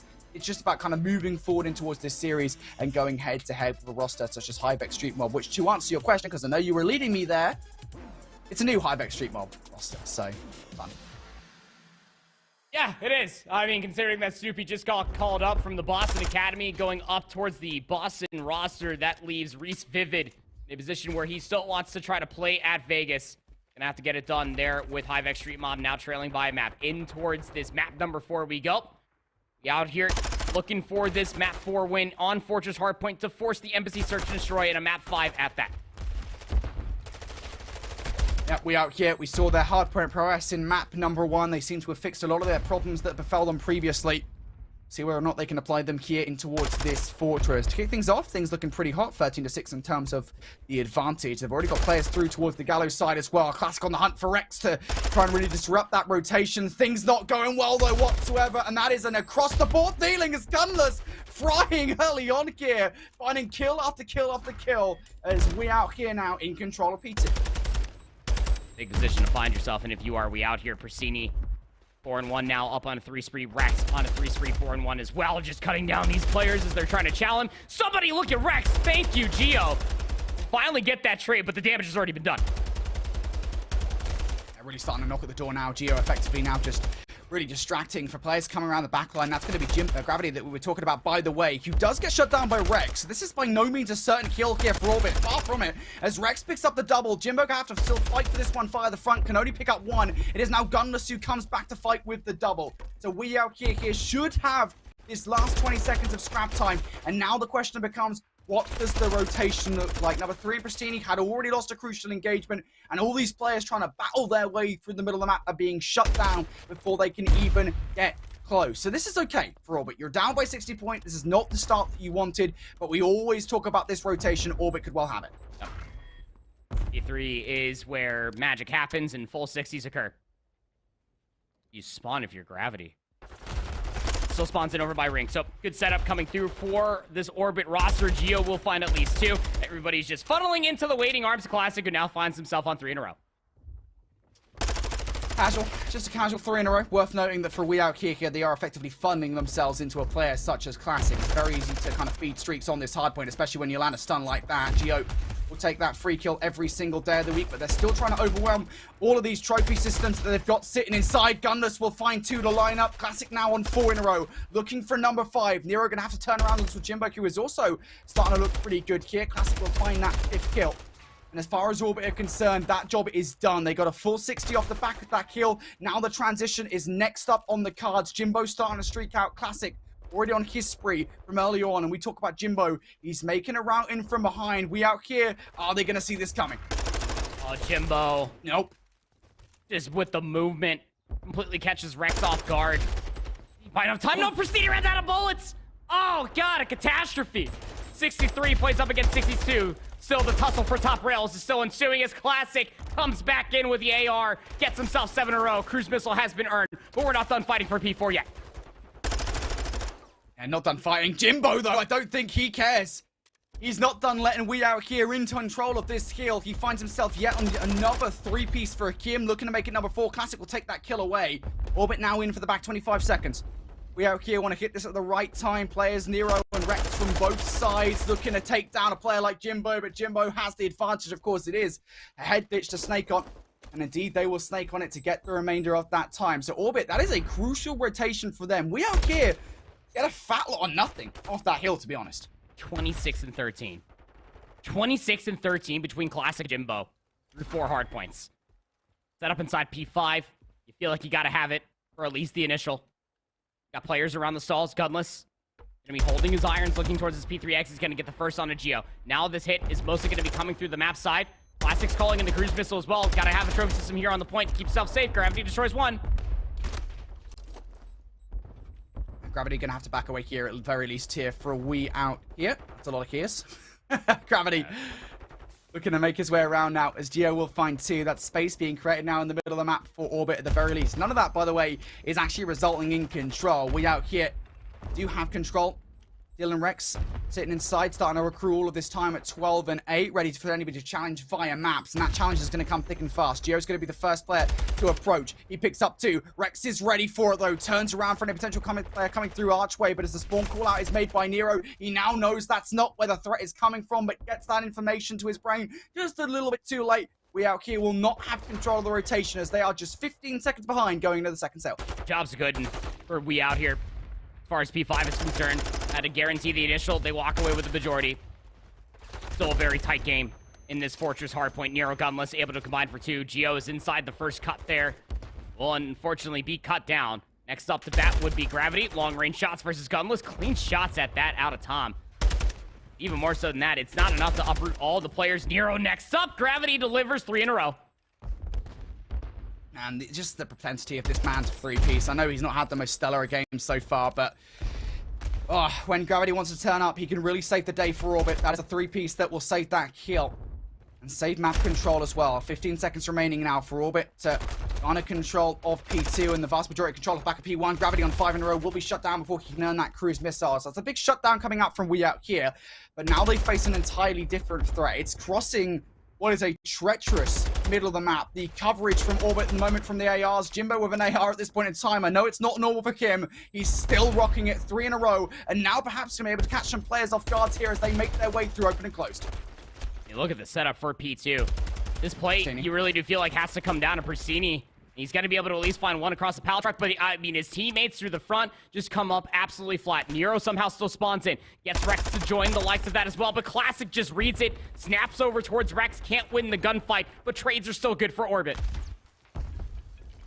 Yeah, they've really forced their way in towards this hill. Really forced We Out Here out of it. And now We Out Here, not in a great spot, mind you. There's 20 seconds left. They are really late hitting this. Orbit have positioned themselves, not just for this hill, but for the next one too. Gunless needs to get this time. We'll double up with Pristini for it. But as I said, 13 seconds left now. You are totally fine with this if you're Orbit. You've given up 13 seconds. It is a trade worth making for the all-important P3 rotation. Dude, what is Geo and Jimbo? Someone give me, like, the Urban Dictionary and what it means. 24 and 14, 21 and 19, respectfully. Trying to break inside of P3 quickly, though. The spawns will not be uprooted for Orbit. Not quite yet. Parallel spawns on the west side of the map is actually being read. It's a good kill to pick up if you are Pristini, but not before some damage was already done. We Out Here are able to break on in inside P3. Still a lot of time to soak up here. I mean, what a break from We Out Here, right? Orbit don't get the time they desire off the back of this hill. Now it's a big back 30 for We Out Here to really stay in the conversation for this game. And I don't know if Orbit are going to break back in, to be frank. You've got Pristini and Rex now really starting to heat up around this hill. Orbit, and I think they know they might be better served just moving over towards munitions, maybe kind of catch some exit frags. And that is exactly what they get as they will shut Pristini down. Nero, already over here, has been tagged up by a stun, has been found out by Orbit, so they'll be well aware of his presence. And the best bet for Nero at this point in time, try and bait some of these players out to try and challenge them. Maybe wait for the team to be on their way. And while Nero goes a little bit prematurely there, Pristini wasn't quite ready to help one out. Maybe he's there for the trade. Nope, Jimbo is not letting that happen. Not on a month of Sundays. 27 and 16 now for Jimbo. Still has that cruise missile in his back pocket. Gunless wasn't looking towards top tree. Jimbo is reaping here inside of top single, top boat. I don't care what you want to call it. And Geo delivers on the opposite side. Gets traded out. Gunless, 12 HP. Can't contest the hard point. Not quite yet. The initial soaked up here for Orbit, getting closer to 200 points. Orbit still don't, technically speaking, have the numbers, and as Gunless picks up yet another kill, now it is all just down to Gravity up top here. I don't want to count him out just yet, but, well, Pristini most certainly will. Big 2-piece for him to make. Big 2-piece from Gunless as well, the legendary duo. Picking up kills up top, and Pristini continuing on this spree as well. Yeah, we face down with Semtex, but Pristini's answer is just to fly out towards the middle of the map. That is time for a We Out Here. Maybe not, as Classic will actually pick up a double inside. Back and forth we go now. Orbit, they will have a slight advantage moving in towards the next, and Gravity already over here for the first kill. This will unsettle We Out Here. Gravity needs to be traded. I mean, this positioning is just so superior, and just when you're worried about maybe trying to deal with Gravity over by the horse statue, you kind of neglect these positions that Jimbo's over by inside top single. Classic will drop out from top doubles. But it's still pressure being a mounted Orbit at 200 points and climbing up. Now We Out Here, though. They've got 3 in a row, and the Orbit going to spawn out over by P3. It's actually going to be a split spawn coming through. That's down to Jimbo holding on towards Gallows. So for Gravity, their life is so integral here in this moment. They need to make sure they stay on this side of the map. They need to make sure that nobody from We Out Here is able to cross, and Gravity peeks out towards P1. His job might well be done, though. We Out Here, what can they do in this situation? Nero throwing through munitions is not able to get control, and that will cement those spawns for Orbit. As Geo picks up 2 as well, that's huge. That is massive. Geo able to at least find 2. It uproots We Out Here from at least the current hard point. Dead even game. Third set is where it will come to a close. Inside of P1 first will be Orbit. Geo 31 and 28, 33 and 20 for Jimbo. And the pressure is at least being a mount to be out here. Got players around the top of the backside of dubsteps, excuse me. But I mean, Pristini is just completely overwhelmed. It's just allowing Orbit to soak up more time.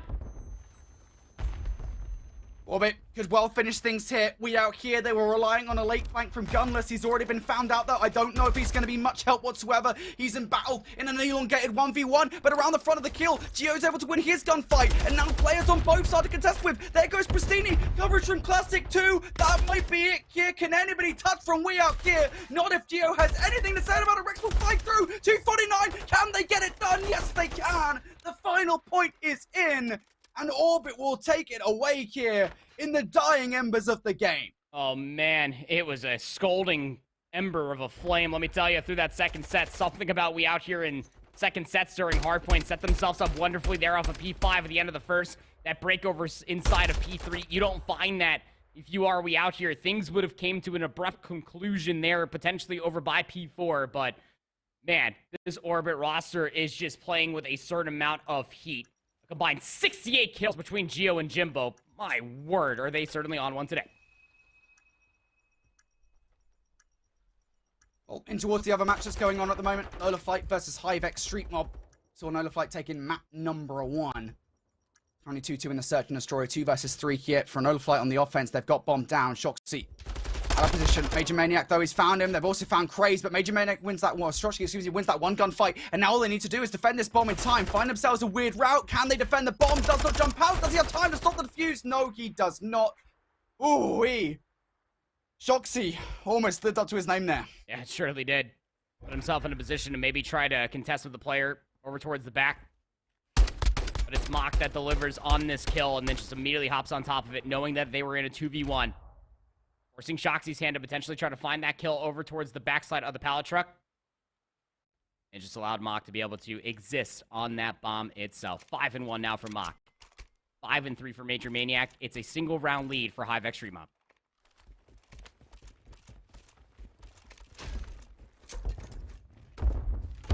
Big session of Stroke from the Hive boys again. Basically a brand new roster. On Mock and Rooper, of course, coming in towards this playoffs.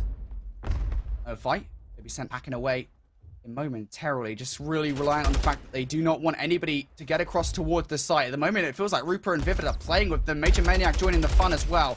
Just trying to bait Dimensions out, perhaps, in towards an unfavorable position. Shoxy going to be the first player to try and aggress through the double doors, and he will be shut down.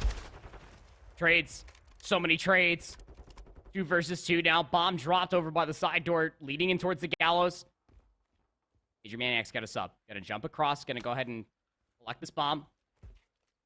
Mock is forced to almost watch this flank on the backside. So Major Maniac more or less needs to get this job done by himself. Necessarily feeling comfortable to try to plant this bomb, knowing that the Dimensions is probably still over here inside of the closed arch.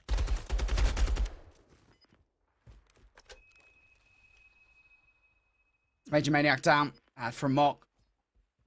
25 seconds to work with. 5-1 so far between the first 5 rounds. Has he just found the golden path? That's the question. Yes, he has. Dimensions down. Now the 1v1. Did he bait out the kill cam? That's the question. Whereas Big Head pre-aiming. Mock for the kill. Mock for the 1v2. Massive for Mock again. Was all the way back over by the pallet truck. Realistically, his only play, knowing that had a player that was inside of top boat. You have to almost try to push through the street side. Was able to collect on the first and then completely catches Big Head off guard. Was holding his irons bottom maps. Gets up inside the top map balcony for Mock. Finds himself his 7th kill. 3rd in a row. 2-round lead now for Hive.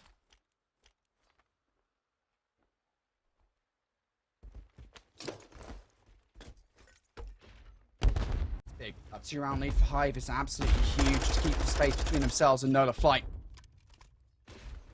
Nola Flight will want to close that gap here. Want to do it via a successful plant over by A. I don't know if they're going to be gifted that, though. That's the question. They're most certainly going to have to work for it. Shoxy is just trying to find something up top here to try and catch a player off guard. But elsewhere, Major Maniac has fallen, peeking out just a little bit too far in towards P1. And now perhaps Shoxy can take down one of these players going over towards B. Oh, that's a bold challenge coming through from Rupert. Got the stun on the Dimensions, and then just pushes it. Finds the kill. 3v3. Cray still has the bomb. He's going to lay it down here at A, but Big Head, wise to the cause, takes down Rupert top tree. That's what they were waiting for. They were waiting for somebody to get egregious. Rupert does it. Now Vivid. He's been able to quite literally just waltz on through towards site. The question is, can he locate any of these players? Dead Science activated. Shoxy's most certainly not going to see him coming, but does he find the kill? Yes, he does. There goes Shoxy. Now Craze or Big Head. Gotta catch these guys off guard. Does Big Head catch Mock off guard, though? Yes, he does. Not quite expecting a player in that position. And now Vivid needs to go huge here for the 1v2. Shots over towards Big Head is good. Now Craze, next up, down all the way towards 1 HP. Time is just not there. Craze just plays ring around the rosy, toying with Vivid in the end. And Vivid with a headshot multiplier shotguns Craze. Doesn't matter, though. The round is done. Yeah, I mean, that is just the execute that you get when that bomb is planted. Numbers obviously subsided 3v3, but there's just so much space that you have to try to take away from Nola Flight there in the post-plant situation. Specifically that of Big Head, who was the dubstep Reaper. He was just hanging out top tree. He got the audio cue or not on a Reaper. Finding that kill over by top tree was just so massive. It meant that the retake all going to be coming through from the front. Vivid, albeit finding himself a handful of kills, could not cement the round. Nola Flight just trailing by 1. Big round win. Lose that, they might find themselves out of their depth here in this S&D. And Shoxy getting super aggressive there. Doesn't have any assistance. Tries to make a bit of a gamble play. And Rupa keeping an eagle eye on those doors. Our numbers in favor here. Very much of Hivex Street Mob. Map control will be as well. Grace is feeling it. He's going to try to clear all of this with attack 56. Heading into the unknown. He doesn't even look right. He gets behind enemy lines, couples that along with Big Head, and it is all just falling at the bits. Vivid, 1v3. It's just one of those plays where it's just like, again, I don't mean this in a mean way. It's just so silly that you just don't expect it to work whatsoever. Vivid now in a 1v3. Make it a 1v2 off that back of that kill versus Craze. He's got to do an equally stupid thing. Just find the dumbest route around these guys. Dead silence now going to be activated. The bomb has been grabbed. They're not going to see him. Oh, yeah, yes, they will. Yeah, Dimensions just watching from down low. Vivid even goes for the re-challenge. It allows Dimensions to get some shots through. Vivid should be able to actually get this bomb down. So there's a little bit of space for him to work with. Dimensions thought that it might have been re-wrapped over towards A. He was holding him by the side door. That silence going to run out. Vivid up on a 4th spree. Where do you go for the post plant? It's a big choice. It's a big gamble. They cannot go 1 by 1. They cannot go 1 by 1. And they're going to wait. They're going to wait for Vivid to make some kind of move. Vivid is not falling for it whatsoever. Don't go 1 by 1. There it is. And they go 1 by 1. Vivid has them both for breakfast, lunch, and dinner. A full 3-course meal. I mean, it was the play for the trade there on the Vivid. Not knowing where he was at. And to be fair, Dimensions had him one shot. A cold breeze would have taken down Vivid from that top tree position. Just simply not meant to be. The simple fact that Vivid crosses bottom single, Dimensions saw him, and he's still able to get through maps and to plant that bomb over at B is just absolutely absurd. Vivid off that 6 kill, got himself a cruise missile, Hivex Street Mob up on that point. Oh boy, that's a huge ramp. We always talk about the difference between 4-4 and 5-3. It is monumental. Shoxy now going to win the initial trade up top inside doubles, though. So that's big. Hivex Street Bomb now going to look to regain control over A, and they're going to do it via Rupa, who, again, just waltzes on through and just causes complete and utter carnage. Dimensions and Shoxy down. Now Rupa, he is right behind enemy lines. A problem for Craze and Big Head. They do trade up. Maniac first up towards the stage. Craze trying to find some wall bangs. I don't know Major Maniacs here. Well, Craze does know. Oh, the wall bang shots are so sublime. Mock 1v2 to try to clutch it up here.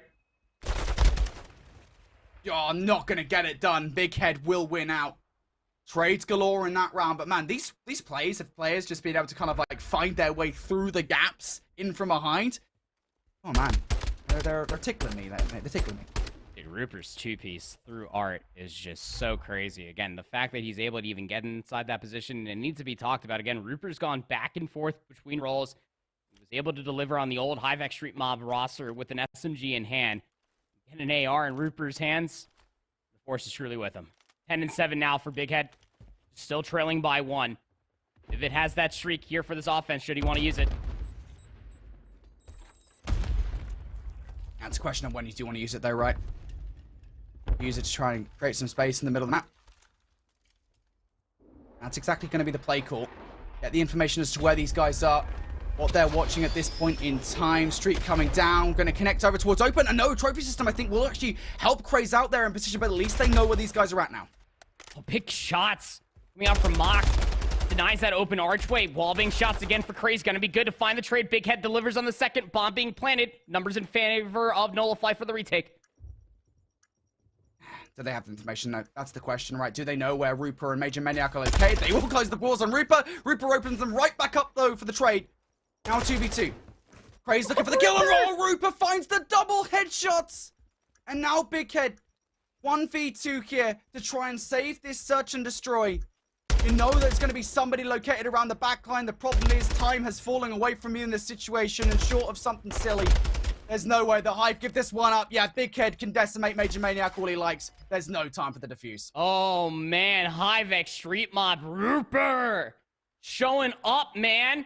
He finds 2 in the previous round with the AR. He loads into this round number 10 with an SMG and just absolutely delivers. 10 and 6 for Rooper. And it's just absolutely absurd to truly think about. Again, talk about the ups and downs for Rooper throughout the entirety. Honestly, even through Vanguard, now going through Modern Warfare 2, goes through so many different roster changes, finishes second in one of the Challengers Elites. They go through another roster change, don't get the job done at Toronto that they were looking for, and then they come back in with this roster here for LCQ. With Vivid, again, another bench player for the Boston Breach, is now playing with the likes of Major Maniac, who got dropped by Florida, and Mock as well. With Rupert, you cannot ask for a better team for Rupert to really show what he can do on the map.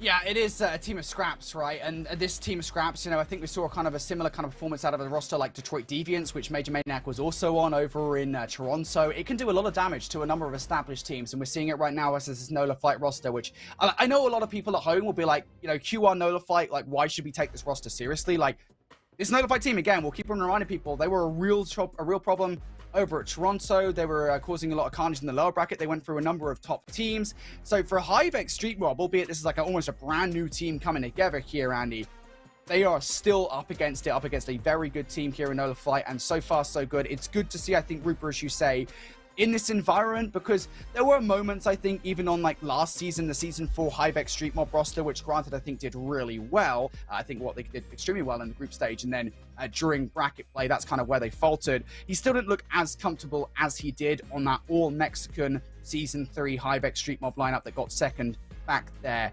I think you're absolutely right to call it out, mate. This is Rupert, at least in that search and destroy, back to that level. He's looking pretty good.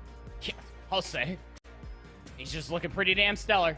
Again, top 16 for HiveX Street Mob as the previous iteration for that team. If you were unaware, that is Mock, Rupert. They were playing with Velux and Thresh.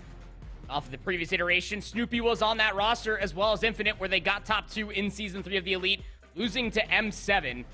They're in Grand Finals from the winner's bracket side. It just always feels like that this Hive, just off of the namesake, just continuously get better and better as the months go on. Again, here at LCQs, there can only be one team to stand tall and to punch their ticket to Vegas. Could it be Hive? Could Nullify continue to reap? I don't know, man. We're just in winter semifinals. There's so much COD left to be played. Yeah, absolutely, there is. Orbit, of course, winning that hard point versus We Out here puts them in a pretty good spot. We'll say that much, right? As they move forward. But yeah, Hive and their opposition here, it's going to be a close matchup. We're going to take a very quick break, guys, so we can get ourselves some water, get ourselves watered up after what was an incredibly hard point and then an incredible search and destroy to follow. We're back, more Call of Duty challenges. LCQs. Yes.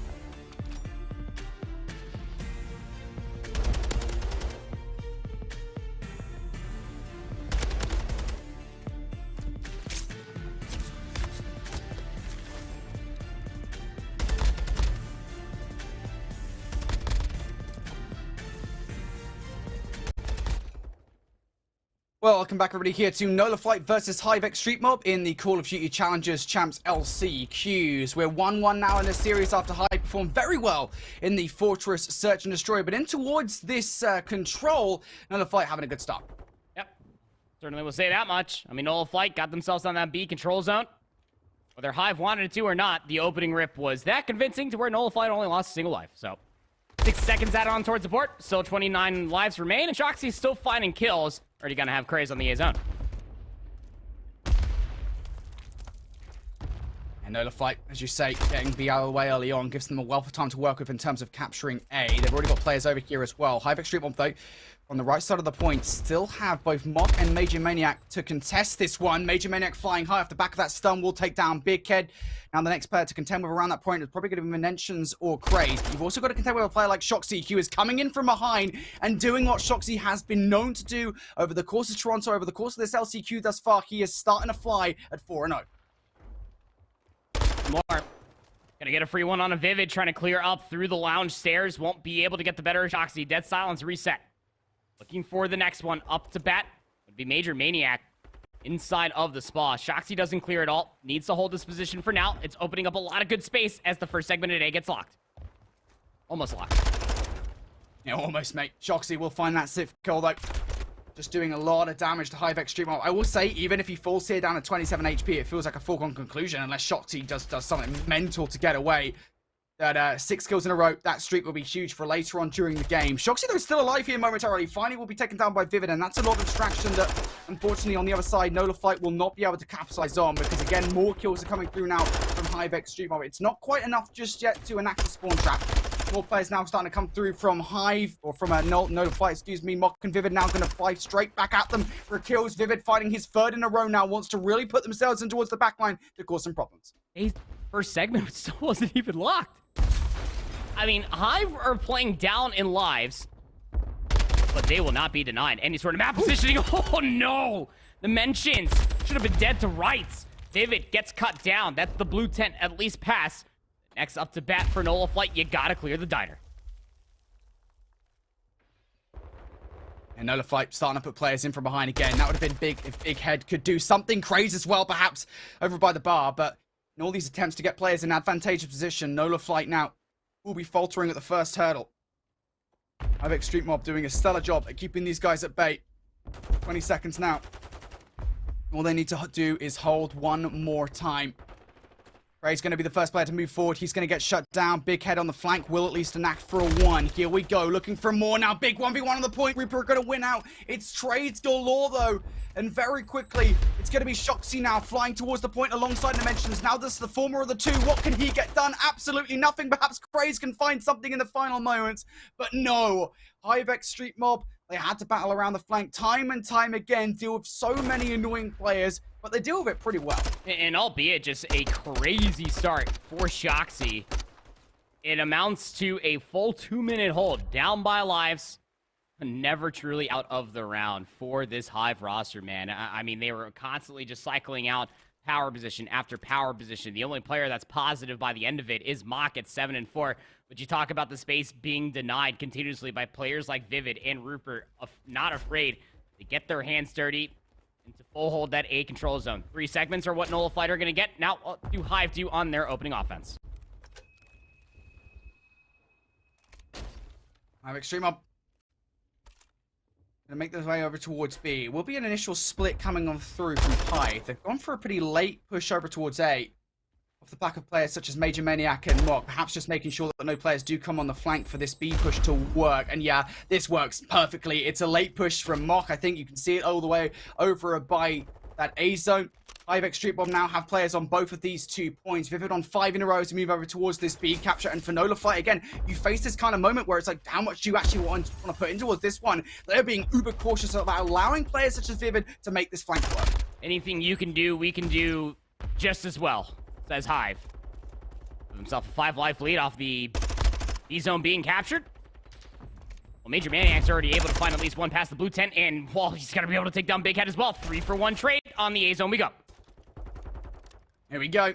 Hive very quick to start to make this capture work. They've already got a streak from the back of Vivid's heroics early on in this round. Rooper keeping these guys at bay as well. They've got to get past him to even get step number 1 on the way of clearing this point. Big Head moves forward for the first kill. There it is. Now Craze starting to make his way down the stairs too. Players encroaching from all sides, and very quickly it is Vivid who finds himself all alone. Goes for the YY at the wrong time. Will be removed from the point, but so close to making that capture happen. Were Hive X Street Mob. They got 2 ticks down on A. One good push is all you need. But one good push might not be coming through as soon as you would like for Hive. Got players to deal with. Pass and around the blue tent inside of the diner. Just look at the red arrows on the minimap for Hive. I'm just trying to find where some of these players are located at. Nobody necessarily giving an unforced error. Shoxy inside of the A control zone will at least take one player down up top. Big Head will deliver onto the second. So they're able to hold on. Major Maniac's trying to run a route in towards the back. Dimensions is playing for it. And the right call. You know that somebody's going to try and attempt to flank it from position. I think the streak is coming down from Vivid, and that's really unfortunate because just as he brings it down, players go down on the other side, and a trophy system will stop that streak from being effective. For Nola Fight, that is about as good as you could possibly ask for, with players going down from Hive and that streak being utilized. What do you get for that streak? Nothing. Yeah, nothing. You get a handful of lives lost. That's tough. 17 plays up against 15, 45 seconds remain. Mach is up towards top bar, but, I mean, look at Hive and how they're just trying to maneuver out from the spawn. They want nothing to do with that snowpath push. All the majority of this trying to be run through routes and through the middle of the map into the waiting arms of all these different Nola Flight members. Yeah, and I think the key thing for me, I was going to say, you got to be careful because you've given your streak away basically for free. Now you got to be very careful you don't give streaks away on the other side because Big Head was on 6 in a row. He's already earned 1. Craze now on 5 in a row. They're really starting to streak out towards the end of this game. This would be a catastrophic meltdown for Hive if they do not get control at this point. But finally now, the kill's starting to come on through. Craze will earn that 6 before falling. All of this on Big Head, who will go down. And that is a round for Hive X Street Mob. They finally get it done. So the streak utilization is okay in the end. But as I said there towards the end, Danny, both Big Head and Craze, they earn sprees that will give them the cruise missiles to use later on in the game. And now 3 cruise missiles in the back pockets for Nola Flight. Shoxy got the 1 in the first round. Nola Flight gonna be sitting there with 3 cruise missiles. Casual. Talk about a resource advantage if I've ever seen it. You know, it's funny because we always end up talking about like the double cruise missile hit deals with the trophy for the first and then the big explosion for the second. Really, you don't call in 3 simultaneously. That would just be egregious. On the offense, we go for Nola Flight, trailing by both rounds that have been played so exquisitely for Hive. And Nola Flight taking things one step at a time here. They'll be taking things classically as they make their way over towards B to kick things off. The first couple of kills coming on through now. Hive, want to be careful about this one on the defense. Technically speaking, have the numbers to make this one work, but as Vivid does go down now and Big Head picks up Rooper as well, Mock really the last survivor here over on this defensive side, and Major Maniac on a potential flank. Just, yeah, B is gone. Set yourselves up for the next. Might as well. Got players inside a diner. Potentially try to push it in a little bit further. Big Head's going to call in his streak initially. Comes up with nothing. Information. It's all right, Brody. They still have 2 more. So 28 plays up against 25. Options certainly available. Information potentially where Hive were previously, but I mean, that was about 7 seconds ago. Big Head will open up for the first, so got to be worried about these players inside a diner. Yeah, you know how I am with streaks, mate. Oh, there's the second one. All right. We're down to 1. Man. We're in for a lot of investment here, it would seem. Nola Flight really want to get something going, and again, I mean, you're now at that point where you've used 2 streaks and you have nothing for it. I know there's kind of a cause and effect of that, like you get information, I guess, to a certain extent, but like you do need some kills, you do need some modicum of map control, and it just continues to go awry here. Rooper finally gets taken down, but trade was there by Major Maniac too. The map control for Hive has been incredible the last 60 seconds or so. Finally, though, Major Maniac removed from position. Now perhaps Nola Flight can make their way towards the A zone, especially as Dimensions does pick up Mock. You do have to be aware of 1 flanking player, but Vivid, he's called out perfectly from Big Head, and now Nola Flight can make their way forward. Nobody touched him, don't quite yet. So worried about where some of these players are going to be located. Major Maniac goes 1 for 3. And now you can get on the A control zone. Trophy system here to keep him company. Pretty good.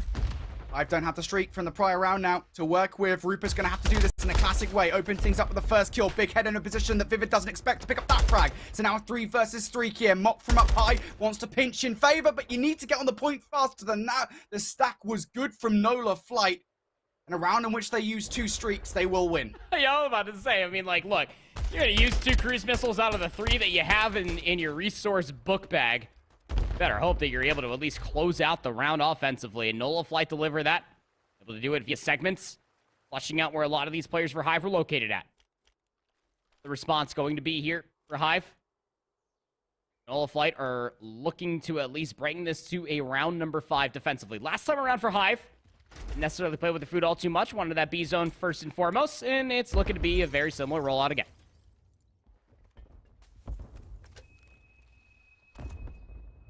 Another fight.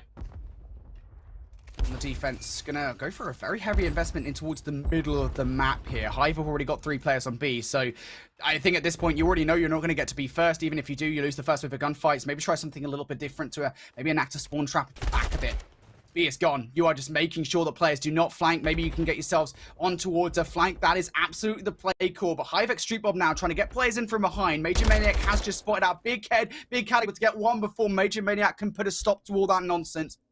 B is gone. No to fight now. Best thing, just try and set yourselves up that spawn trap that we always talk about. Stop players coming on the flank. Vivid and Craze essentially pass each other on 2 separate sides of the fence. Vivid just needs to hold on here for the time. He's going to get a free kill on the Dimensions. He's going to open up the opportunity now for the rest of the Hive members. Look at Mach. He's quickly working around the flank. Player number 1 actually spawns relatively close to Mach. 3 more kills come through. It just comes down to Shoxy. He's the only player alive over inside a diner as you have Rupert on the zone, stalling the clock. Hive, they've got players in position. If you're Nola Fight, you've got to go. And do you catch Major Maniac in his position? Well, now you do. Major Maniac flies out for the first kill versus Dimensions. Trade looking pretty good. Now Rupert trading right back in favor. Numbers good for Hive. If something needs to happen for Nola Fight, and Nock takes down his teammate. Muck, what are you doing? That is so unfortunate. Vivid gonna fall as well. And what looked like could be the closer on this game, now they'll have to go again. Your Maniac able to find one, looking for number 2 as well. Catches Big Head mid-jump. Has the next one up to bat. It's Craze for 2. 1 minute and 30 left on the clock. 3 life lead in favor of Hive. Mox clearing all of this blue tent. Up next to bat is going to be inside the diner. Surely he saw Craze jump across. That stun should confirm that there is in fact somebody in here. Playing with a frag instead of a Semtex. That should actually find value. Nope. Goes a little bit too far elsewhere, and Dimension's able to find 2. Mox not making this push alone, by the way. Does have Rupert's assistance.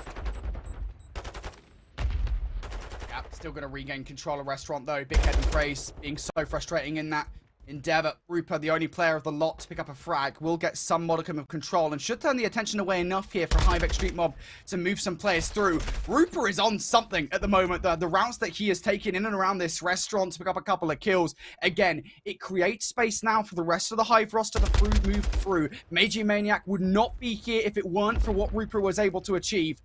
Now with 40 seconds on the clock, he needs to get at least 1 kill. Can't necessarily go anywhere. I mean, the way the Major Maniac is positioned on the map is potentially to play for a couple spawn kills. Rupert's going to find the first, down to 27 seconds. Major Maniac's going to be looking for this kill. Player number 1 Dimensions off the respawn spotting inside of the lobby. 2 kills come through. 22 seconds remain. Yeah, Hive still down now to Rupert and Major Maniac. We talked about that flank happening. Rupert is still in and around Restaurant 2. Shots going out towards Craze. This is a big gunfight. Got to find Craze here in this position. Craze going to win the gunfight against Rupert as well. And on the other side, a Big Head to take down Vivid. That is absolutely everything. Hive now, I don't even know if they can touch here in the closing moments. When Dimensions will make things a little bit easier. With the Keem Gilligan's Big Head, can they fly across happen? No, it cannot. And Andy, I gotta rewind it for a second here by about 60 seconds or go, because there's a moment in that where Hive could have taken it. Yeah, oh, absolutely. I mean, the team kill doesn't come through. You're able to at least hold on to numbers if you are Hive over by the A control zone, but is unfortunate circumstances for Hive. But they got the job done at the very least. Able to at least get that 1 segment over on the A control zone, Brody. They have that segment advantage. They should have this round 5 defense. Let's not forget what Nola Flight were able to piece together in their previous offense. The difference? Well, they had 2 cruise missiles that they were able to invest, and I'm pretty sure they still have 1. Regardless of the matter, Hive, are you going to be able to adapt And remember that previous defensive round that went awry for you. 29 and 14 for Big Head. Casual stuff in round 5 we go. Man, this would be incredible if Nola Flight were able to take this control away. Will be a breakdown and a half. I have Extreme Bob though. I'll start things wrong on the defense. Now only having to contest with 2 players over by B. Shoxy getting that kill versus Vivid does make things kind of tough for them. They still have to split their resources on the defense as there are 2 players to contest with over by A as well. B is coming along pretty nicely for a Nola Fight. Also, Dimensions over by A too. And I think as Dimensions starts to make a little bit of noise over by A, that'll turn the heads of the players that did think about defending B. Feels like this point should be gone. Yeah, no, it was chalked. I mean, after that second segment was about to be captured, Hive wanted nothing to do with it. They flushed out Dimensions. 2 more players for Hive, push a little bit further forward. Look at Ripper's position on the minimap. He's already inside a globe. Big gunfight for Craze. Please allow him to escape from the spawn. Inside a globe, top bar as well. All the kills favoring that for Nola Flight. You're going to be able to hit a little bit of a route if you are Big Head. Next player that you have to be worried about is going to be Mock. Oh, trigger discipline from Big Head. Can he get a second off the back of it? Yes, he can. Decisions being made now by Big Head. And now they've really just got to get themselves in a position where they can cut off the help for Vivid, cut off the help from Mock. Now it's just the former of those 2 players left alive. And you can see the apprehensiveness for the players coming off the spawn. They know they've got to deal with Big Head before they can start to make the move forward. Engagement from Mock. Big Head just playing in and around this area, looking for the kill versus Mock, and Big Head somehow finds it, and he's giving so much information away for the teammates as well. They're going to triple stack on towards A. For Hive, you have to go right about now. Get yourselves on this point. In from behind, around comes Rupert from the ramp. He's going to get shut down. Shoxy for the 1v1 as well, and now 2 players on the other side. Shoxy down to 8 HP, will be shut down. A brush with death there for Hive X Street Mob. All hold for 1 segment. Hive trail by 3 lives. Vivid playing in this tight corner. Gonna see Craze jump across. Next player will be Dimensions, laying prone, almost got the better of him. The Dimensions will find that trade. Space might be provided. Next up to bat will be Mock. Got Rupert snaking up for here towards top bar. Shoxy's trying to run a little bit of a route. These players, so frustrating. Good kill there by Vivid to take Shoxy out. So now all of it just coming around the front here for Hive. 70 seconds on the clock.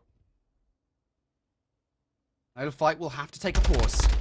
Get themselves back into positions where they got Big Head previously. That will be the way to win this one. And you can see Big Head, look at number 2 on the minimap. He's already taken that route, although he might be taking it a little bit short this time. You don't have any choice in the matter. Big Head goes in from behind for 2, looking for number 3. He just saw Major Maniac from up top into the water. He goes, and a little bit wet for the feet as Big Head picks up number 3. There goes Major Maniac too. Nola Flight, just 1 more player in the form of Rupert. He has no choice but to get off the point, and Nola Flight, somehow, some way, they win this control. Reverse sweeping the control. 3 streaks. Earned 3 streaks, even used. But my God, were the gunnies hot for Nola Flight ever since losing those initial 2 rounds. I mean, Big Head was just on one. 38 and 18. 4,600 damage. Like, what? There's nobody that was in this lobby that was even remotely close to what Big Head was piecing together on the map. Whether it was an AR, whether he picks up an SMG off of a corpse, he is just absolutely layering in the pressure time and time again. Every single life, it always felt like that Big Head was exemplifying some of the finest pillars that we have in Call of Duty. The trigger discipline, the timings, the routes, everything else in between was just coming up all Big Head, man. And that is exactly the cornerstone, the catalyst, if you will, reasoning of why this Nola Flight roster made such a deep run at the Toronto Open. Yeah. The only other player that went positive on this roster for Nola Flight was Dimensions, was one of the very sturdy ARs, trying to at least play those longer lines of sights at 26 and 21. Nobody, and I repeat, nobody for Hive went positive after a electric opening 2 rounds. But Big Head will not be denied. Only had 8 traded kills, 30 for 38. That is absurd. I don't think absurd's the word for it, to be honest with you, buddy. 38 kills for Big Head. Woo, Jesus, that is something else. What a performance for him. Almost, well, I don't even want to work out the KD on it. Just incredible performance coming out from him in that game. Dimensions, you say, also there to really help one out. And I will say, even though the KDs don't turn out that kind for players like Shoxy and Craze, towards the final few rounds in which Nola Flight absolutely turned up, they were there, right? They were there performing out of their minds. They did the stuff they needed to do. They got map control time and time again. IVX Street Mob Oh boy. Gonna take a bit of an L there in that control. Here's a look over towards a comment from Aroma over in the European regions. This Nola Flight team has the entire challenger scene in a firm headlock. What the F? And you know what, Gabe? We agree, mate. This Nola Flight team, they have throat slams a lot of people. Over towards Toronto, they came out, they shocked a lot of us, and here in the LCQ, it looks like they're not done. No, they're certainly not. I mean, they get knocked down to the lower bracket by M7. They lost that 0-2. Actually ended up beating Aroma and F-Dot 3-0 against that Noctum White roster. Eliminated Rocker X ESG, beat Katana, beat Detroit Deviants. Then Orbit finally got everybody straight on that day. That was just absolutely insane. And Nola Flight are continuing on with their rampage here. Have a 2-1 lead over this Hive X Street Mob Gaming roster. And let me tell you, buddy, if you just look at the namesake that is this Hive roster, and you told me that this was going to be the scoreline loading into map number 4, I would call you a crazy person. I honestly don't know. I just think the formulation. Well, yeah, because we got to see Toronto, but I'm saying, like, yeah. if you didn't know who this Nola Flight roster is, I know. and you're just looking at the namesakes in this 8-player roster, like, you can't come into this and say, oh, I totally expect Nola Flight to be 2-1 up into map number 4. You know, I think that's valid. I think that might be one of the most valid things you've said today, Andy. Thanks, man. You mean that? No. Look, I'll say this much, mate. I think the thing is, there's like a certain element of it's like, well, you know, Nola Flight, they're a put together team. Well, you know, Nola Flight, unlike Hivex Street Mob, they aren't new for the LCQs, right? They're almost the very same roster that we saw at Toronto doing the things that they did over there, right? So there's always, obviously that advantage that we always talk about. But still, like, this is Vivid. This is Major Maniac. Like, even for people who don't follow challenges, this is a big team. This is a big team to be 2-1 up against. And I know this could have been 2-1 for Hive. I think Hive X Street Mob most certainly off the back of that control will feel like that should have been 2-1 for them, given how that round of 3 went. But still, this is big for Nola Flight, man. To be 2-1 up here, to continue to surprise us in the way that they have. I gotta say, I'll tell you this much. I will, and this is not biased. I promise you guys this is not biased. Sure. I will be disappointed if Nola Flight don't qualify the final LCQ spot. Just if only because of the fact that we're at this point in the season and we have this roster coming out of nowhere and peaking, and to not see them again would be sad. I'll say that. There can only be one, Brody. There can only be one. It's another bracket that they have to reap all the way through. They got to win it. And again, when you take a look at the entirety of the North America LCQ bracket, I mean, the fact that we have so many teams in here that won't even make it a chance, this Nola Flight team included, is just unfortunate. I will say that much, because there's a lot of good teams that are here in North America. Same could be said for EU as well. That could absolutely make a deep run when it comes down to champs, group play, double elimination bracket, whatever may have you. But Brody, I mean, this Hive roster, when you're looking at the grander scheme of things, let's call a spade here. They are a pickup team comparatively to this Nola Flight roster. This is a team that got formed following Toronto. How much practice were they able to find for themselves? This Nola Flight roster off a bounce and a half from that Toronto Open, hit the grindstone immediately, I'm sure, as soon as the tires hit the ground off their flight home. And they are looking pretty darn good as far as the respawns are concerned. The potential to close it out on that Fortress Hardpoint, honestly speaking, could honestly be there. Oh boy. I mean, look, their run through this bracket so far has been pretty good. I think they beat Boston, right, in the last round. So they're already taking out the fan favorites in the last round. Prior to that, they took the OR NG as well. So they've been the higher seed killers thus far. I would not count out Nola Flight. Just wouldn't do it. The way that they're looking at the moment, mate, they're feeding themselves. They'll be riding a high. Again, you just cannot say that enough. But as we said, they are going up against a Hive X Street Mob Gaming roster that are tenacious. They've got a lot of veteranship on the lineup. We look over towards players such as Vivid and Major Maniac, and even Mop to a certain extent, which is always like a funny kind of a mission for a number of people. Like, people just forget that Mop exists, but he's been hanging around challenges for a very long time. And this season, albeit a lot of it has been kind of an unfortunate series of events for him, going all the way back to what was, I think it was like he was on that Decimate Gaming roster all the way back at like Raleigh, right? Where like Parasite was their coach, and then Parasite ended up eliminating them from the competition over there. Like, it's been a weird season for Mock, but even he is a pretty experienced player in challenges. There's a lot of talent on this Hive X Street Mob Gaming lineup, and I think even though they are a new roster for LCQs, they could still well win this one. I think Mock also goes like hand in hand with like Rex as far as like longtime duos playing away from them, finding value. I mean, Mock continuously always finds himself on teams with Hollow. That has been the longtime duo, I want to say, since like Gosh, I don't even know. It's been a very long time those two guys have been teaming together. They separate, and then Mach, of course, ends up coming onto this HiveX Street Mob roster that, you know, honestly speaking, like we were talking about in the group stage for Season 4 of the Elite, they get a lot of work done, but when the playoffs, when push came to shove, unfortunately fell short. Even over at Toronto, you know, top 16, I believe, is where they ended up placing. Facing off a lot of tough rosters, and I'm pretty sure they got eliminated by Omid, who we know is a very tough team. Enough of the Affinity and proper little talk show that we had going on right there, as we're finally ready to get inside of map number 4. The potential conclusion in between Nola Flight and Hive here in the winter semifinals. Well, HiveX Street Mob looking to get control early on of this hard point to really put their foot in towards another fight and make sure they do force again number 5 in indomitable fashion. It's a good start thus far. Looking over towards the rotation, though, immediately we're already seeing some of those contestants coming on through. HiveX Street Mob are technically the team in control here. Big kill coming through from Shoxy, though. At the very least, if Nullified do not have control of the rotation towards next, they want to make sure they garner a wealth of time with the way of P1, and Vivid is refusing to allow that. And it's going to be the step of many in the right direction for Hive. Really just let Vivid become unchained and just fly through the map, be that slaying SMG that we know he can be. We're sounding team kill. Dimension's able to at least find that trade onto Mach. But as soon as P2 pops, the map positioning favor that of Hive.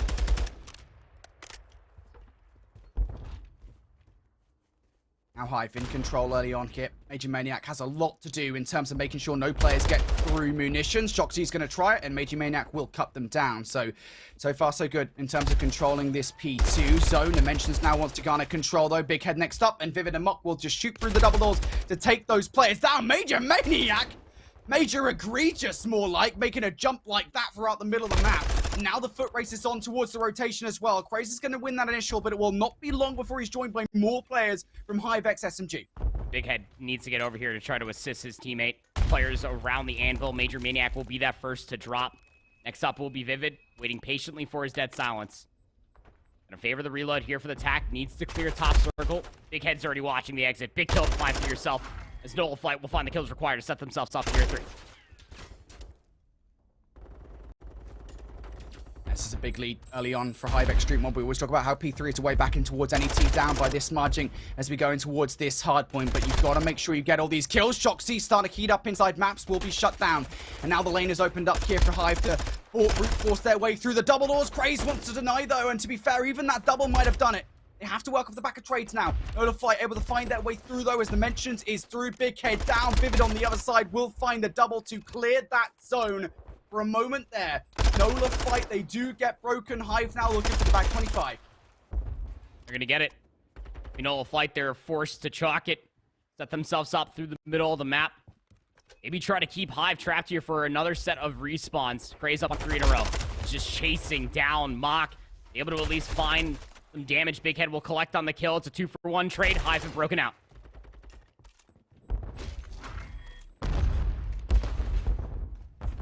Nola Flight now in control of this next hard point. They'll have a little grace period now before Hive can touch on towards this next hill. Crazy will be the first player, though, to immediately get taken down. Nice little kill coming through the crack there from Major Maniac. That's a first blood that will be huge to try and regain control of this hill. But it's actually, you know, down to 15 HP. Will hit the regen before getting involved in a gunfight versus Major Maniac. Kicks the drop shot for the kill. Now challenged by Mach as well. Will not be able to grab that frag. And now for Nola Flight, you need to make sure you get this time. Craze flying from wall to wall will not be able to regain control of the kill. The good news, nobody from HiveX Street Mob is in just yet, but you need to remove these players from the hill. I mean, yes, but also no. I mean, the trades are good coming through from Hive, just to deny so much time for Nola Flight. They were able to at least get themselves set up for the initial.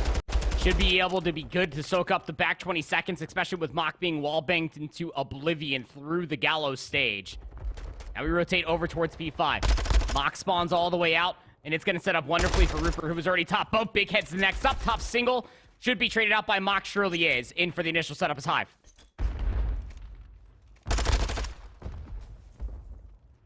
Hive, though, their lead has been brought down to just 30 points or so. Vivid has been frying this game so far at 15-9.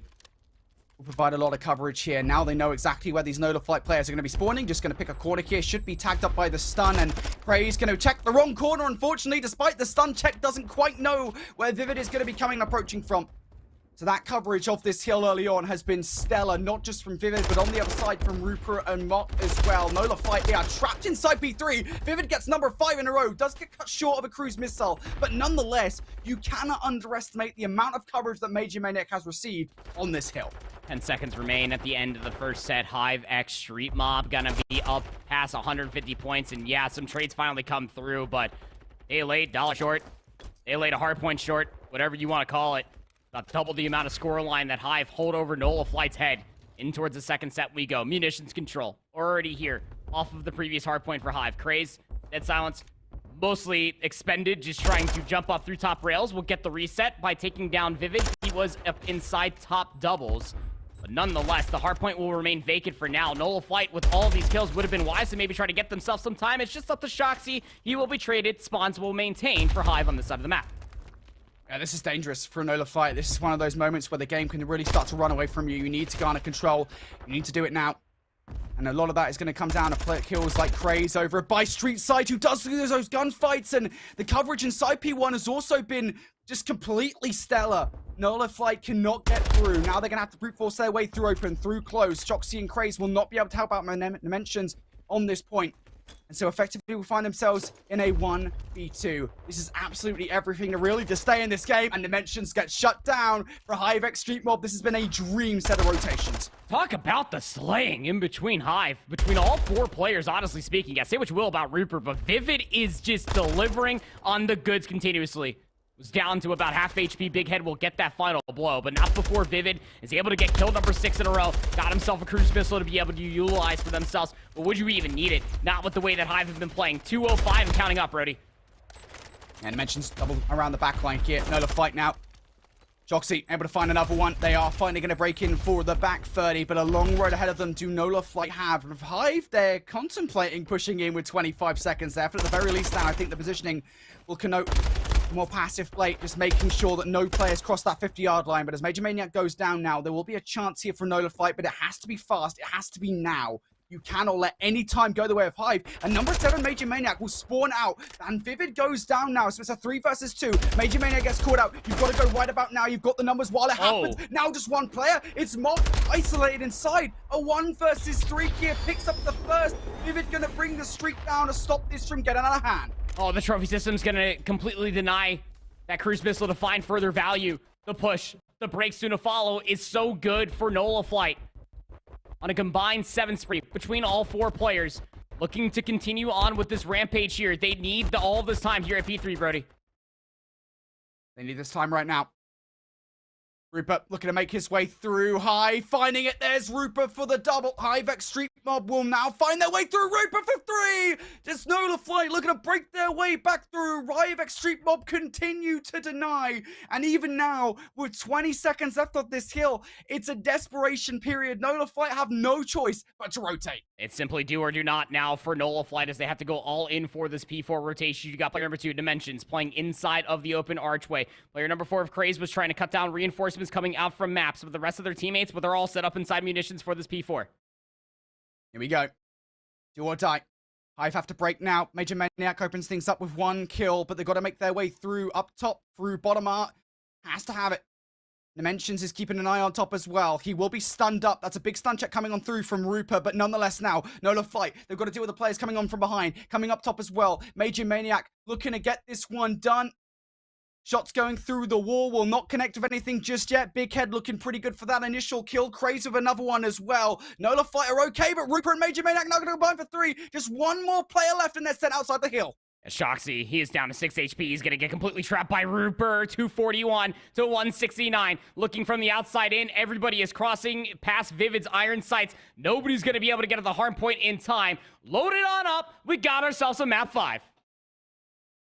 Would not have it any other way between these two teams with entirely different storylines. Nola Flight continue to surprise a number of teams here in North America, but Hive, they're fed up. They want no more shocks here in this series. They feel like it should have been over off the back of that Expo control now as they take the map number 4 home. And honestly, Anime, I think they decided to run away with it towards the end of the set there. Moving from P5 to P1 to P2, just getting those 3 kills back to back to back in consequence. Oh boy, it was a great succession of hills there for Hive. I honestly felt it, especially with how we were looking at there at the final set of hard points. The way that Nullify were able to break the setup initially, that Hive were able to piece together going in towards B3. The cruise missile got exhausted and nobody was in a position to try to re-break on in. Yeah. It was through brute force, and Rupert delivers with that 3 spree, gets up towards the top ring for the final 2 kills required. It opened up the floodgates for Hive to be able to work their way back through inside the majority of time for P3. The same thing could be said over by P4. It was scrappy all over by the streets, over towards top boat, top tree. But still, the kills were being delivered in such an emphatic fashion for Hive continuously. There's so many different kill feeds. We're all favorable to them.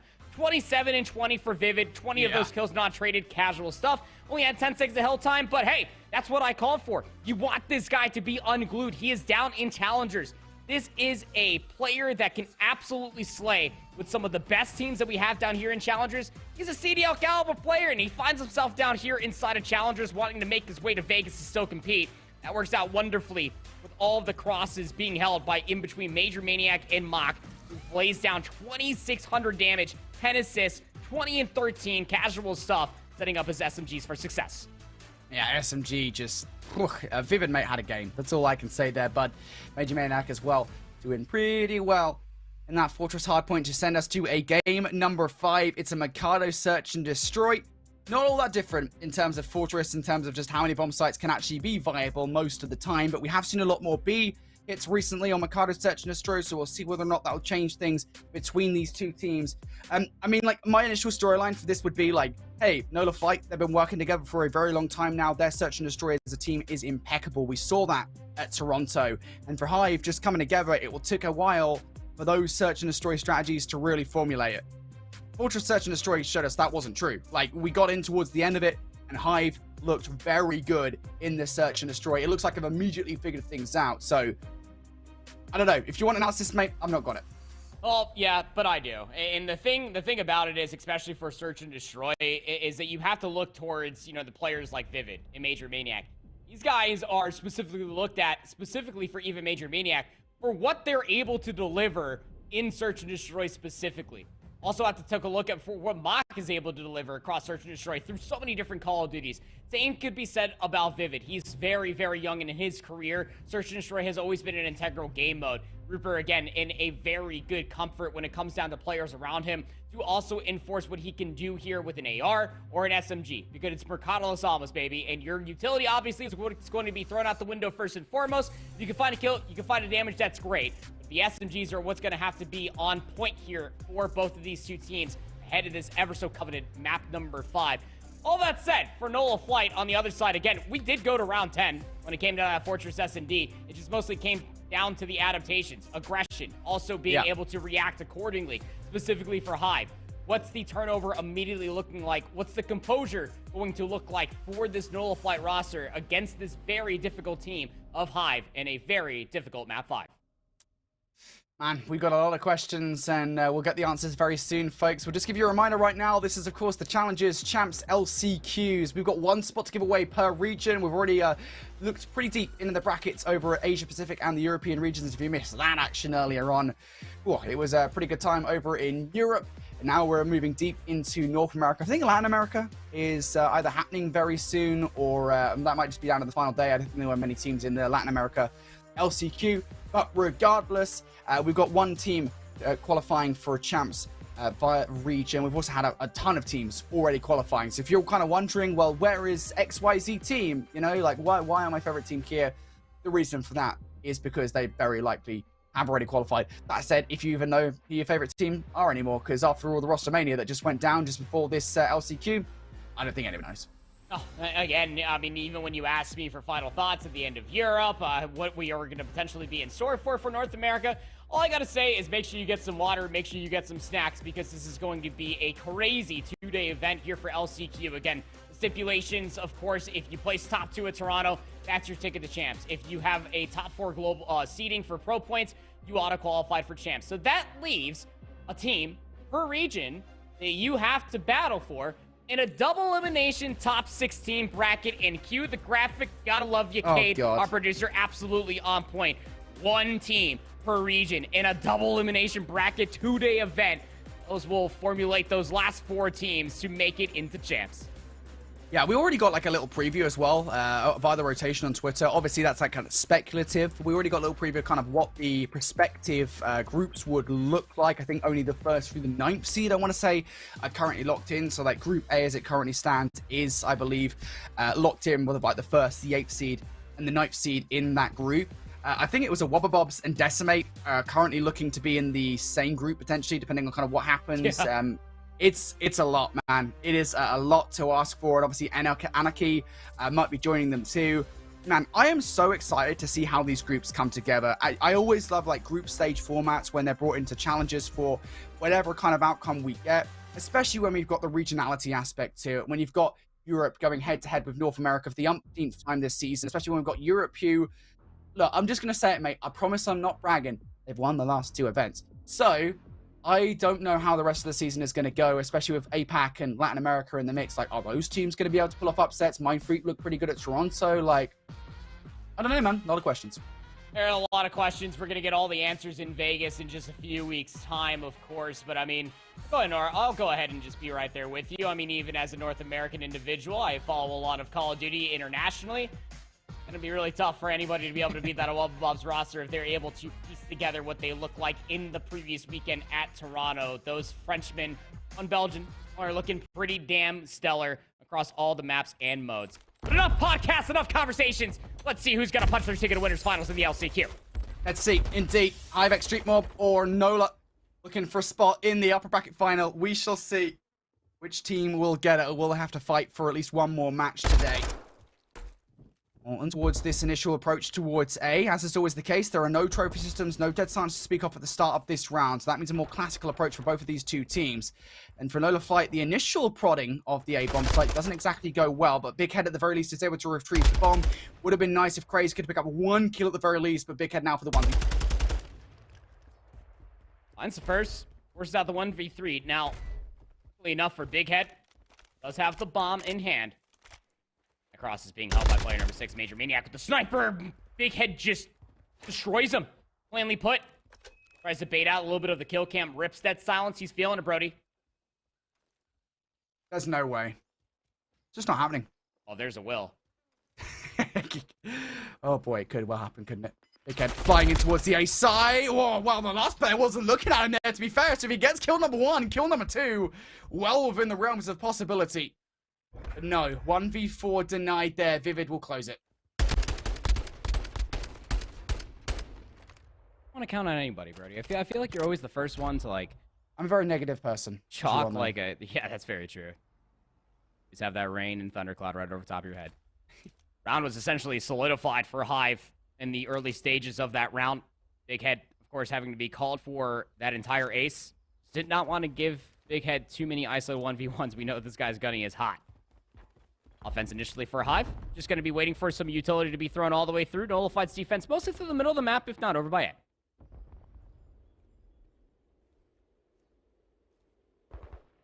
And this time around, Hive do want to prod their way in towards the A site. They could well get a player across towards B, and that is going to be Vivid. She will take Big Head out of the middle of the map. Great call being made there by the sniper Overwatch player.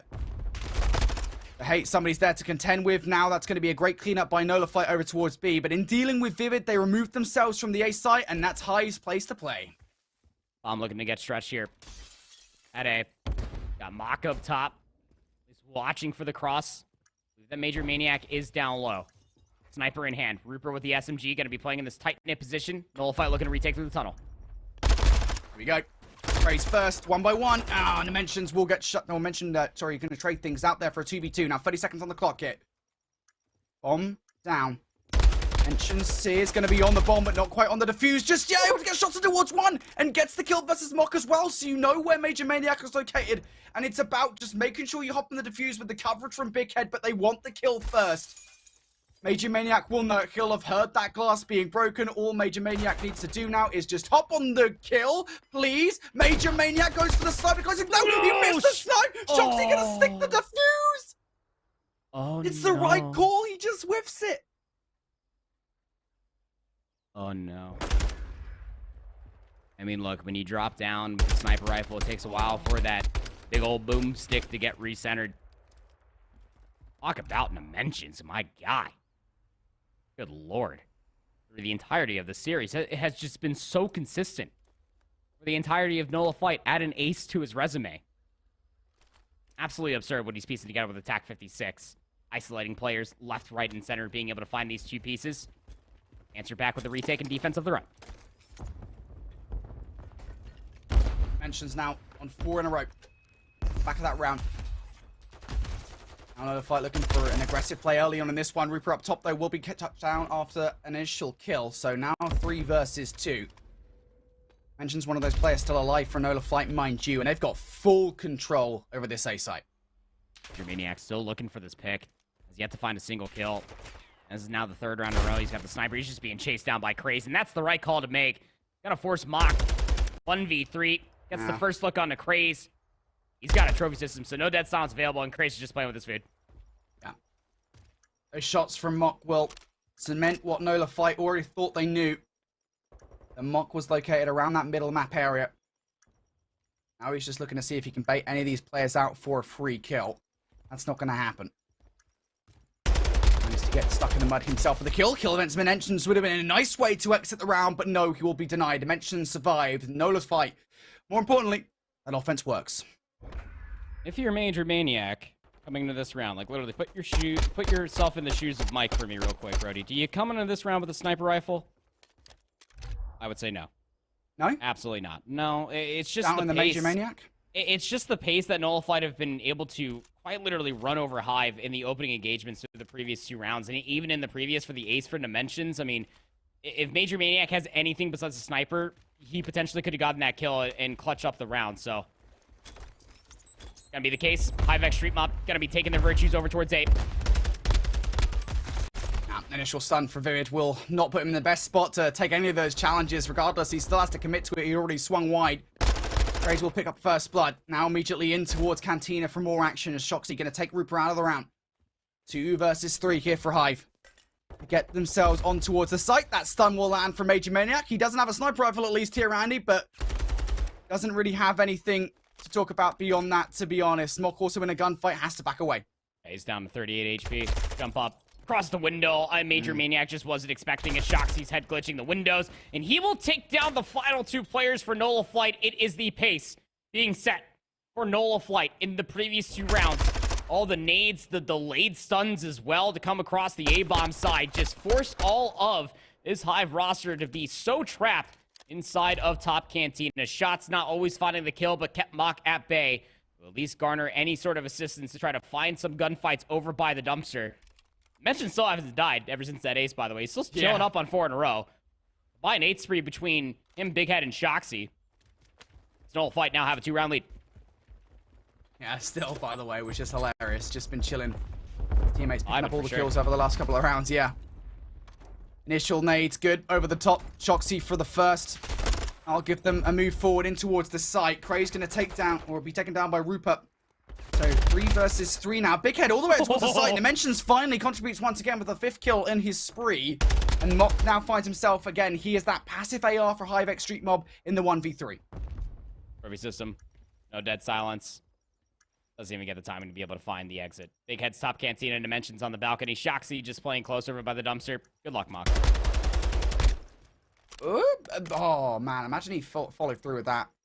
Gets the kill versus the Dimensions again. It's just like coming out with something in this round. The kill versus Shoxy. And still might be able to pull this one off. He somehow infiltrated his way in towards Cantina. And Dimensions Big Head have to be careful about this one. Shoxy was already in a spree. Nock has already shut that one down. Now ready for these gunfights and will go down towards the end. Nola Flight again continue their dominance here in game number 5. I'll say. I mean, this Nola Flight team again just brute forcing their way in towards these power positions. Even in this final moment, right? I mean, Mock's only play as Dimensions was left 1 shot top Cantina like that is that he had to either slide, come up through the back staircase inside top Cantina or go inside through P2 up through that staircase. And what does Nola Flight do? What does Big Head and Dimensions do? They double up together, at least play for the trade. It's Dimensions to find 2 in the round, got himself that 6 kill. Cruise missile has been earned. Everything. That is absolutely everything, especially with the advantageous position that Nola Flight already have. And for Hive Street Mob, it could look good if they would have got that frag versus Big Head, if Major Maniac could learn to throw a Semtex. They're tough. Here in Modern Warfare 2. I'll give him some slack. But regardless, it is enough now. Hive just sending those players away. They're looking to get the bomb down. I do happen to wonder here if Nullify are trying to play off that streak. Mentions is just playing for maybe some timing checks the bomb. He's nothing. I might have heard that little jump peak, though. And you can't necessarily commit towards this plant quite yet. Look at where Krace is positioned on the map. He's overwatching this entire play. Dimensions inside of L, inside of Dark. A little overwhelmed. Can't favor the gunfight. Rupert's going to try to lay the bomb down now. That bomb will go down. Another fight, this re-entry. Wow, Rupert! It was already tagged up by Dimensions. I think it was forced back in towards Dark before Rupert could take that kill on towards Krace. So now numbers in favor here of Hive. Rupert looking for some more. Big gunfight against Shoxy. Getting antsy there to try and take that player down. And now Nullify have infiltrated their way towards the site. Dimensions, he stopped the bomb. He's ready for it, but no, the peek comes through from Vivid. Is that still enough now? As Shoxy will trade things out for a 2v2. 20 seconds left. Shoxy now going to drop the bomb. These players, they're feeling ballsy. They're feeling looking pretty good. Get to try and grab the bomb, but no, the check is good for Hive X Street Mob. Big Head now has no time, despite the crazy knife play, potentially the kill versus Major Maniac as well. Hive will win out, but man, they were looking for a crazy way to finish that round. I mean, that would have been absurd if they were able to at least put 2 players in position to maybe try to clutch that up. Major Maniac ripping dead silence, muffles his footsteps up towards top 10. Don't necessarily hear him jumping out and closer towards the window to at least check that bomb. The positioning was tight where the bomb was planted at. The stones, even from Hive, when they were trapped inside the elephant room, you just had to get good damage on the Kraze to give up that mid-cut angle. Once that damage comes through, able to at least get that bomb planted, set in the win condition. Now Hive just trail by 2. Utility stuns over the top have been successful in past offensive efforts from No Flight. This time it will all be caught by the trophy systems of Hive. And they've still got Mock further pushed forward towards the site this time around. Just making sure that No Flight do not fly out here towards the site. Mock needs to catch at least one, cannot get nothing here. Krace is pushed up. He's about to be caught off guard. There you go. There's the kill. It's just another A execute that Nullify just completely engulfed the A bomb site. Major Maniac's at least going to be able to find a trade. Big Head's going to jump up towards the taco truck. I don't think that Major Maniac's going to expect this challenge to be here. Oh. Low windy shots. Big Head will, of course, get that gunfight in favor of himself. So now 2v3. Bomb being collected by Dimensions and planted here today. Yeah, and at least for the moment here, it is effectively a 1v3 for Rupert. It's going to take a little bit of time for him to make this flank work. He's also still on the lookout for Big Head. He has no idea where Big Head went on that flank. And so you don't have a lot of information to work off in this 2 versus 3. And well, on the other side, No Will Fight. They know exactly where Vivid is located. From afar, Big Head for 1. There comes the second as well. It's very hard once you lose control of that site to regain it, especially when you don't have the numbers and don't have the utility. It's just like, you're kind of forced to take that challenge. You are Vivid. Got a Vaznev, and everybody, as far as a post plan is concerned, is already just worried about the flank to come all the way through off of lack of information coming through from the hedge side. Everybody from Nullified is just delivering. Yeah, Kraze only at 4 and 5, but everybody else is sitting up at 7 kills. 7 and 2 for Dimensions is absurd. Big Head at 7 and 3 is the truth on this very fine Saturday. Series point for Nullified. And again, what an insane way to close out our cast here, mate. For Enola Fight to come out on top, but Shoxy does go down. Hivex Street Mob now looking to make their way over towards the A site. They've done step number 1. They've got a player out of the site. They haven't quite secured it just yet. Kraze is still hanging around hedges. As he goes down, different story. B3. Kraze is just playing very tight to the left of the hedges. Like he's playing a different game, hiding inside the bush. I mean, Major Maniac doesn't check it. The damage is going to be good. Kraze is looking to chase it. He finds that kill. At least the trade is going to be good. Rupert didn't die for nothing, but the bomb needs to be collected. Big Head, 1v3. Yeah, and again, he's not a dead silence player, so Vivid should hear him coming. Should hear him coming, and there you go. Enola Flight immediately lose that first blood. They immediately lose control of the site. Hivex Street Mob refusing to die. 1 round out of time. And that's honestly all you got at this point, because you lose 1 more round, then you're going to be knocked out of the lower bracket by the Reapers of Challengers at the end of the season. Enola Flight looking to knock another top team off of the pedestal. Already got through Boston earlier. What more can they do here? Still trailing by 2. Don't forget, Mention still has that streak, right? Like, he hasn't called it in. Around number 9. It's gonna be another ASL.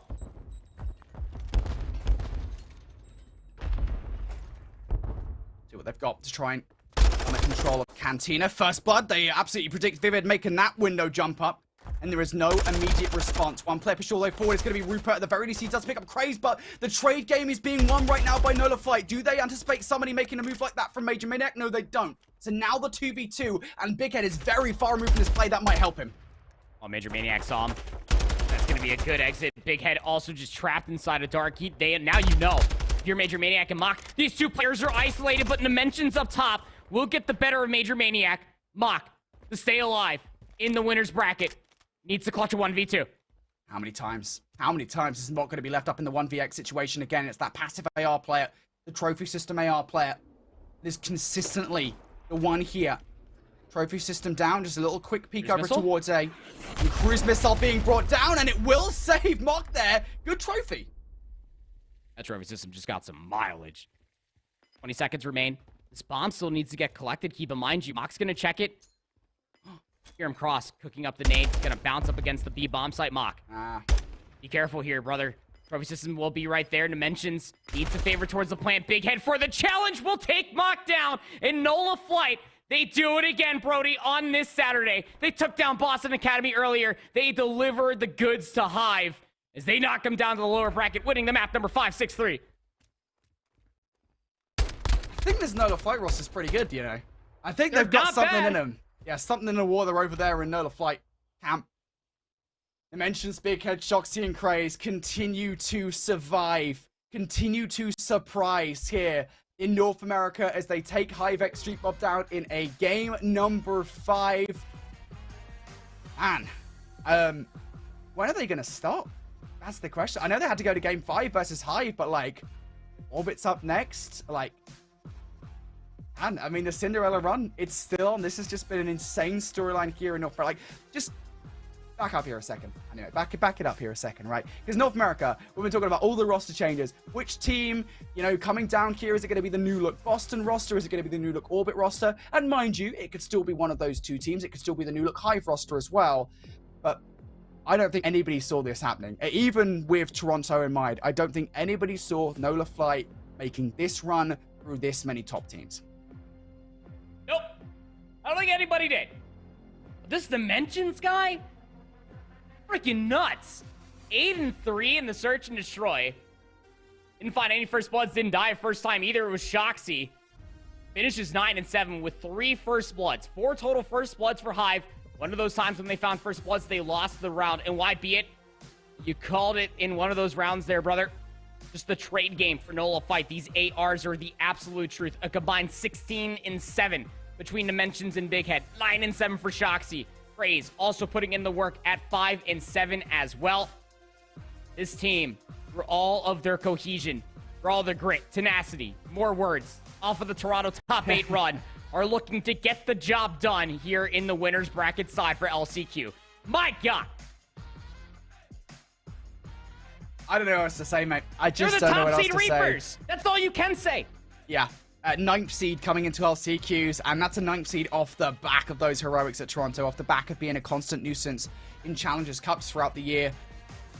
Oh boy, Nola Flight continue their Cinderella run as they take down not just Boston Breach Academy, but then Hive here in winners round 3. You can see that earlier victory versus Boston Breach Academy. That was a 3-1 victory in the round prior to this one. They go head-to-head with Orbit tomorrow, which even that match, right? Even that winners bracket semi-final, Andy, I think that's insane because Orbit, you know, they make the roster change again, not of their own volition, coming in towards this LCQ. They go up against a roster that have been together since the start of Season 4 and have been making incremental improvement, and they come out on top. North America, it never fails to deliver. No, it doesn't. That winner's final, that's a rematch from the lower bracket side, albeit with Orbit playing with Wiz at Toronto, now playing with Classic. Nola Flight looking for the revenge versus Orbit in that winner's final. Winners round 4 will be coming your way tomorrow. But I mean, this bracket is just flushing out to be something special. Boston Academy still going up against Nobility Rising, another roster that we saw put in a good amount of work Toronto as its own self. Hive waiting for the winner of ORNG and Endgame. This bracket is getting terrifying. I mean, it was already shark-infested waters. North America through top 16 teams, I swear, have always just been so close.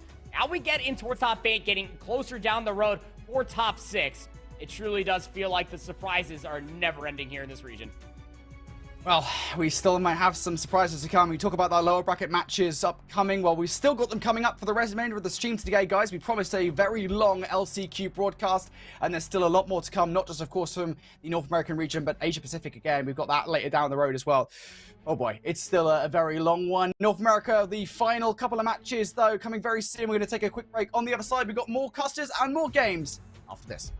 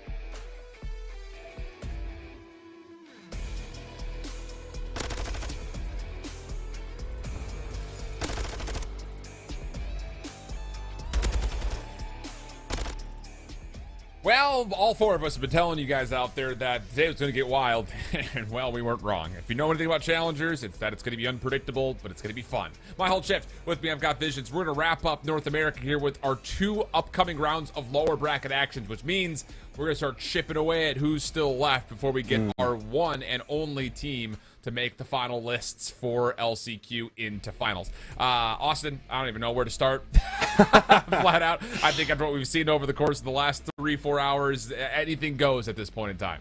Yeah, I think that's fair. I mean, North America is kind of chalked up to who has the best honeymoon phase almost outside of a couple teams, right? Like that's really how it feels coming into this LCQ, at least for this region in particular. So it's hard to say, you know, we're seeing a lot of upsets, you know, teams that weren't really performing, you know, throughout this year are now coming alive, right? I think that Noah Flight roster doing what they've done so far is a great look and a great example of it. So it's difficult to put your finger on what we're going to get, but the action has been great so far on the day, Alan, and I'm ready for some more.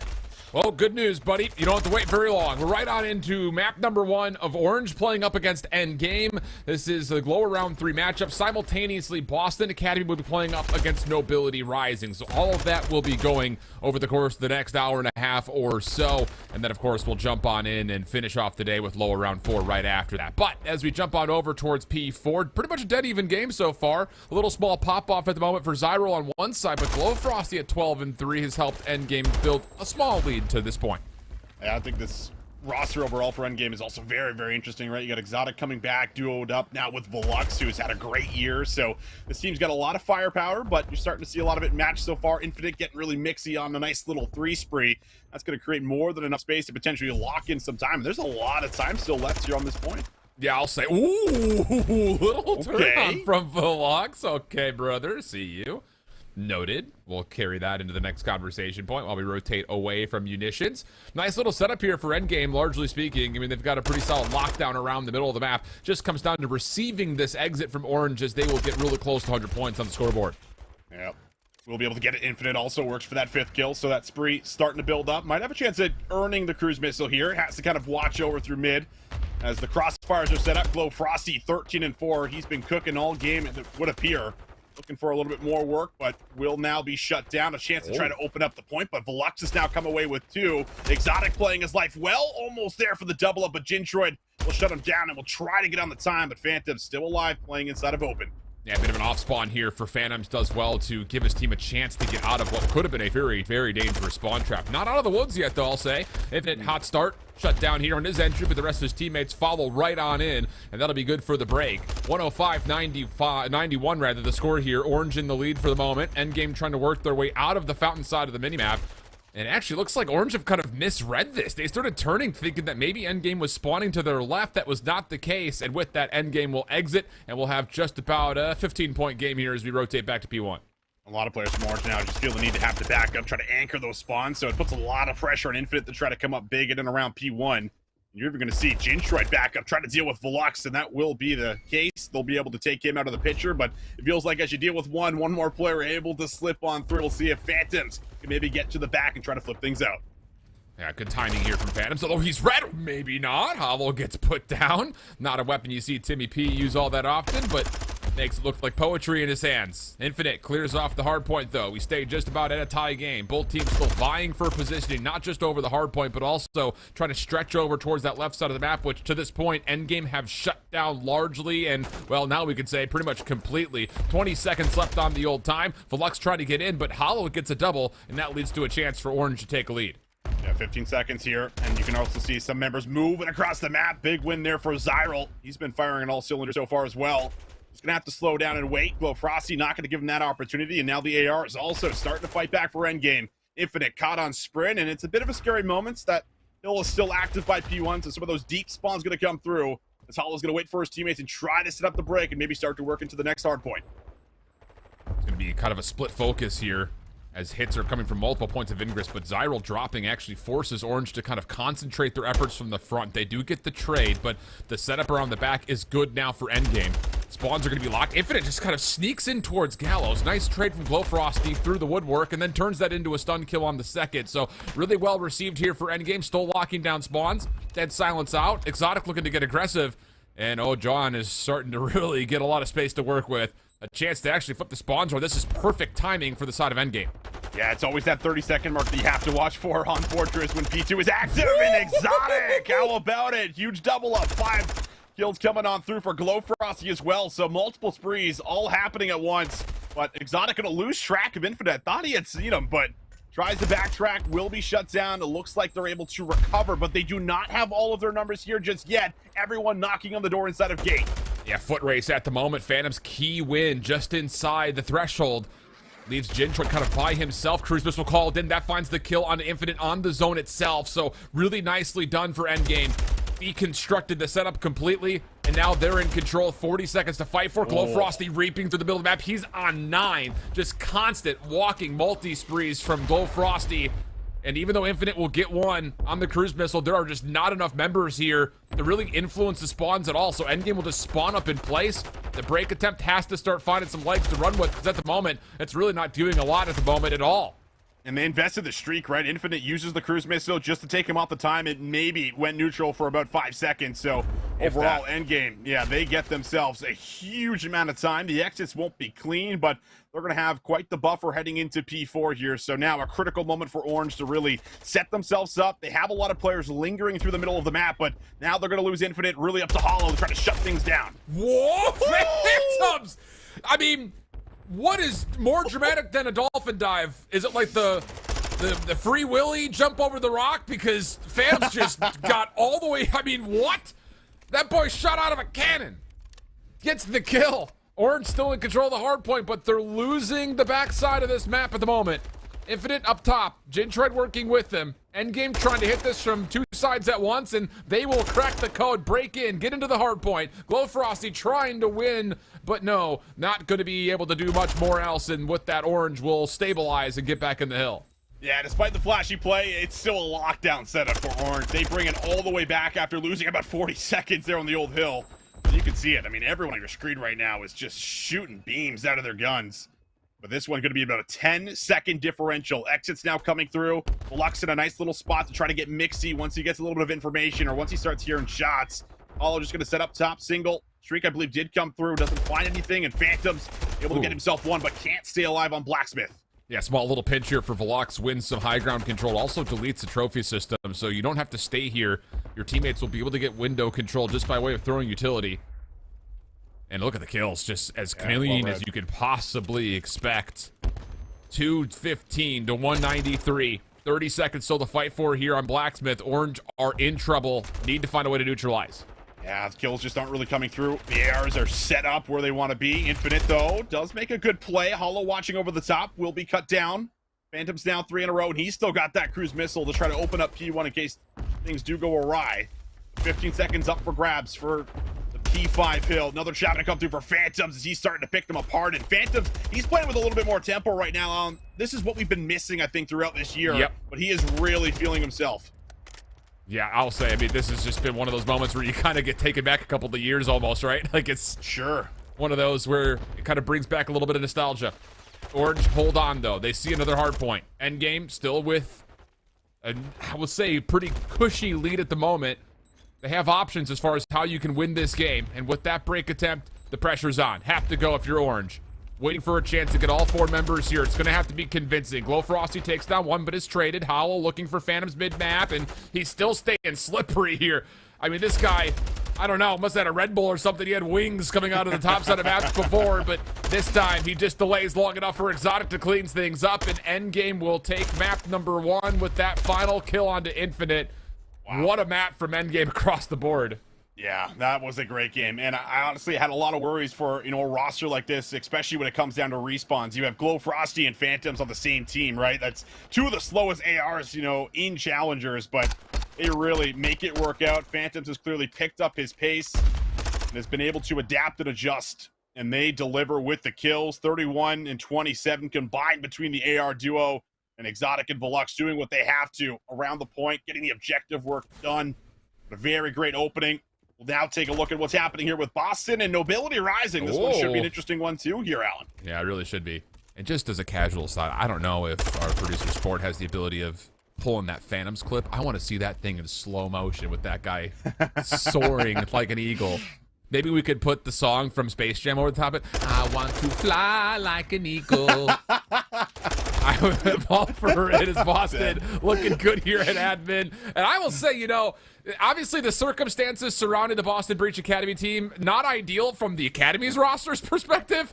Of course. You know, watching them play earlier today, this is one of those, it's like, all right, what are you going to do here? Because Gunzy, yeah, sure, he could pick up a sub and be fine with it, but this is a lot of pressure on Pentagram to have to fly and become a slaying SMG again, and so far, he's looked pretty solid.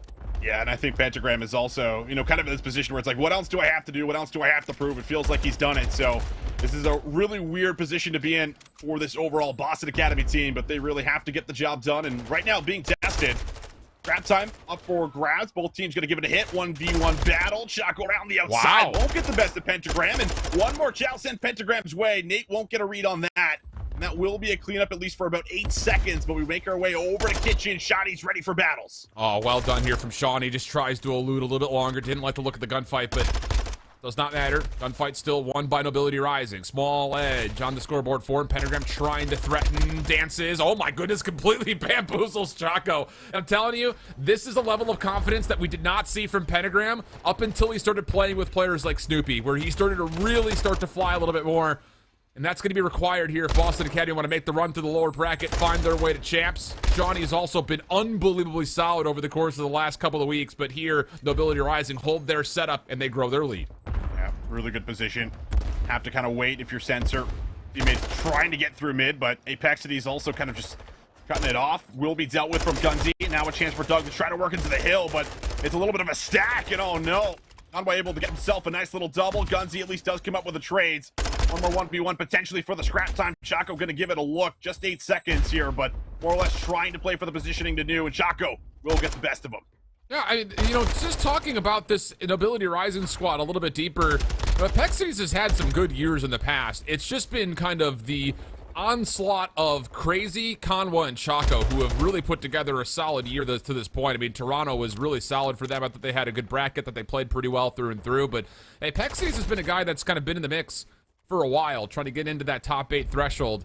He's having a great go of it right here. 17-8, definitely a major reason why Nobility currently enjoy their near 30-point lead. Pentagram overwhelmed as there's just too many Nobility members nearby. Gunzy will follow up, though, and the hard point stays neutral. 30-second differential. A lot of P1 time to still get and gather. Gunzy doesn't want to throw away his life. Need to make sure they hold on to the setup, get themselves ready for new. But Crazy's already in a pretty good position up top here. I think yeah, he's going to back all the way up and try to just duo up with Apexities, try to work through the back. Meanwhile, Pentagram does hit some of that scrap time. Great double for Nate. I mean, another good moment just to deny a little bit more time as well as try to offset this push through the back. Now just down to trying to receive this next attempt from Nobility Rising. I think Chaco may have been scouted by Pentagram, but he's responsible for mid-map. Yeah, well done. Now it's just down to the outside players of Nobility Rising. What happens to the spawns here? It'll be left side, and Chaco actually somehow gets 2. That's a bit egregious, you'd say. Ooh. Pentagram does double down in his own right, but that break was a 2v4 for Nobility Rising. Big miscue for Boston. Oh, look at the spawns now. You can also cut the map right here, so Boston got so much work to do if they want to try to contest some of this time, which you really feel like they're going to have to. 30 seconds, can't concede at all. Challenge comes through. Gunzy able to get himself a little bit mixy, but the nade is going to find them both. Pentagram's got nowhere to go. It's really just up to Doug to try to fight for some of this time, and he is good for 2, but the rest of the members able to soak it on up. Oh, Pentagram trying to battle for that last 12 seconds, but only getting 1 will not be enough. So we're going to get to 180 plays 124. Pentagram has got a lot to do here, and oh, he gets caught. Apexities gets the win, so now you've got high ground control on the opposite side of this hard point for Nobility Rising, although Pentagram actually spawns up because servers had not fully actually opened up yet. So now you do have the high ground control. It's just about Gunzy locking down bridge with Sensor. And as he gets tagged up a little bit, you need Doug to start to pop out, and he does. Brilliant double from Doug. Follow-up double from Nobility Rising still amounts to some pretty key eliminations. Sensor looking for his 3rd. Just throwing shoulders, trying to make sure he gets a read on when this hit is coming. There it is. Doug down low, gets a 3rd. Not bad at all. Hard point goes neutral. 30 seconds to fight. Yeah, that's a huge thanks to Doug right there. The fact that Boston are able to get any time off of the P3 hill. He does just about everything he possibly can from that position. Bombarded with nades and stuns, eventually does get him off. And Shawnee going to give it another look.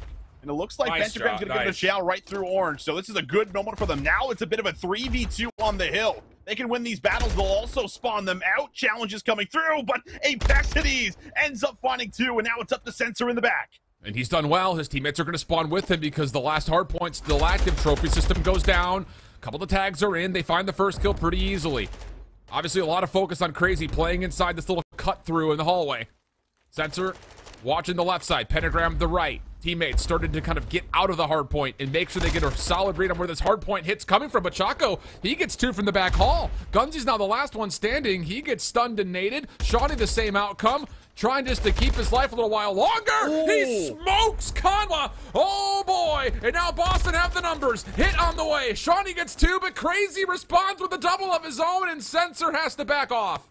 Man, every single time you think, oh, this is the moment for Boston, this is where they soak up the remaining 20 seconds, it feels like there's just a double out of one of the submachine gun players for an ability rising. Again, Chaco's here. Does he double up again? Yes, he does.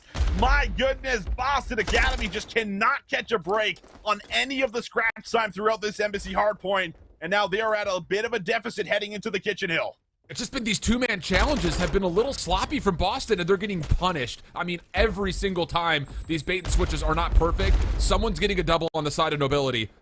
So 228 to 175. Boston have been able to at least rotate with some pressure to keep the hardpoint largely neutral to the first 20 seconds. Pentagram's elimination, good one. Gunzy follows up. Numbers now for Boston. Have to get in. Have to start earning some time. The longer you stay out, the more likely you're going to have Nobility Rising controlling the map, and that's exactly what's unfolding. Chaco trying to run in. Crazy Views with him. Pentagram! Oh, Nate holds for a double. Apexities still finds a way in. Sensor has to go, but he gets naded, and Apexities is not done. Finally, he's pushed off, but it's 235 for Nobility on the scoreboard. Yeah, Boston's still alive, but they are very wounded at the moment. Nobility Rising ready to give us another hit from just about every single angle. This is great time if you can get it. 10 more seconds, and well, 1v1 on the point. Conwa able to get the double. Sensor, though, hot off the orange spawn, will try to get himself in. At least win that 1v1 to slow this down a little bit. You have to get high ground control if you're Boston. It's really Shawnee that needs to hold his life, and Shawnee stays alive. Crazy looking for the trade. Long range. Oh, Shawnee tried to reposition. Not allowed to. Sensor down low. Takes care of Conwa. Nobody for Nobility can get in. Not as of yet.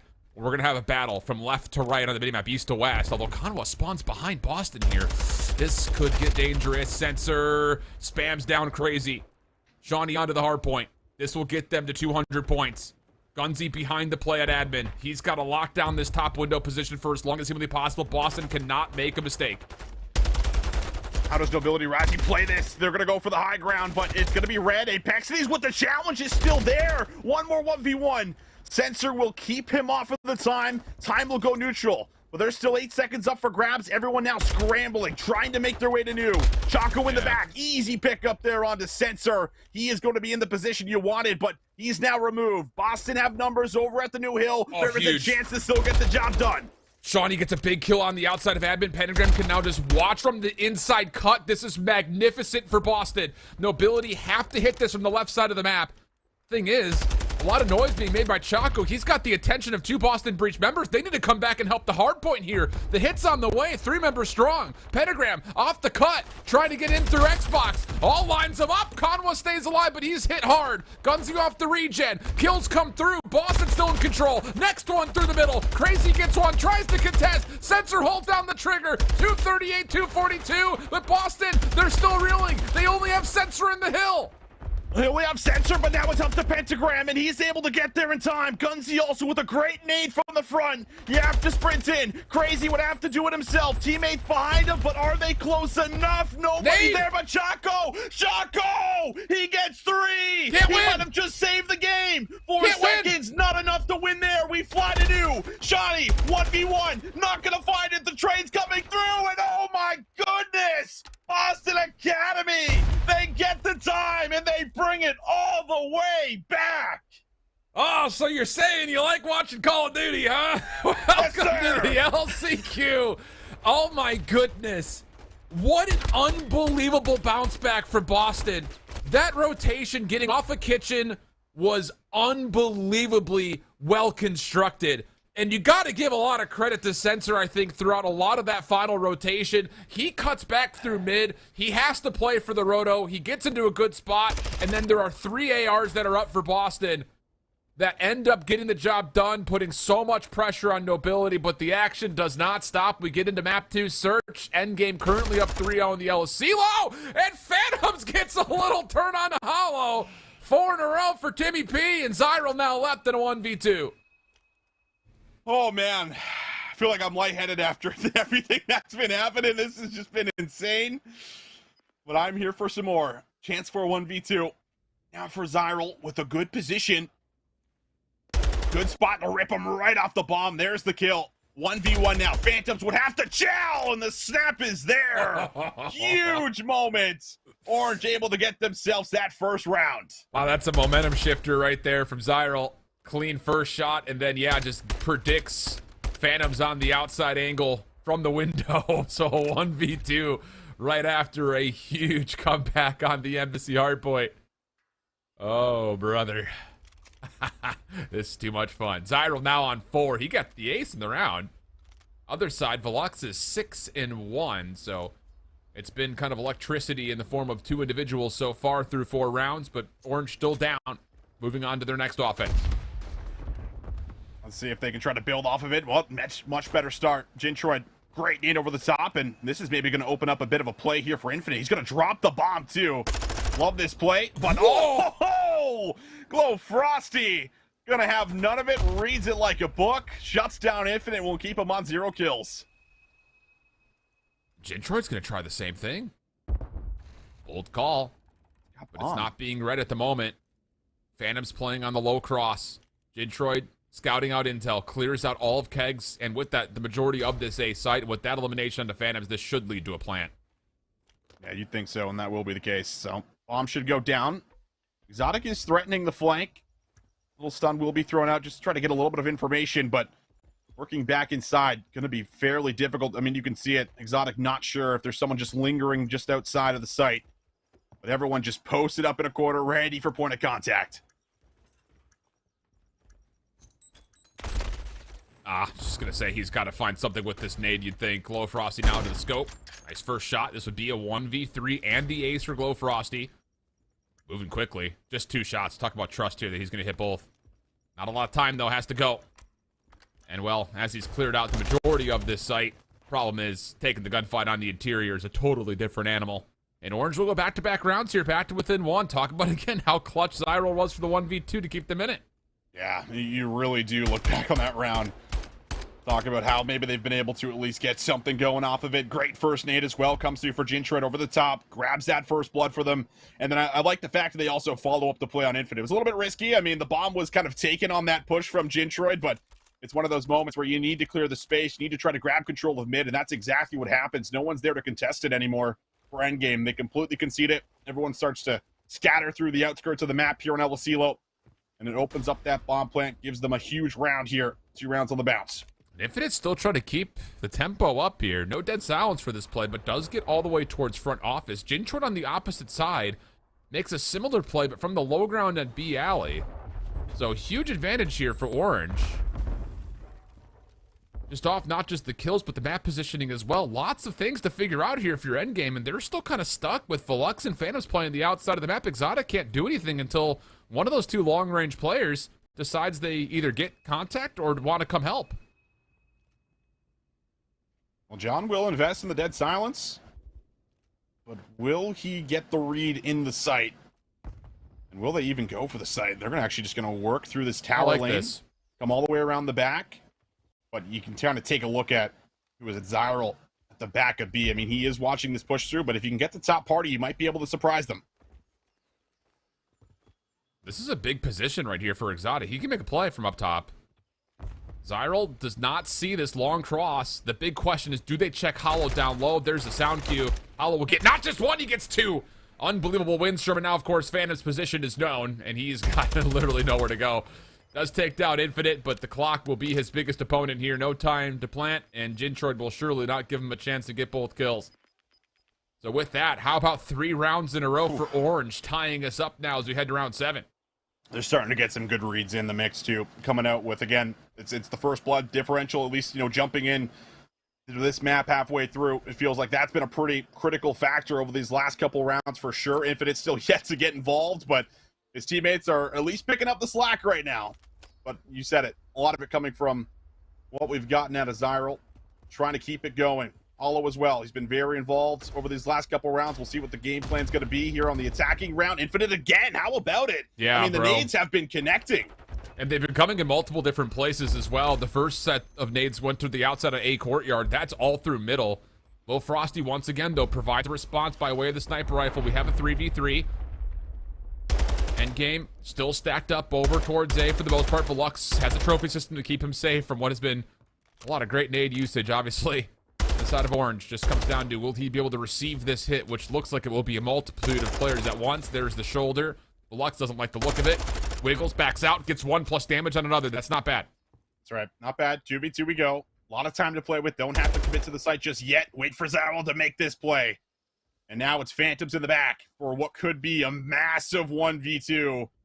Trying to get his team back on top. And Orange are just playing it so slow. Just trying to scout out where Phantoms is playing. They're not going to rush the plant. It looks like they might wrap it all the way around to B. It's a bold call, but it will work out for them here. Phantoms was hard predicting that he's in a good spot to stop the A plant, but this is a totally different setup here now. If Phantoms is going to get the information that he's going to have to try to break down this B setup. No dead silence. He used it to get into this position. Does he see Infinite on the exit? No, doesn't look to. Over the top. Now he's got intel. So now the only question left to answer is, where is Zyral? Infinite still stuck behind the tree stump. Now he's got his intel. Zyral's up top on the window. Nade. Oh, dude. Just a Steve Nash bounce pass to the chest. And Orange go 4 in a row. Yeah, that was a beauty nade right here. We get to see it again. Look at that. Right on top of him. Perfectly cooked. Love to see it there from Zyral. Make sure Phantoms does not have an opportunity at clutching, and he does get a read on both, right? But neither one of them giving him a full challenge. There's no need to commit to that gunfight. Infinite's just posted up at the back. A lot of trust in Zyral to have his cross. 8-4 now for him, and 4 rounds in a row. I mean, they have figured out endgame on this Elosilo, and they are piecing together round after round. Yeah, and endgame need to put together some sort of response immediately. Look at this page on Notorious's book, huh? Stayed, Suns, nades, all down through middle. Exotic over the top, almost catches timing onto both, but will not find anything. Velux does at least provide 1 kill. Glowfrosty another, so numbers will still stand with endgame, but they're still under pressure here. Velux trying to fight back in, but no, Billiards controlled by Orange. Phantoms is out of there, but troubling positions as the spiked. The bomb is now down in the 2v2. Phantoms with the deadie. Let's come away with 1 roll. Gets a read on the second, but Infinite, who's had a very slow game, was 0-6, has now found 3 kills in a row. And well, the timing here is wild. Frosty going to go all the way around the back. Should be able to retrieve this bomb fairly safely, as Infinite's just going to flip sides of the map here with him. 30 seconds on the clock. Frosty runs out of his dead silence, but he will be in a position to collect this bomb, waiting very nicely for him. Just past the cue ball. And a quick rotation over towards B. Will Infinite catch a sound cue at this range, though, if he decides to sprint it over? He may have. Oh, Glowfrosty's shots are clean, though. Infinite has to back off the angle. This will allow a chance for Glowfrosty to plant. Infinite trying to use this as a second to get close and personal. And Glowfrosty steps off the plant. Infinite now just has to run. 1.2 on the clock. And man. Glowfrosty backs off the plant. Tries to win it by way of the kill. And Infinite just a little too slippery.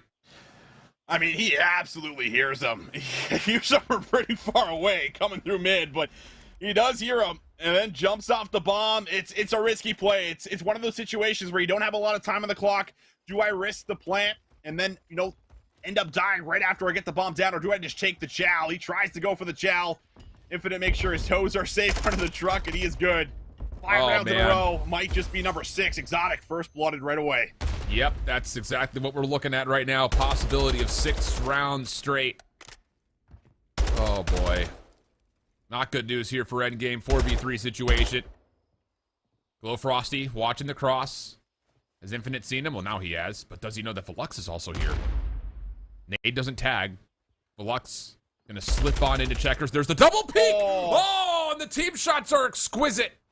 From a 3v4 to now a 2v3. Zyral does trade, so we stay even numbers. 43 seconds on the clock. Oh, Zyro fakes that out a little bit too. Just trying to bait out a calm. And he's gonna backtrack. Oh, Frosty's down. Oh, from a 3v2 to another 1v2. It feels like Phantoms has been caught in this position almost every single round we've been in this map so far. Can he clutch up for the squad? Have to have it. Dead silence at the ready. Stun does not land. Zyro's gonna go for the plant. There's the pop through, first kill. Good! Phantoms clean on the transfer! And we'll see another round.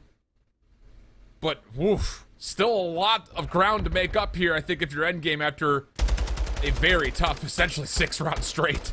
Yeah, I mean, it honestly just feels like the biggest problem is when they're in these 3v2s, these 4v2s, it feels like they're never in tradable positions, right? So as soon as you lose somebody, that person is then getting out for free, resetting, and then having another shot at being able to win the round. I think that's been a huge problem playing through the outskirts and playing this isolated. It certainly hurt them, but at least Phantoms there to clutch up. Keep them in this game. He's had a lot of attempts. This one's successful. And now look at the nades coming through the right side. Won't find any connection, but will maybe allow them to at least lock things down, maybe even start to push up through that lane. And look at Infinite's position. He is looking to make a move through soccer. Exotic, though, kind of similar levels of aggression. Already made his way in for a plant. And now you kind of look to a player like Infinite. What does he do on this post plant? He needs to contest this top window because the post plant setup for endgame could just live off the second floor. Exotic will be the one to make first contact, and then you'll see Velux or Phantom start to make a rotation. Have to have a good breakdown here if you're orange. Shorthanded. Infinite, ready to fly on in. Exotic, just at the very back. Ah, he can't come up with one, and now Infinite just gonna hop it. He's gonna stick for the defuse. Velux is gonna have to go. Hollow watching over the top. Phantoms again, the last one up, and he will drop. Orange find themselves the 6-4 victory. Get a bit of a comeback thrown in the mix as well. They tie it the series. Yeah, endgame is out of sorts right there. I mean, as soon as Exotic starts hearing noise, the two players in Velux and Phantoms need to make a co-op effort to get up back top to bar.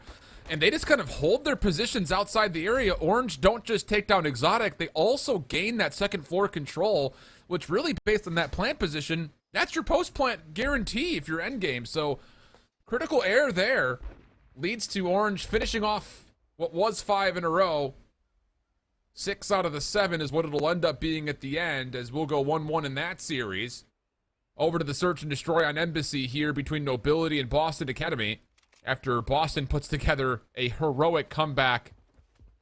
It's been a pretty solid start for them as well. Gunzy 5-2, Shawnee 5-4. And Sensor's gotten 2 plants so far through 3 offenses, looking to work that for 3 for 3. Oh, I like this. A lot of pressure on Xbox right away. Oh, Sensor thinks he's got him stunned up and locked down. Sprints at him, and, well, now the bomb's in horrible position. But Pentagram does get through. Oh, God. No. Oh, God. Not good. Whoop, whoop. That's the sound of the police. Get him out of here. He's got to be arrested for that turn on. Yeah. Gunzy in trouble. Pexides misses a free snipe, though, so the effort will continue. And it looked like Boston's timing on that hit was maybe a little bit too fast from the front. Granted, of course, the truck blowing up kind of foils that 3-man setup where you go 2 from the front, 1 through the middle, and around the back. But the idea was cool. And Gunzy's not out of this yet. He still has an opportunity to collect the bomb and give this a chance. He's got just crazy over towards A. Surely his teammates have seen him. Yep, and there it is. Oh. Shots connect. Clean for Gunzy. Has to stick for a plant here. Nobility on the rotation. Yeah, this is a really winnable situation here. They're both going to split up here, so Gunzy's going to pop the dead silence and maybe throw a wrench into the mix. Apexides is just heavily watching the back. And it looks like he is on the high ground here. And Gunzy may have found the timing to come all the way around. They are not going to read this. I think he's maybe heard or seen something from Apexides. A lot of the retake utility already being spent. There's the fly through. Gunzy gets the first truck. Oh! Shut down! What a play from Gunzy! Little 1v3 action saves the round and now gives Boston a 2-round edge. Gunzy played that perfectly, man. He played that perfectly. He uses the dead silence at the right time. He slowly creaks open the door, and, you know, you have to assume that somebody's going to be top AC, probably watching the back, hard pre-aiming it, which is exactly what Apexides was doing. and he just picks the timing so well to come around the back. They're thinking that area is completely safe. But what a wrap it is. What a 1v3 it is. A lot of people criticize Gunzy coming into this team, but he is delivering right now at 9-2. You know, let him have his revenge tour here. He gets math warriored out of his team, which you can understand. Doesn't feel good for NRK, but Gunzy's saying, oh, I'm coming for blood, brothers. You don't want to risk the LCQ with me, I'll make you punish. 5 in a row for Gunzy, 10-2. Sensor drops, Conwood drops. We're in a 3v3, 60 seconds on the clock. Bomb down just outside B. Love to grab this cruise missile if you can too. Oh yeah. Bomb will be picked up. Oh, nice shot. Pexides actually has the sniper. Shawnee completely caught off guard. Gunzy looking for that 6th kill, but the nade is going to tag him up, and that should allow a safe plant. Can the exit kill come through? Crazy not going to throw himself right into orange, just simply going to back up and rely on Apex needs to watch over him, but point of contact does come in. Gunzy with a little bit of info. Oh, Pentagram sniping. Crazy. Oh, Ponytail gets kicked. Okay. Character model diff. Oh, goodness. Pentagram nearly jumps over. Not going to quite connect, though. Tough 1v2 for him. Dashes back in. Gets a look at Apex. Surely he doesn't check this again for another 5 seconds. Over the top? No, not going to work out. Wow. Wow, wow, wow. Okay. Nobility Rising. Bounce back into it. Just down within 1. And they shut down the potential streaks in the same breath. Not bad. Yeah, they do. It's with a pistol, which was funny enough. I was like almost curious on how that happened because Apex was still top window when he got that pistol kill on the Gunzy. So may have caught him off guard. Didn't want to swap to the sniper. And well, it's good enough to shut down the streaks. So staying alive here will be Nobility Rising, but trying to grab firm control heading into what will be a defensive round. Should be a really interesting look because Boston Academy is throwing a lot of aggression. Pentagram has not been afraid to just absolutely run at them and try to find one of these gaps. Oh, Pentagram gets right through. This is not part of the bomb play, though. Hold on a second. Pentagram's going to look to get pretty feisty around the back. It's being watched by Chaco. Gunshots off screen will get the first blood in favor of Nobility Rising, who are also taking over the admin building. It's a cute idea from Boston, but it gets read and countered completely. Sensor, last one left. D1v4. First shots are good. He's got the bomb. Shots to Apexies are decent, but no, the secondary shot does connect, and Nobility Rising lock us in at 4. Yeah, I'm not going to fall for any kind of trap there. And like you said, it's a bit of a hard counter with a full-on flood through A. Everyone just throws nades and stones at the cross, and then they just get right into the admin building, try to threaten top admin, just make sure there's no chance for any kind of a fast plant followed up by a great post-plant setup. Put the pressure on right away, and it really is kind of on Nate to find, you know, some kind of isolation kill or to create some kind of play through the back. If he wins that 1v1, all of a sudden you don't feel as safe inside of admin because most of your numbers are on that side of the map. Well, this time, Nobility Rising going to continue to play as a group. All 4 members looking over towards B. They get Conwa in for potentially a plant. Gunzy trying to bounce a frag. Actually, no, just right through the window. It actually does land up top here. Gunzy's got a chance to freely try to contest this. Gets one, transfers to Conwa, but no. It still will be Pentagram to win the elimination. 3v2 situation, but it is a post-plant setup for Nobility Rising. Oh, Apexides, man. Back in this position. So difficult to try to fish him out.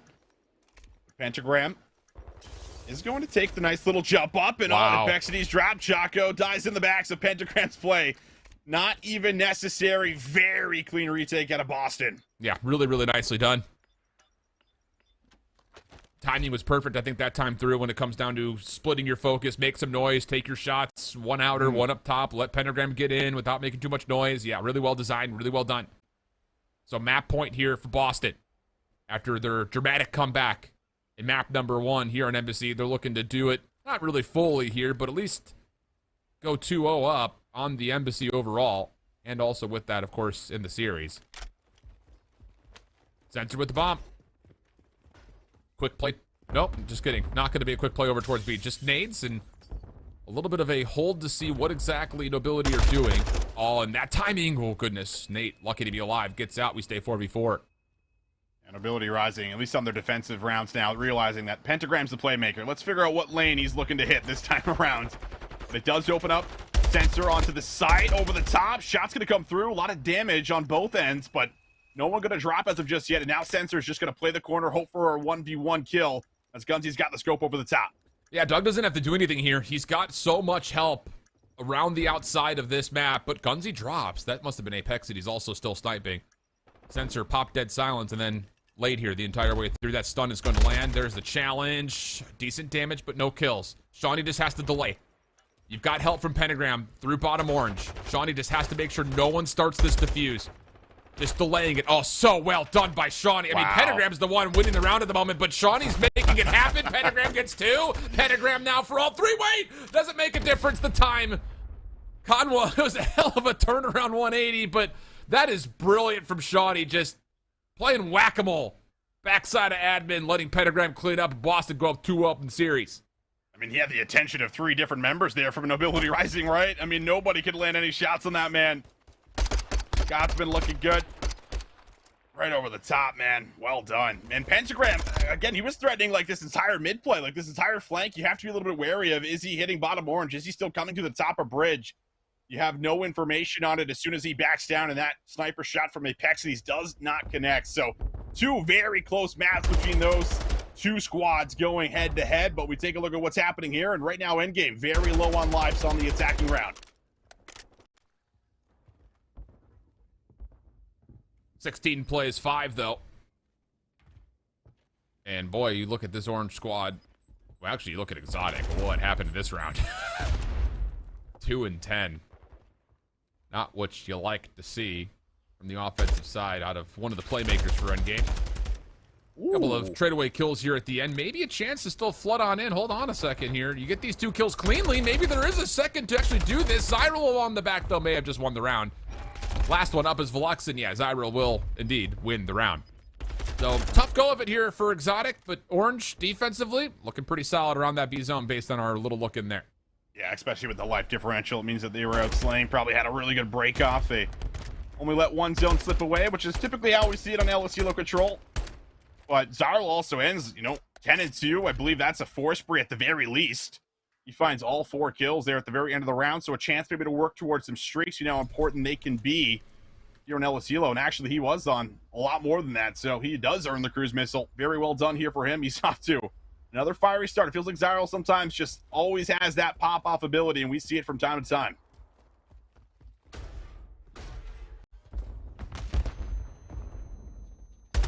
Zyril trying to keep the hot hand here. Nope, Semtex will take him off the 7 spree. Still damage done, of course, when it comes to earning the cruise missile.